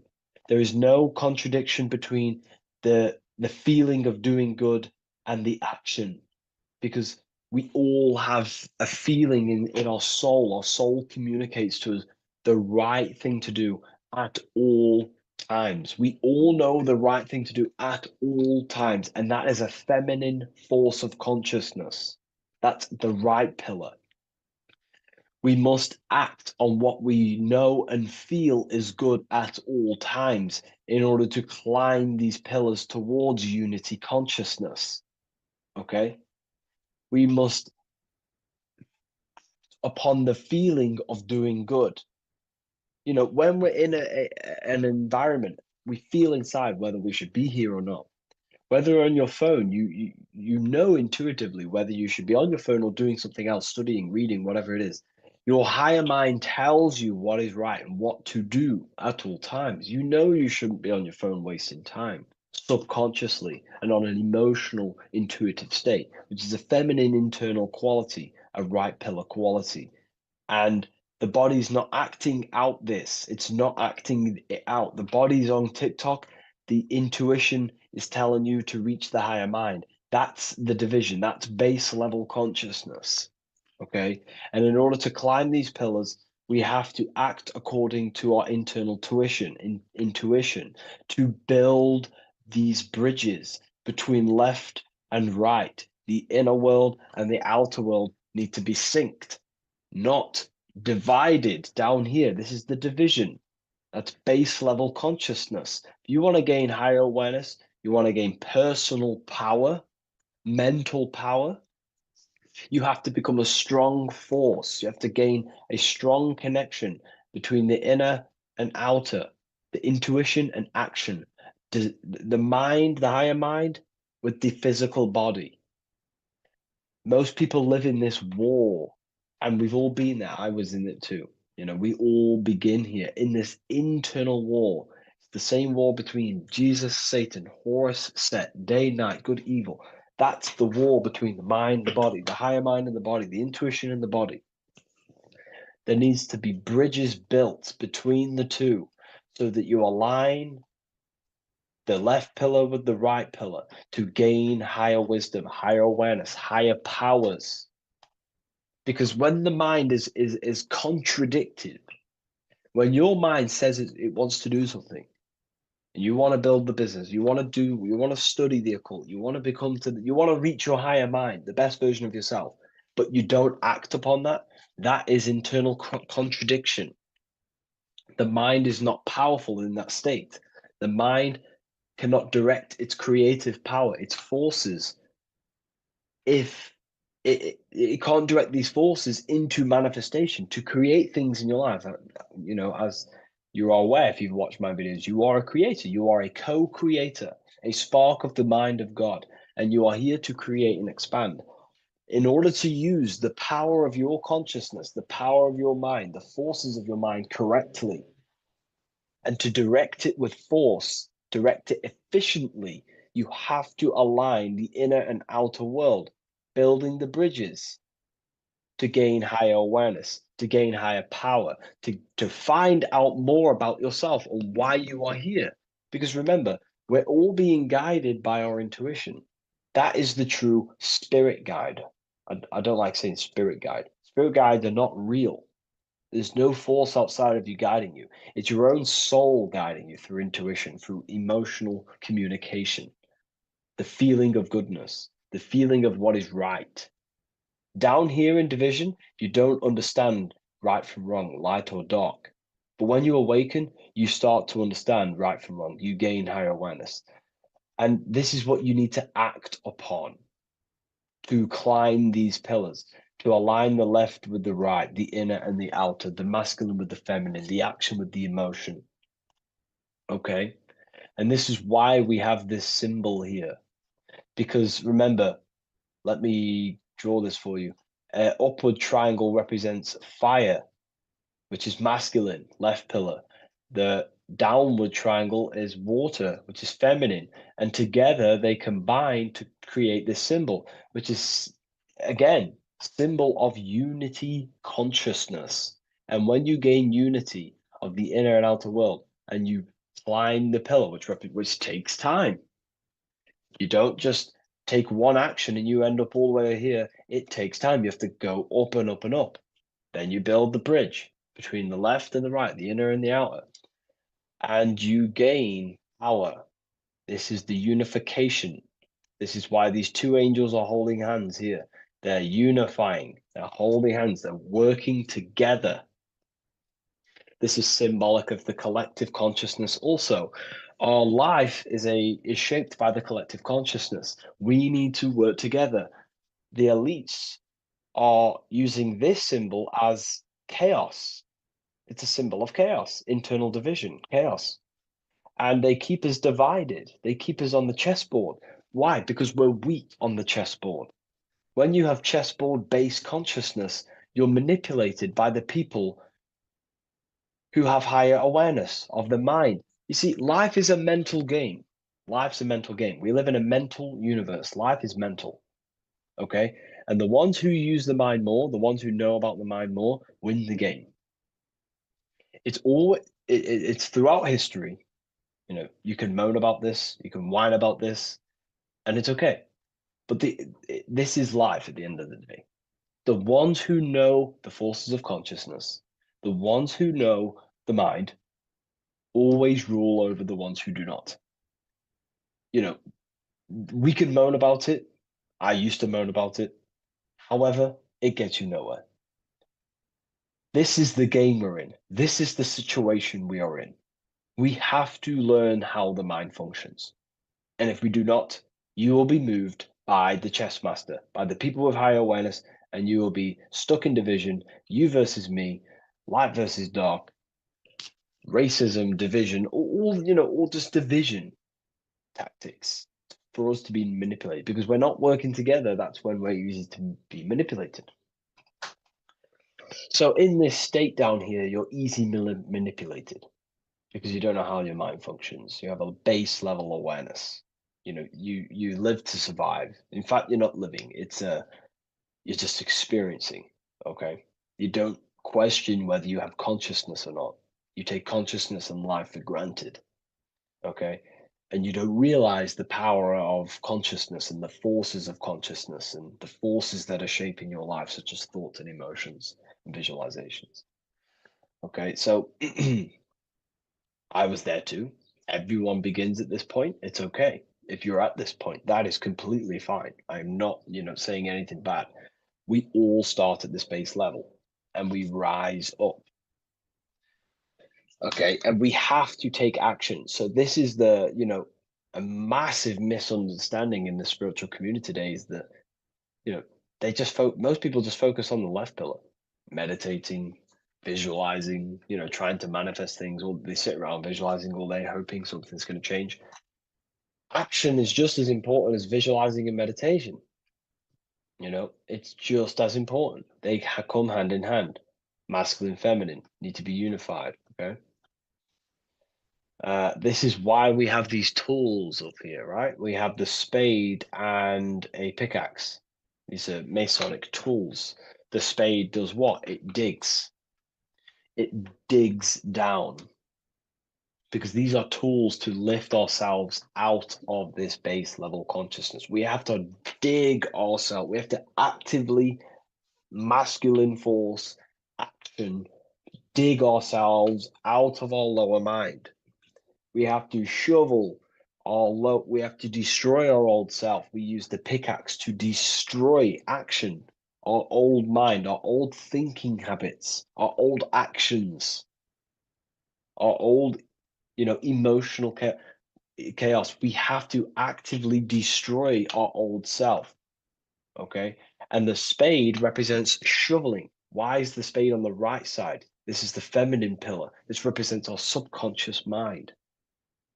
We have to actively seek into our subconscious mind, dig deep into ourselves, and question, why am I taking certain actions? Why am I posting on social media? Am I seeking validation? Where are these actions coming from? Am I actively seeking a relationship with someone to actually love them? Or am I actually secretly, subconsciously fulfilling a childhood trauma of being alone? We have to actively seek within our subconscious and question and go deep within ourselves with the spade to question, where are these lower actions, these low level actions coming from? What forces are driving our actions that are keeping us stuck in the lower mind, in the division? You have to question our subconscious. We actively have to dig within ourselves to build this bridge, this archway, which unifies our consciousness, which unifies the inner with the outer, the left with the right, the body with the mind, the emotions with the action.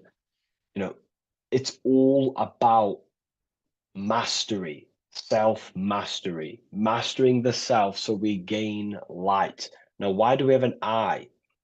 The eye needs light to perceive. Your physical eyes on your brain in your head needs the sun. It needs light to see so you can see into the world. But a single eye represents the mind or consciousness, awareness, right? So it represents light, and the mind needs light. Light is symbolic for information. Okay, light is symbolic for information. The mind needs information to perceive truth. So when we say someone's intelligent, we say they're very bright. So the physical eyes need light to see, and the mind needs information to perceive. Same thing, symbolic. And when we align the left with the right, the masculine with the feminine, we gain higher light of awareness. You gain deeper understanding of your consciousness, who you are, what you are. You gain deeper awareness of the power of your consciousness, the power of the forces of consciousness. You gain more light, more power, personal power. Now, it's up to you how you use that power. Do you use that power to manipulate others because of the others that are not aware of your, forces of consciousness? Or do you use that power to create goodness in life? That's completely up to you, okay? And how you use that power. This is why secret knowledge is hidden, because you gain a lot of power, personal power, when you can direct the forces of consciousness properly. They're very powerful. In fact, it's the most powerful force in the universe, consciousness. It is. It shapes all things. It's created all buildings, all creations. Okay, so I hope this has gained you a better understanding. Please leave a like, comment, and a subscribe to the channel, and I'll see you all in the next one.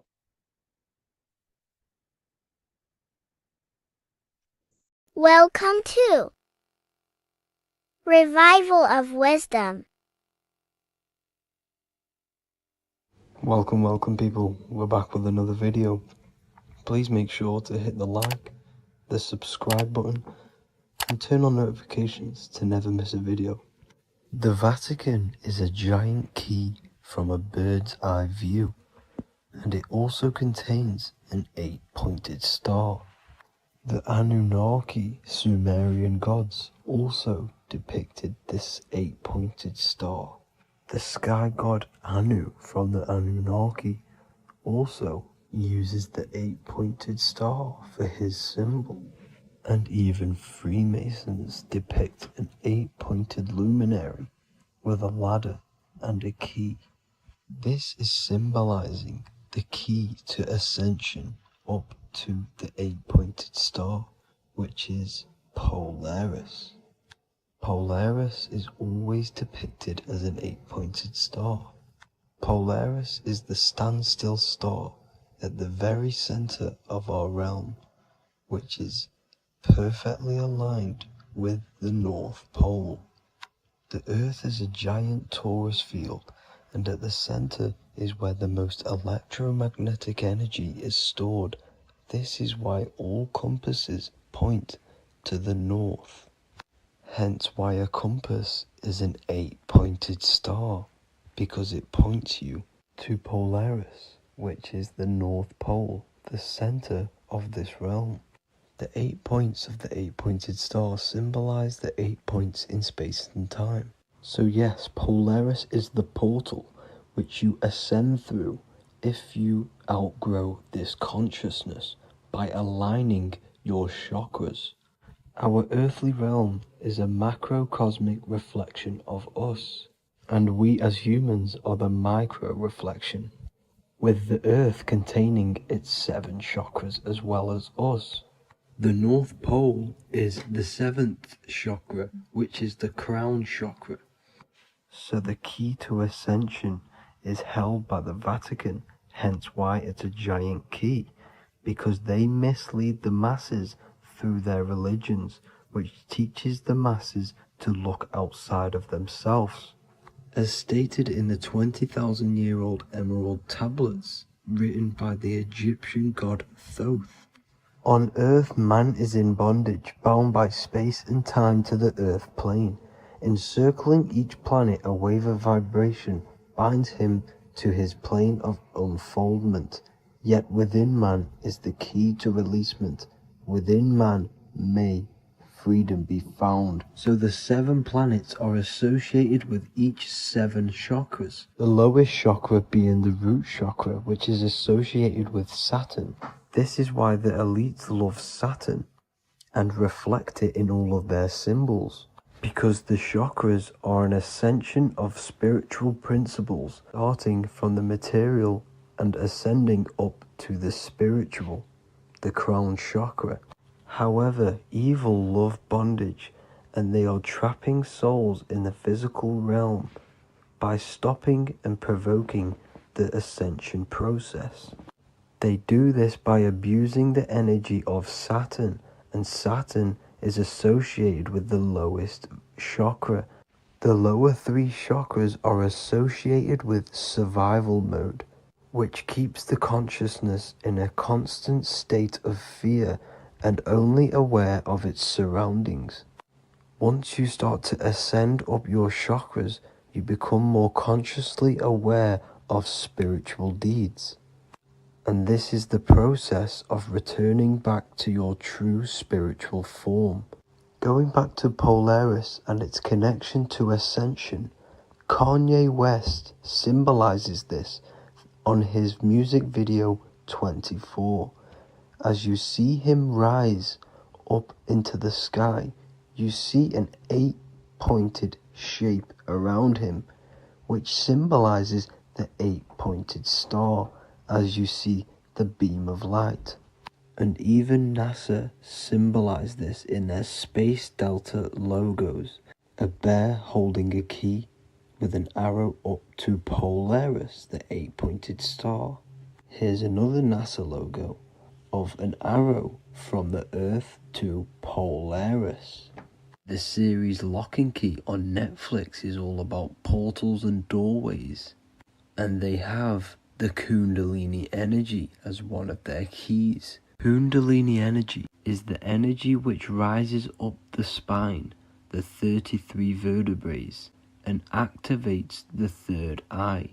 The third eye is the spiritual gland which connects humans to other spiritual realms. We are not the body. Our spirit, our soul inhabits the body. We exist physically, spiritually, and mentally. Therefore, we are multidimensional. The intellectual and spiritual inhabit the body. Therefore, this is just an avatar within this timeline. However, within each and every one of us, we all have the key to releasement, as says in the Emerald Tablets. This releasement is ascension up until higher states of consciousness. As stated in the Emerald Tablets, man is in process of changing to forms that are not of this world.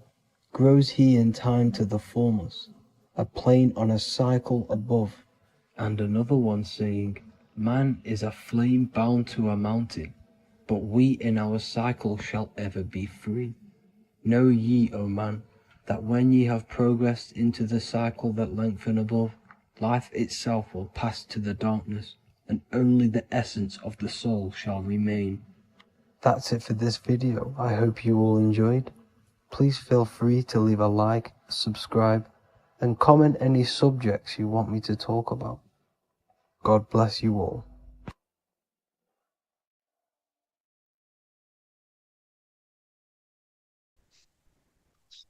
Matthew 21:1, Jesus went into the temple of God. Corinthians 3:16, do you not know that you are the temple of God? Now what is this telling you? That God is within you. Hence why in Luke 21:12 it tells you the kingdom of God is within you. And the side of your head region is called a temple for a reason. Because the brain encapsulates the mind. The brain is a physical manifestation of the mind. The heart is a physical manifestation of emotion. So we have these different layers of our consciousness. We have an intellectual, communicative aspect of our consciousness, which we would call the mind. We have an emotional aspect of our consciousness, which is the heart.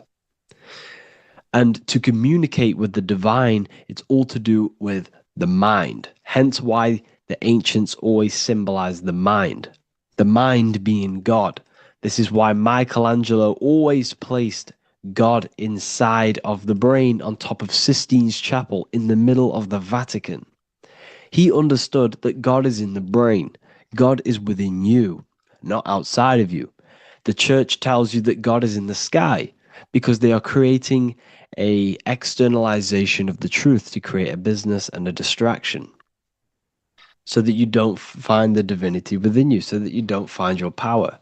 Now you have Adam, the physical man, the physical body, the ego, the lower self.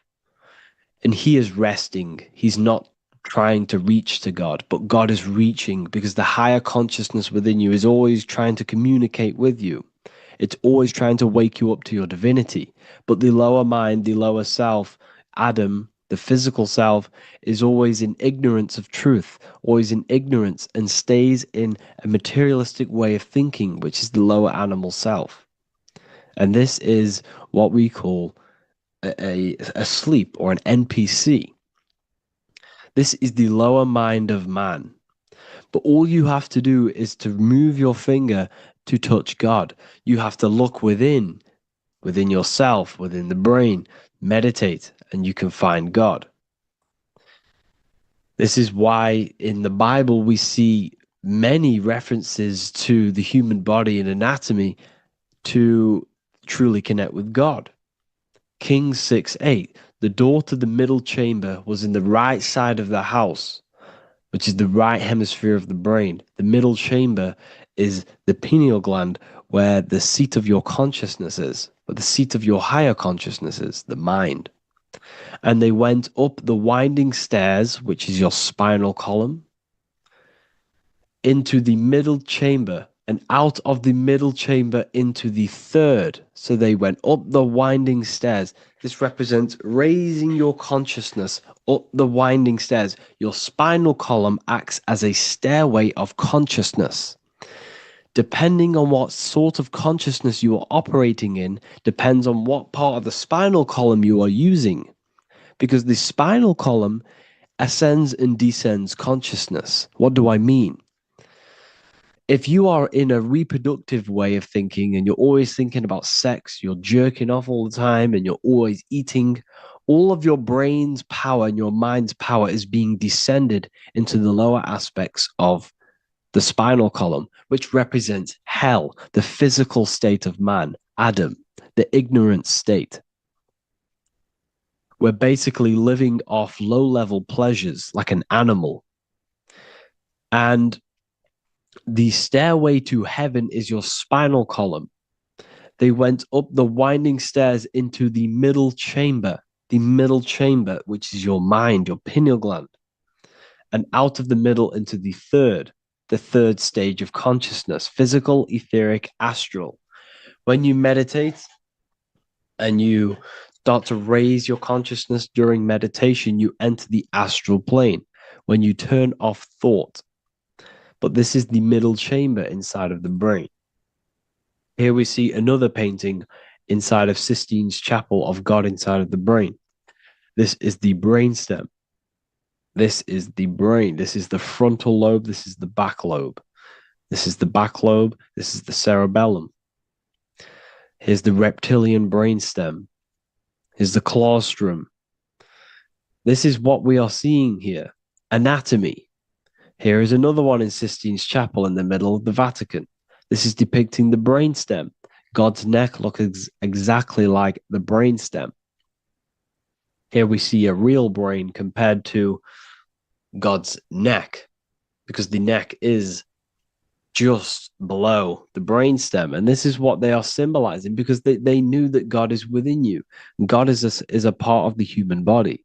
God is inside of the body, because the body is a vessel for consciousness, for universal consciousness. Inside of you, inside of me, is the same spark of consciousness. And this same consciousness is spread out into every living essence, because everything comes from the one source, the one God, the one consciousness. Matthew 6:22-23. The light of the body is the eye. If therefore thine eye be single, thy whole body shall be full of light. Practicing the single eye. What is this? This is meditation. This is entering within yourself. So the Bible's telling you to practice the single eye. But if thine eye be evil, thy whole body shall be full of darkness. What does this mean? If your consciousness is in an evil way of thinking, if your mind is filled with an evil, negative mind space, then your body shall be filled with darkness, with evil, with negativity. Because negative thoughts destruct the body. Positive thoughts heal and regenerate the body. So he tells you to be, the light of the body is the eye, your consciousness, the inner eye of consciousness, the eye that lets you see. And what do I mean? You look with your two physical eyes, but you see with the inner eye. What you see is perception.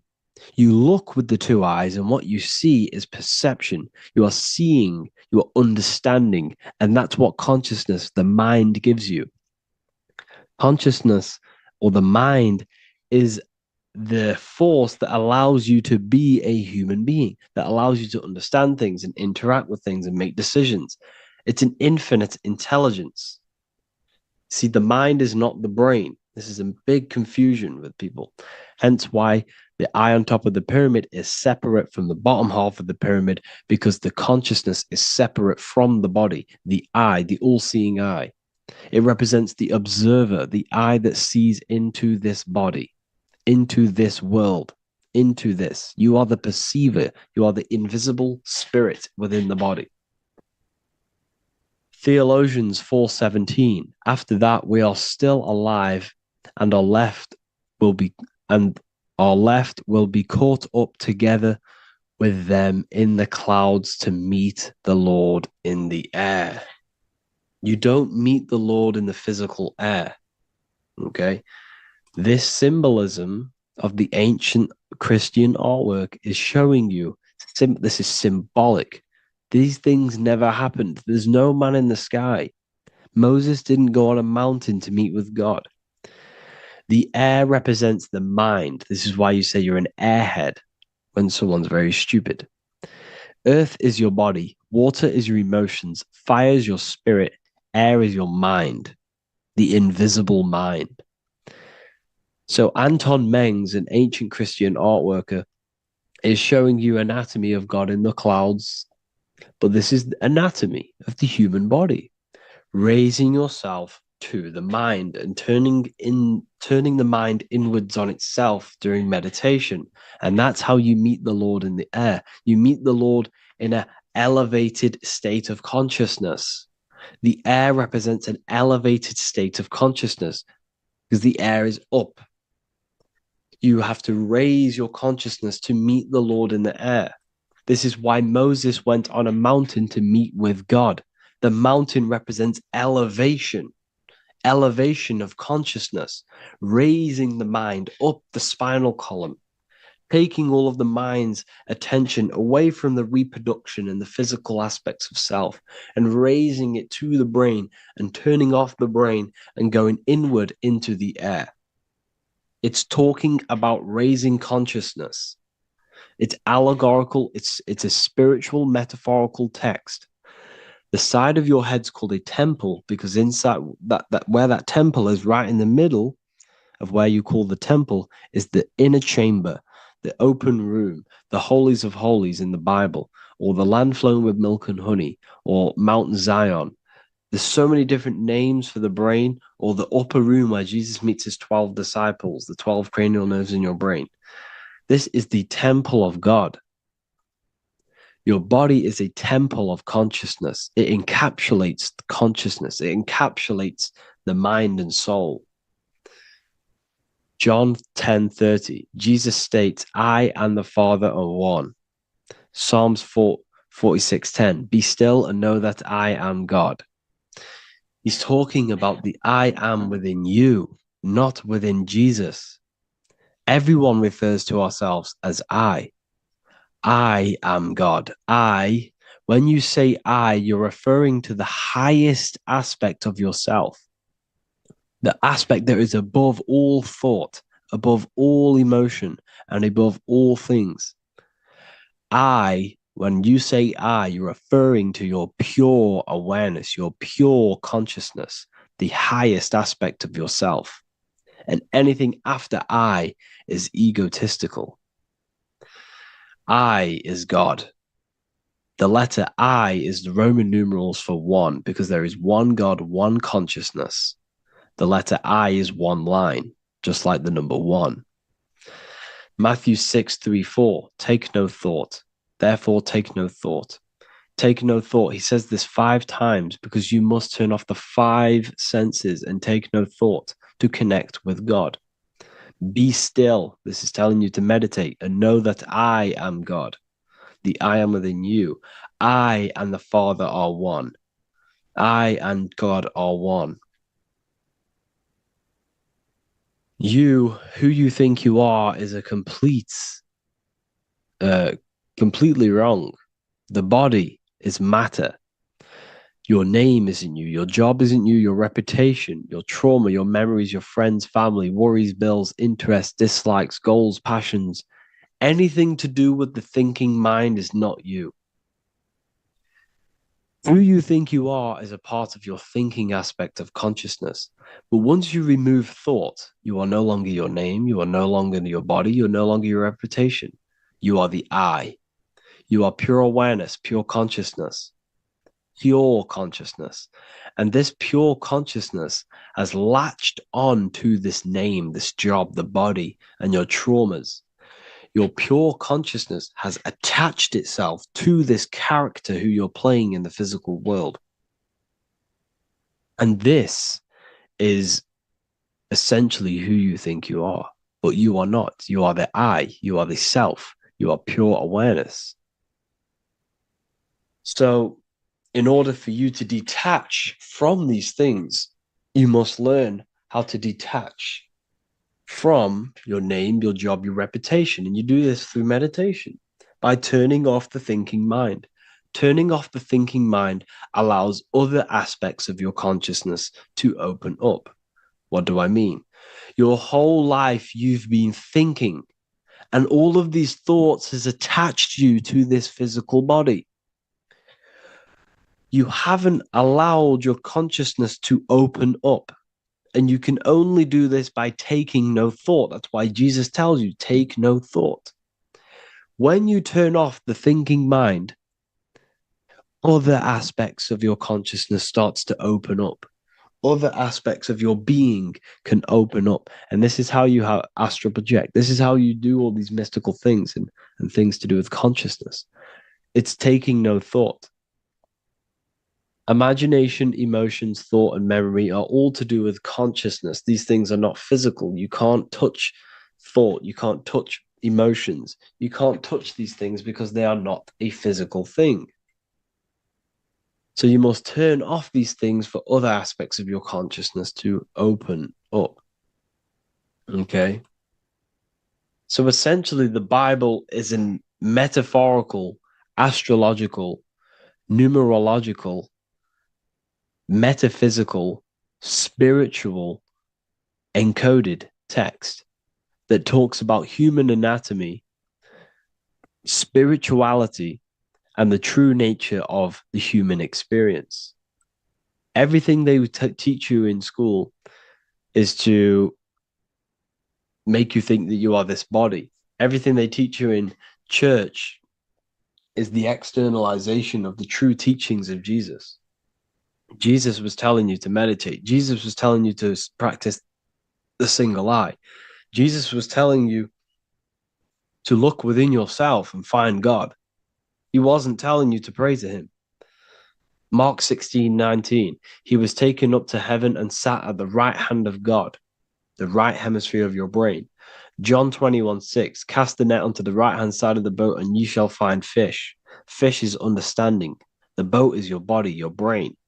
Cast your awareness into the right side of your brain and you will find understanding, because the right side of your brain is all to do with the creative aspect and the intuition and the spiritual sides of your consciousness. This is why God is here. This is why Michelangelo depicted God in the right hemisphere of your brain, because this is all human anatomy. And I speak about all of this in the brand new Book of Wisdom, Volume 2, which is now available. The start of the revolution has begun. This book is truly going to change the way people see the world. It's got so many more topics than the last one. It's truly a revolution. It's written in so much detail. It's very practical. I cannot wait to share this one with you. I just want to say thank you for the opportunity for me to create this book, because without you, I couldn't have created this. And I just love sharing my work with you. And I thank every single one of you for the support, the watch, like the views and the likes, everything, especially the people who have joined the university and stuff like that. And for people who have joined the university, you do get a free Book of Wisdom paperback if you just go to the general chat and follow the description, follow what the instructions that I gave you in the chat, and you'll be able to order a free Book of Wisdom if you are inside of the university. Plus, you get all of my other books, 2 books, and over 45 occult books on occult and esoteric things. You get lectures, live calls, a community, a manifestation mastery course, and a whole library and reoccurring updates every month, every week. So yeah, I hope you all enjoyed this video. Thank you all. Please leave a comment to help the algorithm, and leave a comment on what videos I should make. And yeah, I'll get to uploading on the YouTube a lot more now. The second book is now released. I have a lot more time on my hands. No longer using my energy to create the book. I'm now going to redirect this mental energy into the YouTube. So there will be a lot more content coming. So I need some content ideas. So feel free to comment some ideas, some YouTube videos that I can create. Thank you all, people. Have an amazing day.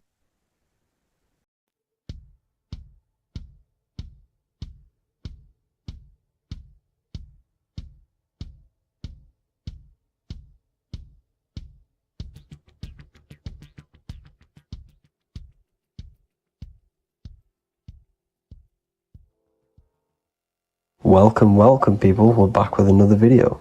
I will now be keeping track of my YouTube and trying to upload every week. In this video, we'll be talking about the chakras. The chakras are the 7 attributes of God, and they are the 7 planets. These are literally vortex portals within us that connect us to these vices and characteristics of God. Each one of these energy centers are a spinning whirl of energy which controls the cells and organs in that particular area of the body. For example, it's literally a mini brain for that area of the body. Each chakra has a vice which you need to turn to a virtue in order to climb up through the system. They work like a stairway system. You have to go through each chakra in order to unlock the one above. This process is turning matter into spirit as you descended from spirit to matter. Saturn is Satan, that's why it's the lowest chakra, and that's why the devil is red, because red is the lowest vibrational color. When you are in these lower states of consciousness, you are in your animal nature. This is your physical side of your nature, and you are mainly being driven by your animal instincts or your ego. Moving back to your higher self or your spirit self is not an easy process. It takes a while. However, with discipline, consistency, and motivation, you can achieve this, and this is what the ancients called Christ consciousness. Once you have achieved this, it is basically a state of mastery of the mind. You no longer lust for the lower animal nature things. Now, let's start with the root chakra. This is located at the base of your spine, and you can feel this chakra by tensing your anus. This energy center is in control of your survival needs, your vitality, your stability, and security. Now, if this chakra is unbalanced, you will feel insecure, fear, anxiety, unstable, low self-esteem, anemia, over or underweight, and constipation. In order to balance this chakra, you need to feel grounded, embodied, stable, calm, centered, a sense of safety, and trust in yourself and the world around you. The next chakra is the sacral chakra, which is located around the belly button area. You can feel this chakra just by sucking in your belly. This chakra is to do with relationships, self-worth, creativity, empathy, and most importantly, sexuality. This is the most important one in order to start to raise your vibration overall, is giving up the over-sexualized nature. In order to balance this chakra, you need to come into harmony with all the toxic relationships that you have. Get rid of the fear, the anxiety, the isolation, and 100% get rid of the over-sexualized nature. Lust is one of the most lowest vibrations you could possibly feel. It is literally manifesting hell. In order to work on this chakra, you need to feel self-worth. You need to do creative things, empathy, healthy relationships, and 100% being confident. The next chakra is the solar plexus. This is to do with personal power, will, metabolism, eating, happiness, and your self-esteem and self-identification. You can feel this chakra just above your belly, below your ribs, and you can suck in this area. If this chakra is blocked, you will feel lack of confidence, difficulty in manifesting your desires, low self-esteem, misuse of power, misuse of dominance, weak will, and shame in yourself. Biggest one for this chakra is overeating, as it's to do with metabolism. If you are overeating, you are literally unbalancing a lot of your lower chakras, not just the solar plexus. In order to work on this chakra and balance it, you want to have a positive self-identification. You want to feel happy, a happy self-esteem, effectiveness to people, not overeating, and a strong willpower. Now for the heart chakra, one of the most important chakras. Chakra is to do with love, understanding, trust, hope, openness, compassion, balance, and forgiveness. The most important because your heart is the tree of life in the body. It is the center of the toroidal field. It is the most powerful chakra. Your heart is 5,000 times stronger magnetically than your brain. Once you have hit the heart chakra and you start surpassing the heart chakra, you are now turning matter into spirit, as the lower three chakras are dense and physical, and the above the heart chakra are turning to spirit. As you can see already, this is a hard and long process of working on yourself physically and internally. The symptoms of a blocked heart chakra would be lack of love or too much love, difficulty to accepting or giving love, lack of compassion, loneliness, and lack of emotional fulfillment. Finally, a lack of connection with a divine or to nature. In order to balance this chakra, the most important thing and the most powerful thing you can do is loving people, accepting and giving lots of love. Second most important thing to balance the heart chakra is balance. You need a balanced life. You need balance in all aspects of your life. Now for the throat chakra. This is a very important chakra as it's to do with communication. A symptom of this being unbalanced is a lack of self-expression and putting on a front all the time, acting with the ego. In order to balance this chakra, you need to constantly self-express yourself. You can't be putting on a front. That voice inside your head, you have to let it come outward. Don't just block it off with a wall. Self-expression will lead to you gaining friends who actually like you for being you and not these fake friends that you have to put on an ego for. In order to balance this chakra, you need to express yourself, express the word that's within you. Don't be lying to people, don't deceive or be deceptive. The next chakra is the third eye chakra. This is starting to get very advanced and you are coming very close to spirit. Just before we head on, I want to announce the PDF is now available, containing all the presentations I've ever made, all into a condensed 38-page PDF. The link will be below this video for you to access. And if you want to learn how to create reality using your mind, how to attract your desires, how to get out of the situation you are in, the link will also be there for the Manifestation Mastery course. Now for the third eye chakra. The third eye chakra controls the pineal gland, which is your first eye. It's to do with your psychic abilities, channeling, telepathy, astral travel, visions, and connection to the higher self. You need all of the chakras aligned to get the full potential out of your third eye or pineal gland chakra. For example, if you're astral traveling and you fear something, you will be instantly shot back to your body. So you need to master all of the chakras before you go on and try and do these higher spiritual activities. Symptoms of the third eye chakra being blocked is lack of imagination, lack of vision, lack of concentration, blocked or clouded intuition, can't see the big picture, and especially overly reliant on logic and intellectual thinking. A good way to work on this chakra is imagining things, vision things. Trust your intuition at all times. Always follow that inner voice. Cut out the tap water, which contains fluoride. Fluoride blocks the pineal gland. And cut out all junk food because all of this is affecting your pineal gland. When in meditation, you want to focus your eyes and your attention to the center of your head between the two eyebrows. This is where the pineal gland is located. This will help and awaken the pineal gland over time when you keep doing these meditations. Finally, for the crown chakra, this is to do with universal consciousness, all-knowing, enlightenment, cosmic connections, the God source. This chakra is blocked by being cut off from spirituality, plagued by the senses, being tricked into the five senses and being tricked into thinking you are the body. In order to work on this chakra, you need to feel grounded. You need to know yourself, your real self, the voice within you. Have common sense. Have specific decisions that you're making. Be very direct. Now we've got out of the way all of the chakras, I can now introduce methods and meditations which will help you unblock them spiritually. When meditating, you want to get into the present moment in a nice, comfortable position. Bring yourself to the present moment by saying, I am here right now, nothing else matters. Keep repeating this over and over with your eyes open or closed.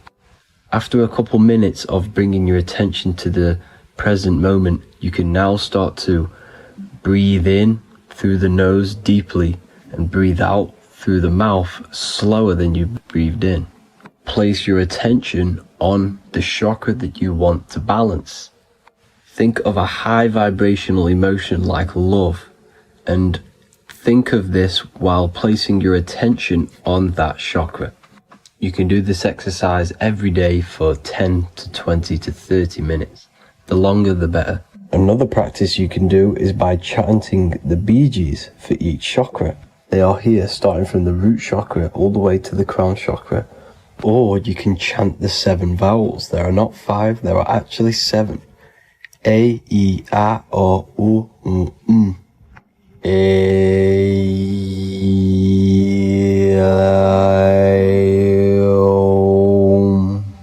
This is the proper way of pronouncing the 7 vowels. These are so powerful because these are the only things that exist. It is literally the sound of God.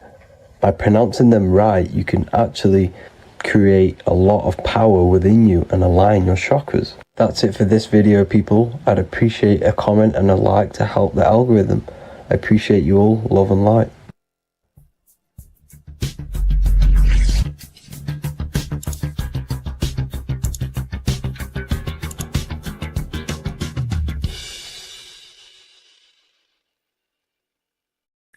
What if I told you that reincarnation is real and that there is a metaphysical, spiritual science behind this? Most people leave this world just as lost when they entered it. That they carry their fears, attachments, and addictions with them, only to be born again, trapped in the same cycle, repeating the patterns of lifetime after lifetime. This lecture is not just about preparing for death. It's about mastering yourself before death, so you don't take them burdens with you. Because the truth is, whatever addictions, fears, and unresolved emotions you cling to in this life, you carry with you into the next. Unless you break free now. You must master yourself before death. Death is not the end. It is the great passage. But how we transition depends on our mastery of the self. This was symbolized by the Ouroboros, the snake biting its tail. Every ending is a new beginning. It's an infinite cycle of consciousness. Now, your human body is basically an antenna tapped in to a stream of consciousness. Just like a radio is tapped into a specific frequency to play that radio. Your body is basically an antenna, a crystal picking up the consciousness of God. You are on an ever-ending journey, a journey of learning and expansion of the mind into new fields of thought. This was symbolized as the Ouroboros. When you die, it is a new beginning. It's a transitioning, not an ending. Everything is eternal in this universe as consciousness is formless and constantly transforms into new forms of life. Let's break down the word death. Death contains the word ether. Now, the ether can be found in the word heart or earth. Ether. Everything in this plane comes from the etheric plane. The etheric plane is the barrier between the physical plane and the spiritual plane, the astral plane. The astral plane is the screen that you have in your mind that allows you to imagine a red apple, for example. This is the imaginative plane where thought forms start to take form. Everything begins as a thought, then the thought form becomes an imagination, then energy, then physical. Everything in the physical plane is a shadow of thought, all objects manifested as thought. You came from the astral. You came from the stars. This is why we say reach for the stars. Or this is why you say you are a star. Cis star, miss star, fraud star, stir is star. And when you become famous, you become a superstar and you gain a star on the Hollywood floor. You are a star. The ether. The ether is the infinite energy source which all things come out of and return back to. This is the cycle of life and death, summer and winter, day and night, sleep and awake. The ether is the infinite energy source which all things come from and will return back to. Okay, sorry about that little error. The ether is the boundless source of energy from which all things emerge, to which all things return to. We can see this in the cycle of the sun. The sun does this wave of creation. It rises and it falls. We have the day and the night. The daytime represents our conscious mind when we are alert. The nighttime represents our subconscious mind when we are inside the spiritual realms. The nighttime is spirit, the daytime is matter, spirit and matter, awake and asleep, conscious and subconscious. We see this in the yearly cycle. Summer is life, winter is death. Spring is the morning, summer is midday, autumn is evening, winter is the night. Everything is a macro and a micro cycle of being born out of the ether and returning back from life and death. Life and death is manifested within the cycles of the sun and everything outside of you, as within, so without. This is why we say sleep is the cousin of death. The macrocosm is death, the microcosm is sleep. Every time you go to sleep, you are essentially it's a miniature death. You're entering into spirit and then returning back into matter in the morning when the sun rises. Everything is a reflection of the macrocosm cycles. Preparation for death.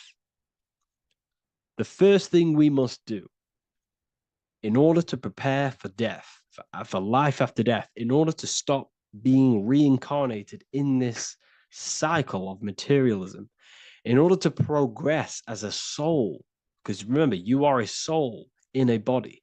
Just like the sun gives power and life to the earth, your soul gives power and life to your body. When you say I, you're referring to the soul. And your soul can be stuck underneath layers of false identifications.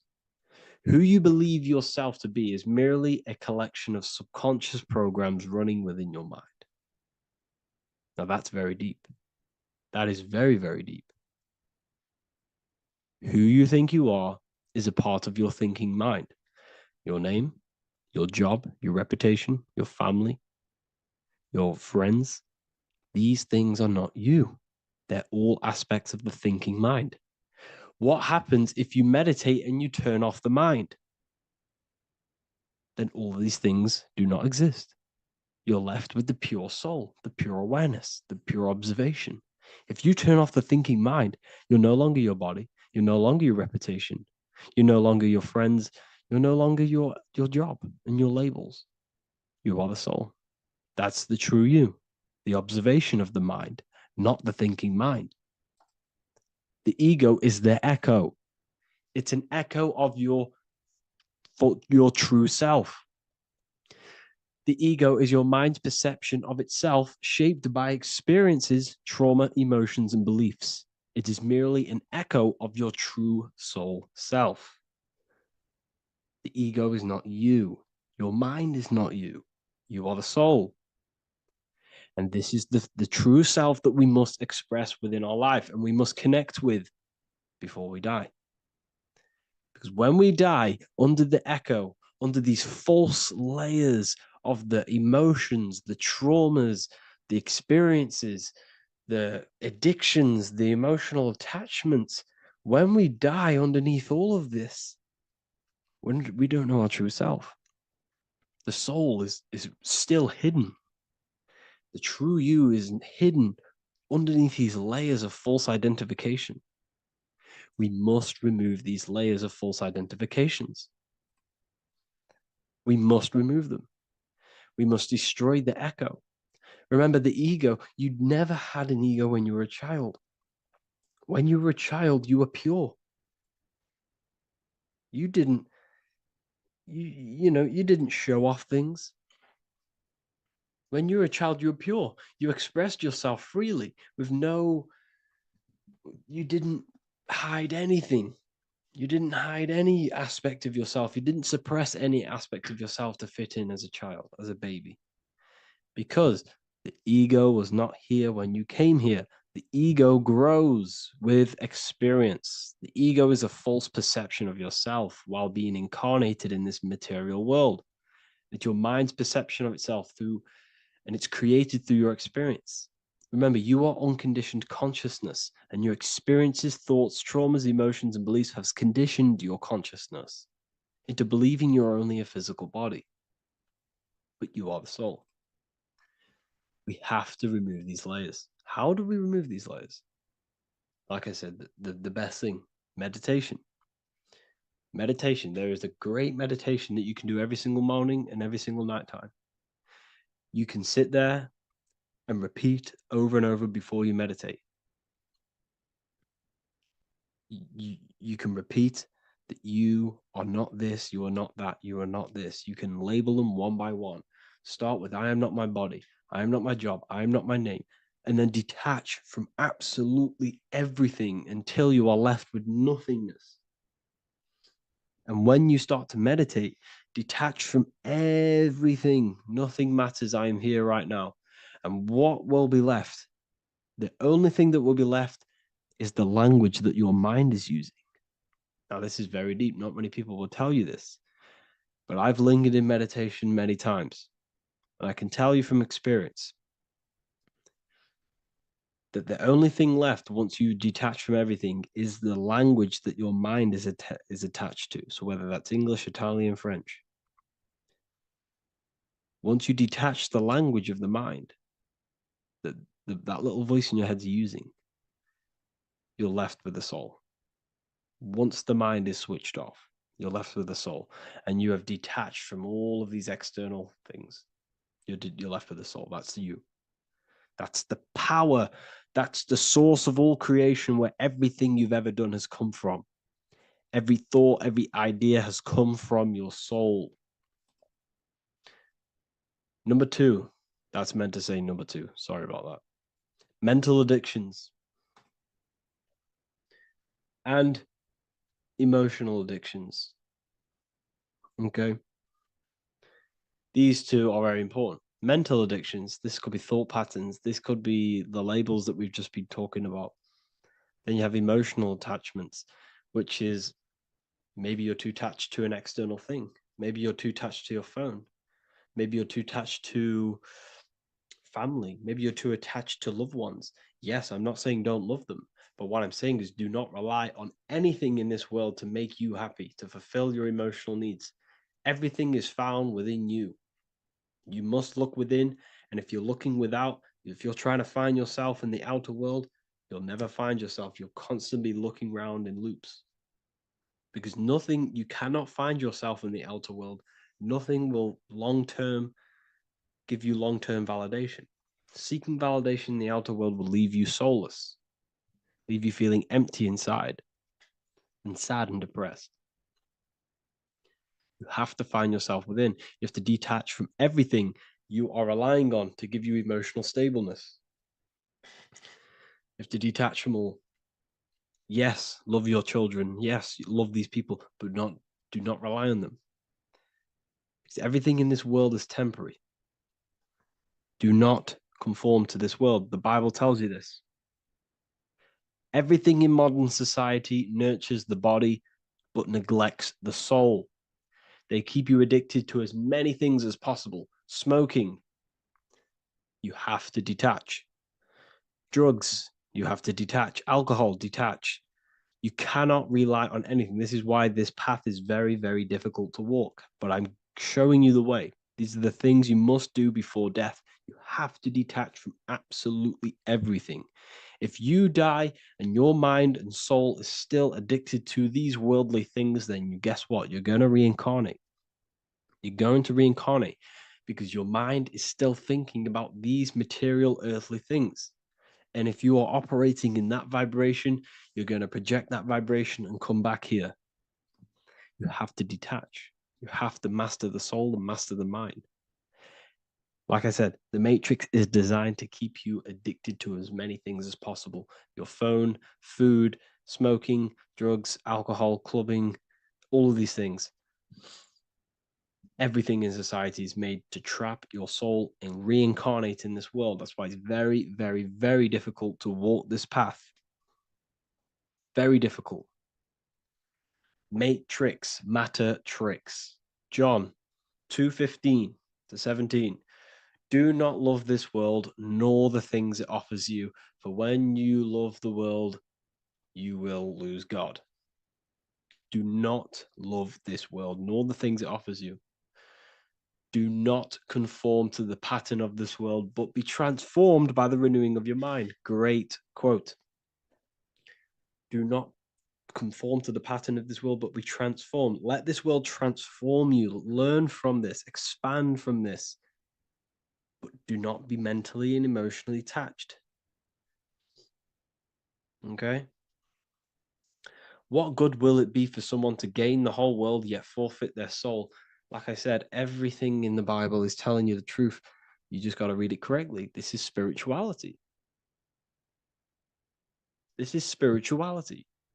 The Bible is spiritual. It's a spiritual text. We must disconnect from everything outside of us and connect with the true soul. Here we have the Egyptians showing you the soul leaving the body. Here we have the soul here. Here we have the Masons showing you the soul coming out. The soul is real. You are the soul. And when you leave this physical plane, you will go into the astral plane. That's where you came from. You came from the astral. You came from the stars. You incarnated into this physical body. Your consciousness fell into this material form to experience limitation, to experience a 3D world. So in order to ascend properly before we die, we have to let go of all the attachments. Every addiction you have, write them down. And one by one, tackle them. Before you die, you have to, or else you will reincarnate. This is the teachings of Egyptians. This is the teachings of Masonry. All of these addictions contribute towards life after death. Everything must be controlled. And we must be attached to the soul. I'm not saying I'm perfect. I'm not saying I'm perfect, people. We're all not perfect. We're all under psychological operation by the government. We're all in a very difficult situation with this awakening. I'm simply pointing out what I know from my journey and what I've been learning through occultism and research and reading lots of books and many different things. I'm on this journey just as you are. Maybe I'm further. Maybe you're ahead of me. We don't know. But this is what I'm sharing with the world. This is what I'm sharing with my research. And this is what makes sense. It's common sense. Look at everything around you.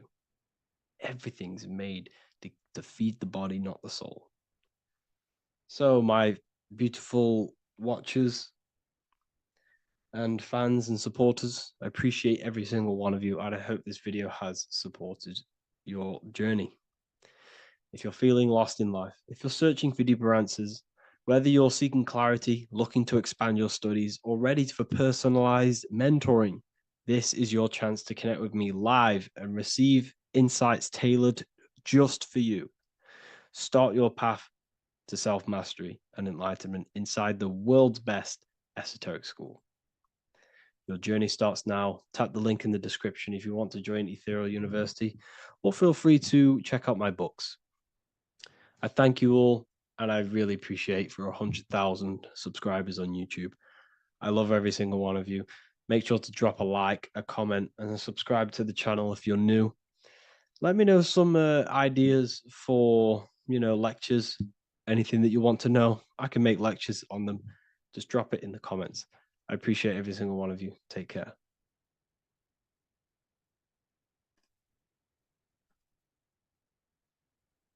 There is a secret meaning behind the number 666. 666 is 3 sixes. The number 3 in occult and esoteric numerology represents the 3 aspects of human consciousness. We see this symbolism in the all-seeing eye with the light and the triangle. The triangle is the number 3. The eye represents consciousness, observation, and the light represents the light of consciousness, because consciousness is pure light. The 3 aspects of our consciousness is thoughts, emotions, and actions. Every thought creates a feeling, and the feeling creates the action. All physical manifestation is driven from these 3 aspects of our consciousness. All physical manifestation comes from thought. Every object you see around you, this screen, the phone you're on, the laptop you're using, or the iPad, was a thought in the invisible realms of consciousness. Then it was brought into physicality through feeling and action. This is because man is made in the image and likeness of God. We are all mini creators. We are all extensions of God's creative consciousness. Therefore, the number 666 represents 3 sixes. 3 is thoughts, emotions, actions. The number 6 represents the cube, because cubes have 6 sides. This material world that we experience, everything has 6 sides. Everything's created by cubes. We can move forward, we can move backwards, we can move left, right, up and down. This is the cube that we are stuck in. Therefore, 666 represents our 3 aspects of our consciousness, thoughts, emotions, actions, all contributing towards our physical self, material world, material pleasures, completely cutting ourselves off from our spiritual true divine self, which means 666 is representing a state of consciousness. A state of consciousness where we only operate from a place of material needs and survival things.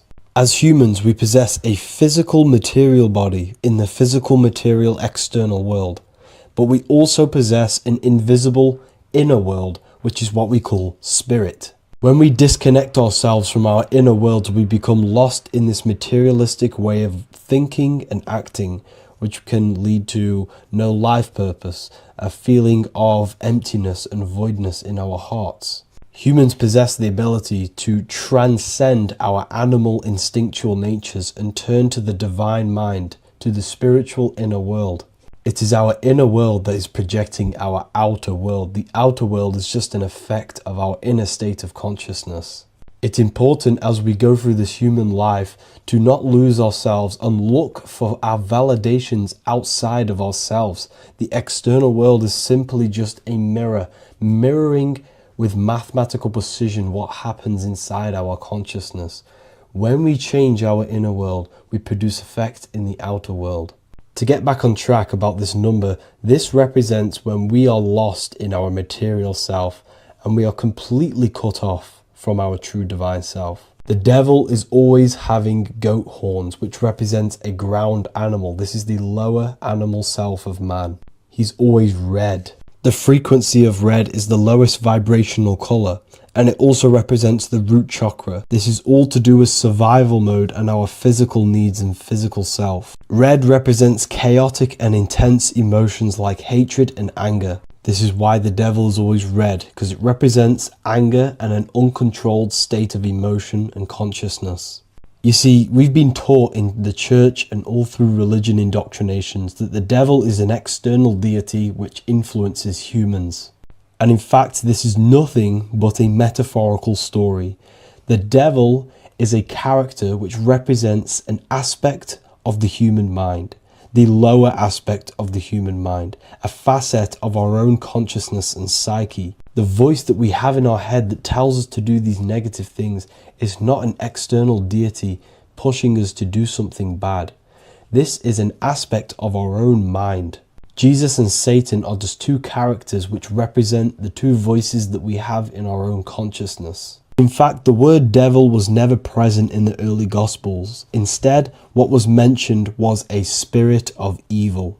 A term spirit of evil was not meant to denote a specific deity or being, but rather any force of negativity, whether it manifests as a destructive thought, emotion, or action. The spirit of evil represents the darker sides of our mind, the part that leads us astray and brings forth negativity in our lives. The reason why they want you to believe in a devil is because they don't want you taking responsibility for your creations. They don't want you to realize that the external world is truly a mirror of your inner state of consciousness. Instead, when something bad happens in your life, you blame it on some external devil or Satan who tempted you. Everything is your creation in your life. When you realize this, you take full control and you begin to reshape your external world by changing your inner state of consciousness. Welcome to Revival of Wisdom. This video is going to be about the flat earth and the breakdown of the whole cosmology. We're going to be digging very deep. I've got a lot of pictures and images to show you, and a lot of dots to connect. So let's start with the Freemasonry art. So this artwork we have here is the Freemasonic Cosmology, as they know and believe. So what is it symbolizing? We obviously have to start off with the 4 pillars representing the 4 corners of the earth. The 4 corners with duality. You see, there's everything on earth. There's good and evil. Good, evil, positive, negative. Good, bad. This is the checkered board. This is what it symbolizes. Okay. Obviously, we have the sun, the moon. The sun gives you energy. It's the anode. The moon is the cathode. It's the opposite. It takes your energy. So therefore, you become sleepy when the moon comes out. You see, everything on Earth, everything in the universe is balanced. There's complete balance symbolized by duality. There's always 2 opposites. We have the all-seeing eye, and obviously 7 stars representing the 7 planets, but not planets as in we know planets. They're not physical spinning balls of gas. They are energies. They are lights emitting from the realm above this realm. They are lights through the firmament, through the electromagnetic field. So let's go through that again. The 4 corners, duality, positive and negative, cold, dry. Everyone on Earth has an opposite. Everyone, there's 2. Okay, and then we have the sun, the moon, the 7 planets with a 5-pointed star. What's the 5-pointed star? Of course, it's the 5 elements: spirit, water, earth, fire, and air. Okay, that's what the 5-pointed stars symbolizing, the 5 elements of Earth. And then, most importantly, we have the compass. The compass is very, very important, hence why it's in the center. The compass is symbolizing many, many things. And one of the most important things, but we'll get into that after. We have a boat with water outside of the earth. So we have a boat on water, symbolizing the waters separated by the firmament, the waters above, separated by the firmament from the waters within the firmament, the earth. So this is what it's symbolizing. So the compass, what's the compass? This is where the compass comes from. The Polaris, the most important star there is, because it's in the center of Earth, the sun, the moon, and the black hole, black sun. Because all creation comes from center, the seed center. Okay, but we'll get into this after. But also, this is a very important Masonic symbol because they use this symbol a lot. This is one of their main symbols, hence why Neil Armstrong has the Masonic ring with the compass on it. The people who supposedly went to the moon, which obviously they faked to push this globe model, because the globe model is based upon fear. Because the globe model, if they can sell you the globe model, they can sell you anything then. You don't know where you actually are. The globe model is to push fear upon the masses, because the globe model means there's not enough resources. There's also risks of asteroids hitting the planet. There's also risks of space extraterrestrial invasions, global warming, asteroids. You see, this is all the fear that they can gain off selling you the globe model. Okay, because they don't want you to know that this is an intelligent design. And also, they're hiding God, the creator, the source. This is why they are satanic. They are opposites. They are lefty, Lucifer, right, righteous, godly. Hence why they do the symbolism on their eyes. 666. This is another famous, what's it called? Sorry, famous astrologer, astronaut. This is another famous astronaut doing 666, showing that he's in the alliance of the occult. But even look at their 10th anniversary stamps. They have a Masonic compass on there. Also, the Order Out of Chaos. Order Out of Chaos, double-headed eagle. Okay, the Order Out of Chaos ring, which they wear. So all of these astronauts are in the occult. They are lying to you. They are in with this order, this Masonic New World Order, whatever you want to call it. So let's break this compass down a lot more. Because as I showed you here, the center, okay, this is what the compass is symbolizing. Let's go into the North Pole map. This is from 1595. This is a rough estimate of where this map came from. It's from around the 1500s to the 1600s, maybe 1400s. There's not an actual set date on this map because obviously our history has been tampered with. But let's break down this map and the symbolism that they use towards this map, because this map is the map of the North Pole.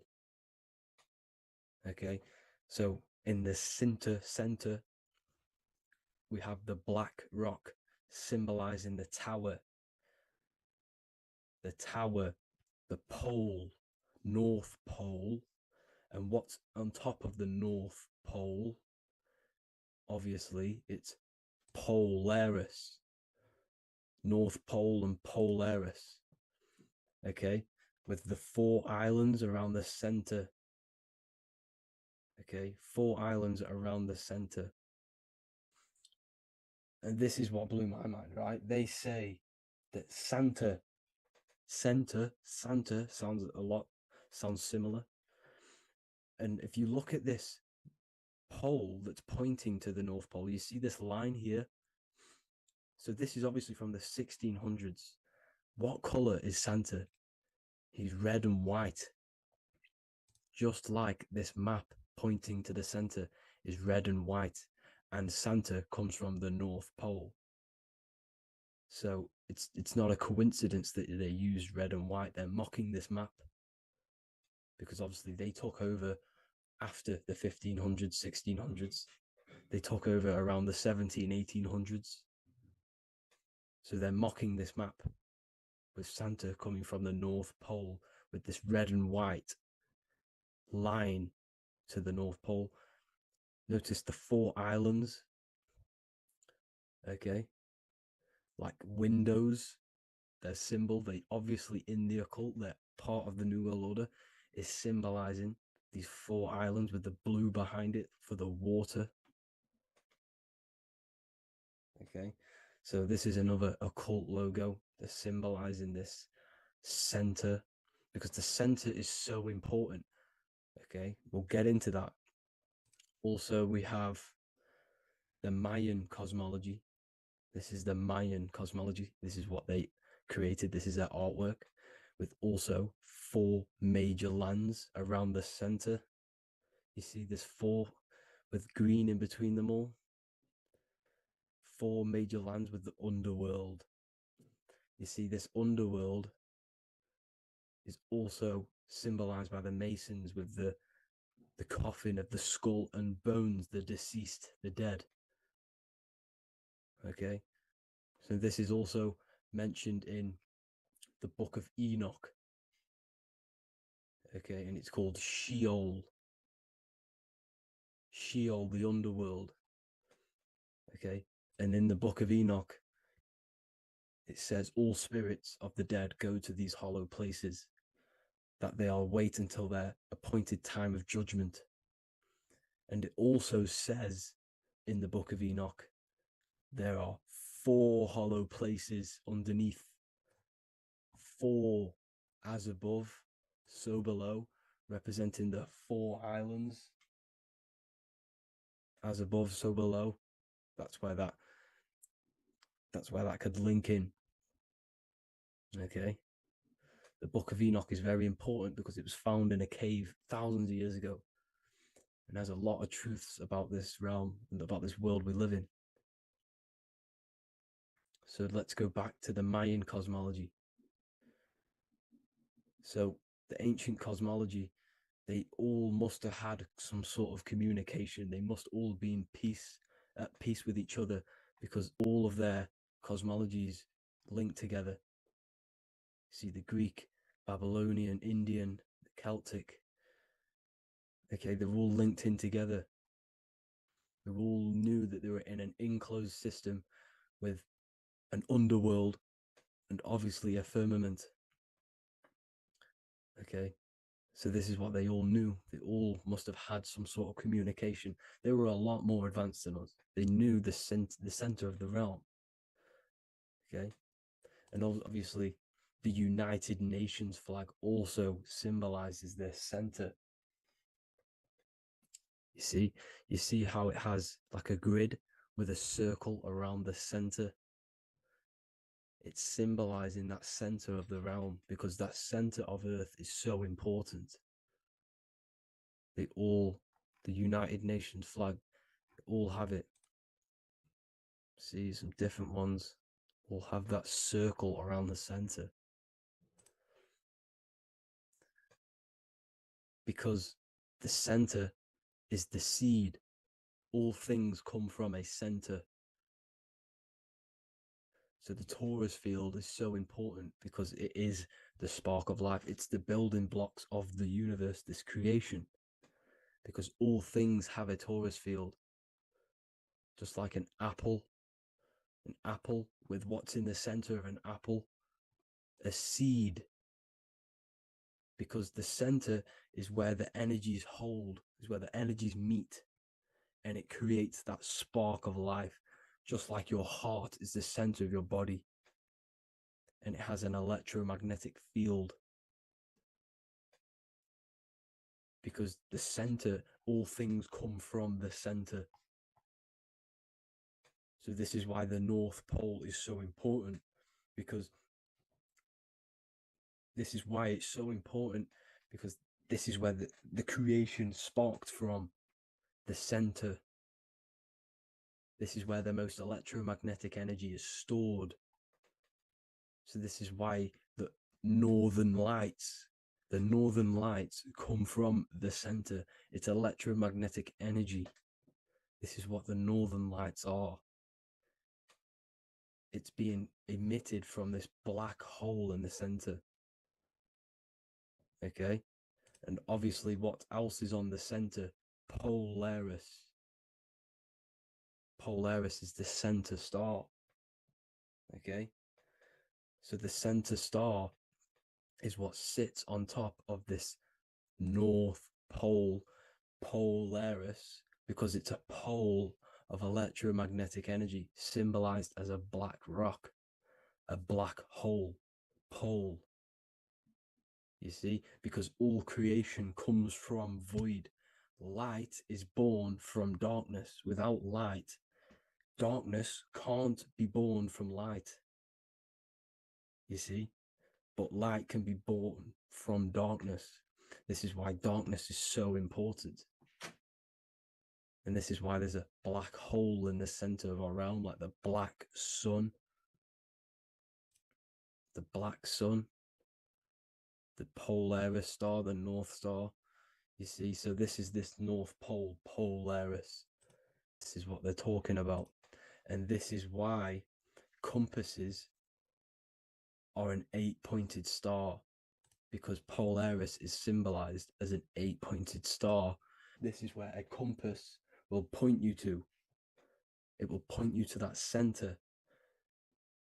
So notice how a compass has this black hole in the middle. You see?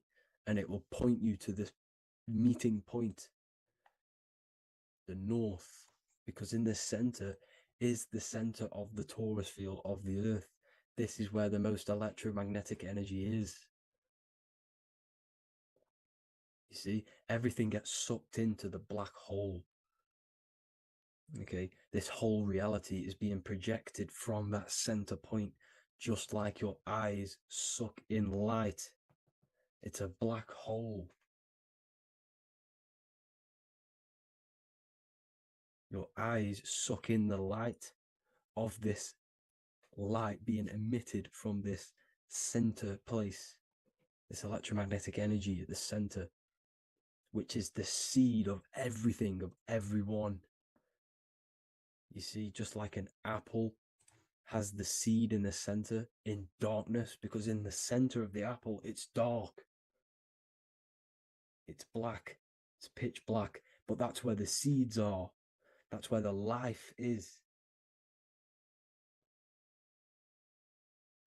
But Polaris is so important because it's that center star which lines up. It is the pole, it's the top of the pole of the torus field. So Polaris would be here at the very, very top. And this is where the compasses point you to. And this is why the star of Ishtar, the 8-pointed star of the Sumerians, also talked about this 8-pointed star, and it's called the star of Ishtar. Okay, and who is Ishtar? Ishtar is the goddess. Okay, so she's not a male, she's a female, because every creation is brought through a female, a womb. Every single human on earth is brought through the womb, the sacred feminine energy. And the womb is pure darkness. There's no light in a womb, just like the center of our realm. It's a black hole. Okay, and guess what? She's the god of vitality and sexuality. She is responsible for all life.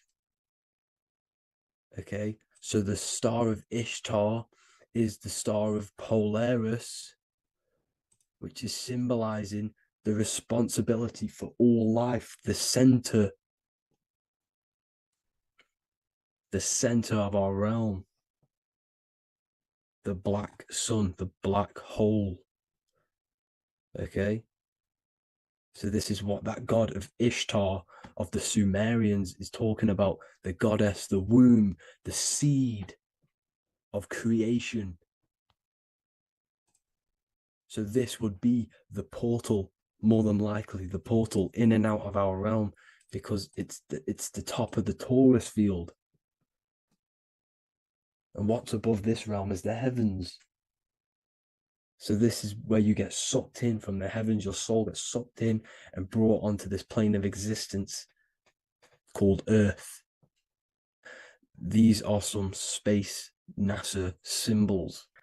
Look how much Polaris symbolism there is. And notice how it's at the center. You see this circle? This is like a half circle. And at the center is an 8-pointed star of Ishtar. It's the same thing. It's Polaris. It's at the center. And notice on some of these, look, this one is a bear holding the key and an arrow pointing to the Polaris star, so that they hold the key to Polaris. Another one with like a demon holding a key to the what? Polaris on top of him. Also an eagle, which is a Masonic symbol. The eagle holding a key on top of the center.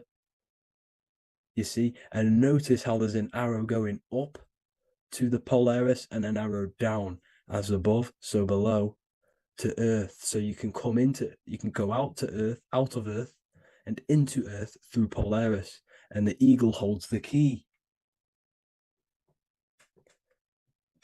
You see? The eagle holds the key, just like this. This demon dragon holds the key to Polaris. And look at this one, Earth, with an arrow up to Polaris, an 8-pointed star. So Polaris is more than likely that portal which the Anunnaki used, the Sumerian gods. used, because the Anunnaki symbol is also an 8-pointed star. Okay.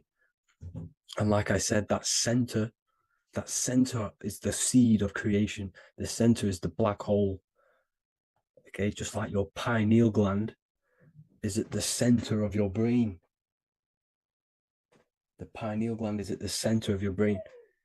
And that's what connects you to that spirit realm, to the source. That's it for this video, guys. Thank you all for tuning in. I hope you all learned something today. Please leave a like, a comment, and please subscribe to the channel for more content. God bless you all.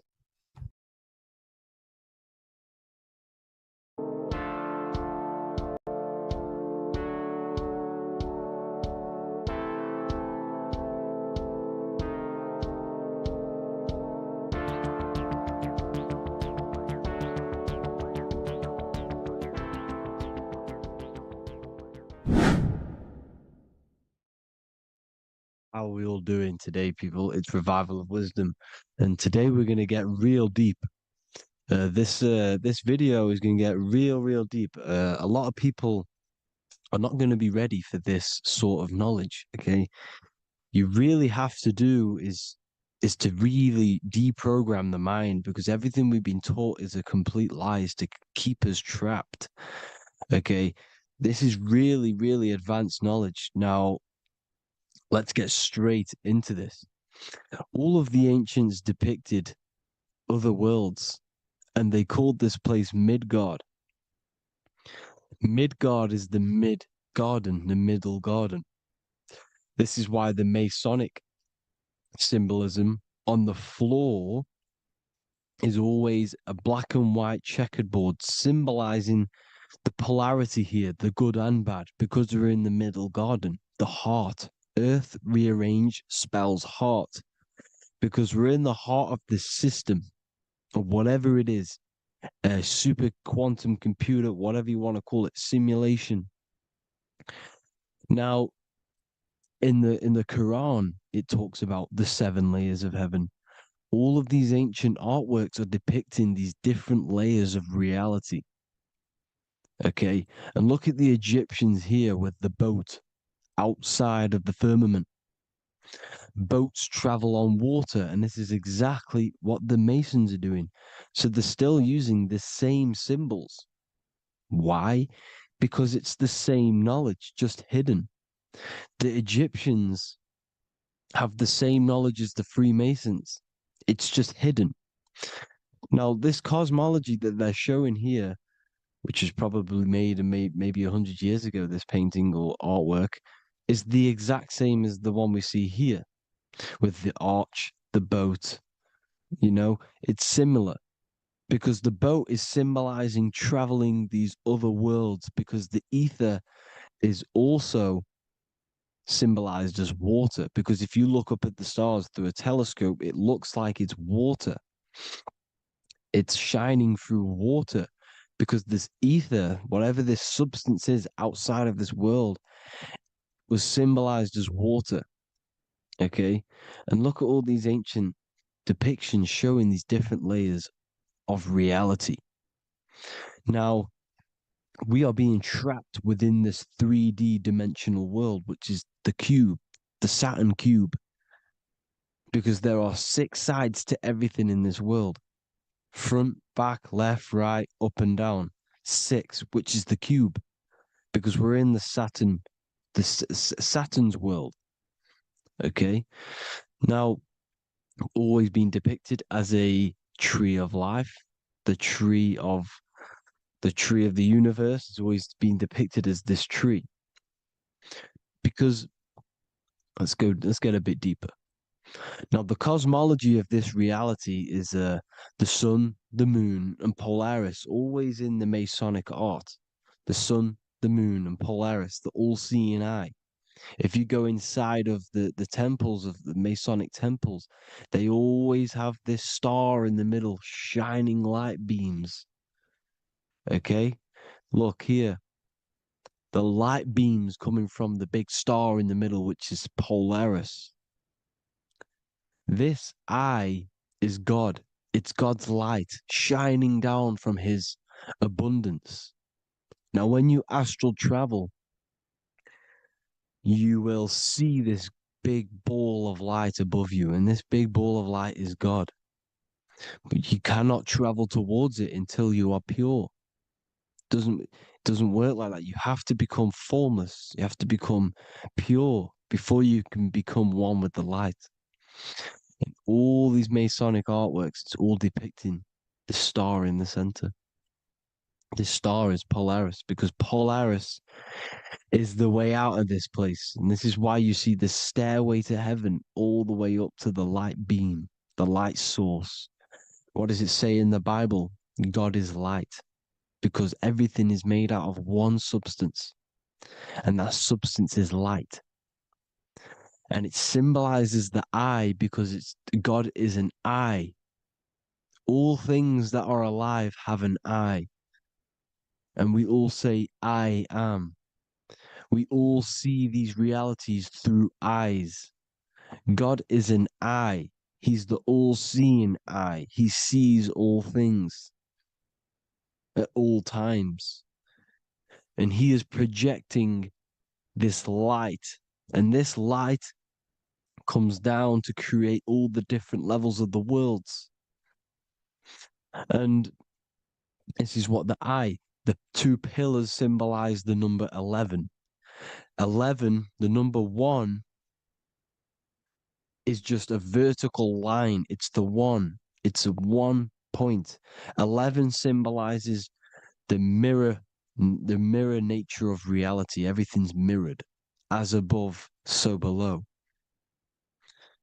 Now, the 11 also symbolizes openings, doorways. And as you can see here, an opening to the all-seeing eye. And you see it here again, an opening to the stairway all the way up to the light. This light is the light of God in the astral worlds, beyond this world. Now, Polaris has also been symbolized as the UFO. They put the truth in plain sight. So, you know, in the films, how the UFOs suck people up. That's what Polaris is doing if you ascend beyond this world. If you do not ascend beyond this world, you will be reincarnated in this world. The whole thing is to outgrow this consciousness to the plane above. And I'm not just making this up. I'm going to be bringing in scriptures after this. But you can see with the Christmas tree, we always put a high, big star at the center, at the top, which is the star of Polaris, which is exactly what the Masons are doing here. The star at the top. And it's on top of our Christmas trees.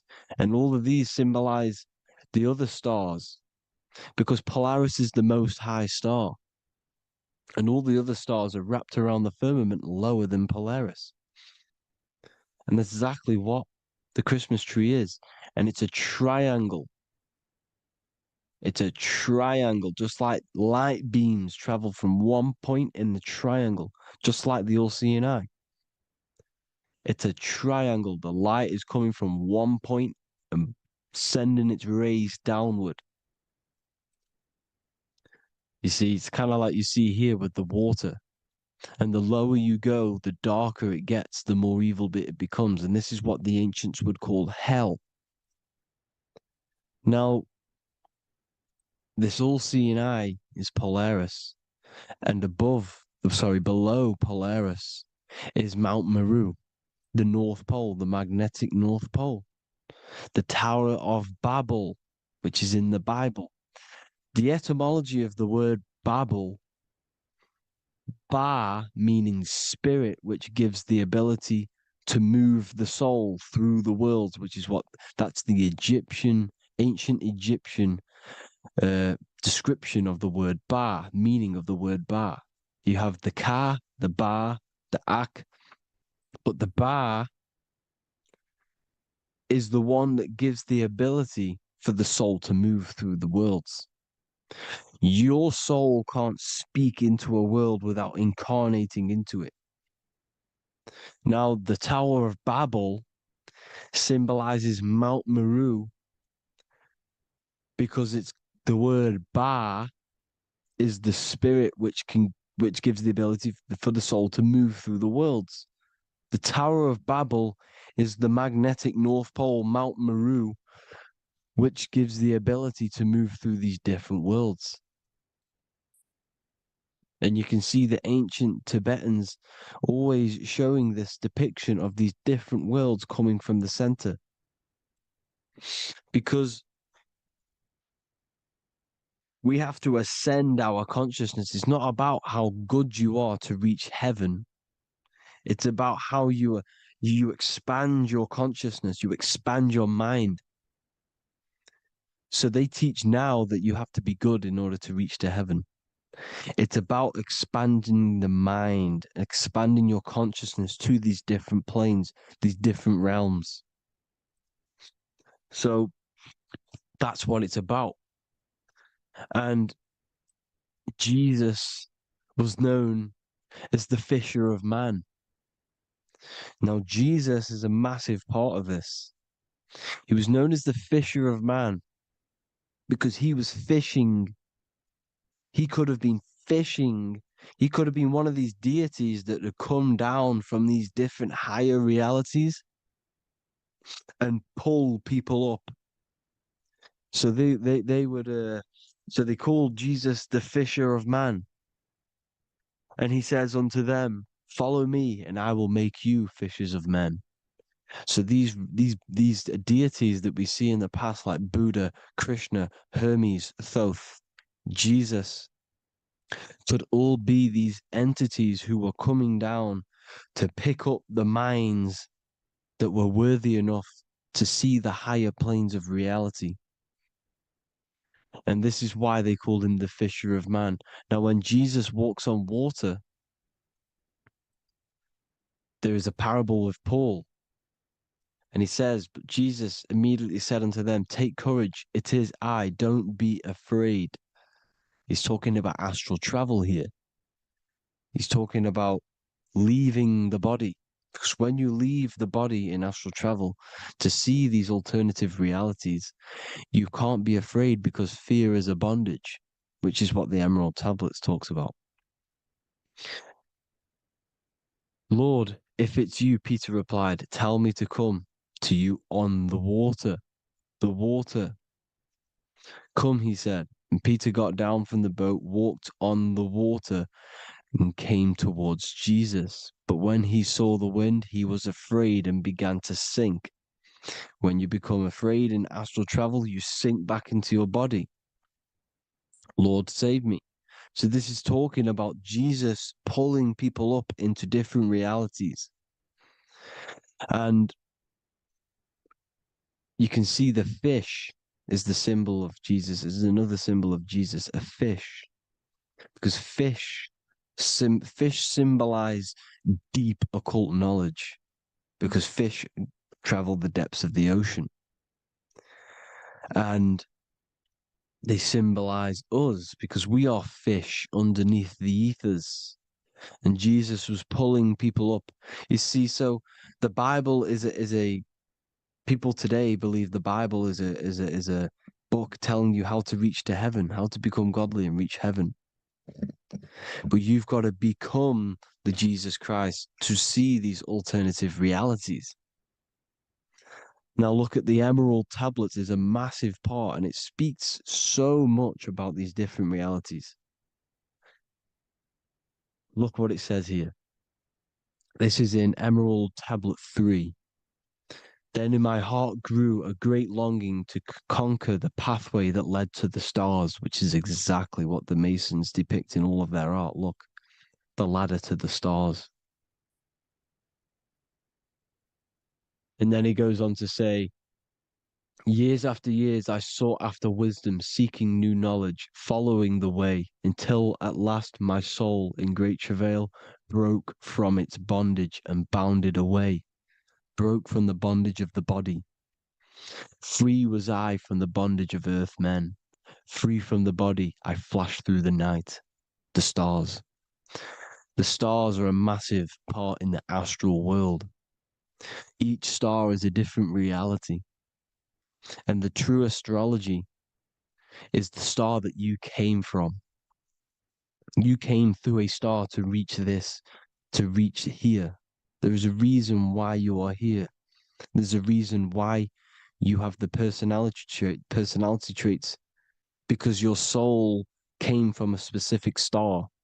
This is why we call them stargates, because they are gates in and out of this reality. And Polaris is the way out to the higher worlds. Now look, far into space, my soul traveled freely into the infinite circles of light. Beyond knowledge were some planets and great gigantic beyond dreams of men. Then he goes to say, lift up your flame from out of the darkness, fly from the night and ye shall be free. Lift up your flame. Your flame is your soul, because it has to be lifted up out of the darkness. This is the darkness, this world, this body is the darkness. Because it's a bondage. You need to break free. You need to learn how to astral travel, people. You have to learn this. If you want to get out of this world, you have to learn how to astral travel and see the other realities.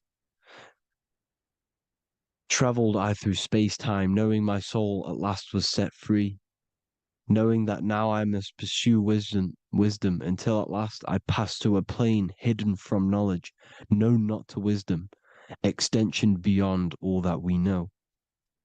So he's talking about he went to a place where we cannot even comprehend here, a place that is not even known to Earthmen.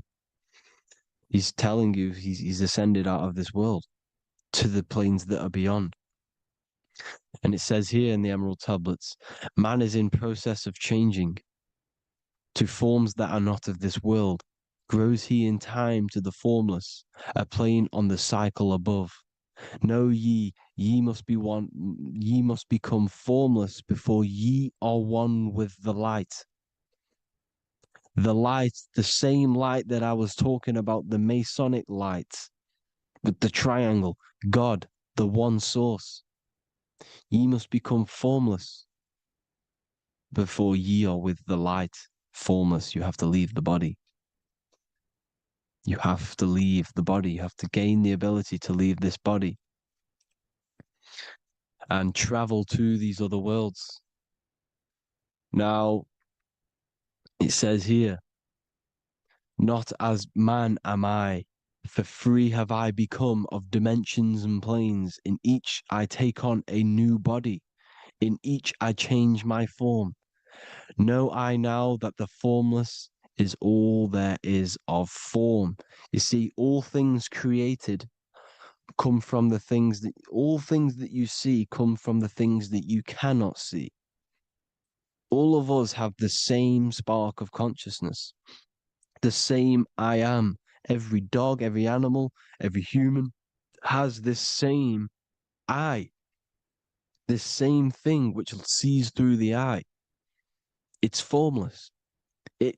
It takes this formless entity is the same entity of us. We are all the same entity in different bodies. And this entity it was represented as the flame, the cosmic flame, which is inside of all of us. And this is why the Masons depicted your spine as a candle or the Holy Grail. You would either see this or a candle with a flame on the top, because the Holy Grail is your consciousness, which is on top of your spine, which is the candle. Now, Jesus, Thoth, Buddha were all these deities which were coming down to lift people up because they were fishermen of men. And he would lift you up to the higher worlds, out of this world, to the ones above. Now, Thoth, you can see him here, he's leading the way. He's holding someone and he's leading the way with knowledge and power. He was leading the way to other worlds, out of this world. There's no point trying to change this world. This world will stay the same. It will stay the same. You have to get out of this world. And that's what they're telling you. That's what they're keeping you from. They're keeping you stuck within this thin layer of reality. So what the Masons are doing, they have the ability to astral travel. They're living not stuck and bound to one reality, but living within the different layers of reality. And this is what Morpheus was doing in the Matrix. Morpheus was going into the Matrix to go and get Neo, which is exactly what Jesus was doing, pulling up people out of this world to the ones higher. And that's exactly what Morpheus is doing in the Matrix. If you haven't watched the Matrix, go and watch it. It will blow your mind. Everything I'm saying in this video, you will see it. Except that you don't need to use a machine to enter the Matrix. You just use your body. Well, you use your consciousness to leave this body. You see, Neo was also uploading himself into the simulation to pull people out of the simulation. And this is exactly what all of these gods were doing. The Fisher of Man. Look, he was pulling people up out of this reality with the knowledge.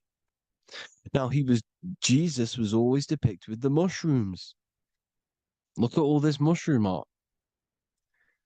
Mushrooms were literally the origin of Christianity. You can see it everywhere. There's mushrooms in all of the ancient art. Every single one of these paintings you see here, there's mushrooms on them.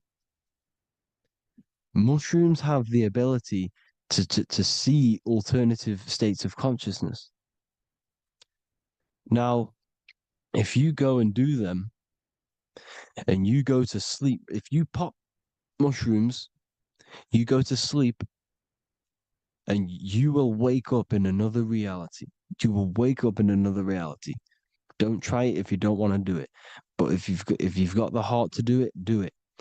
Eat them and go to sleep.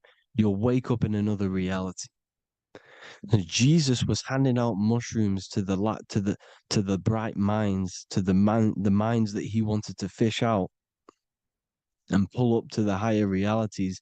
He was giving them mushrooms to see themselves in an alternative state, in an alternative reality.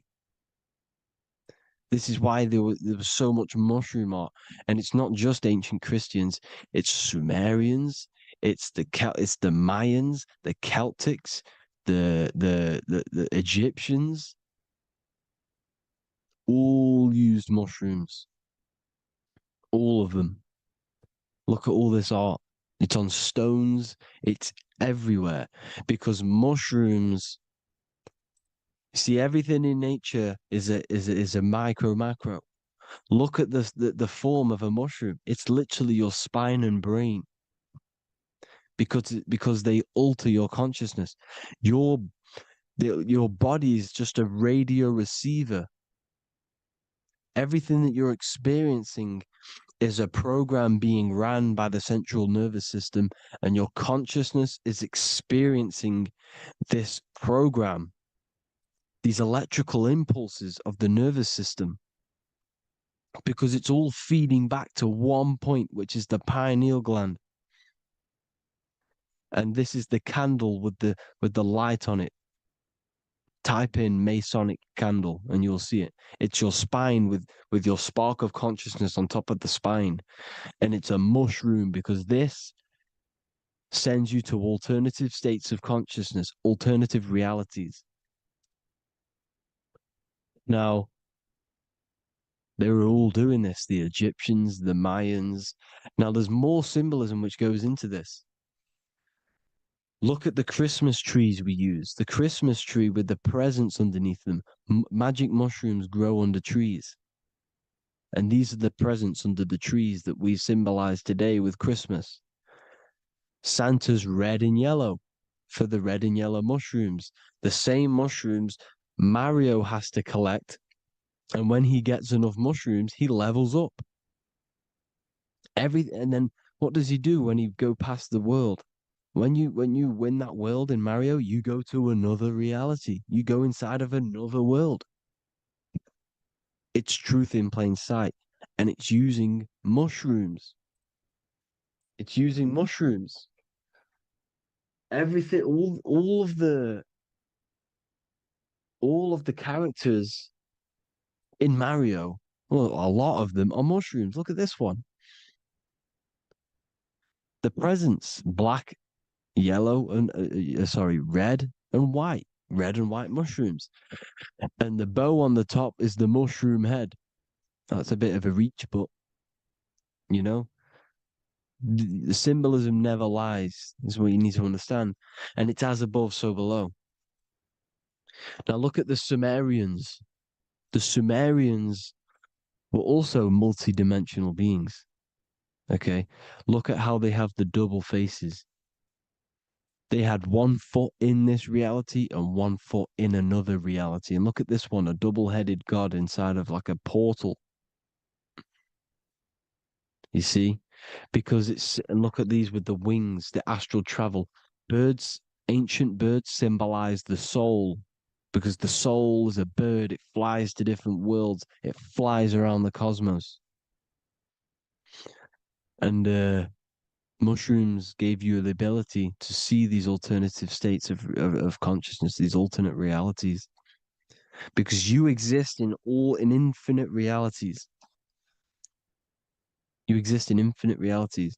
Now look at the 33rd degree Ordo Ab Chao badge. You get this badge when you become a 33rd degree Freemason.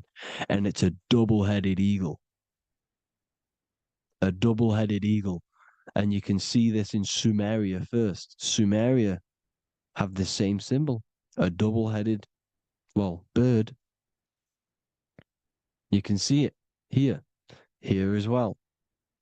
And the Masons are still using this symbol today. And when you become a 33rd degree, 33 vertebrae on the back of your spine, above the vertebrae is your consciousness, and it's a double-headed eagle. One reality in one, you become a multi-dimensional being in the 33rd degree. And I've heard many interviews of Masons say it becomes Luciferian. You see, they speak in code. These Masons can't tell you about what they learn about, but they will speak in code. They said it becomes Luciferian. The word Luciferian is lucid. The root word of Luciferian is lucid, and lucid is lucid dreaming, alternative realities, dream worlds. You become a god. Luciferian means you're becoming your own god, pretty much. Because you are becoming a multi-dimensional being living in between the different layers of reality at the 33rd degree of Freemasonry. And look at the double-headed eagle, because the birds symbolize the soul. And they reach high, they fly high, just like the soul wants to fly high to the light, to become one with the light, like the Emerald Tablet says.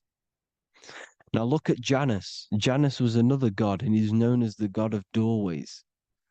Janus always depicted with a double head. Janus is why we say janitor or January. And January is entering a new year. Janus is known as the god of doorways with keys, always got a key, because keys open doors. That's why the janitor holds all the keys. And Janus always has double heads, because he had 1 foot in this reality, 1 foot in another. He was a multi-dimensional being, a Luciferian, living between the different layers of reality, instead of being stuck in one like we are. Well, a lot of people. And that's the whole point. You see, all of this stuff is about like changing the world and stuff like that. this world will probably never ever change. It's probably been like this forever. Well, forever, for a long time. But it's about moving out of this reality to the higher states. And the Masons always depict the ladder to the luminaries, the stars, with a key, the same key of Janus. The Vatican is a key, and it's in charge of all the religions. Why is it a key? Because they're holding back the key. They're keeping you stuck within this reality, keeping you stuck as identifying yourself with the body, identifying yourself with this world.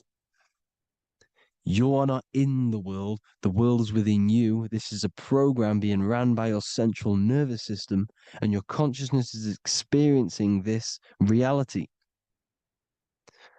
Now, this is going to be a mind-blowing video for some people. You have to have an open mind. You have to let go of all the programs. I'm repeating what the ancients are talking about and the ancient symbolism. Look at Janus with the double-headed god. He was just another god coming down, giving keys to people who had the worthy mind to be pulled up out of this reality, to be pulled up to heaven, just like Jesus was teaching how to reach heaven. But really, it's an encoded scripture. But anyways, hope you all gained some insight on this video.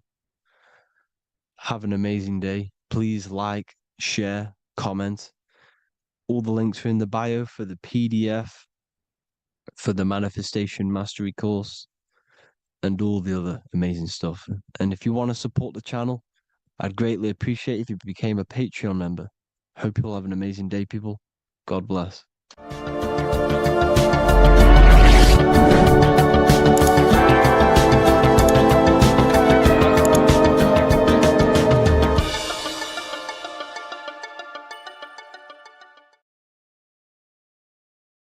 Hello, people. Today we're going to be talking about the secrets of the human heart.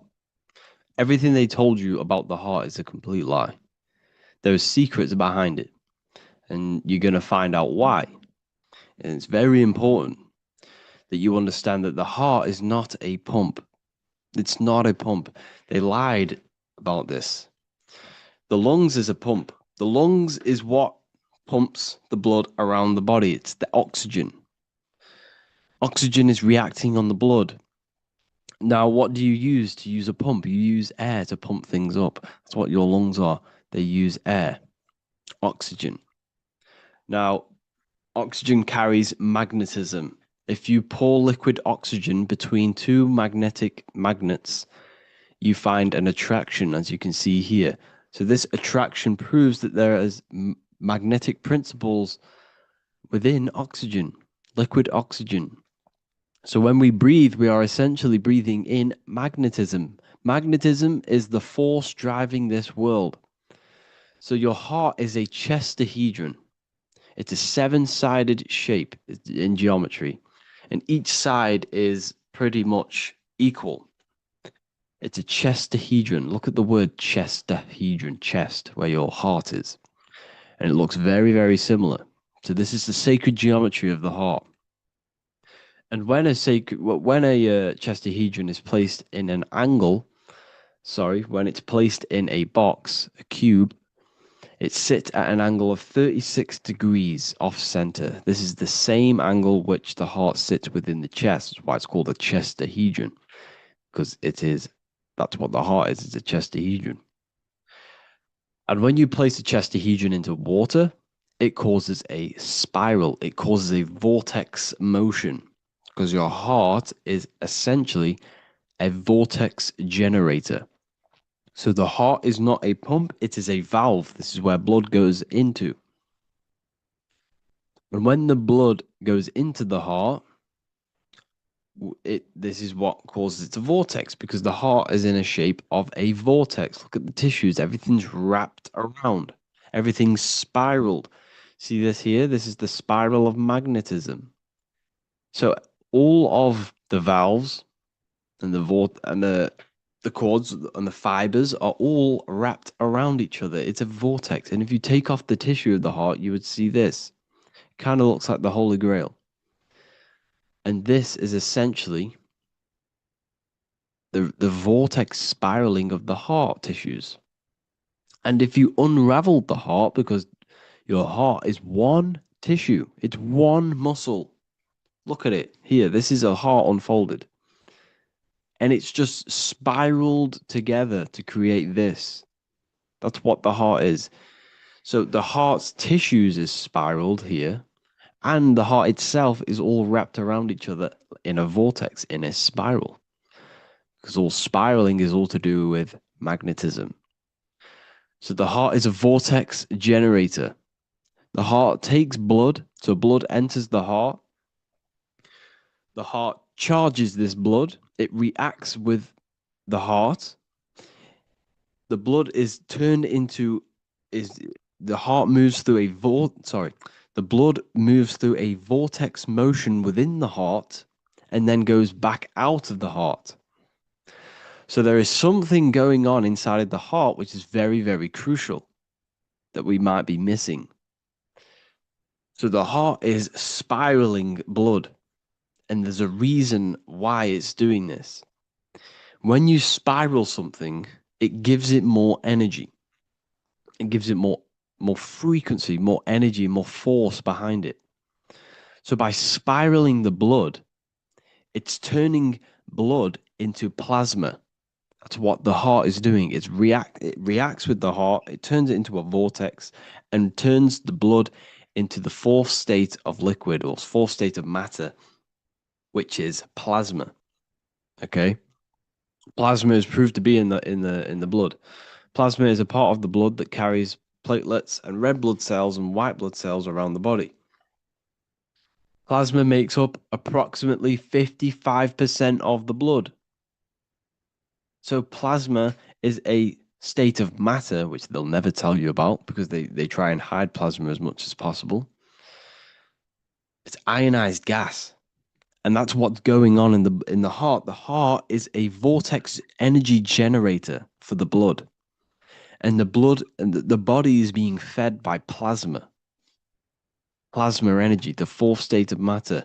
And if you go and read the Emerald Tablets will tell you this exact same thing. Emerald Tablets of Thoth.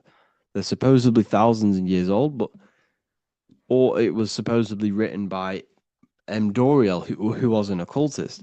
Apparently, he translated them. Either way, he was an occultist. So it's either written by an occultist or it's actually 100,000 years old. In the physical are these channels, the blood which moves through the vortical motion, reacting on the heart to continue its beating. So what is that telling you? The blood moves in vortical motion. It's a vortex. Reacting on the heart. What's it reacting with? There's something in the heart that turns blood into plasma. It reacts with the blood, reacts with the heart. Then it says magnetism, which moves through the nerves paths, carrier of energy to all the cells and tissues. So your body's being fed by magnetism, people. They'll never ever teach you this in school. That your whole body is running off magnetism and plasma. You're literally you are an energy being. When you understand this, you are made of energy. You're running off spiritual etheric energy. They just teach you in school that you're running off blood and oxygen. It's way deeper than this. We're being run by magnetism. Magnetism is the driving force of all creation. Magnetism, which moves through the nerve paths and carrier of energies to the cells and tissues. Akasa, which flows through the channels, subtle yet physical, completing the channels. Personally, I think Akasa is plasma. Okay, plasma is Akasa.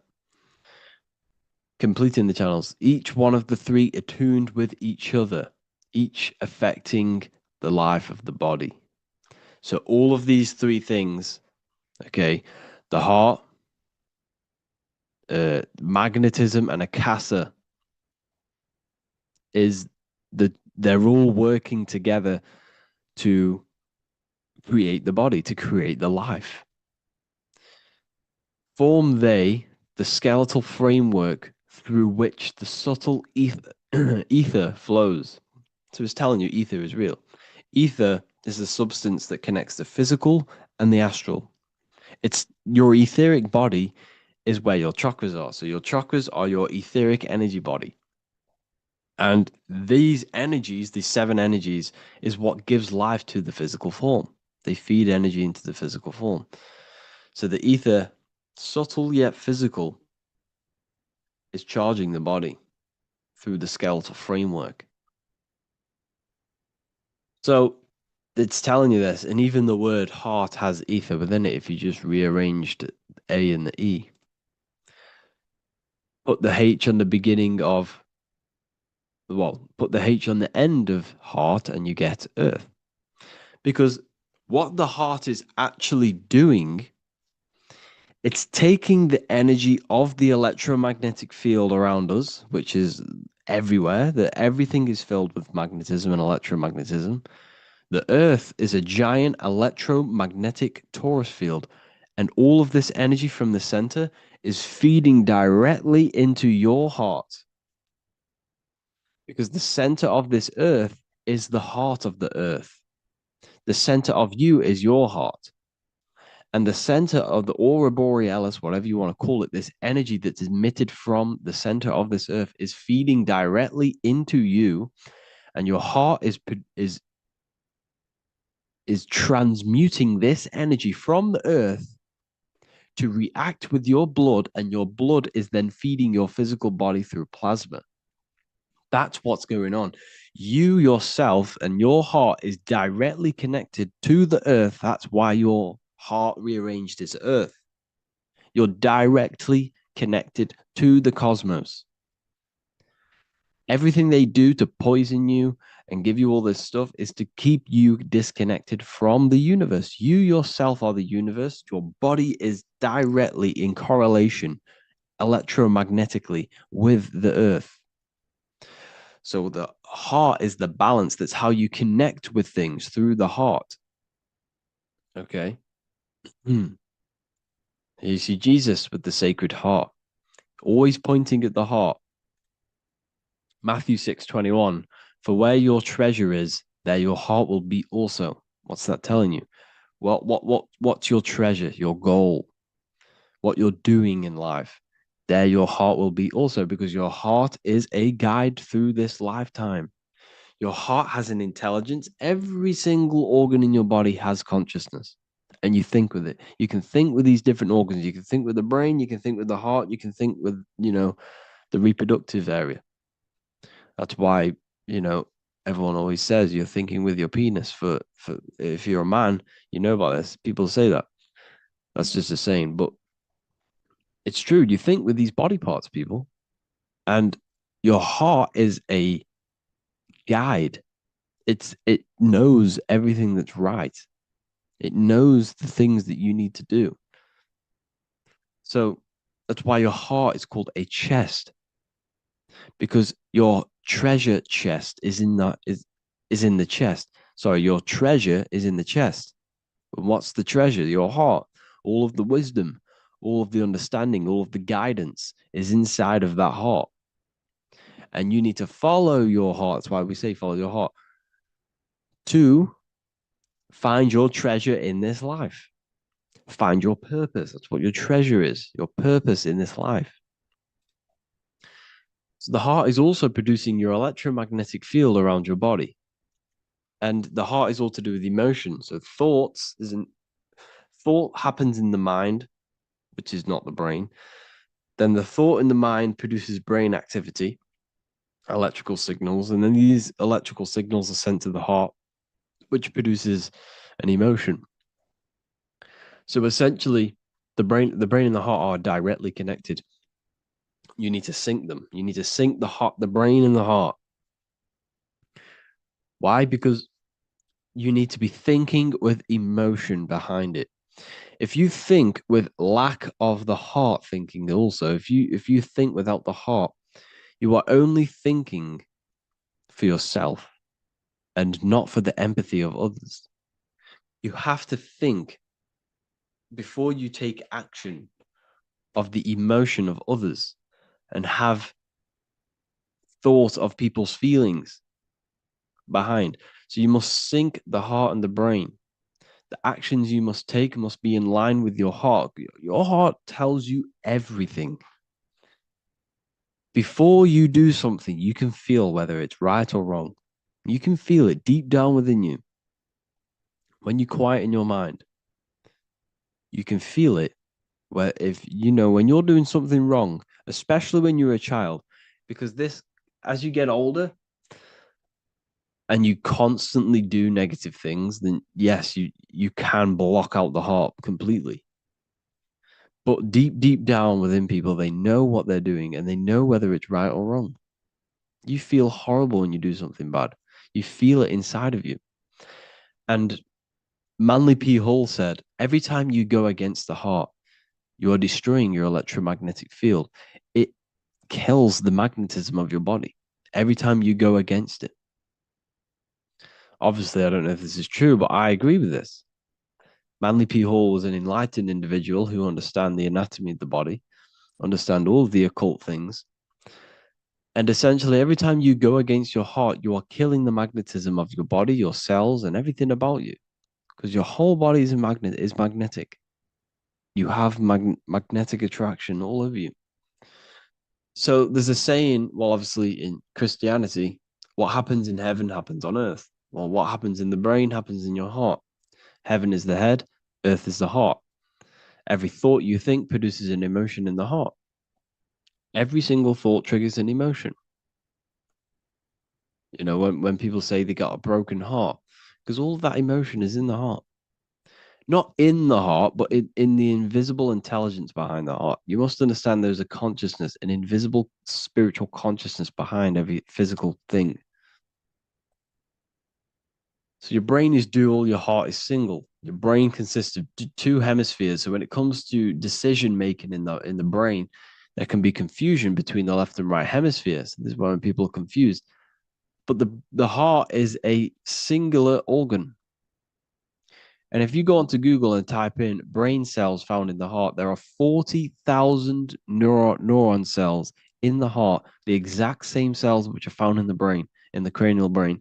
This means that your heart is essentially a brain for your emotions. That's what it is. And your emotions tell you what is right and what is wrong. So every thought you think produces an emotion, and whether that emotion is good or bad will tell you whether something is right or wrong. So the heart is the guidance through this life, and your higher self resides in the heart. You have to follow the heart. You have to do what the heart tells you all the time. So I hope you enjoyed this video, people. Please feel free to contact me if you have any video ideas or anything like this. And welcome to the university. I look forward to connecting with you all.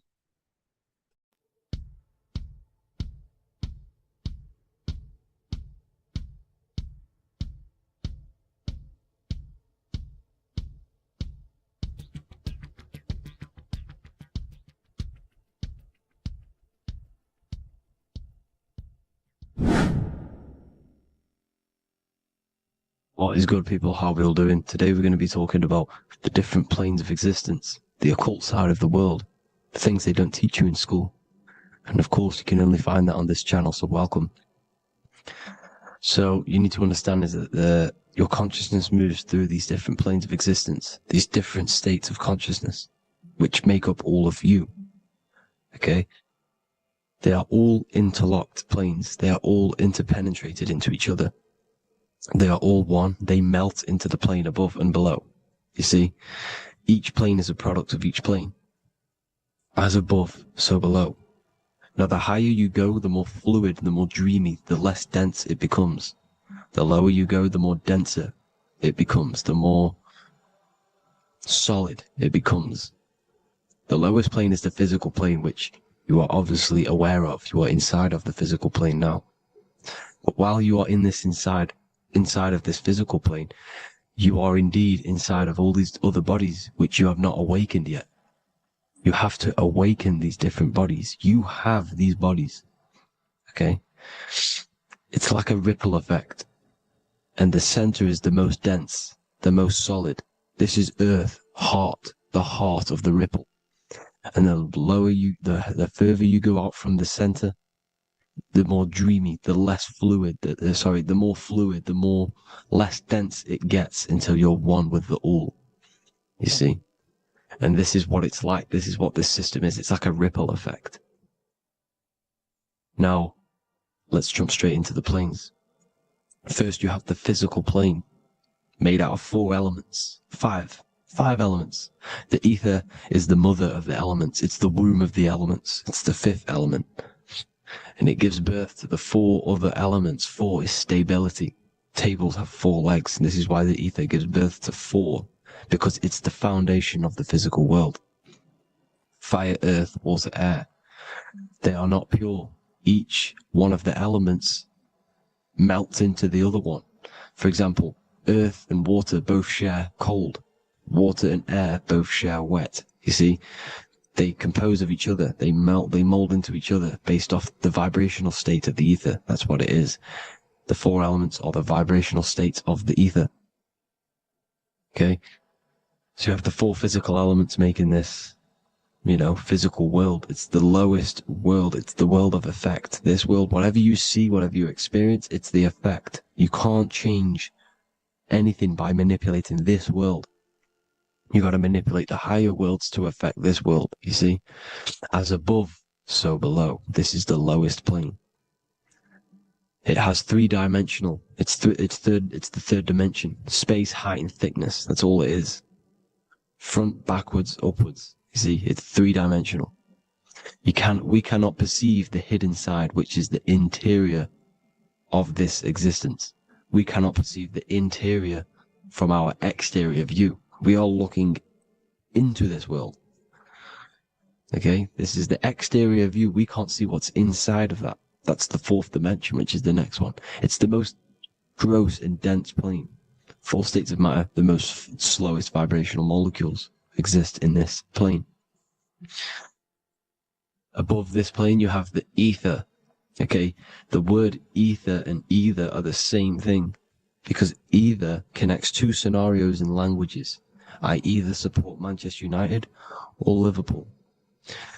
Either is connecting them 2 scenarios. The ether is doing the exact same, as you can see here on the planes of existence. It connects the astral world, which is very important, to the physical world. It's connecting these 2 worlds. So it's the ether. It's the ether. The ether is pure potential. Energy flows through the ether. It is pure energy, pure potential. Okay?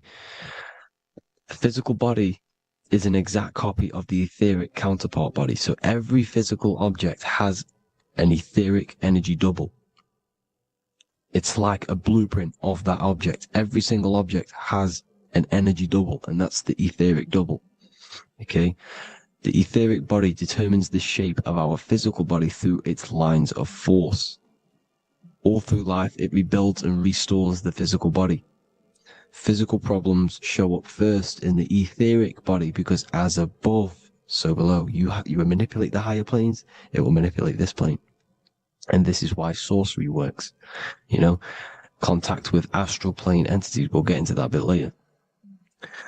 So the reason why we can't see this plane, this energy world, which is all around us, which we are inside of right now as we speak, is that the molecules that compose it are further apart than those of the physical plane, making it invisible to the 2 eyes. That we can't perceive it. Our eyes cannot physically suck in that sort of information, and our brain cannot decode it. This is why, they brainwash us with all these programs to keep us asleep, to keep these other bodies we have asleep, so we don't find out about these other bodies, and is to make you believe that everything's just a material. Only the material world exists. They don't want you to know is that everything that you see is a result of something you cannot see. As above, so below. There are realities within this reality. This is what I'm breaking down now, these different planes. on how this reality works. So your etheric double is your energy body. You can see here the physical, etheric, astral. Astral is your spirit. The ether is a part of the physical plane. It's like just above the physical plane, but it's still part. But then the astral plane is completely separate. It's another plane, but they're all interlocked. Don't think they're apart. They're all interlocked. They're all one. They all melt into each other. The chakras that we have are inside of our etheric body. They are our sense of organs which tune us to the fourth dimension. These 7 chakras connect us to the astral world, the fourth dimension. Okay? They are points for the flow of energy from the universe / 7 planets, because the 7 chakras are your 7 planets, and the 7 planets are connected to the astral world. They are feeding these 7 senses in our body. They connect us to the universe, to our etheric counterpart, and then to us, supplying the physical body. Because the energy comes from above. As above, so below. These 7 senses, these 7 etheric chakras, are being supplied with energy from the universe, the 7 planets, the solar system. Then it supplies the physical body. You see? So, the ether is very important. And this is, that the ancients understood the science of the ether, and they could, harness free electricity from it, because it's all around us. The ether is all around us. And this is what they were doing. They were harnessing free energy using the ether. The astral plane, the 4th dimension, very important plane. Very, very important. We've all been there. Every single one of you has been there. Okay? The 4th dimension is unseen of what we see. It's the interior of the exterior that we see. We see the 3rd dimension, but we cannot see beyond what's making this 3rd dimension. This is the 4th dimension. Okay? It's the dream world. This is where you go when you dream. Okay? This is where you go when you dream. It's the place of disembodied spirits or ghosts, entities, whatever you want to call them. When you hear ringing in your ears, that is not tinnitus. That is an entity around you. Okay? That is an entity around you. The 4th dimension is where thought forms exist. Mental images. Thought forms as in what you see in your mind when you think of an image, because the mind is the highest plane of existence. Mind is the highest plane of existence. And it manipulates all of the planes below. So it goes the mental plane, then the astral plane. So the thought is in the mind, the mental plane. That just the thought alone, no image, but then the form depiction, the thought form exists. It manifests in the astral plane as a sort of image, an entity, a living conscious being. So this is why thoughts are things. You see, thought forms exist within the 4th dimension. So when you imagine something, when you are, for example, right now, look into your hand and imagine there's an apple in your hand. If you can see that, you are seeing into this 4th dimension. You can only see into this 4th dimension using the mind's eye, not the 2 eyes, the mind's eye. When you shut off the 2 eyes into darkness, the 3rd eye opens. The mind's eye is open. And you can see, this is astral travel. You got to work on astral travel. And you will see this astral plane, this 4th dimension. And there are 3 different sections to this astral plane. Higher, middle, or lower. So yes, there is a kind of a heaven and hell. And a mid-God. Heaven being the higher vibrational entities manifesting higher vibrational thought forms existing there. The lower vibrational thought forms existing in the astral plane. But these thought forms are beings. You can create these beings. They're called elementals.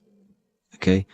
If you entertain specific thoughts for long enough, this will plant a seed and it will grow. If you keep, so for example, you have a bad feeling or whatever, what's a good example? Unforgiving someone. You keep that energy inside of you for long enough, it will manifest in the 4th dimension. You entertain that thought long enough, it will manifest. And it will create an etheric body, and it will be an entity which will harm you. It will feed off you, this low vibrational energy. Your mind is so powerful.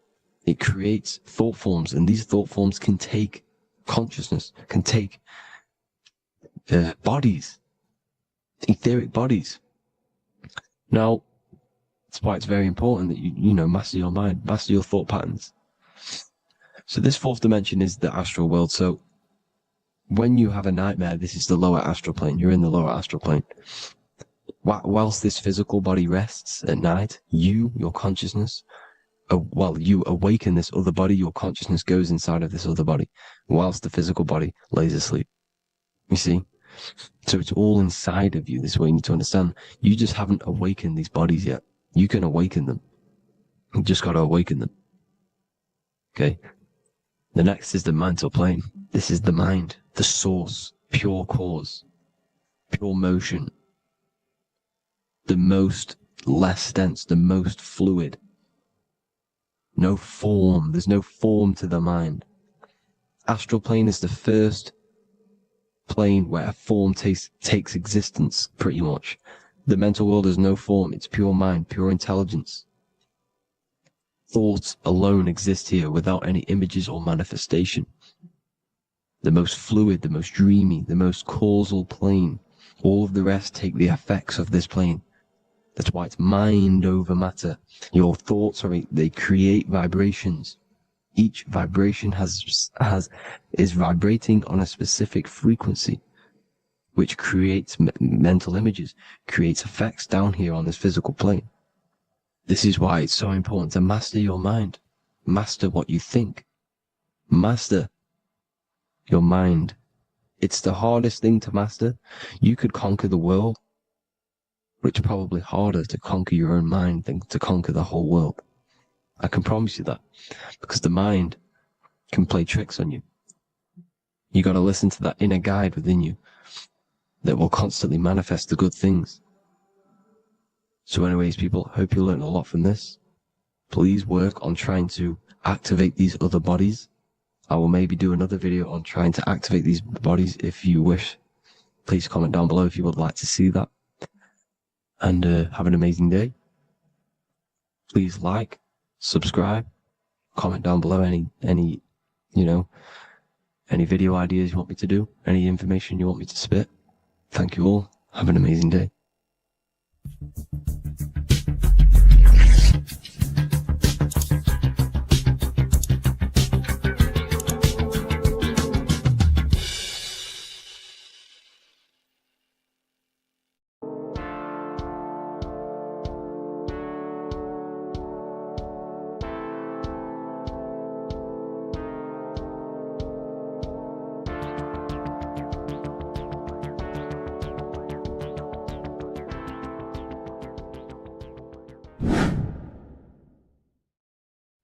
What is up, people? How are we all doing? Today, we're talking about the flat earth cosmology. So let's jump straight into this. Please drop a follow and leave a like to help the algorithm. So we live in a torus field. Everything's made out of torus fields. And every torus field has motion. It's what it is. It's the motion of energy. And every torus field has a center, which is the black hole. It's a womb of creation. It's counter space. Now, this is why the North Pole is magnetic, because the center of this torus field is the most magnetic part, the strongest part of the field. So this is why all compasses will point you to the center. And the Earth's magnetic field is spread across the whole of the Earth. And it's spinning, as you can see here. It's like a tornado at the center. And this tornado is the force which is spinning the sun and the moon around us. You got the sun, the moon, Polaris, just like in the Masonic cosmos here. The sun, the moon, Polaris, the all-seeing eye. Now we'll get into Polaris a bit later, but the sun is the magnetic force. Sorry, is the electric force, because every field is electromagnetic. Now, the sun is electric. It's positively charged. It's gonna give you energy. It's feeding energy. The moon is more magnetic energy, which is taking your energy away from you. And this is why you become sleepy when the moon comes out, because it's taking away your energy. So These two forces is the balance. It's the yin and yang. It's the balance. Everything in this creation is balanced because the torus field is the Earth is the plane of inertia, the 0 point within the field. Because physical matter is a result of two opposing forces equalized on the plane of inertia. And that is where matter crystallizes into physical results. And this physical plane is the plane of inertia, planet Earth. And at the center of this plane is the black hole, the womb of creation. And outside of this black hole gives birth to light. So the torus field is constantly rotating, going into counter space, the black hole, and then out of counter space gives birth to the white hole, white light. You see? So it's going around, black hole, birth again, black hole, birth again. And it just keeps going around. It's an infinite cycle of energy. And this is where the infinity sign comes from. This is the motion, this is the force which is creating everything to spin inside of this circle. Okay? And it's making the stars spin. It's making the sun and moon spin around us, around this center point. Now here you see Horus and Set putting their feet inside of this dome. This is the royal arch, the arch of the dome above us, which is like you see in the Masonic cosmos, the royal arch of Freemasonry. This is the dome above us, the firmament that the Bible talks about. You see, they're putting their feet in because Set symbolizes the moon and Horus is the sun. Horizon, Horus. Horus is rising, the sun. So they're both putting their feet around this center magnetic pole, which is the pole, North Pole. And above the North Pole, you have Polaris, the pole of electromagnetic energy. You see? And this is how we get the sun and the seasons. Because the sun, for us, when it becomes summer, it's on the Tropic of Cancer. Then it spirals outwards, going out and out and out, then goes to the Tropic of Capricorn. That's winter for us. Then it comes back in and creates summer again. So it's constantly spiraling around this center magnetic North Pole. You see? So this roof above our heads is the firmament, and this is what they've taken off of us. They haven't physically taken it, but mentally they have taken this away from you. It's a female energy, and this is what the Egyptians called Nut, the sky god Nut. And this is the womb. We are inside God's creation, God's womb. And the woman's womb, when she has a baby, is a microcosm of this, because everything inside of this creation is macro. It's a reflection of the bigger things, as above, so below. So the dome above our heads is the dome we are in when we are a baby. And you can see the sacred geometry of it is the exact same. It's the dome. And when we are inside of the womb, the woman, the sacred maker, which is the M, the Masonic M, this is the Gmail symbol. The Masonic M is maker, mason, matter, male. She delivers the male, you see. She delivers the male because it's the maker, the female, the magnetic. The woman is magnetic in nature, the male is electric in nature. So when we are in this womb, the female, we are being fed by the center umbilical cord, by the center of the mother's stomach. We're connected to the center of the woman's stomach, just like we are when we are in the earth. The center is where the aurora borealis is being emitted from, the electromagnetic aurora borealis, the northern lights. This is our spiritual umbilical cord, connecting us to counter space, connecting us to the realms beyond this world. Because at the center of every torus field is counter space. And at the center of the earth is our spiritual umbilical cord. And this is the earth's belly button, as you see. As above, so below. We had a physical umbilical cord. We have a spiritual umbilical cord. And this gets cut when we die, when we're cut away from the physical reality. You see, here's the ancient Egyptian tablet showing this female. You can see the hair, it's a female above us, because the female energy is nurturing, helping, looking after. And that's exactly what the dome is. It's protecting us. It's the Ark of the Covenant, the Ark covering us, you see? And this is what they've taken away from us. By you believing in space, it completely destroys the idea of this being a sacred creation. They've taken the roof off your head, whether if you believe in space, you believe that there's chaos, there's planets, there's asteroids about that could kill us at any moment. But this isn't true. They've made you fear your own creation that you're inside of. They've made you fear what's above you. You see, and it's to hide the power of astrology, the power of the lights in the firmament, which are constantly flowing through the ether. These powers which are above us are sending rays down to the earth, which are influencing our psychology and how we behave. And this is what astrology is. It affects human consciousness. It interacts with our consciousness. And there's a different energy every day because the planets are in different houses, different alignments. And this is, we'll go into this a bit deeper later on. So the world tree, this magnetic north pole, the pole of electromagnetic energy, was symbolized as a tree, the great tree at the center of the earth. You see? And this tree is symbolized everywhere. You can see here how the center person, this Egyptian person, is holding up the sky. This is the North Pole, the hyperboloid, at the center of every torus field. And this tree was in the Mayan cosmology. This is an ancient depiction. This is the torus field. There's the plane of inertia. Here's the center tree. Here's the tree in the center, the magnetic North Pole, the woman holding the stars. Here's the Hindu with the two birds symbolizing the sun and the moon revolving around this center tree. The Mayan tree, his Horus and Set around the North Pole. They all knew this flat earth cosmology. They knew these secrets. It's so sacred you understand the creation that you're inside of. Because if you don't, you'll be led astray. You don't know where you are. You're lost. You see? And here's the Masonic art with the rays of the stars coming down with the tree in the center. So it was personified as a tree. And we are in Asgard, Midgard, the middle garden, where there's good and evil.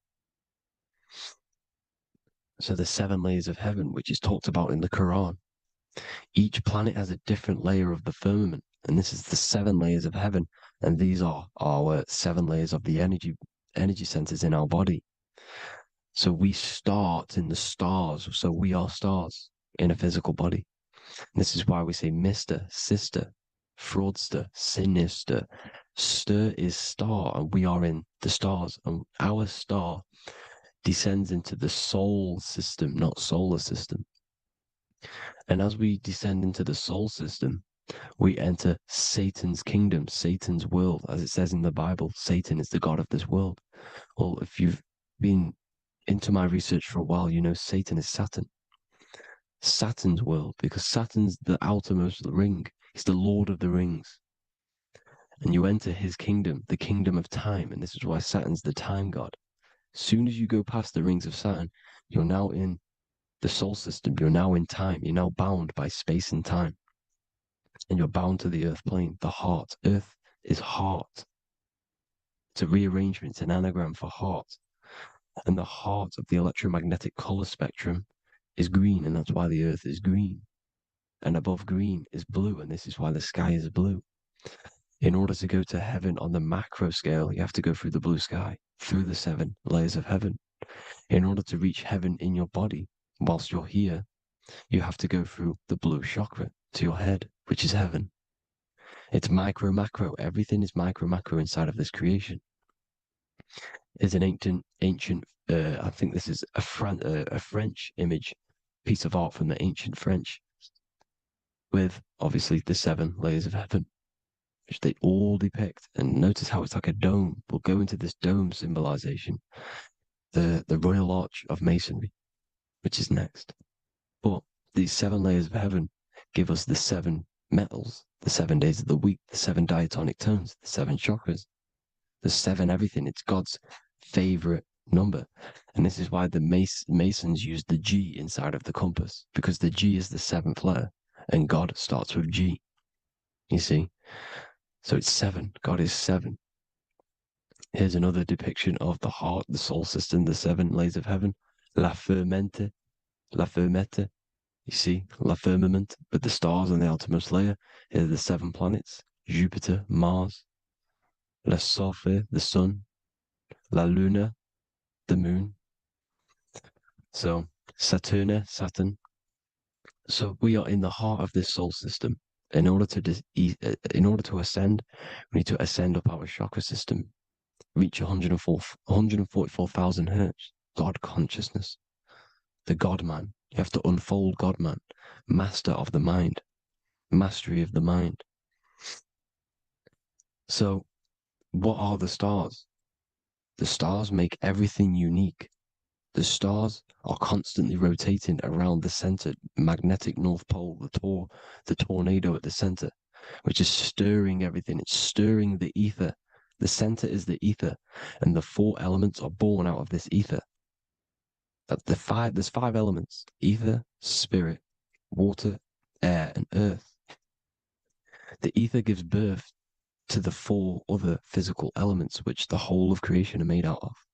About them 4 elements. 4 is the number of stability. You know, a chair, a table has 4 legs. It's stable thing. It's a foundation, and these 4 elements are the foundation of this creation.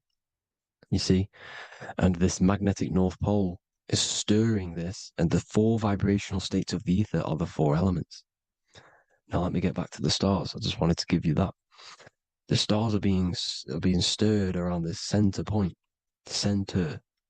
It's stirring everything, and they're always in different alignments. Every millisecond, they're moving in different placements of the stars. And the planets are called the 7 wanderers because they're not fixed. The stars are fixed, but the planets they're called the 7 wanderers, the 7 layers of heaven, because they move faster and slower than each other. Each planet is slower and faster, has a different rate of speed it's moving. So these alignments are mixing in with the energies of the different 12 constellations. And this is why you have a unique characteristic. You have a unique look, a unique energy, a unique personality. This is because when you were born and you took your first breath, that energy which was in the ether, because the ether is all around you, and energy travels through the ether. The energy that the stars were casting down and the energy that the planets was mixing in with the 12 constellations was in the ether. So when you came out of the womb and your first breath, because breath is spirit, okay? So that first breath you took, that is the energy that is imprinted within your DNA, your soul. And you reflect that energy, you emit that energy. That's the energy that is with you forever until you die, till this physical body dies off. And that's what the stars are. The stars are giving a unique energy, characteristic, personality to every living thing. Every dog, every cat, every animal has a unique personality because it was born at a different time and place in the sky. Okay, the stars are your destiny. Now, the stars are constantly changing as well. If you look at stars through a telescope, they're constantly changing and forming different forms. You can see here, it looks like water. It looks like light through water because it's the ether above us, a sea of ether. And this light is being emitted through it, and it's just constantly changing, giving different energies, each star. So this is what the zodiac is. It's the expression of energy. It's the expression of the stars. And each constellation has many different personality, different energies, different traits. Each planet has different traits, depending where your planets are, depends what energies you hold. No two person have the same energy. There's no one. It could be similar, but no one's the exact same. It's because of the stars. The stars are never in the exact same split place. The planets are always in different houses. So here's some Royal Arch symbolism. Here's the Royal Arch of Masonry. As it says here, the sun and the moon, the constellations. Here's Cancer, the 7 planets, the 7 stars. Here's the Royal Arch. This is the firmament. Here's the duality. Black and white, duality, good and evil. rest and motion, dielectricity, magnetism. See?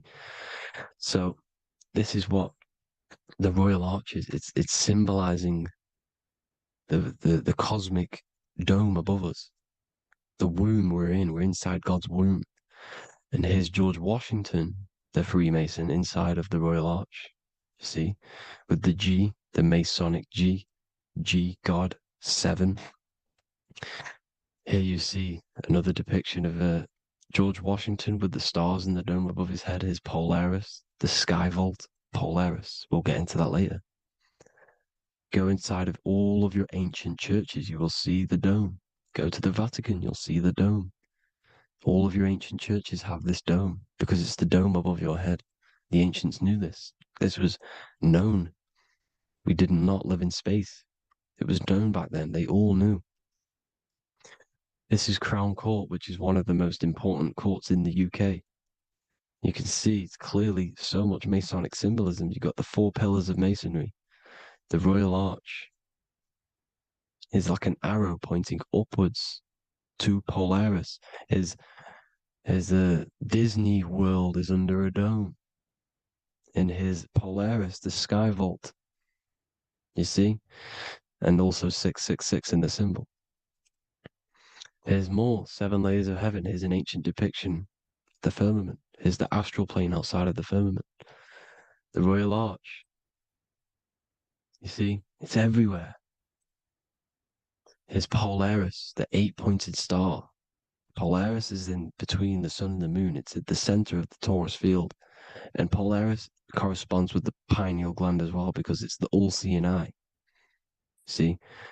So is Polaris, the 8-pointed star, which is at the very top. It's the very center. It's on top of the North Pole.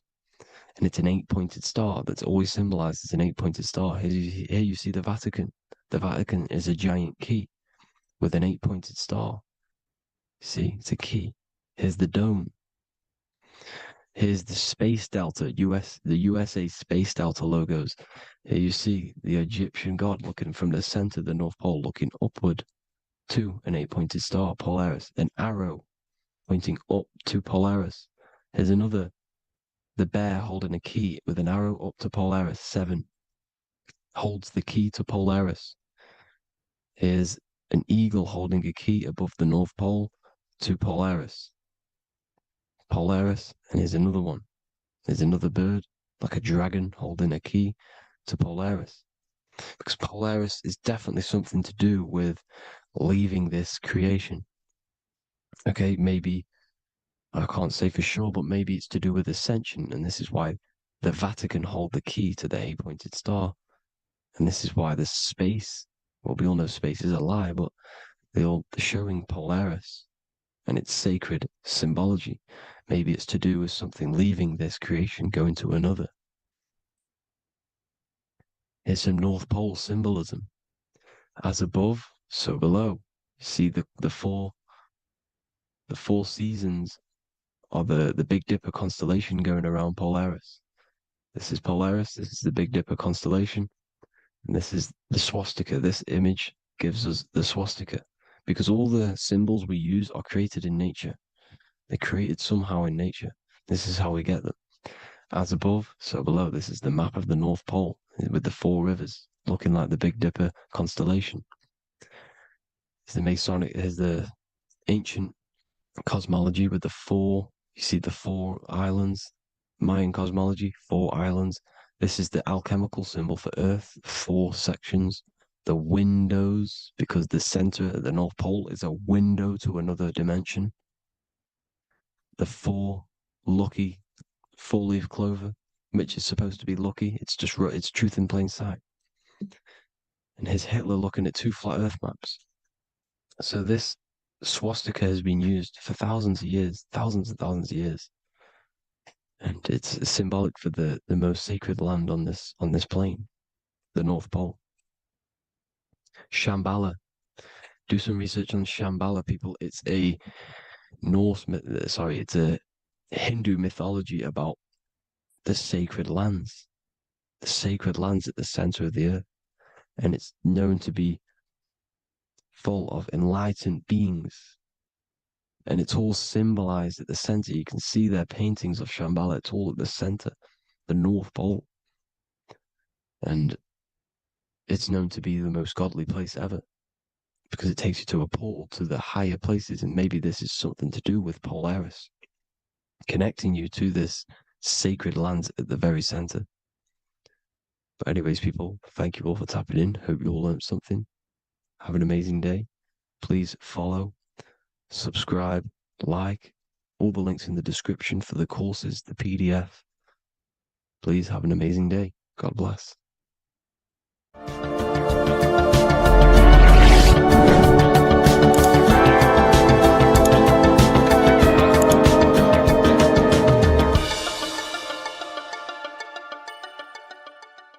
This isn't just spiritual fluff. Your words are vibrational commands that teach your subconscious what to believe and what to create in your reality. Now, I'm not going to sit here and tell you how words are these vibrational things that create reality. In fact, they are. However, the power of words does not hold in the vibration of the word. Yes, it has a little effect on plants. Yes, every word is a vibration that speaks to every cell in your body. However, this is not the main power of words. The main power of words is restructuring your consciousness and invoking energy inside of your own consciousness. I'm going to go over these two in detail for you. Your life is an externalization of your consciousness. Your belief system, your internal world, are building blocks to create your external world. What you believe in is how you see reality. It is the filter that you see to see reality. If you want to change reality, you have to change your consciousness first. There's no point trying to create a change, a manipulation in the external world, because it won't last very long. You have to restructure your inner temple, your inside world of thought and emotion. For example, your external reality is an externalization of every thought you thought in the past. Your life circumstances are just a result of every thought you thought in the past. You become what you think about. So if we can control what we think about, we will control who we become. Words are a powerful way to restructure your subconscious mind, which will then restructure what you think about. For example, if I said the word chicken all day long, I'm going to be thinking about chicken all day long. The words we repeat enter our subconscious mind, and our subconscious mind molds our conscious mind of what we are consciously giving attention to and thinking about. And that becomes our emotion. Our emotion becomes the energy, the charge behind our action. And all of this creates who you are and your reality. If you want to create a change in your external world, you need to repeat the end result as in an affirmation. I am abundant. I am disciplined. For example, if you're trying to stop a certain addiction, don't say, I am going to stop smoking. Say, I am disciplined. By saying discipline, the subconscious mind accepts the word discipline and not the word smoking. If you repeat smoking, I am not smoking, your subconscious mind will just pick up smoking and then do more smoking. So if you are trying to create discipline in your life and trying to stop something, say, I am disciplined. The reason for this is powerful because you're conditioning your consciousness. You're conditioning your subconscious mind and filling it with the word discipline. And I'm not going to say do this a certain amount of times a day or do this in the mornings. I want you to do this as much as possible. I did this as much as possible. Whenever I had free time, whenever I had a free minute, I would say these words either physically or mentally, just to condition your consciousness. Words are the most powerful way to restructure your belief system and restructure your inner world, which will then mirror in your outer world. Words are also a powerful way to invoke energy. This is why when you see these magic occult rituals, you see people chanting and doing these things. It's because if you slowly chant a word, you can actually invoke the emotion. There are three aspects of creation: thought, emotion, action. Emotion is energy in motion. By repeating a word over and over again, you can actually begin to invoke that energy, that emotion inside your heart. And you can start to feel the reality as if you are already living it. And this is just another powerful way to condition your consciousness to become a certain thing before you have it. This is what magic is. Magic is all to do with reprogramming the subconscious mind, aligning the subconscious with a certain belief or reality, which will then produce an effect in our thoughts, our emotions, and our actions, which will then create that reality. So if you want to create something in your life, literally just repeat, I am something. I am is referring to your consciousness. I am is the highest aspect of you. It is the true self. Whatever you condition your consciousness will be mirrored in your external reality. I am abundant will condition your consciousness to feel and believe you are abundant, which will then seep into your thinking. And then you will start to act more on this because you are thinking about it, which will then change your external reality. Words are vibration, and vibration is powerful. However, if you truly want to change your reality, you have to change your inner world of consciousness. And words are the best way to invoke feelings to become the reality you want. And words are the best way to condition your consciousness to a certain belief or a thought. And by doing this, you're actually creating a root cause. The cause is your consciousness, your mind, and you have to restructure the mind to create that reality. Words are a great way to restructure your consciousness and create reality. If you are struggling with the internal chaos, if you are struggling with emotional chaos, if you are struggling mastering your mind, or if you are isolated from your high intelligence, because intelligent people are not welcomed in our population today. I have created an amazing space, Ethereal University. Check it out. I'll leave all the links below. And I'll see you inside, where you can learn everything you could possibly imagine about occultism, esotericism. I'll see you inside.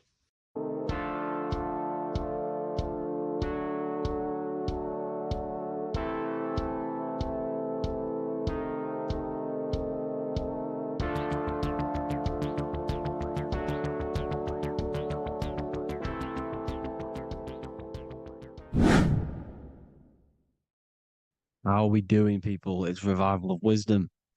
We're back today talking about sun worship. Okay? And please enjoy. Sit back and enjoy the video. First thing we need to understand is that the sun is the risen savior. It's the light of the world. Without the sun, we have nothing. Now, the sun is the Son of God. We didn't make the sun. No one owns the sun. But who created the sun? Obviously, the Creator created the sun. Therefore, it is the Son of God. And that is what Jesus is symbolizing in the Bible. The Bible is a metaphorical story. That's why it's called the greatest story ever told, because it is a story about the sun, the zodiac. It's about you, the systems in the body. It's about everything that is sacred in this creation. Now you can see the suns behind Jesus' head in all of the ancient portraits, even the ones that are more modern. You still see a sun on the back of his head because he is the sun. He's the light of the world, our risen savior. And this is what Christians are lost because they don't realize it's a symbolic story and they think Jesus was a historical person. He's not a historical person. Okay, this is what we need to get out of our mind. This wasn't a historical person. It's the sun, our risen savior. The sun is the soul. It's the soul of this creation. Because what is a soul? A soul is pure life force, pure energy. Whatever a soul inhabits, it gives life to. Like our soul feeds our body. The sun feeds the earth because the sun is a soul, and that's why the ancients called it Sol. Because it's the soul and it's in you and it's the light of the world. It's the light of everything. It gives life to all things. Here's Jesus and his 12 disciples. The 12 disciples symbolize the 12 zodiac signs. Aries, it rules the head region because the 12 zodiac constellations rule specific regions of your body. Aries, the ram, you have a cerebram in your head. This is Aries on the head of the table. His Gemini rules the arms and the lungs. The two twins, Gemini. He's holding up two hands for the two hands and arms. The twins. Cancer has a knife in his hand. It's not so clear, but he has a knife in his hand. Cancer is the crab. Crabs have claws. And he's pointing at Virgo's Adam's apple, saying there's no Adam's apple there. It's a woman. Who's the sixth sign? The sixth sign is Virgo, the Virgin, the only woman in the painting. Now, notice how there are 3 people in 4 groups for the 4 seasons and for the 3 months and 3 zodiac signs in each season: spring, summer, fall, winter. Matthew, Mark, Luke, and John with the suns on the back of their heads, because it's the 4 states of the sun. The 4 states of the sun. Now, 6th sign, Virgo, the Virgin, the only woman in the painting with no Adam's apple. Then we have the sun, Jesus, red and blue, red shift, blue shift. Electromagnetism. The ancients knew this. He's got one hand open, one hand down, because the sun gives and retrieves. The sun rises and it falls. It gives, then pulls away. That's what the sun does, and that's what he's doing. His arms are out, symbolizing the rays of the sun, casting down onto the earth, giving and then receiving. Libra, his 2 hands are equal, he's holding his arms out equally, because Libra is the 2 balanced scales. Libra is when the sun is balanced between the summer and the winter. It's being judged. The sun isn't balanced. That's what Libra is, the 2 scales. Capricorn is the goat. Goats have 2 horns, and you can see the 2 horns on his head here. See? So this is astrology. This is what Leonardo da Vinci is depicting here. It's astrology. He knew the story of the Bible is all astrology. It's all based on astrology. The Son of God, the real sun. Now here are some Bible verses. I am the light of the world. Obviously, that's the sun.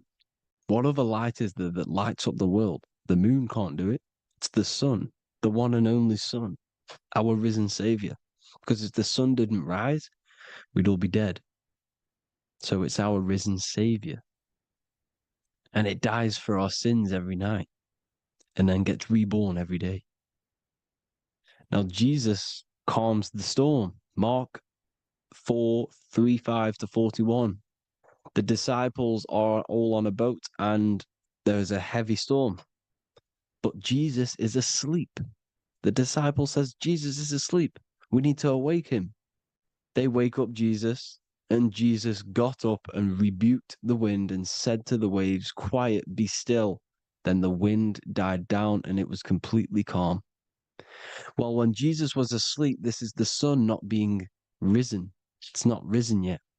Because in the night times, that's when the storms happen on the sea and the ocean.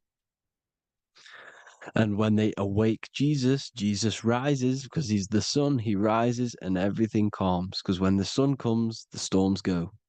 You see? So it's the sun. It's all about the sun. Here's another, Luke 22:10. A disciple asked Jesus, when will we know it's the end times?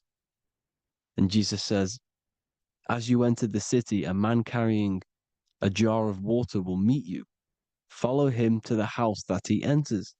Well, this is clearly talking about astrology, the topic that Christians think is satanic, when they don't realize the whole thing's based on astrology.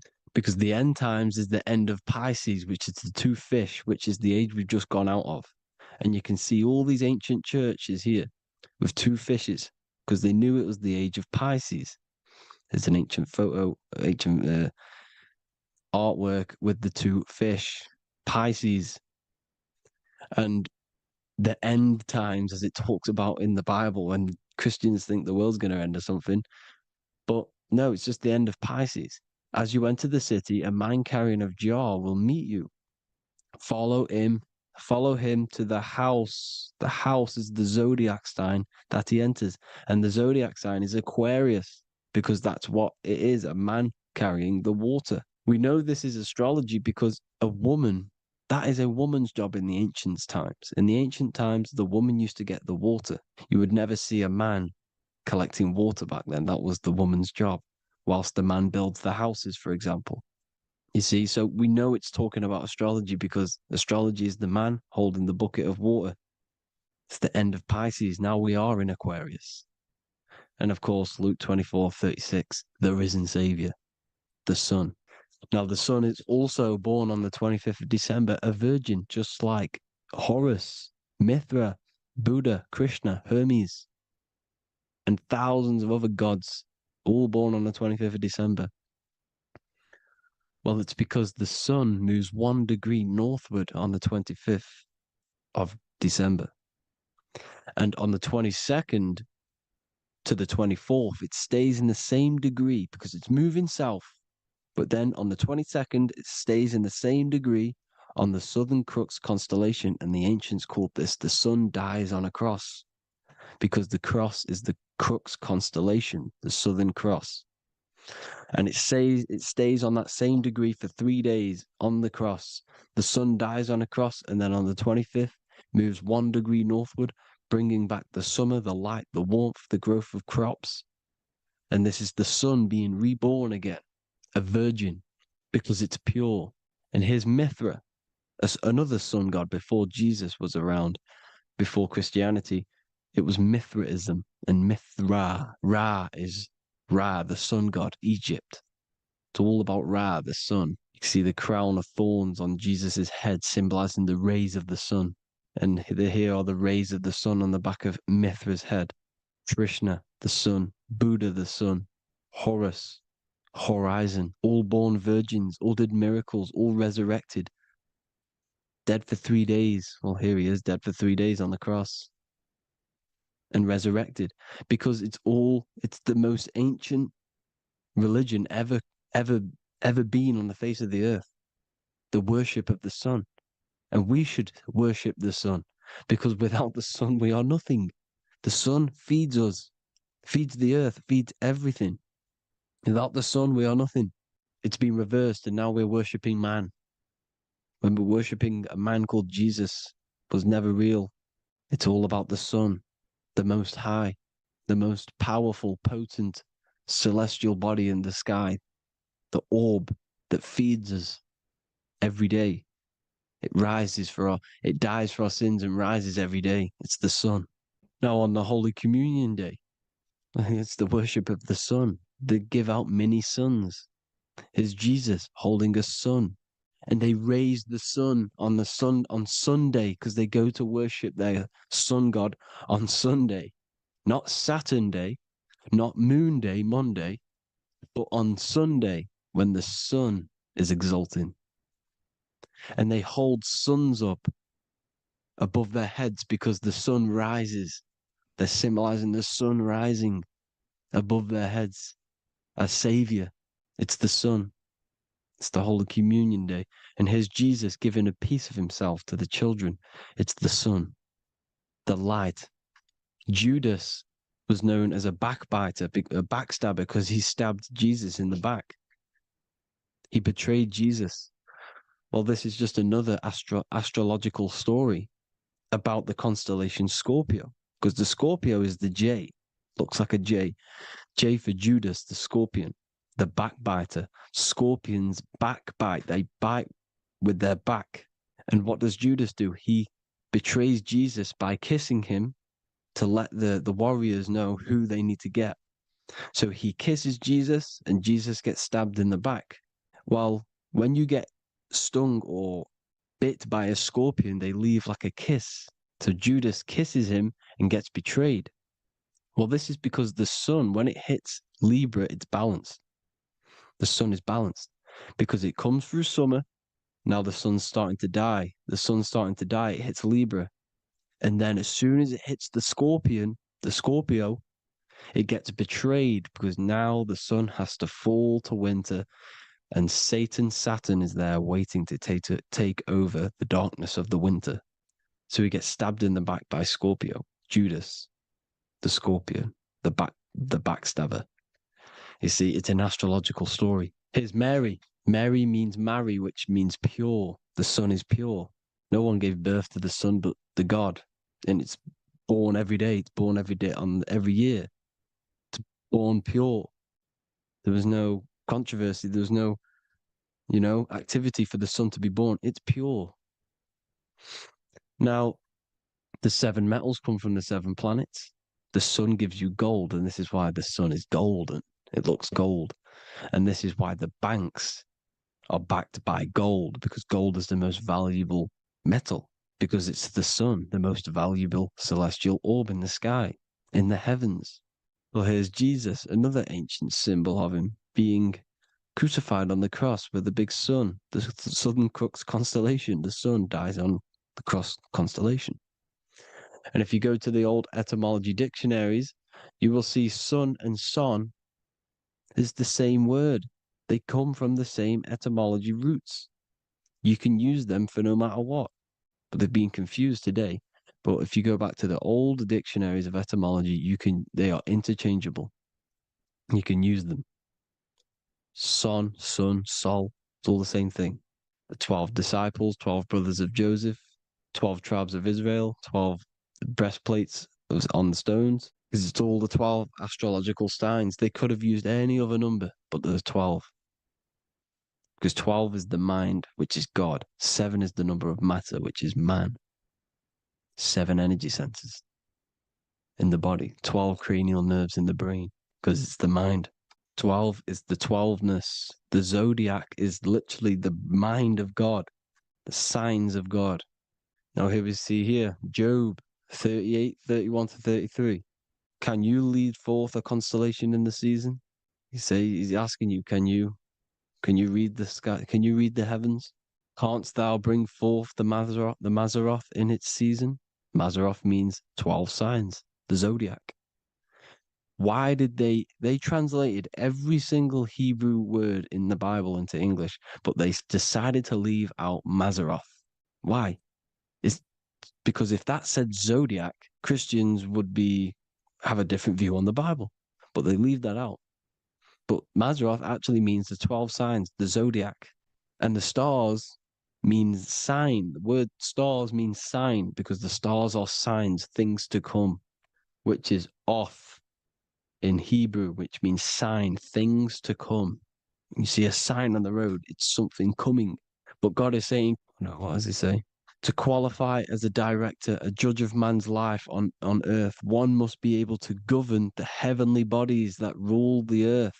It's telling you to read the heavens. We need to read the heavens. Astrology, the 12 zodiac signs, the mind of God. It's telling you, read the Mazzaroth, read the zodiac, because they are things to come in your life. They are signs. It's not satanic, it's made by God. God said, let there be lights in the firmament of the heavens to divide the day from the night, and let them be for signs. Signs are things to come. The 12 zodiac signs. It's all about astrology. Here's Mary holding the sun. His son, her son. It's the sun in the sky. The one and only, the most high. The soul, the solo because it's on its own. The most powerful, Ra, radiance. Here's the Pope holding the sun. All 3 popes holding the sun because they're sun worshippers and they know the true meaning and origins behind Christianity. Sun worship. Is the Vatican is a sundial. Yes, this is literally a clock. Your watch is a sundial. It's got 12 sections on it for the 12 zodiac signs. 12 hours, 12 Horuses. Now here you see Jesus walking on water. Well, it's the sun, and here's the beard of the sun.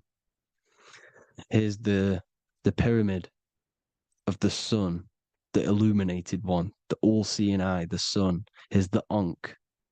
The sun creates these symbols. The ancients knew this.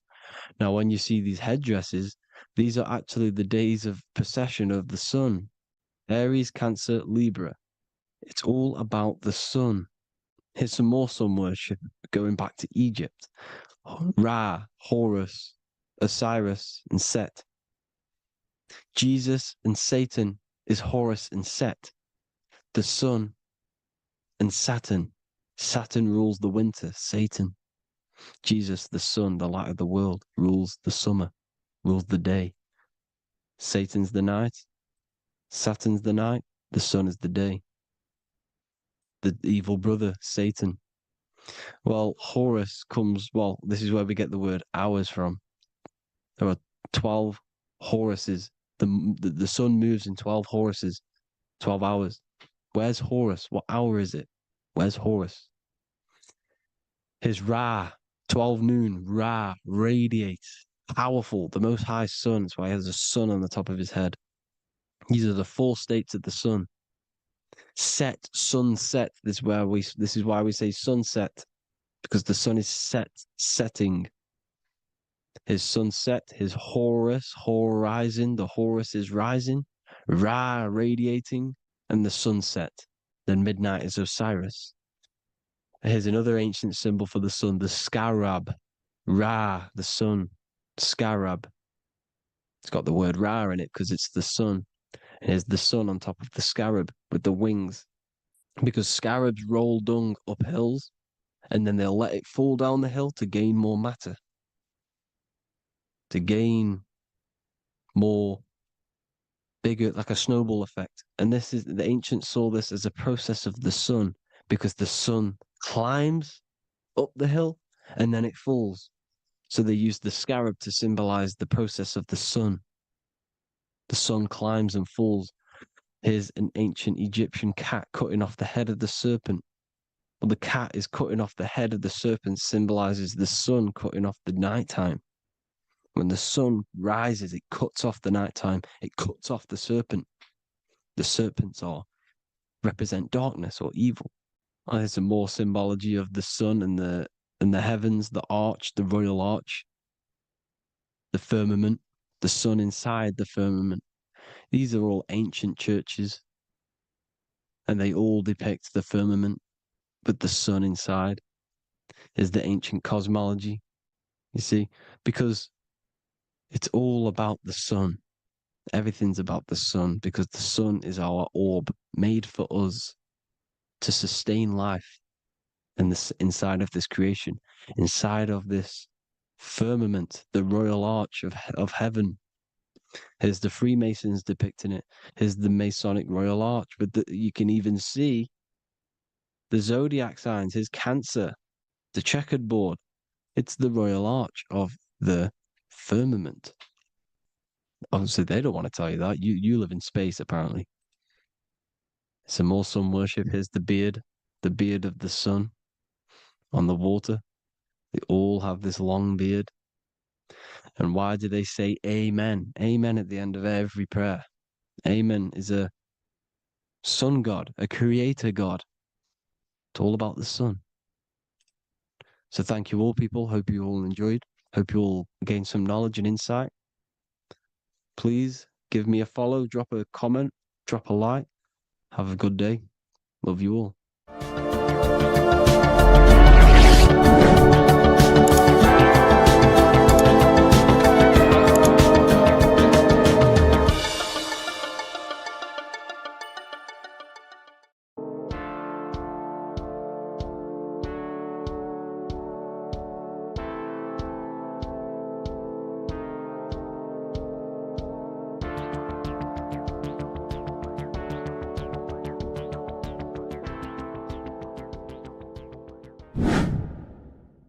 Welcome back, people, to another occult lecture by Revival of Wisdom. Today we're going to be talking about magic and how it's being used on us for the New World Order. Magic has the word mag within it, which is magnetism. Magnetism is the force. Magic is influencing forces, natural or supernatural forces, and using it for a certain agenda to gain something out of it. Now, magic is not what everyone's being thought. It's not some sort of fantasy thing. It's actually very common, and we all do it, whether you believe it or not. Magic is all to do with the mind. As I said, always say in my lectures, your mind is what creates matter. Your mind is what creates your external world. So it's all about manipulating and planting seeds within the mind, because your mind is a garden, and thoughts And words are seeds which are being planted in that garden. Your life, your physical life, the people you have in your life, your friends, your car you own, the job you have, is all a reflection of the thoughts that you've been thinking in the past. You are where you are in life because of the thoughts that you've been thinking. Therefore, your life is a direct reflection and manifestation of your mind, the Garden of Eden. Okay? The mind is what they are targeting. What you see, say, and hear has a direct effect on your mind.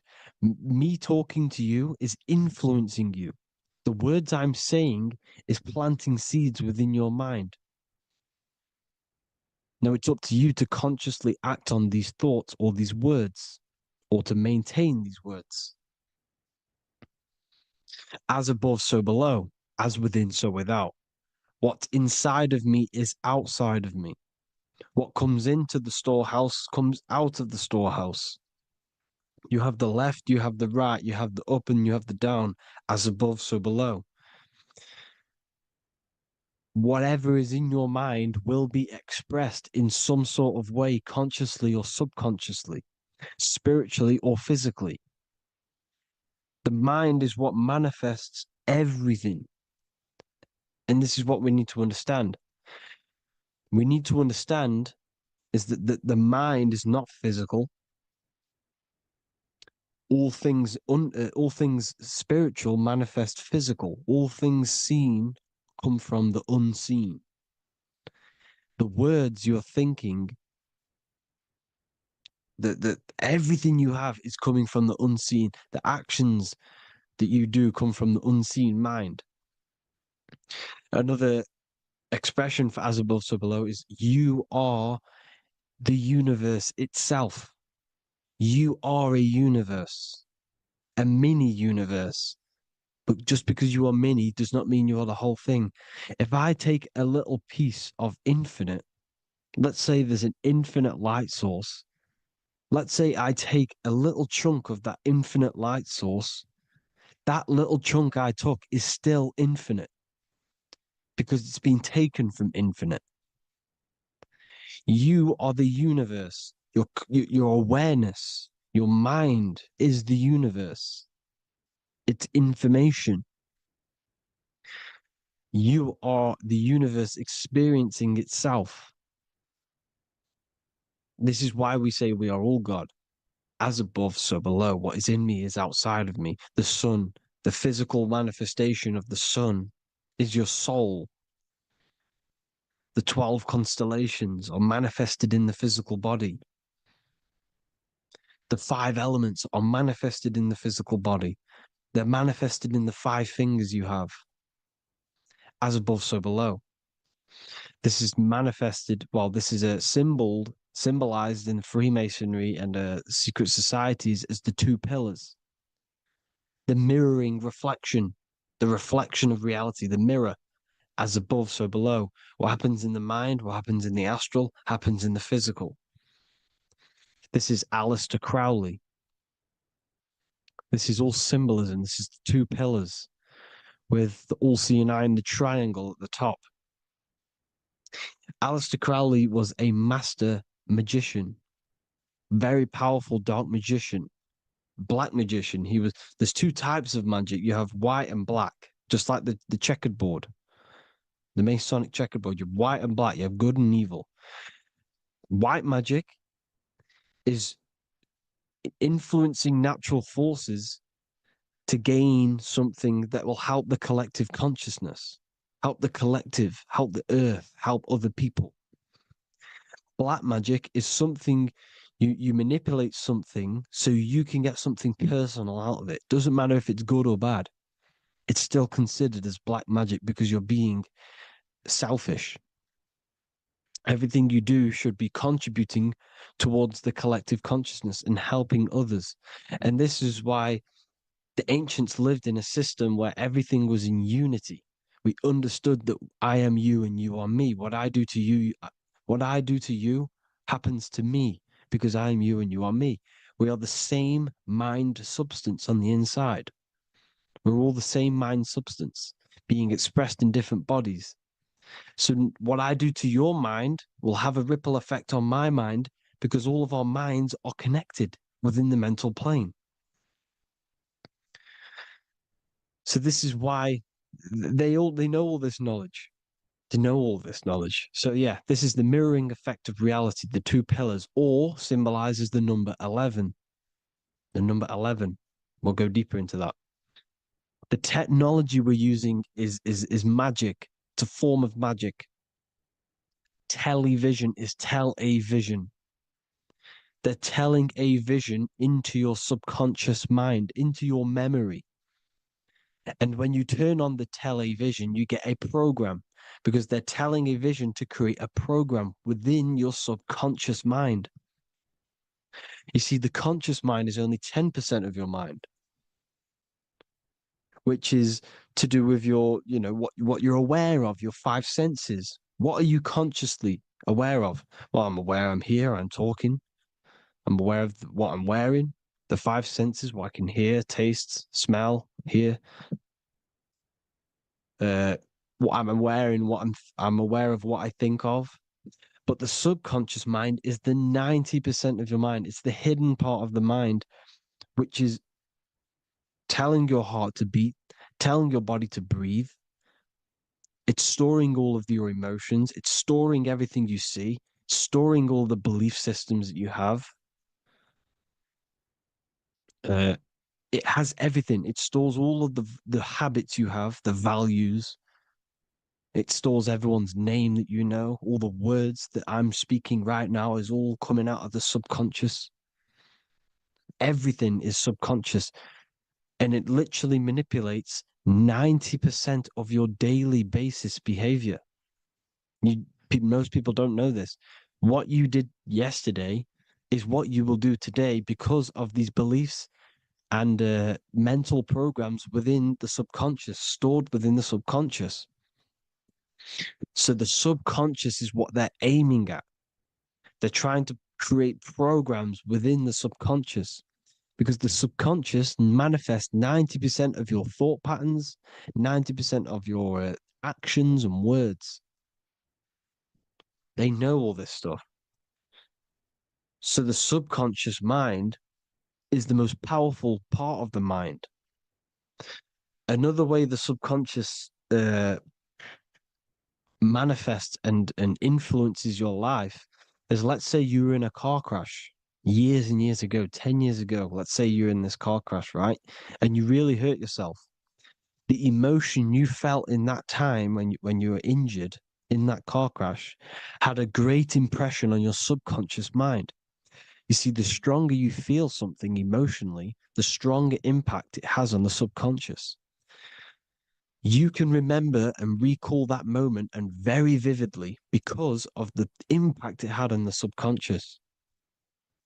For example, you become that terrified of cars that it manifests into your life today, that you are wary to go in certain cars.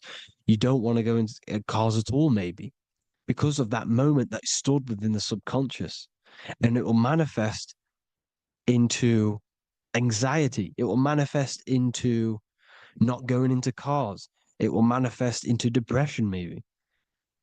These things, these emotional, very emotional, traumatic events have a great impression on our subconscious and they control your life. This is why you need to meditate and let go deep within yourself and let go of these internal, deep emotions that you may have repressed and keep pressing down and ignoring. But you need to address it and let go of these subconscious impressions you have, which are controlling your life, like anxiety, depression. All of these things are stemming from things that are stored within your subconscious years and years ago, more than likely. Broadcasting. They're casting spells to a broad audience, to news, north, east, west, and south. They're casting spells. No, if you watch the news, everything's red. Breaking news in red writing or the red background. Everything's red. Why? Because red's the root chakra, which is all to do with survival. They want to stimulate this root chakra because they want you down there in survival mode. They want you in survival mode because you're easier to control. They control out of fear. And not only they're casting these spells as if, because most of the things they cast in the news hasn't already happened. They're constantly bombarding you with there might be a war breaking out, war this, war that, kill here, kill there, murders. It's impressing, it's casting spells on your subconscious mind. So when the event does turn up in real reality, in physical reality, you're less emotional, you're less surprised. You're not as surprised because you've already heard it before. Your subconscious has already heard it all before. If you never heard of a war and then a war broke out, you'd be going crazy. So they subtly program your subconscious mind through the words, because the words they say is impressing your mind. It has an effect on your mind, which will have an effect on your behavior, your words, your conversations you have with people. They're casting spells to north, east, west, and south on the tell a vision. They're telling a vision by broadcasting, by saying spells. This is why we call it spelling. Even the word, listen, the words we say cast spells. Bless. Oh, bless you. That's be less. The subconscious mind only picks up literal things. You see, when I say bless you, your conscious mind picks that up as, oh, thank you, you're blessing me. But your subconscious picks up as be less. You see? Because the subconscious it has no filter. It's just, it is what it is. Everything is factual in the subconscious. Therefore, if I call you an idiot, your subconscious, my subconscious will think I'm talking to myself and calling myself an idiot, and it will take that as true. That is truth. Everything is truth within the subconscious. And the subconscious manifests your behavior. The devices this is the biggest one. Black scrying mirrors, device, the devil's vice, the device. Okay? Black scrying mirrors, black screen is scrying. Black scrying mirrors were used to communicate with spirits within the astral plane in the medieval times. They're still being used now by black obsidian mirrors. And look at your phone, it's a black mirror. And there's some sort of, I'm not saying this is facts, but personally, I believe these are portals for spirits and ethereal entities to come into your life, to come into your surroundings. So this is the next big thing: the TVs, your iPhone, your iPod, all black mirrors. And mirrors are very, very powerful. Even just a normal mirror. Mirrors have an effect.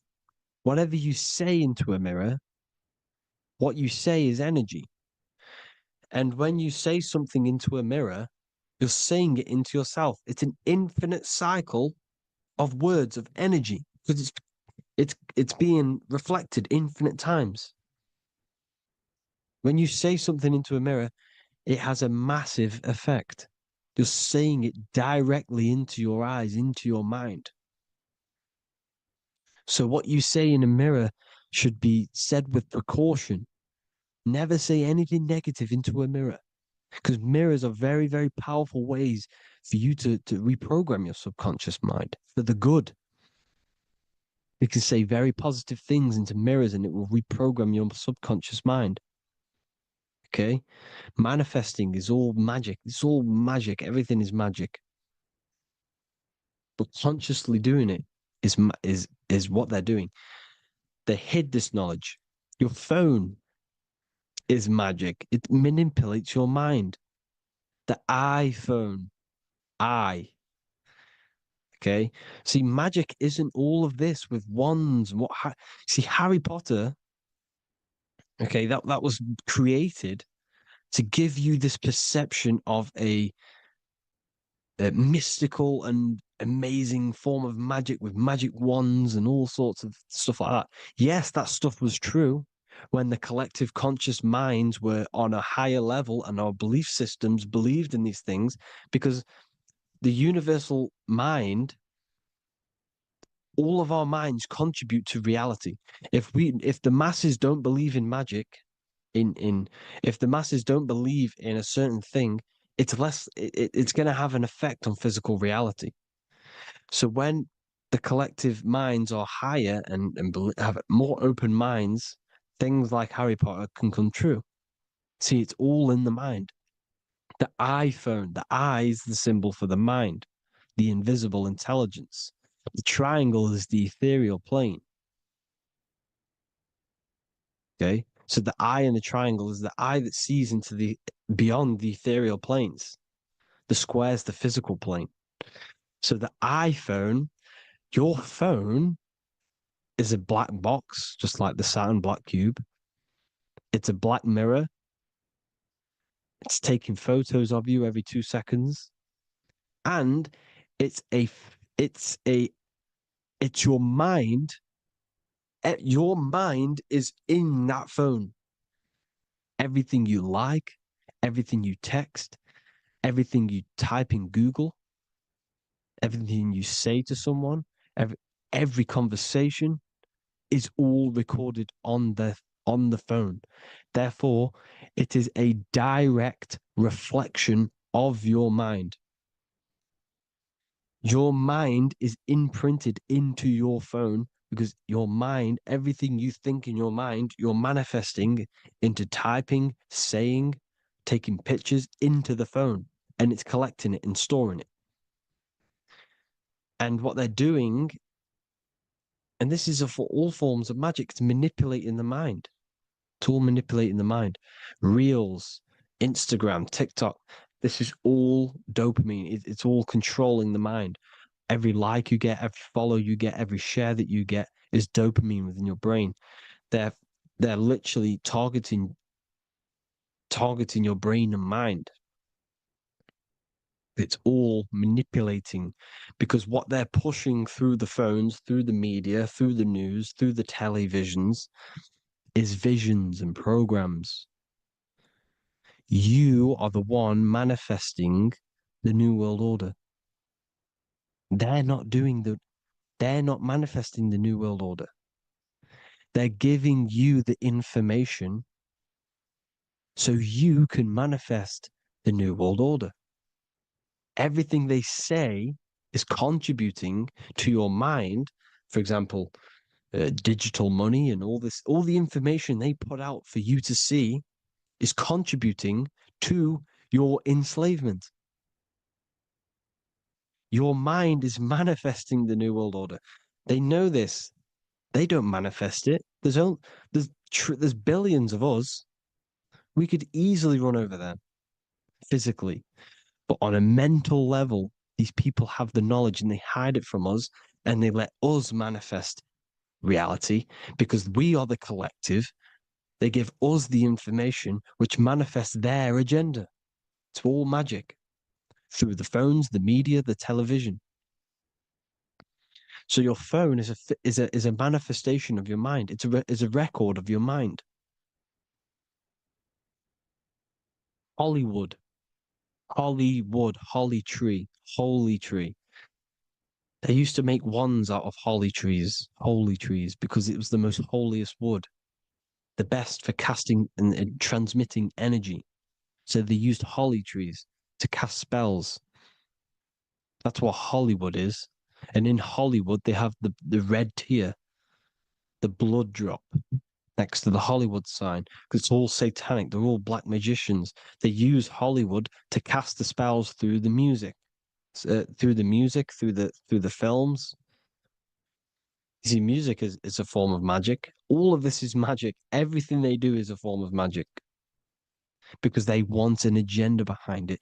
But it's not black magic. They're letting us create our prison. This is what you have to see.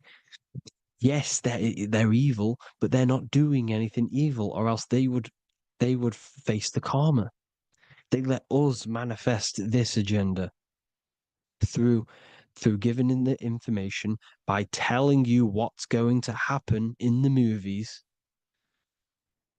Everything that happens in a movie, it's all there on purpose to program your subconscious, to plant a seed within your garden, your subconscious, your mind.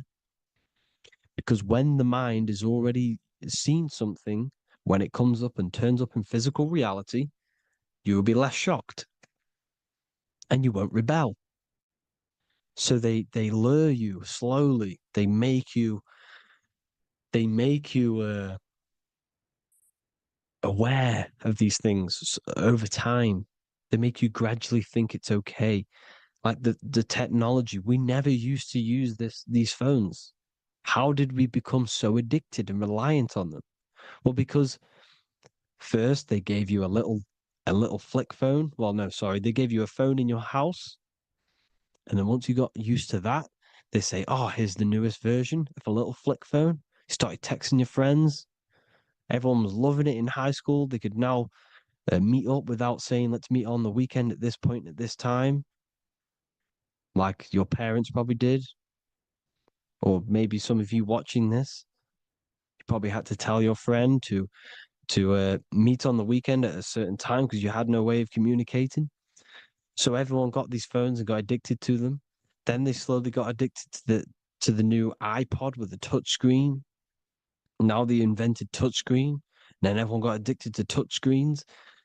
Then because all of this is producing dopamine in the brain, which creates you to become mentally addicted to things and physically addicted, chemically addicted. Because dopamine's a chemical. Your subconscious becomes a program within your subconscious, and your body becomes chemically addicted to these phones. And these phones are the enslavement of humanity, technology. Without this, we wouldn't be in this mess without technology. Because they're creating a hive mind. We're creating a hive mind. So back on track anyways, they program you. Look at the films, 9/11, 9/11, produced by Hollywood. Here's the 11, like I said at the beginning, the two pillars which reflect reality. What happens in the mind happens in the physical. What happens in the astral happens in the physical. Okay, what happens in the physical happens in the mind. It's the two pillars, the mirrors. 9/11. 9 plus 1 plus 1 is 11. Flight 11 was hijacked. New York is the 11th state. New York adds up to 111. This is not a coincidence. It's all a form of magic. It's a ritual, energy harvesting ritual, because your mind produces energy. Your mental attention produces energy. And they're feeding off this energy in the astral plane, these demons. Music is the most powerful. Personally, I think the music is one of the most powerful forms of magic they're using. Okay? Music is hypnosis. It puts your brain in a hypnotic state. It influences your electromagnetic field through vibrational energy. It reprograms your subconscious mind. Why do you think you remember the lyrics? You see, your subconscious stores all of the memories. Remember, the subconscious manifests 90% of your behavior. So therefore, the music you're listening to is manifesting your behavior. You wondered why some people wonder why they have drug addictions and they can't get out of violence and they can't get out of all this negative mind space. It's because the music they're listening to is creating a negative mind space. The words you listen to have plant seeds within your mind. So the reason you remember the lyrics is because that song created a program within your subconscious. Yes, that is what happens. You can use magic to reprogram your mind, but you can use music to reprogram your mind because it's all forms of magic. It's using natural mental energy forces to manipulate the physical reality. You manipulate your mind, you manipulate reality, physical reality. Okay. So the music, another very, very big one. When you turn on the radio, it's just all talks about alcohol, drugs, and sex because they want you down in the lower three chakras. They want your mind attached to matter when it's mind over matter. Your mind's not physical. You see, the word spirituality is the new trend. It's not about your spirit. It's not about your spirit. It's about your mind. It's not about, you know, uh, spirituality and looking after your spirit. And they've got you focused on your spirit. Why? Because they hide your mind from you. You see, a lot of people think their mind is their brain, but the mind is everything. There is no physical reality without mind. You can have a brain. Imagine if you had no mind but a brain. It wouldn't work. The mind is everything. The mind controls your avatar. It begins in the mind before it happens in the brain. Then the brain manifests through the body. The brain's just an electrical computer.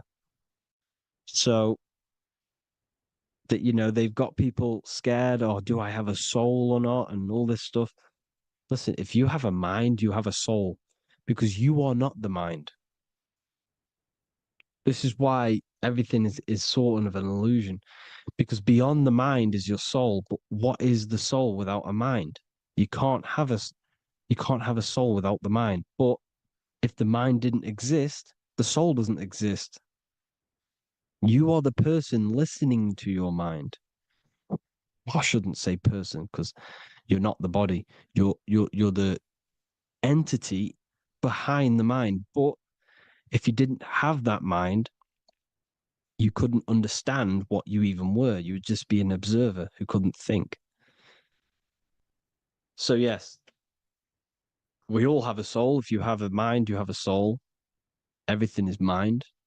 Everything has mind. Mind creates everything. God is mind. And then manipulating your mind through TV, your phone, uh, every little thing, the school, it's all about the mind, people. Control your mind, you control your reality. Just the last thing, here you go. Aleister Crowley, the Dark Magician, Kanye West doing the exact same thing because they're implementing magic in the music. Here's the Beatles with Aleister Crowley in the background. Bet you never noticed that. Aleister Crowley was influencing music and placing magic within the music to influence the subconscious. This is what Baal worship was. This is why they kill children. They sacrifice these children. Why? Well, because in order to ascend, in order to raise your consciousness internally, godly, by being good, God, or being in order to be good and raise your consciousness and to get something in the physical world, you have to sacrifice yourself. And what do I mean by that? In order to raise your consciousness and ascend, you have to sacrifice the lower nature of yourself. You got to abstain from having sex to retain your sexual energy, to transmute it, or staying away from some poisonous foods like meat. So staying away from blood. We shouldn't be consuming other animals' blood. We should be keeping our blood pure. We are humans. We shouldn't consume chicken blood, chicken germs. We are the most divine creatures on this creation. We are the most intellectual creatures in this creation. Therefore, we should keep our temples pure. We are not animals. If you want to associate yourself with an animal and go out in the wild, go and find a wild boar and go and try rip its guts out with your bare teeth, because you can't do it. You're not a cat. You're not a carnivore. Okay? So in order to ascend, you have to kill and sacrifice your lower part of yourself to ascend up to your spirit self, your mind self, the highest version. And the elites don't want to do this. So they sacrifice other things like babies to kill them, to exchange their life over to the astral plane, so these demigods in the astral plane can give them something in return in physical. They don't want to sacrifice their lower self, so they sacrifice other things for exchange, for physical pleasure.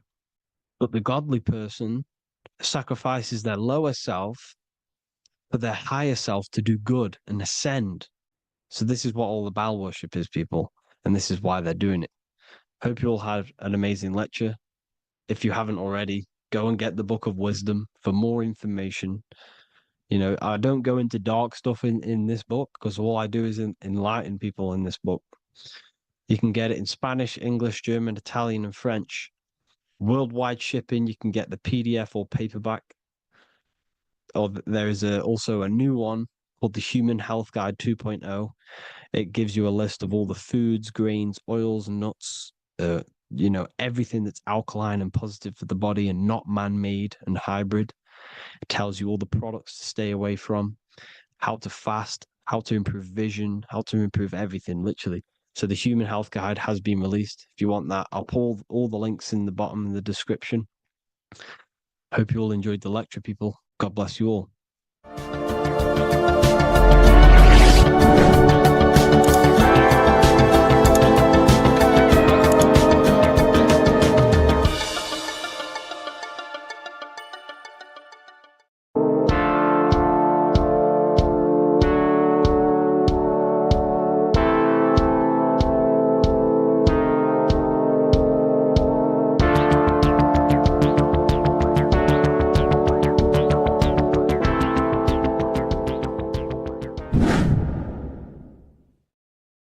Welcome back, people. We're back with another video.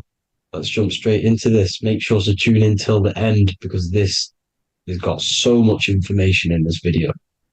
So sit back and enjoy. So everything's Taurus fields. The Earth's a Taurus field. Everything's Taurus, which is electromagnetic field, electric and magnetic. The center of the Taurus field is where the two opposing forces meet in the center.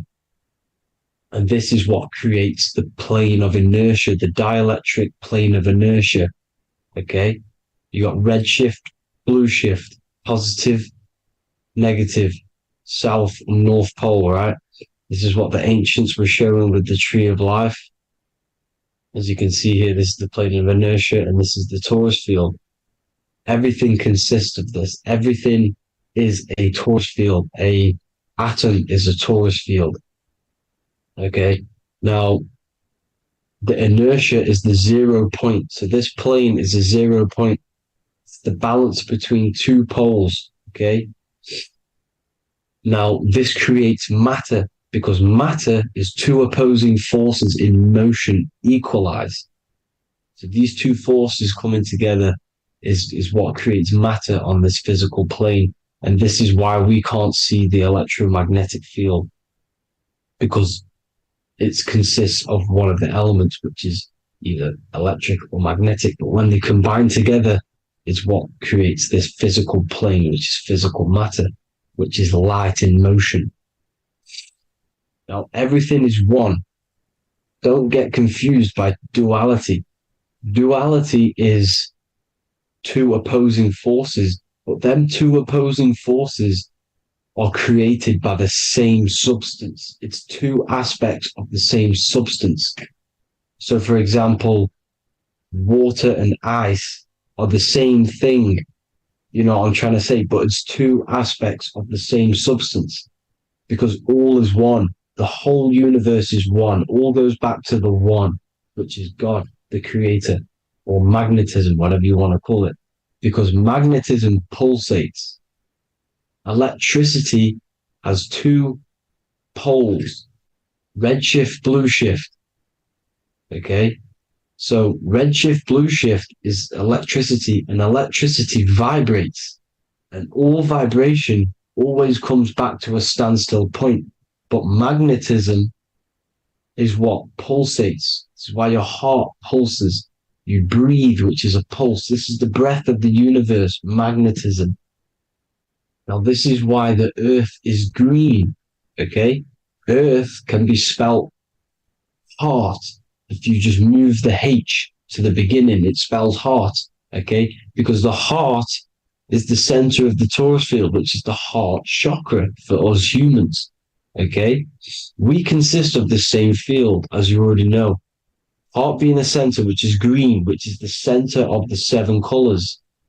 The center of the seven colors. This is the most powerful chakra in your body.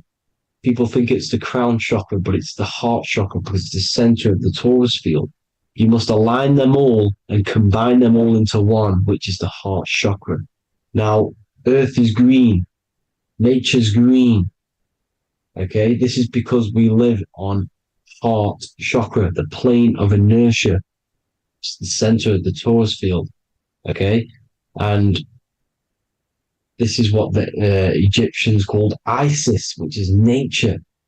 Nature is balanced, and nature is female, Mother Nature, because it looks after us with the fruit it grows with abundance and the water. It's a female energy, Mother Nature, and this is the symbolism of an equal balanced arms. This is the scales, it's balanced. Mother Nature is balanced. This is why the sky is blue, because what comes after the heart chakra? Blue. Sky is blue. We live in Midgard. This is what the ancients called Midgard. You don't have to take this tree literally. It's a metaphor. We live in Midgard, where both positive and negative duality here. Now, Mount Meru. Mount Meru was known as the center of the earth, okay, or known as Hyperborea. And this is the North Pole, the electromagnetic North Pole. But when I say Mount Meru, it's not an actual mountain.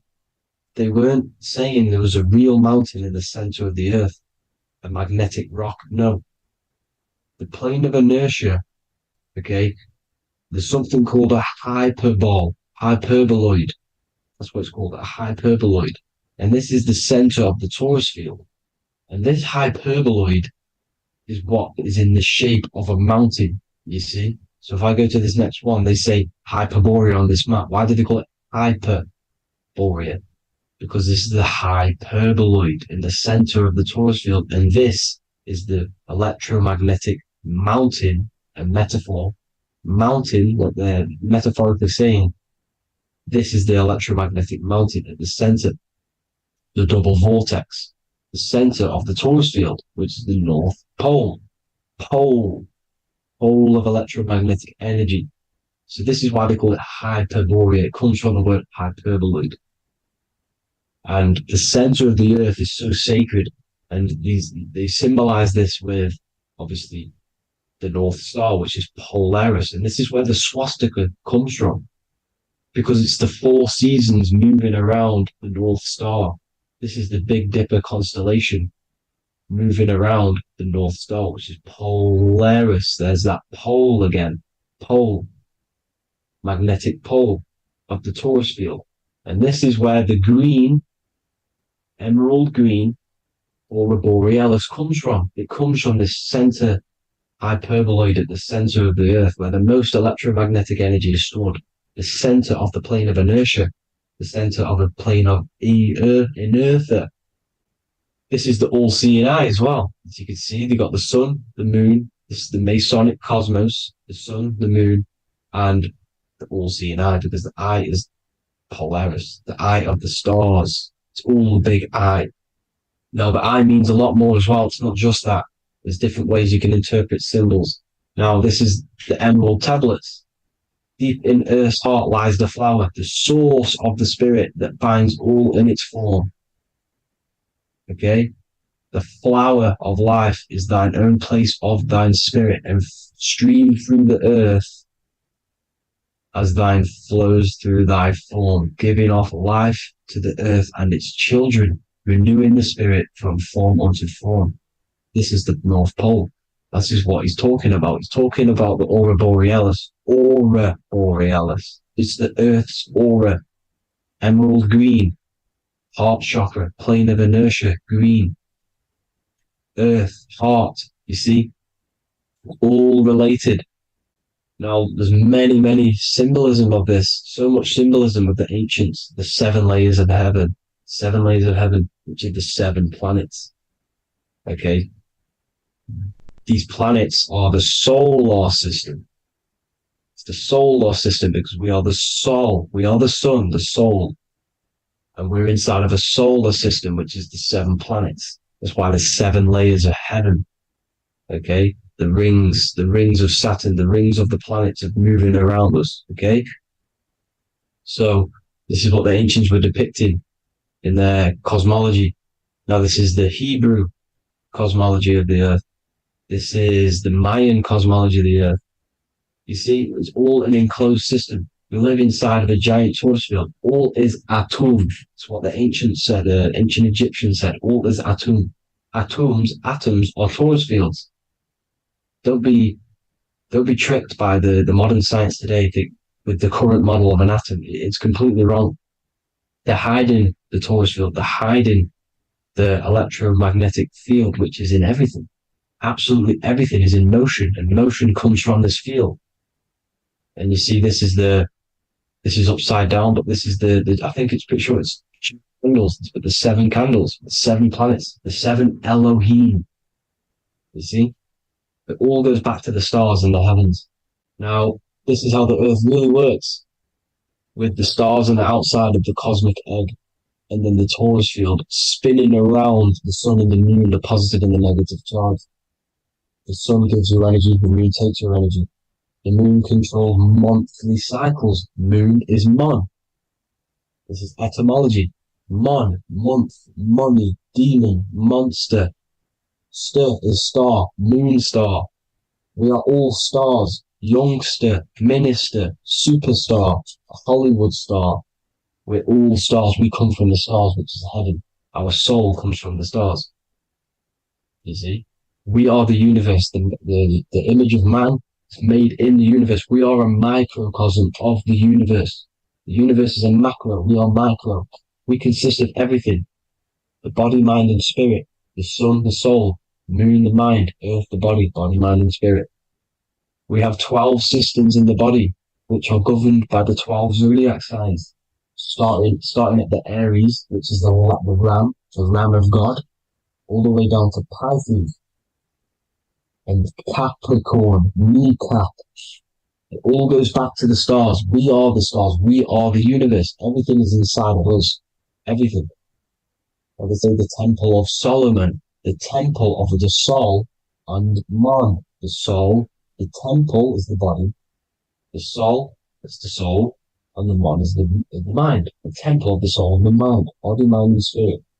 We consist of the 5 elements. Air, spirit, water, earth, and fire.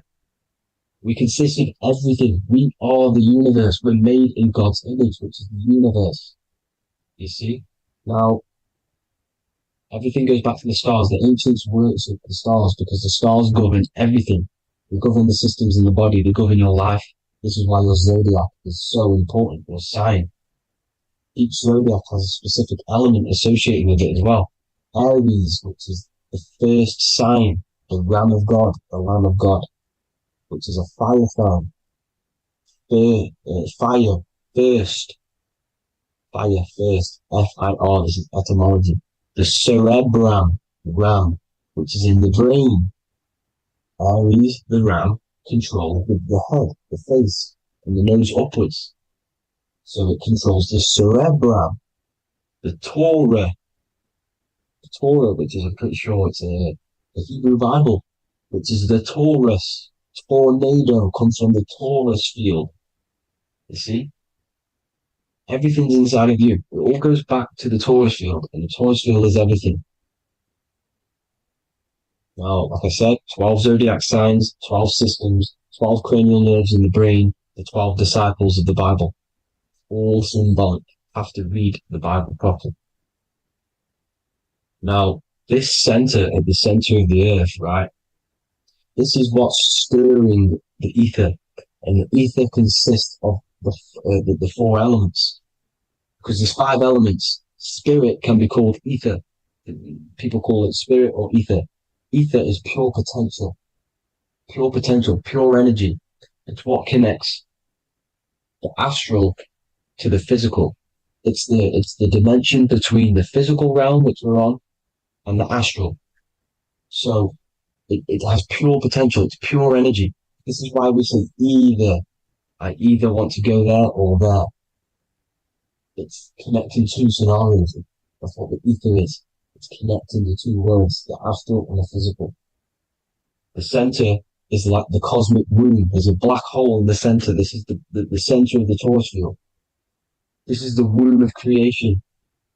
This is the womb of creation. And inside of this black womb with the 5 elements, and everything's being stirred around. Everything's in motion. Light is motion. Everything's motion. Now, like I said earlier, light crystallizes into physical matter. They are the same substance. Spirit and matter are the same substance, but different variations, different aspects of the same substance. Low vibrational spirit turns into matter. High vibrational matter turns into spirit. Or light, whatever you want to call it. Matter is light crystallized. This is where we get the 7 metals from. The planets. The planets are light. Specific frequencies and vibration of light. When these lights, or the planets, materialize, material metals materialize, they turn into the 7 metals. Saturn turns into lead. That's why lead is red. Saturn is red. The sun turns into gold. That's why the gold is yellow and the sun is yellow. You see, Saturn is the time god. What happens in autumn? The leaves turn red and they die. This is why Satan, time god, the reaper, everything is crystallized till it's death and then reborn again. You see, rust, when things rust, it turns to red because it's Saturn. Saturn crystallizes everything. He's the reaper who comes around in winter. You see, he's Satan. Jesus and Satan, the sun and Saturn. They say we live in a solar system. The solar system, I think I've already just broke this down. The 7 planets are the 7 chakras. Everyone already knows this. But I'm going through it anyway. But this is where we get the 7 planets from. And the 7 metals. You see, all the ancients knew. It was an enclosed electromagnetic system. It's not a spinning ball in the middle of space, people. They want you to believe this so you get stuck in this material world. Because if you believe everything's material, you can never affect this plane effectively. You can never create your life effectively. You don't understand the planes of existence. Because the mental plane is a higher plane. And it breaks down and it controls the planes below it. The mental plane, hold on, I've got it here for you. The mental, the astral, etheric, and physical. Etheric connects the physical to the astral, but the mental is what's above them all. You see? Now, it's important to understand this. It's important. However, the ancients always talked about the enclosed system. Only NASA, which is introduced around the Roman times, not NASA, but the globe Earth was introduced around the Roman times. Okay? by these Masons. These Masons introduced this because they wanted to take over the minds of the masses and control them. These people worship the physical realm. They know how it works. They know the ins and outs of it. They know how to do the magic. They know how to do it all. They understand it all. That's why Masonry have to take the oath of not speaking. You're not allowed to speak about anything you learn about in Masonry because they're discovering the truth about your mind and how it creates reality and stuff like that. So this is the Masonic cosmology, the five-pointed star, the five elements, the checkerboard for duality, positive and negative, the two aspects of every substance. This is another ancient painting depicting the firmament, the stars inside the firmament, the sun. You see, the ancients worshipped the sun because it's so important for sustaining our life. It's the only reason we're alive is because of the sun. But then people think it gives you cancer today. They brainwash you to think the sun gives you cancer when it's the number one source of all life. They want you to believe it's a big, spinning, dangerous ball and says, it's not. It's here to give us life. It's God's son. That's why Jesus is known as God's son. It is the son of God. God created that to sustain us. You see? So it's important you understand the true cosmology of where you are, because if you don't know where you are depleted of all of your morals. You're depleted. You're demoralized. You're lost. You don't know where you are. You don't know where you exist. Okay? Once you accept the globe model, the heliocentric model, you will subconsciously think that you come from nothing. This is why they implemented the evolution theory just after the globe model was introduced by Charles Darwin. Charles Darwin came in after the globe model. He's a Mason. He was another Freemason, and implemented evolution where we came from monkeys because they want you thinking less of yourself so they can manipulate your mind. You see? They want to manipulate your mind, and they have done since you got here. Since you came through that portal, you were manipulated from that day to believe this, believe that. The true cosmology, the truth will set you free. You'll understand things better. You will feel better in yourself when you know the sun is here for you. You'll feel better in yourself that you know that you didn't come from a monkey. You were created as a human, a manifester, a creator. You're so intelligent. Your mind is amazing. You can manipulate matter, mind over matter. See? Thank you all people for tuning in. Tap in with yourself. Love yourself. Find the truth. Spread the truth. Nothing dies. Nothing in this creation dies. Everything's energy. Everything's light. Light can never die. You're a light being. That's why it says Hu. Hu man. Hu is light in Hebrew or Latin. Either one of the two. You are light. You're a light being. You never die. Ever, ever, ever die. Ever. Stop thinking you're going to die. This body will die because it contains electricity. And electricity always goes back to a standstill point because of vibration. Electricity vibrates. You are pure light. You will never ever die. Thank you all people. God bless. Make sure to like, subscribe and share.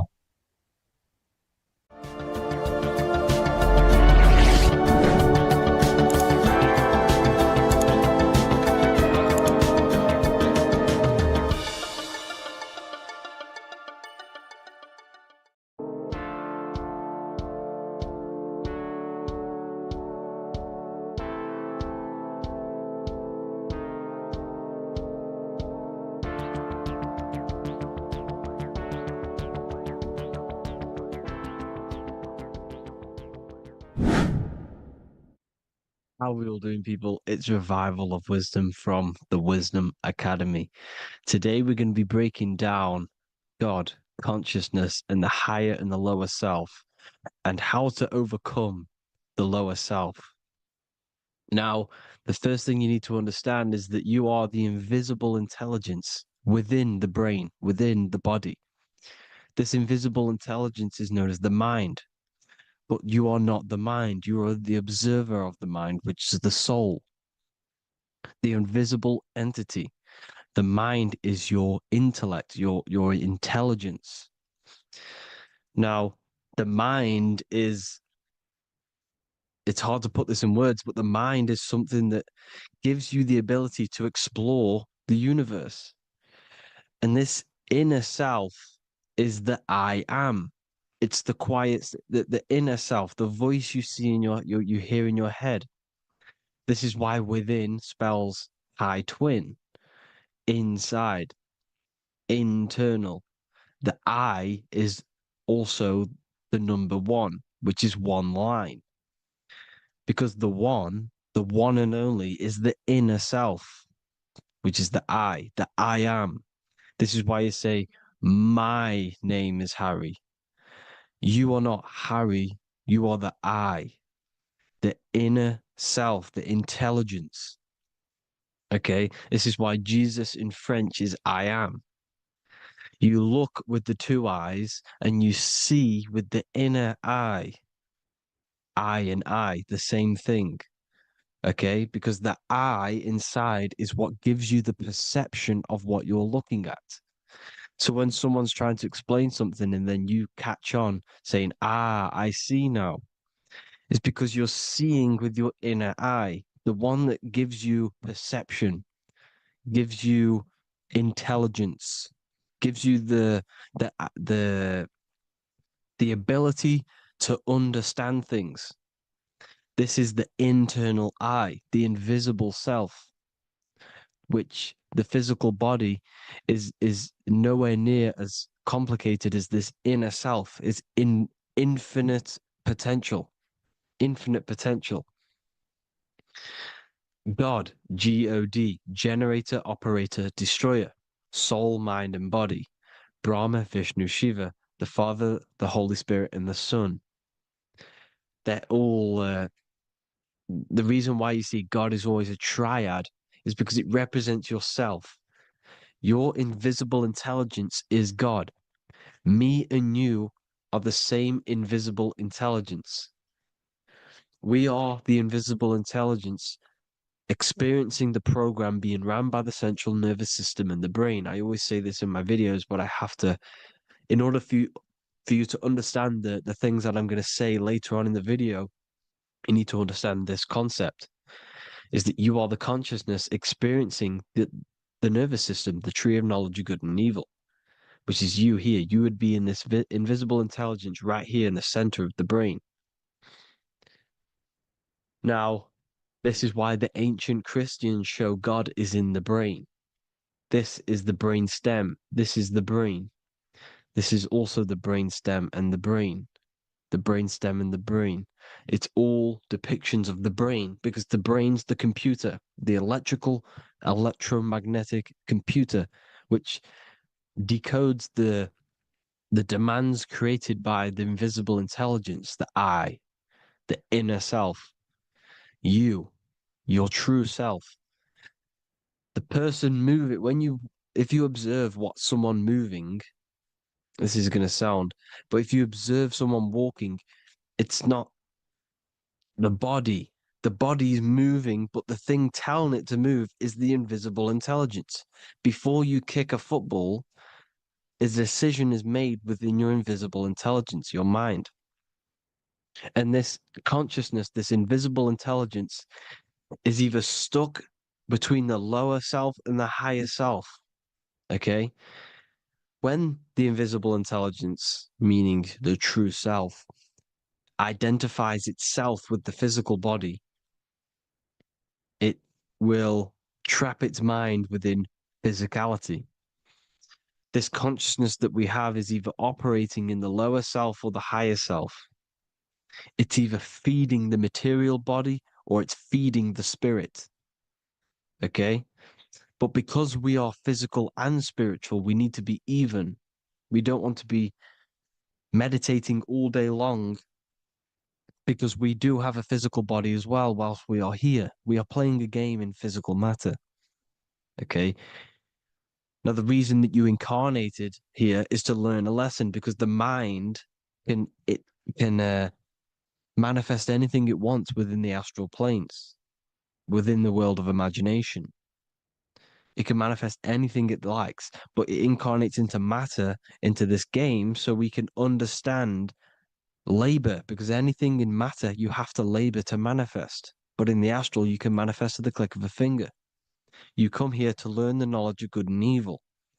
And your consciousness, I came out a bit off topic there, but your consciousness is experiencing the lower or higher self. The lower self is manifested in the lower parts of the body. Sex, food, and power, the lower three energy centers.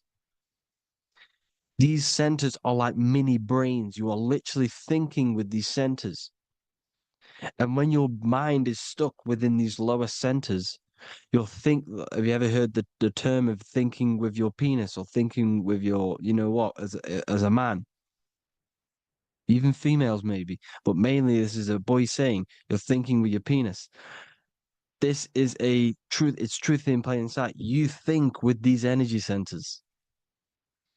When you're living off the lower three centers, all you care about is sex, food, and power.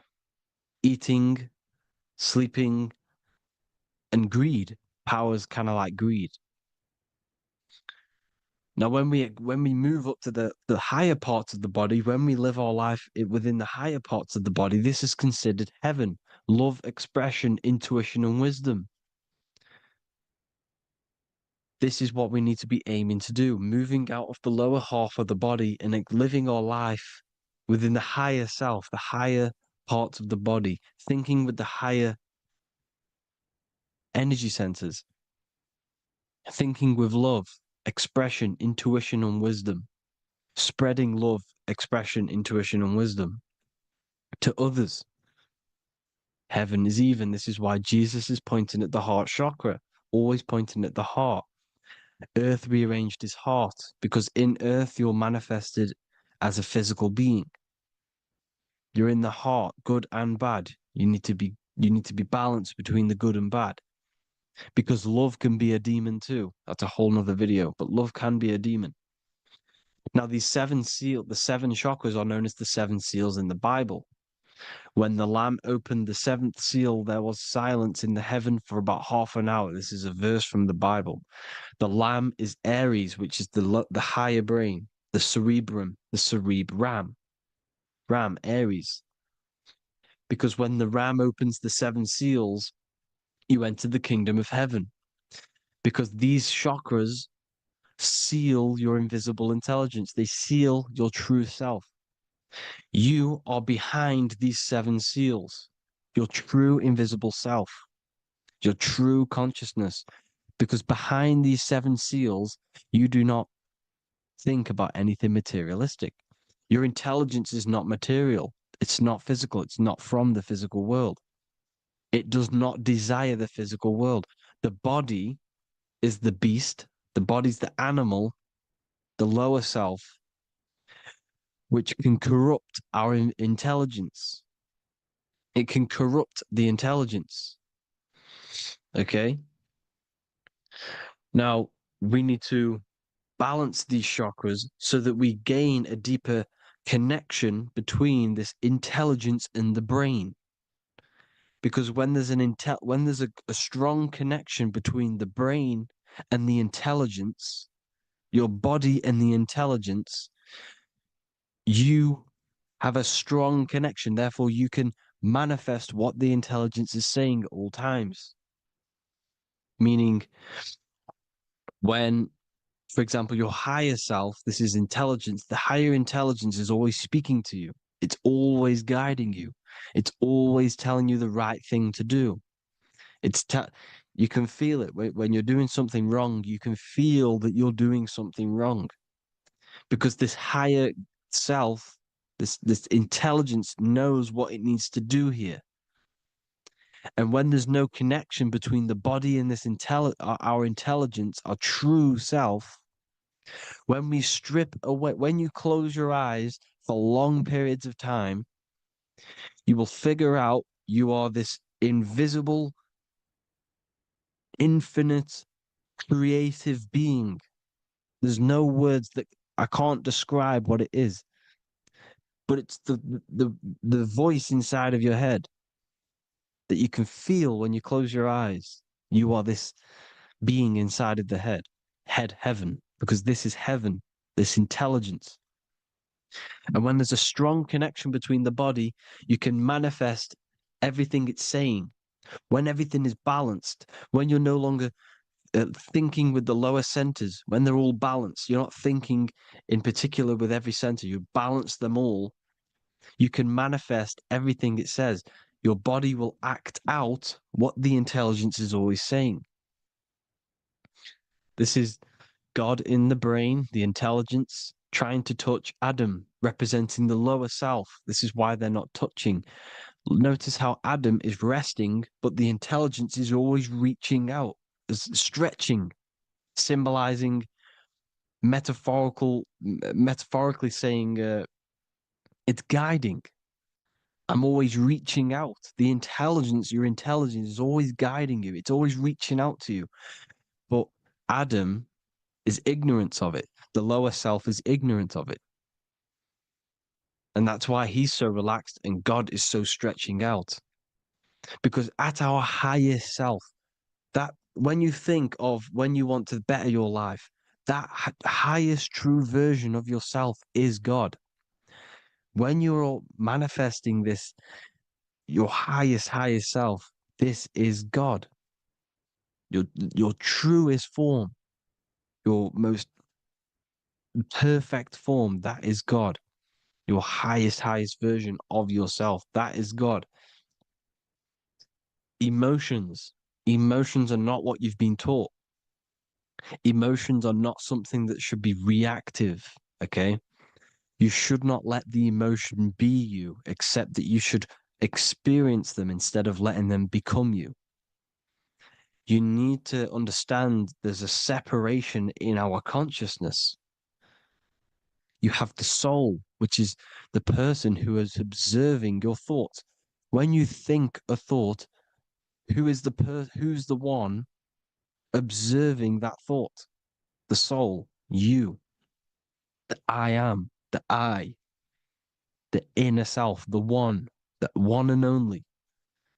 And inside of every single body, inside of me, inside of you watching this video, there is this same intelligence that is inside of me, inside of you. And it's the exact same intelligence, experiencing a different body. And this is what we mean by the universe is mental. We are all sharing the same ball of consciousness in a different body. The animals, the fish, the cells, all expressing this one consciousness. Me and you are the same. This is why the golden rule is treat others like others should be treated, because I am you and you are me in a different body. Now, going back, you need to identify that there's different levels of consciousness: soul, mind, emotion, and body. Okay? Your emotions are on a separate layer than the body, the mind, and the soul. So when you identify there's a difference between all of these, you do not let them become you. You do not let your mind rule you, because your mind can be corrupted. Your soul is the one that is pure good, pure love, but your mind can be corrupted. Okay? Your emotions can be corrupted. The body can be corrupted, but the soul can never be corrupted, only layered on top. You can only throw piles of programs within the subconscious, layering the soul down, but deep down inside of it, every single one of you, there is a loving being. Because love comes from the heart. Love is the universal emotion, expression. Now, your thoughts can become bondage, your emotions can become bondage. Now, what do I mean by bondage? By conquering the lower self, we need to conquer our own mind, because the mind is what's manifesting the lower self. When you're thinking with the lower half of the body, When you're becoming your emotions, you need to experience the emotion, not become the emotion. Do not let the emotion become you. Do not let your thoughts become you, because your thoughts are tools that you can manifest. Your thoughts are the idea. Your emotion is the energy that you can use to manifest that thought. Your emotion is energy in motion, emotion. You use emotion to manifest, to feel as if you already have the thought. Therefore, you become that vibration. Therefore, your emotions are actually a creational force that is given to you to manifest things, because you're a human, a manifester. You're here to manifest things. You're a creator. You are a god. Your inner self, your intelligence, your I am, the one and only inside of you, the inner self, the quiet one, the one that's deep, deep down, the invisible intelligence, is it's creating things all the time. All the time. Speak no evil, see no evil, hear no evil. This is the astronauts, they're Freemasons, but they understand this because thinking, seeing, and hearing can corrupt your mind. And when you have a corrupted mind, you'll have a corrupted subconscious. The subconscious will manifest into the body because 90% of your behavior comes from the subconscious mind. So you got to speak, see, and hear no evil. But sin, what is a sin? To overcome our lower self, to overcome our lower self, the 7 deadly sins are not something that goes against an external God. A sin is something that goes against your inner guide, your inner conscience, the inner self that's always speaking to you. It's always telling you the right thing to do. A sin is something that goes against this inner guide. And this is why you can feel something where you can feel you're doing something wrong, because the inner guide is speaking constantly. And when you commit these 7 deadly sins, which are 7 internal states which keep your invisible intelligence bound to your physical body. Because evil, right? Evil love bondage. This is why they stay in this realm and they control this realm, because they love the bondage of the body. They like matter. They want to stay in matter for eternal life. They don't want to ascend back into the heavenly realms where you do not have a physical body. You can explore the universe within the astral planes. They stay bounded to the body, bounded to the 3D construct of the physical world. They have greed, lust, envy, gluttony, wrath, sloth, pride. They want all of this. And if you want that, that's okay. But deep, deep down, you don't want that, because your soul is always telling you the right thing to do. Your soul knows what to do to get out of here. It needs to detach from the external world. Detach from all of these 7 internal states which bound you to your lower self, your lower centers. That's what a sin is. You know, you have a left and right brain. The left brain is always analytic. The right brain is metaphorical. So the right brain is producing a holistic view of reality. Now, what do I mean? And not view, perception. When you see, because your eyes are parts of the brain, so when you look at something and you look, that image is produced in the back of the brain in the visual cortex.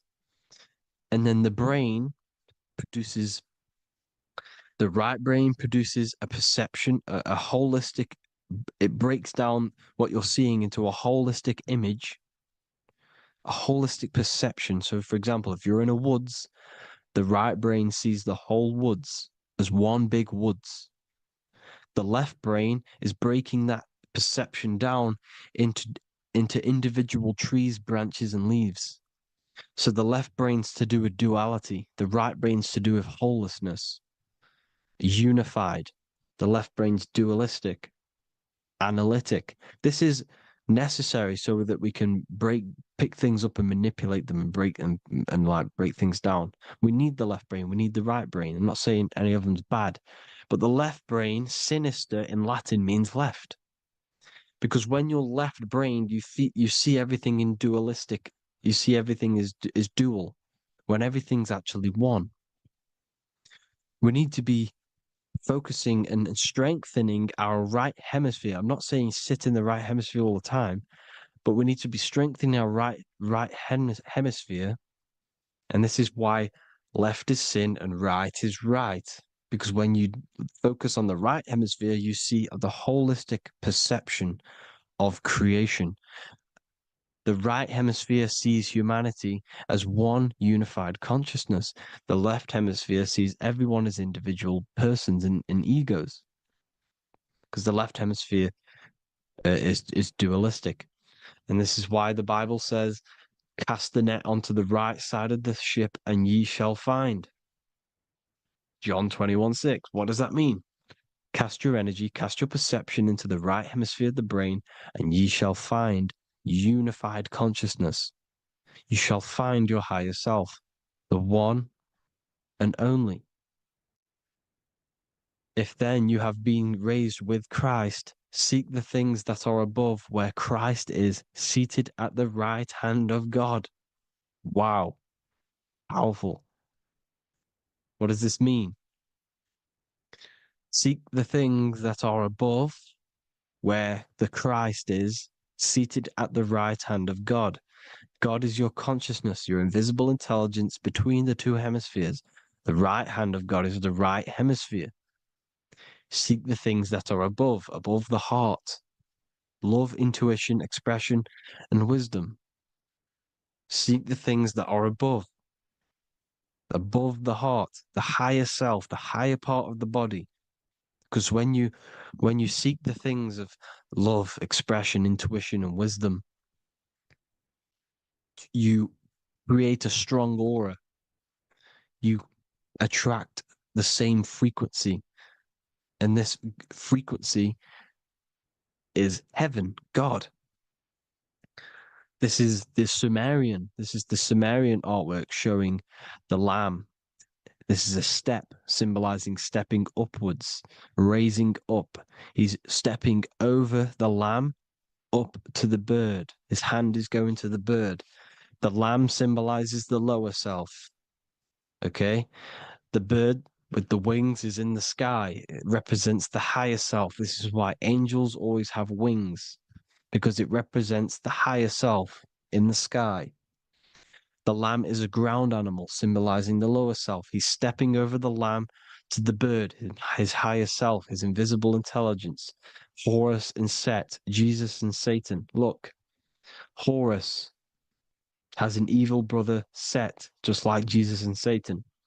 Horus is a bird, higher self. Set is a ground animal, lower self, which is the devil and the angel on your shoulder. You see? The right and the left hemisphere, the two wings. So the devil and angels always speaking to you. The higher and the lower self. It's the battle between the higher and the lower self, between the invisible intelligence and the physical body, because the body's the one that wants the sugar, it wants the pleasure, it wants the sex, it wants the porn, it wants all of the materialistic things, it wants the seven deadly things. Okay, it wants this.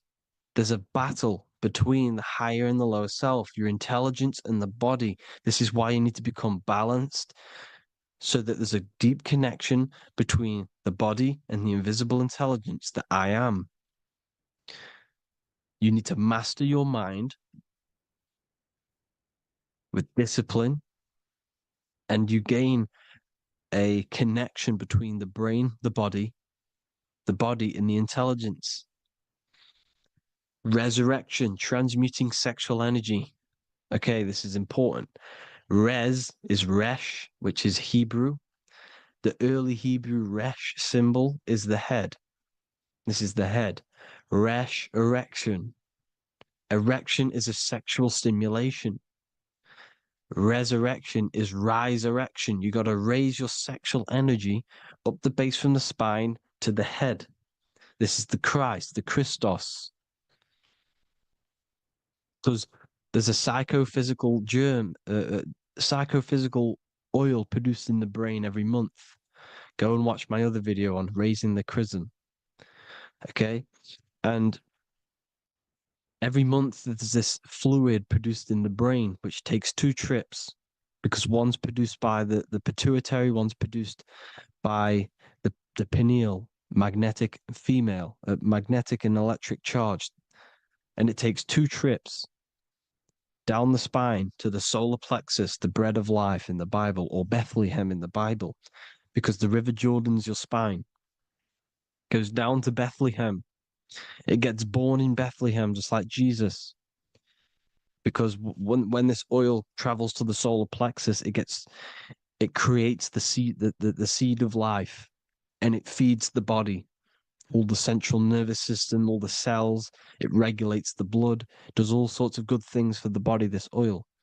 Now, when you save your sexual energy and you raise your resurrection, you awake the Christ, you raise it from the solar plexus or the sacrum bone up to the brain, you activate 100% of the brain, and this is the true resurrection of Christ. Instead of wasting the energy and giving away your sexual fluids, because behind the fluids is the energy. So when you release that fluid, the energy is out there. You've released the energy. Your sexual energy is the most potent emotional force a human could possibly feel. Same with any animal or anything. The sexual urge, the sexual emotion is the most powerful, potent emotion that you can feel. It takes over the whole body. When you feel sexually aroused, it takes over everything because it's so potent. And when you fight the serpent, when you fight the sexual energy, which is shown here in the Egyptians, the cat cutting off the head of the serpent, or Hercules fighting the serpent, or in the Greek mythology fighting the 7-headed dragon, the 7 chakras. The serpent is your sexual energy because it symbolizes your kundalini. When you fight it and you transmute this energy, instead of releasing it, instead of acting sexually on it, you can transmute the energy, transfer it from the solar plexus up to the brain. You can also do this with other tasks. Instead of releasing it, instead of raising it from the solar plexus to the brain, you can use it for other things.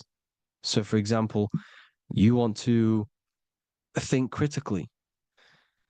You can use it for critical thinking. You can use it for going to do exercise. You can transmute sexual energy into anything.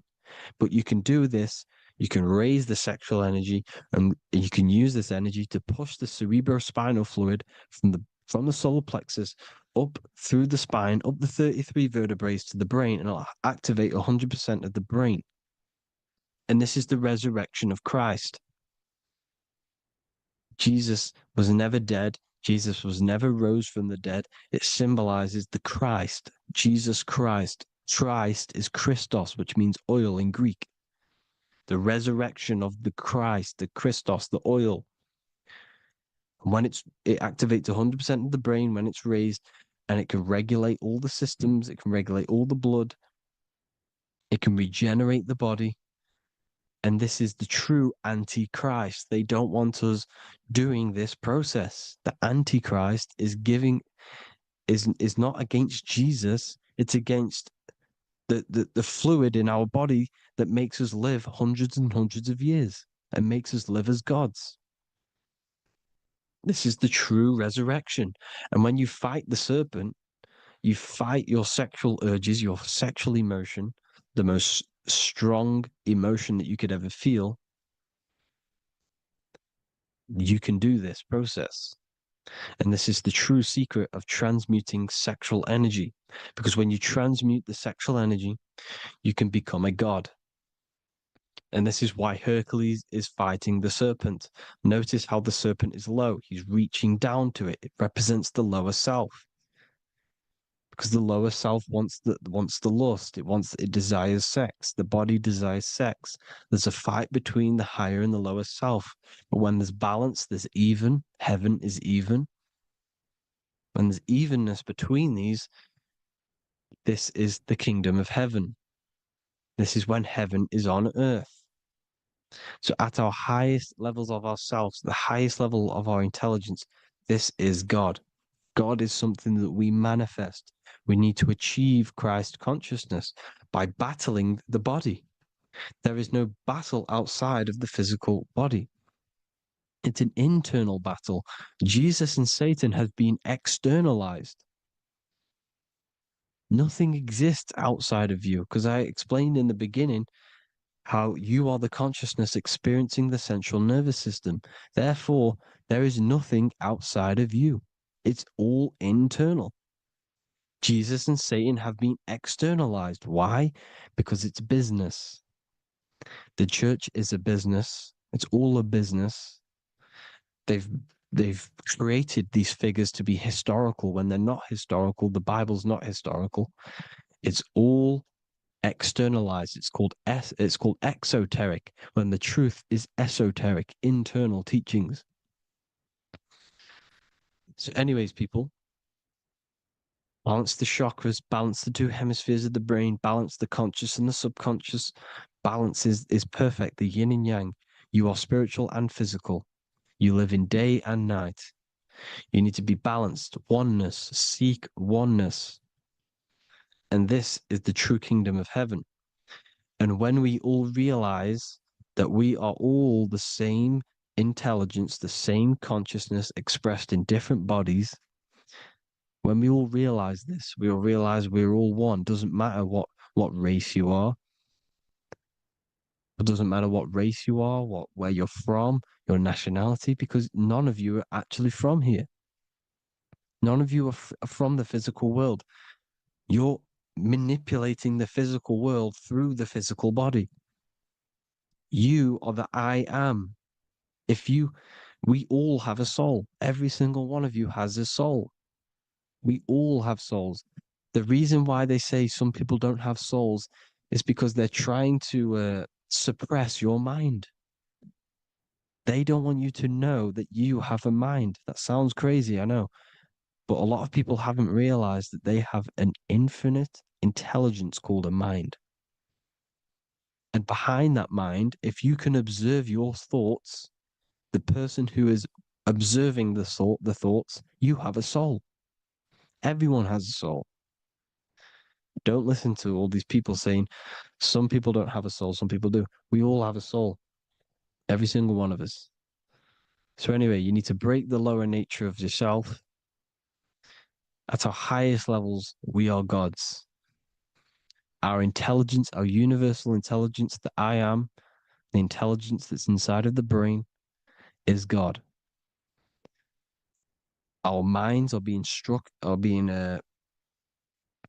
corrupted within believing that you are the body, and the result of this is a society like today, because everyone thinks they're the body, and everyone's living in the lower nature of self, where everyone only cares about themselves. But when we realize we're all one big consciousness ball, we're all the same consciousness expressed in different bodies, there will be peace. So thank you all, people. If you do want to learn more, if you do want to read my book, it's called The Book of Wisdom. I'll put it in the description. It's an amazing book, people. It's going to give you the best understanding possible about creation, yourself, and the world. It's amazing. The Bible, everything. I have just launched a new cymatic library. A friend of mine has just added this to the website. He creates beats, and he creates the purest beats. So they are actually the frequency that it tells you. most of the stuff on YouTube and Spotify and Apple Music is all, it says it's a certain frequency, but we know these major platforms are all playing with the frequencies of the apps. So if you want a real binaural beats, solfeggio scale frequencies to meditate on or listen to throughout the day, join the Occult Library. You can get a 2-day free trial. I'll put the link in the description. Thank you all, people. Hope you all enjoyed this video. God bless you all.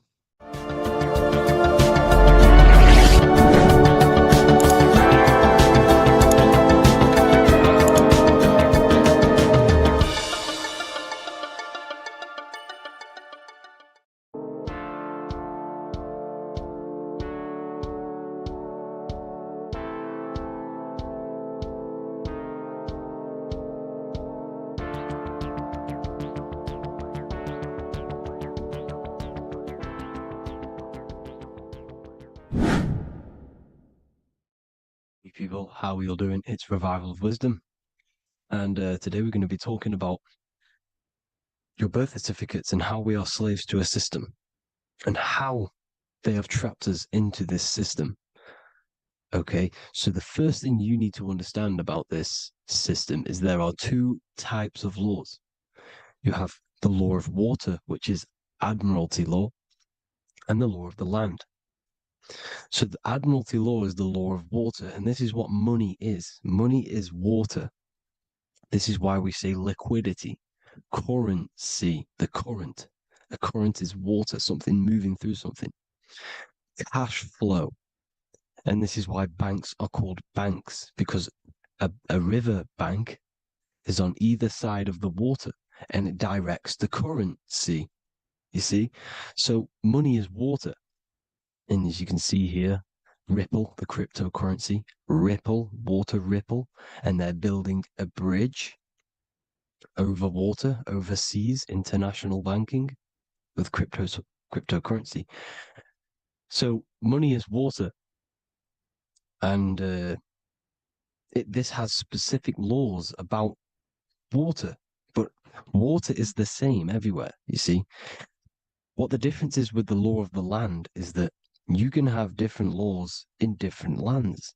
I can't do certain things in the UK that people can do in America, for example. You see, that's the law of the land, but the law of water is the same because water is everywhere. Now, this is very important to understand when it comes to, these birth certificates. So, Pope Gregory, this is where we're going to start off. Pope Gregory in 1582 took the Orthodox Eastern sunrise calendar and changed it to his own Gregorian timeline, not a calendar, a timeline.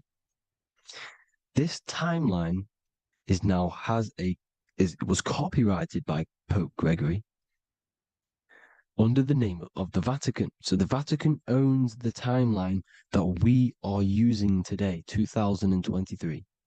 They own it. They own the title of this Gregorian calendar. Okay. Therefore, anyone who is born under this copyrighted timeline, not calendar, they are subjected to Rome because Rome owns the timeline. They have a patent, a copyright for that timeline.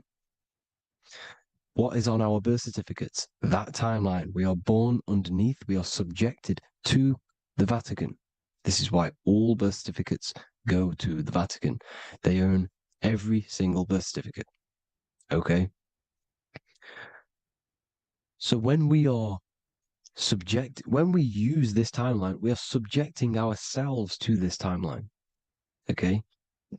Which the Vatican has a claim over. This calendar or timeline is set to sunset, not the sunrise, which is associated with death, darkness, and the moon, lunatics. You see, so this is a sunset calendar timeline. Okay, this is now, they've changed a couple things, right? They say that the new year is January the 1st. Okay, when we know this is in winter. January is winter, which is associated with darkness, death, the death of nature. So this is a death cult, people. These people are evil. They're so evil. the Vatican. And this is why we use April Fool's Day, because April is in Aries, and Aries is always the start of the zodiac. This is why Aries rules the head region. 12 zodiacs, 12 systems of the body. Each zodiac is associated with each part of the body, and this is why Aries is the head, cerebrum. But we're not going to talk about in this video. But yes, that is what April Fool's Day is. They're putting it in your face. April Fool's Day is the real start of the year, when the sun starts to rise again, when the risen Savior is resurrected, when it's born again. This is when the Jews celebrate the Passover. This is when the Christians celebrate the resurrection of Jesus, and they eat lamb. The Jews eat lamb because we're in Aries, the new year. The sun is now born again, our risen Savior, the light of the world. So yes, this is what April Fool's Day is. It's the first day of the year, which they changed. Pope Gregory changed. So you need to understand is that you are in the womb. You are inside of a ship, because every ship, literally a ship, every ship is female. This is why they say she delivers the product, because she does deliver the product, you, the baby. Same thing with a ship, they deliver products. They are a she. And when they pull up to the bay, like you can see on this picture, they're pulling up to the bay. This is now called the birth canal. The ship is now in birth on paper. Okay, this is law. And when they pull up, they tie up to the bay, and now they get a certificate of manifest certifying all of the products which are on the ship and what they are bringing into that nation. Okay, so you're bringing in this many of that, everything's on the certificate of manifest. And this certificate of manifest is also your birth certificate, because you are traveling through water when you are in the birth canal of your mother, because you are in water when you are in the womb, and you travel through the birth canal. And when you arrive, you get a certificate of manifest with the name, how many, the quantity, that's your birth certificate. Okay. And this is what it is. We are a well, we're not a corporation, but we represent a corporation, which is your name in full capital letters. That is your corporation. You cannot physically tax a body, but you can tax a corporation. This is why we get charged. This is why we get taxed, because it all goes down to the corporation which our name represents, which we are subjecting ourselves to. We are subject, my name, I am subjecting myself to this name, and that name has a corporation which I represent, which I subject myself to. You see, this is how we are attached to this straw man, this character that they have built on paper. So it's a character which is on paper. This is what we represent.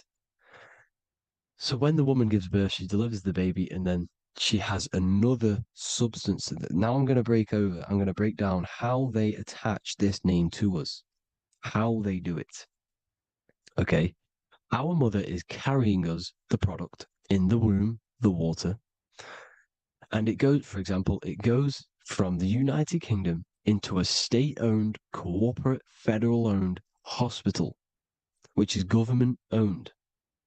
She does not declare the package when she enters the building. Aha, so keep that in mind. When she delivers the package in the federal territory, she does not declare the package either when she leaves. Therefore, there is no evidence that we exist when we arrive. On paper. On paper, there is no evidence that we came into the building or left the building. We have not been declared. So we do not exist on paper at this point. When the woman gives birth, she delivers the baby, and then she has another substance, which is called the afterbirth material. Okay? This afterbirth material has the same DNA as our physical body, with the body, mind, and spirit. Okay? This is how they get this corporation. Hold on. The afterbirth material does not get claimed by the mother nor anyone. Therefore, they salvage that substance because we are under the Vatican. Every state is all Catholic. Your birth certificate is Catholic. No matter what religion you think you are, every single birth certificate is Catholic because we are subjected to Rome. All roads lead to Rome. Rome runs all of this. Okay. We're still under the Roman Empire. Okay. So Rome are Catholic and they believe in salvation. This is how religion comes into this. This is how they use religion to get this. So they salvage the afterbirth material and they claim it and they salvage it and give it and charge it to Rome. And they give it a name. Here's the legal term, born alive. Here's what it says. Each product of such birth is considered live, born, and fully recognized as a human person. So each product of such birth, so that could be anything, the afterbirth, the person who actually comes out, the baby. So your afterbirth, which we do not take with us, we take the baby with us, they keep that in the hospital, they collect the afterbirth, and they salvage it, and they give it the name, which, it is us. We are a representative to that afterbirth material, which they put the name on, they claimed, which is subject to Rome. So we are walking around our whole lives as a representative to that claimed salvaged afterbirth material, which the federal state have. Okay. We are under the Catholic Church, Vatican. Therefore, the afterbirth material is a child of God. See, on paper, therefore, they believe in salvation and salvage the afterbirth material. This material has no mother or father. The state pick it up. It becomes a war to the courts and gets charged to the state. So we are a representative to that character they salvaged because it is the exact same DNA as you. Subject is the name or the title, and the matter is the physical aspect left behind in the hospital, which represents us. You see? So now we're moving on to Unum Sanctum. Unum Sanctum was in 1302, a very, very important year. Very important year. Unum Sanctum says this is basically how they claim everyone in the world. So the Vatican had all this power, all this gold, all these people under them. They need to get a claim for them so then they can rule over them and make them slaves. So what they did, they created Unum Sanctum. Pope Boniface VIII did this. And it says, the spiritual man judges of all things and he himself is judged by no man. The spiritual man, keep that in mind, unless he invent like Manichaeus, two beginnings, which is false and judged by heretical, since according to the testimony of Moses, it is not in the beginnings, but in the beginning that God created heaven and earth. Furthermore, we declare, we proclaim, we define that it is absolutely necessary for salvation that every human creature to be subjected to the Roman pontiff. So they are claiming us in Unum Sanctum, and it's in the vaults in the Vatican. They will put a spell on it because they are sorcerers, they are magicians. They put a spell on it, they lock it up, and whatever goes on that piece of paper goes. And this Unum Sanctum is claiming all of us. So what does it say in the beginning? The spiritual man judges of all things, and he himself is judged by no man. The spiritual man, the man with the body, mind, and soul, the first baby that comes out the birth canal. That's you, your body, body, mind, and soul. You have the Christ, which is I am, which is grace. Grace means here, now, in the present. You have the Christ, which means I am. Therefore, you have a soul. If you can say I am, you have the Christ. You have a soul. But a creature can be anything with no soul. You see? So no man can judge the man with the soul. However, as it says in the second part,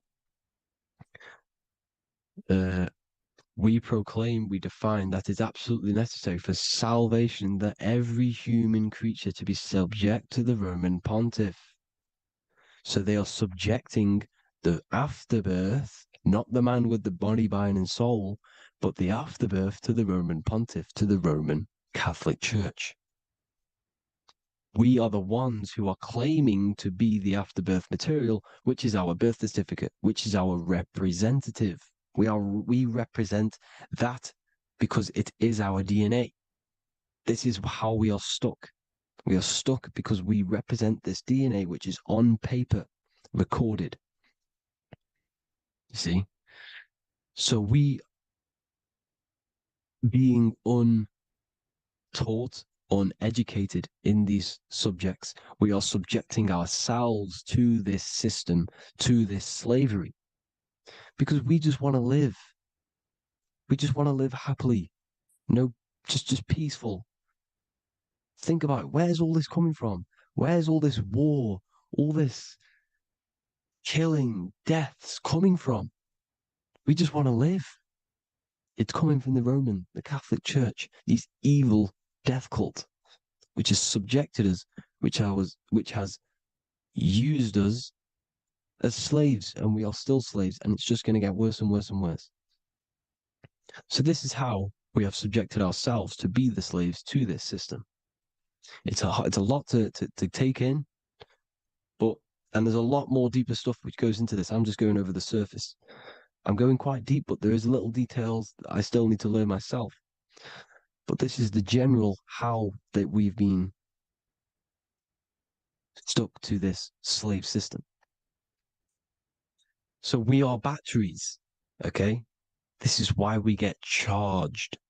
When you go in a court, you get charged, okay? Because you're a biological battery. This is why cities look like motherboards, because we are feeding energy to this matrix. Okay, when we look outside of ourselves, when we give power to so-called Jesus Christ, worshipping idols outside of ourselves, where attention goes, energy flows. We are feeding the matrix with energy. By looking within, placing your attention within yourself, you are taking back your power. Because the I am is Christ. The you, the soul, is Christ. It's God. The awareness is God. Okay? However, we are subjecting ourselves to this system. We're subjecting ourselves to this system and the feeding of our energy. So what we need to look for the future is that, think about it, with the end goal is to change our DNA, is to literally make us robots, transhumanism, slaves. This is why we have smart cars, smartphones, smart watches, smart meters, smart cities. And all of this is going to be connected by the smart grid, which is 5G. This is why 5G is rolling out. 5G is going to connect all of these technologies to one. It's like a big net system. And you know why they're doing this? It's because all of this is going to be connected through AI, through this 5G, and that 5G is going to be controlled by the elites. So you say anything wrong, you do something wrong, you say the wrong thing online, they'll turn off your car, they'll turn off your phone, they'll turn off your smartwatch, they'll turn off your TV, because it's all going to be connected and controlled by the smart grid. And this is what the Great Reset is, people. But they're going to trap us inside of these 15-minute smart cities so we can't leave the area, because they're going to use climate change as a tool to enslave us to not travel because of so-called climate change and the fumes that we are putting into the air, which is all BS. They're doing this to push these new cities, to push all of it. But listen, they're trying to get inside of your body. The only way they can do that is to get you addicted and using this technology. First, they got on the body with the smartphone. Well, first of all, we use the technology. We get used to it with it in our hand. The next step for them was to get on the body, which is the Apple Watch, as you see down here. They have now successfully got onto the body. The next thing is to get inside of the body. This is the brain chip. You see how they've slowly lured their way in, slowly got you addicted to this technology, got you dependent on this technology. And what they're going to do is that they're going to mold society to be dependent on the brain chip. So in order, for example, if you want to go and pay for food, you're going to have to get a chip to pay for the food because it's all going to be digital money. And that digital money will be connected to the chip and you'll need the chip to pay for things. You see? So this is how they're slowly transhumanizing us. These phones, these apps, these things which are all we are all using was created by Freemasons. Mason means traveler because they travel the depths of the mind. They understand human consciousness. They understand the brain. They understand the mind. By the deepest root cause, they understand it. This is what Masonry is. It's the occult. So these technologies is designed by these people. This is why they're so addictive, because they understand how it works. They understand how to get people addicted because they understand human consciousness, the brain, the body, and the mind. So this is the advantage Freemasons have over us. And these secret societies, which have gone through the orders of Freemasonry and progressed onto these secret societies, which are the evil side, because I'm not saying Freemasonry is evil, okay? But the societies which they go beyond Freemasonry, because you can go beyond the 33rd degree into these secret societies, and they use this knowledge for the bad, to enslave people. And this is what's going to happen. Transhumanism. So I hope you all learned some insight for today. Please do a bit more research on, the birth certificate and stuff like that, the straw man.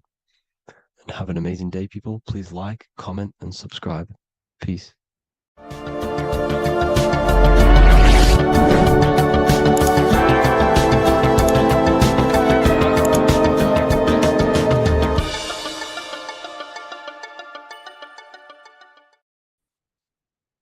Hello and welcome to another lecture from Harry B. Joseph, also known as Revival of Wisdom, the author of the Book of Wisdom series from revivalofwisdom.com. In this lecture, you will learn how to decode Freemasonic symbolism, gain a deeper understanding of yourself, expand your awareness of consciousness and reality, and receive guidance to navigate life with greater clarity.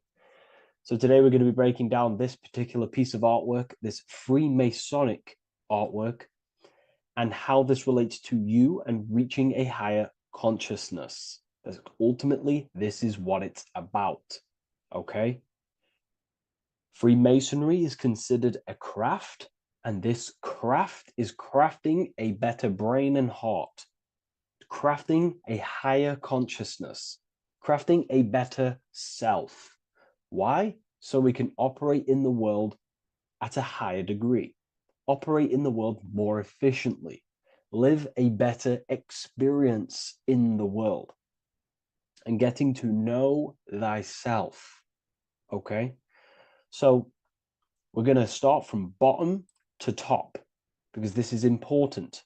Every placement of this symbolism is on purpose, has meaning, especially the placements of the symbols.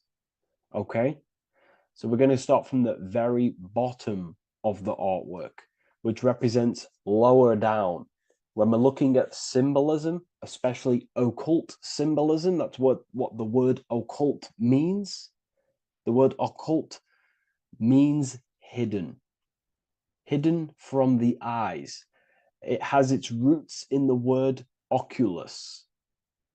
I'm pretty sure that's Latin, which means eye. So the word occult comes from oculus, which means eye. And the word occult means hidden, from the eye, the unseen, studying the unseen aspects of self. We're studying the brain, we're studying consciousness, we're studying the body, the heart, we're studying the self, the hidden aspects of the human psyche and the hidden aspects of self. Okay? Because ultimately, this is what gives you power in the world, depending on how you use that power, whether for good or bad, depending on the consciousness wielding that power. This is why we say knowledge is power. But I would actually say knowledge of self is power. Because when you know how you function, you gain power. You gain personal power. You gain mastery. Ultimately, this is what Masonry is about. Self-mastery. Crafting a higher consciousness. So at the very bottom of this artwork, we have a checkered board with a coffin. The coffin is the beginning of the artwork, the very base. This is the foundation of consciousness. The coffin symbolizes unconsciousness, the state that myself was in, maybe yourself, before we woke up and before we came conscious of our spirit, before we came conscious of ourselves. That ignorant state of acting without purpose, acting unconsciously, experiencing the world and not actively living in the world, simply reacting to external circumstances. This is an unconscious state where one is ignorant. 80% of the world is in this unconscious state. And this is symbolized as the darkness, the tomb. Look at how the tomb is fully blacked out, representing dull, no emotion, it's dark.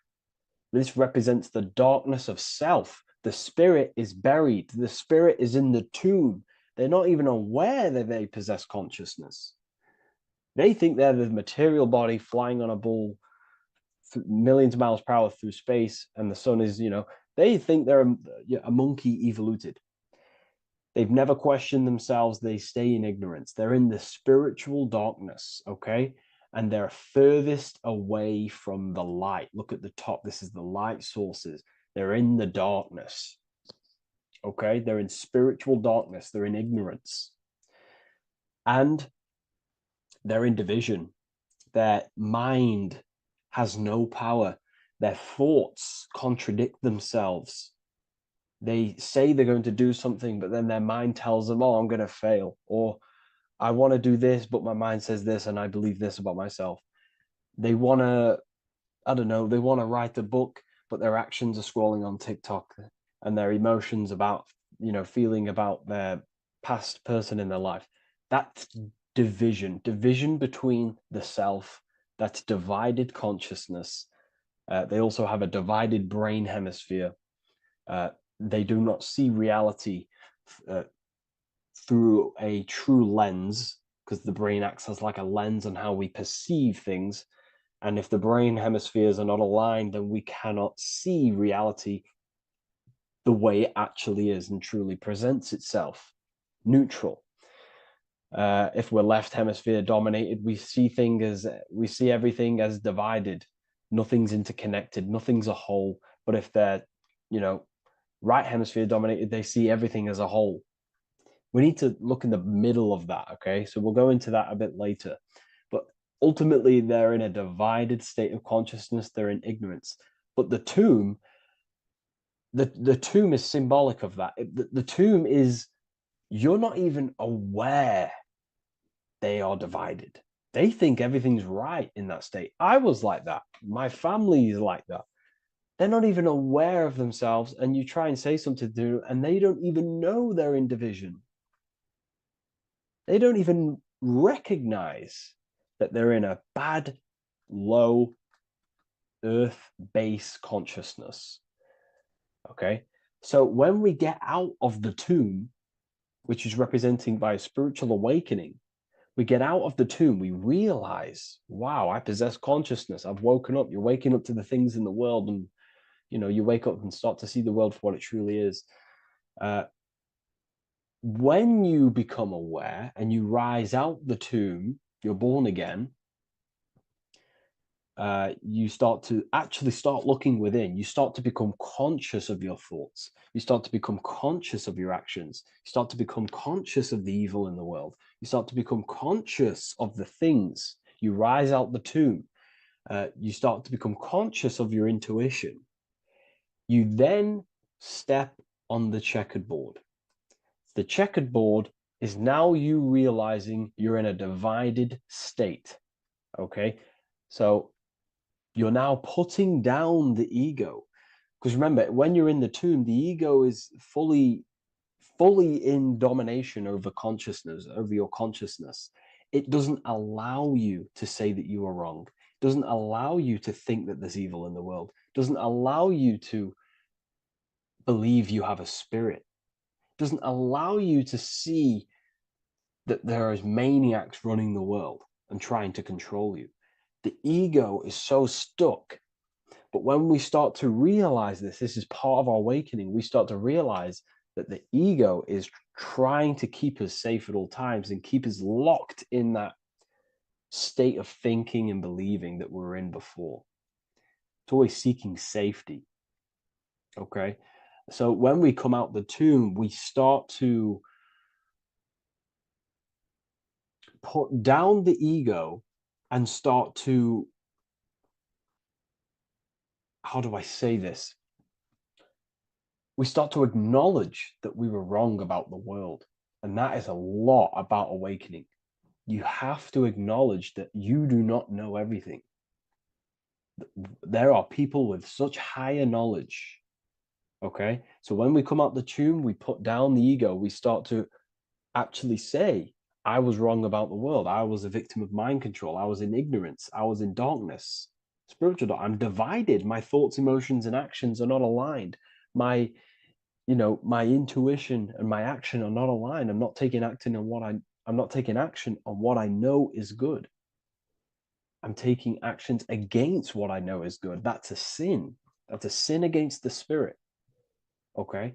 So when you acknowledge this, you acknowledge you're in division, you then take the first 3 steps, which is the Freemasonic Blue Lodge degrees. These 3 steps. Okay? Ultimately, this checkerboard represents illusions as well. You're in an illusion. Okay, this is why we see it heavily used in the music industry. It represents base consciousness, base level awareness, 5 sense thinking. It represents you versus me thinking, walking down the street and thinking everyone's trying to hurt you, and it's always you versus me, judging people in your own mind. That's low thinking, lower thought. And not to notice squares. Squares are an unnatural state. They're an unnatural shape. We do not see squares or 90-degree angles in nature. It's the lower mind. So it represents base consciousness, base level awareness, only aware of the physical body, only aware of the 5 senses, never looked within. That is the base. And this is the foundation we have to rise up to the light from, up to higher consciousness. So this gives us a strong foundation when we realize this about ourselves, that we were in division. Our thoughts, emotions, actions were not aligned. Our brain hemisphere was not aligned.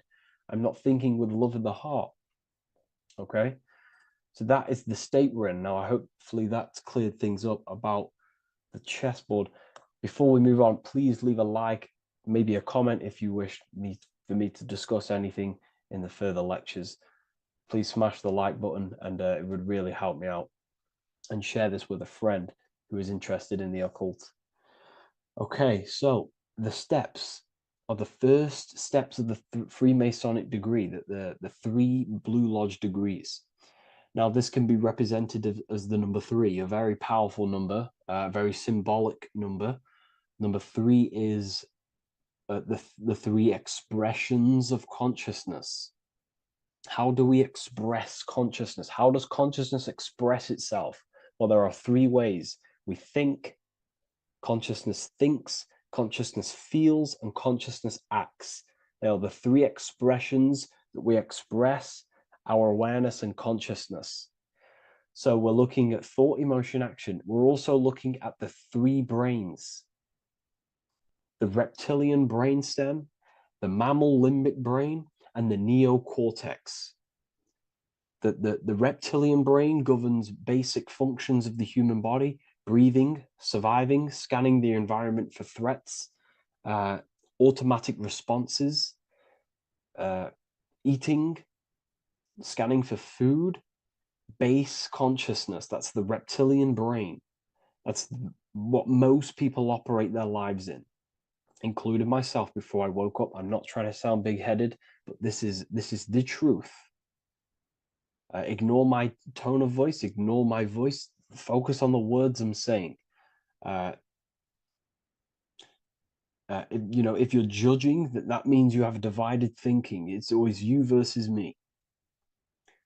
So we need to get out of that thinking of you versus me all the time.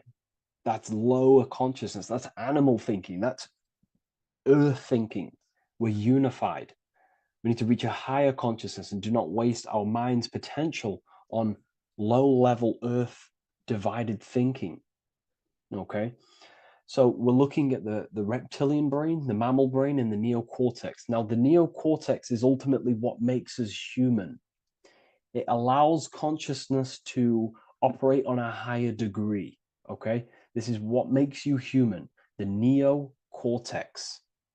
The neocortex. The reptilian brain, like I just said, governs natural survival instincts and the respiratory system, things along them lines of basic awareness, basic functions to operate and survive in the world, in the physical plane. And the neocortex is what allows us to critically think. Okay, it's what allows us to be human, be aware of ourselves. Okay, not. I don't think animals have neocortexes. Don't quote on me on that, but this is the part of the brain that makes us human. And it allows us to think deeply, to create masterpieces like we can. Humans have massive potential in creation. Look at the world we live in. This is because of the neocortex. It allows us to critically think and self-reflect.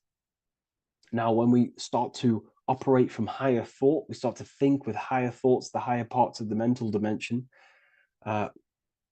we ultimately start using this brain more. We start functioning from the higher brain. Now, this is why Neo from the Matrix is called Neo, because he uses he was in the reptilian brain. If you watch the film The Matrix, if you notice, he gets plugged out of the Matrix and he's plugged in on the back of his neck into the brainstem. And when he's plugged out, his name's Neo, which is neocortex, using the higher brain. It's what awakens the self. It allows consciousness to function on a higher degree compared to animals. Okay? So we're looking at thought, emotion, action. We're becoming conscious of thought, emotion, action. Becoming conscious, what am I thinking, what am I feeling, and what am I acting in the world? And what can I do to master these, to operate more efficiently in the world? How can I use these towards higher consciousness and use these actions, these thoughts, emotions, actions to reach a higher state of awareness of self? So when you go through the first 3 degrees, you enter the doorway. Now, this is symbolic of a doorway. Now, looking at this with a right hemisphere dominated view, you would see a doorway, right? The right hemisphere sees this as a holistic doorway, right? You see a door, you enter the stairs, you go through the door, right? But at the left hemisphere is now going to dissect and analyze each individual little part of this, right? So the right hemisphere sees the trees, the left hemisphere sees the woods. So to dissect this down on a right hemisphere, going back to the right hemisphere, we're entering the door. The door is symbolic of entering the unknown. You're entering a higher consciousness. You're entering the door. You're going beyond. See, this is the earth here in the background. This is the darkness. The darkness represents the abyss, the unknown. You're entering in the self. Okay? This door represents entering in the self, questioning internally. Most of us think externally. We have to, obviously, to operate in the world, but we never give time to think and question and reflect internally. What do I mean? Closing the eyes and questioning the self. Who am I? Where am I from? What's the voice in my head? If the voice in my head stopped using the language that I speak, what is it then? It's about going within, into the darkness, what you cannot see, and finding the light. Okay? It's about entering within the self. This is a doorway to higher knowledge, higher consciousness, higher self, and really digging deep for what you truly are beyond your human form. Okay? So we have, most importantly, I'm not going to go over every single one of these symbols here. I'm going to go over this on a basic, well, not a basic level, a very detailed level, but it's not going to go over every single symbol. We have a left pillar and a right pillar. The left pillar has the sun next to it. The sun is more electrical energy. It's very dominant. It's a very powerful masculine force. This represents the masculine quality of consciousness. The masculine qualities. We have many masculine qualities, such as actions, physical actions with the body. We have thinking. Thinking is a very masculine force. We have the left brain, analyzing brain, the brain that's very logical, that's trying to figure things out. That's the masculine pillar. Okay? So this is the masculine qualities of consciousness. It also represents what we can see, the sun. The sun allows us to see, to visually see in the world. So the sun represents the external world, the world outside the self. When we close our eyes, we have a self, an internal dialogue, an inner voice. We have an inner world, outer world. This represents the world we take physical action in, the material external world outside you. Okay? The world we can see. And then on the right pillar, we have the moon, which is associated with feminine qualities of consciousness. Now, the moon is in the night, what we cannot see. The moon is the nighttime.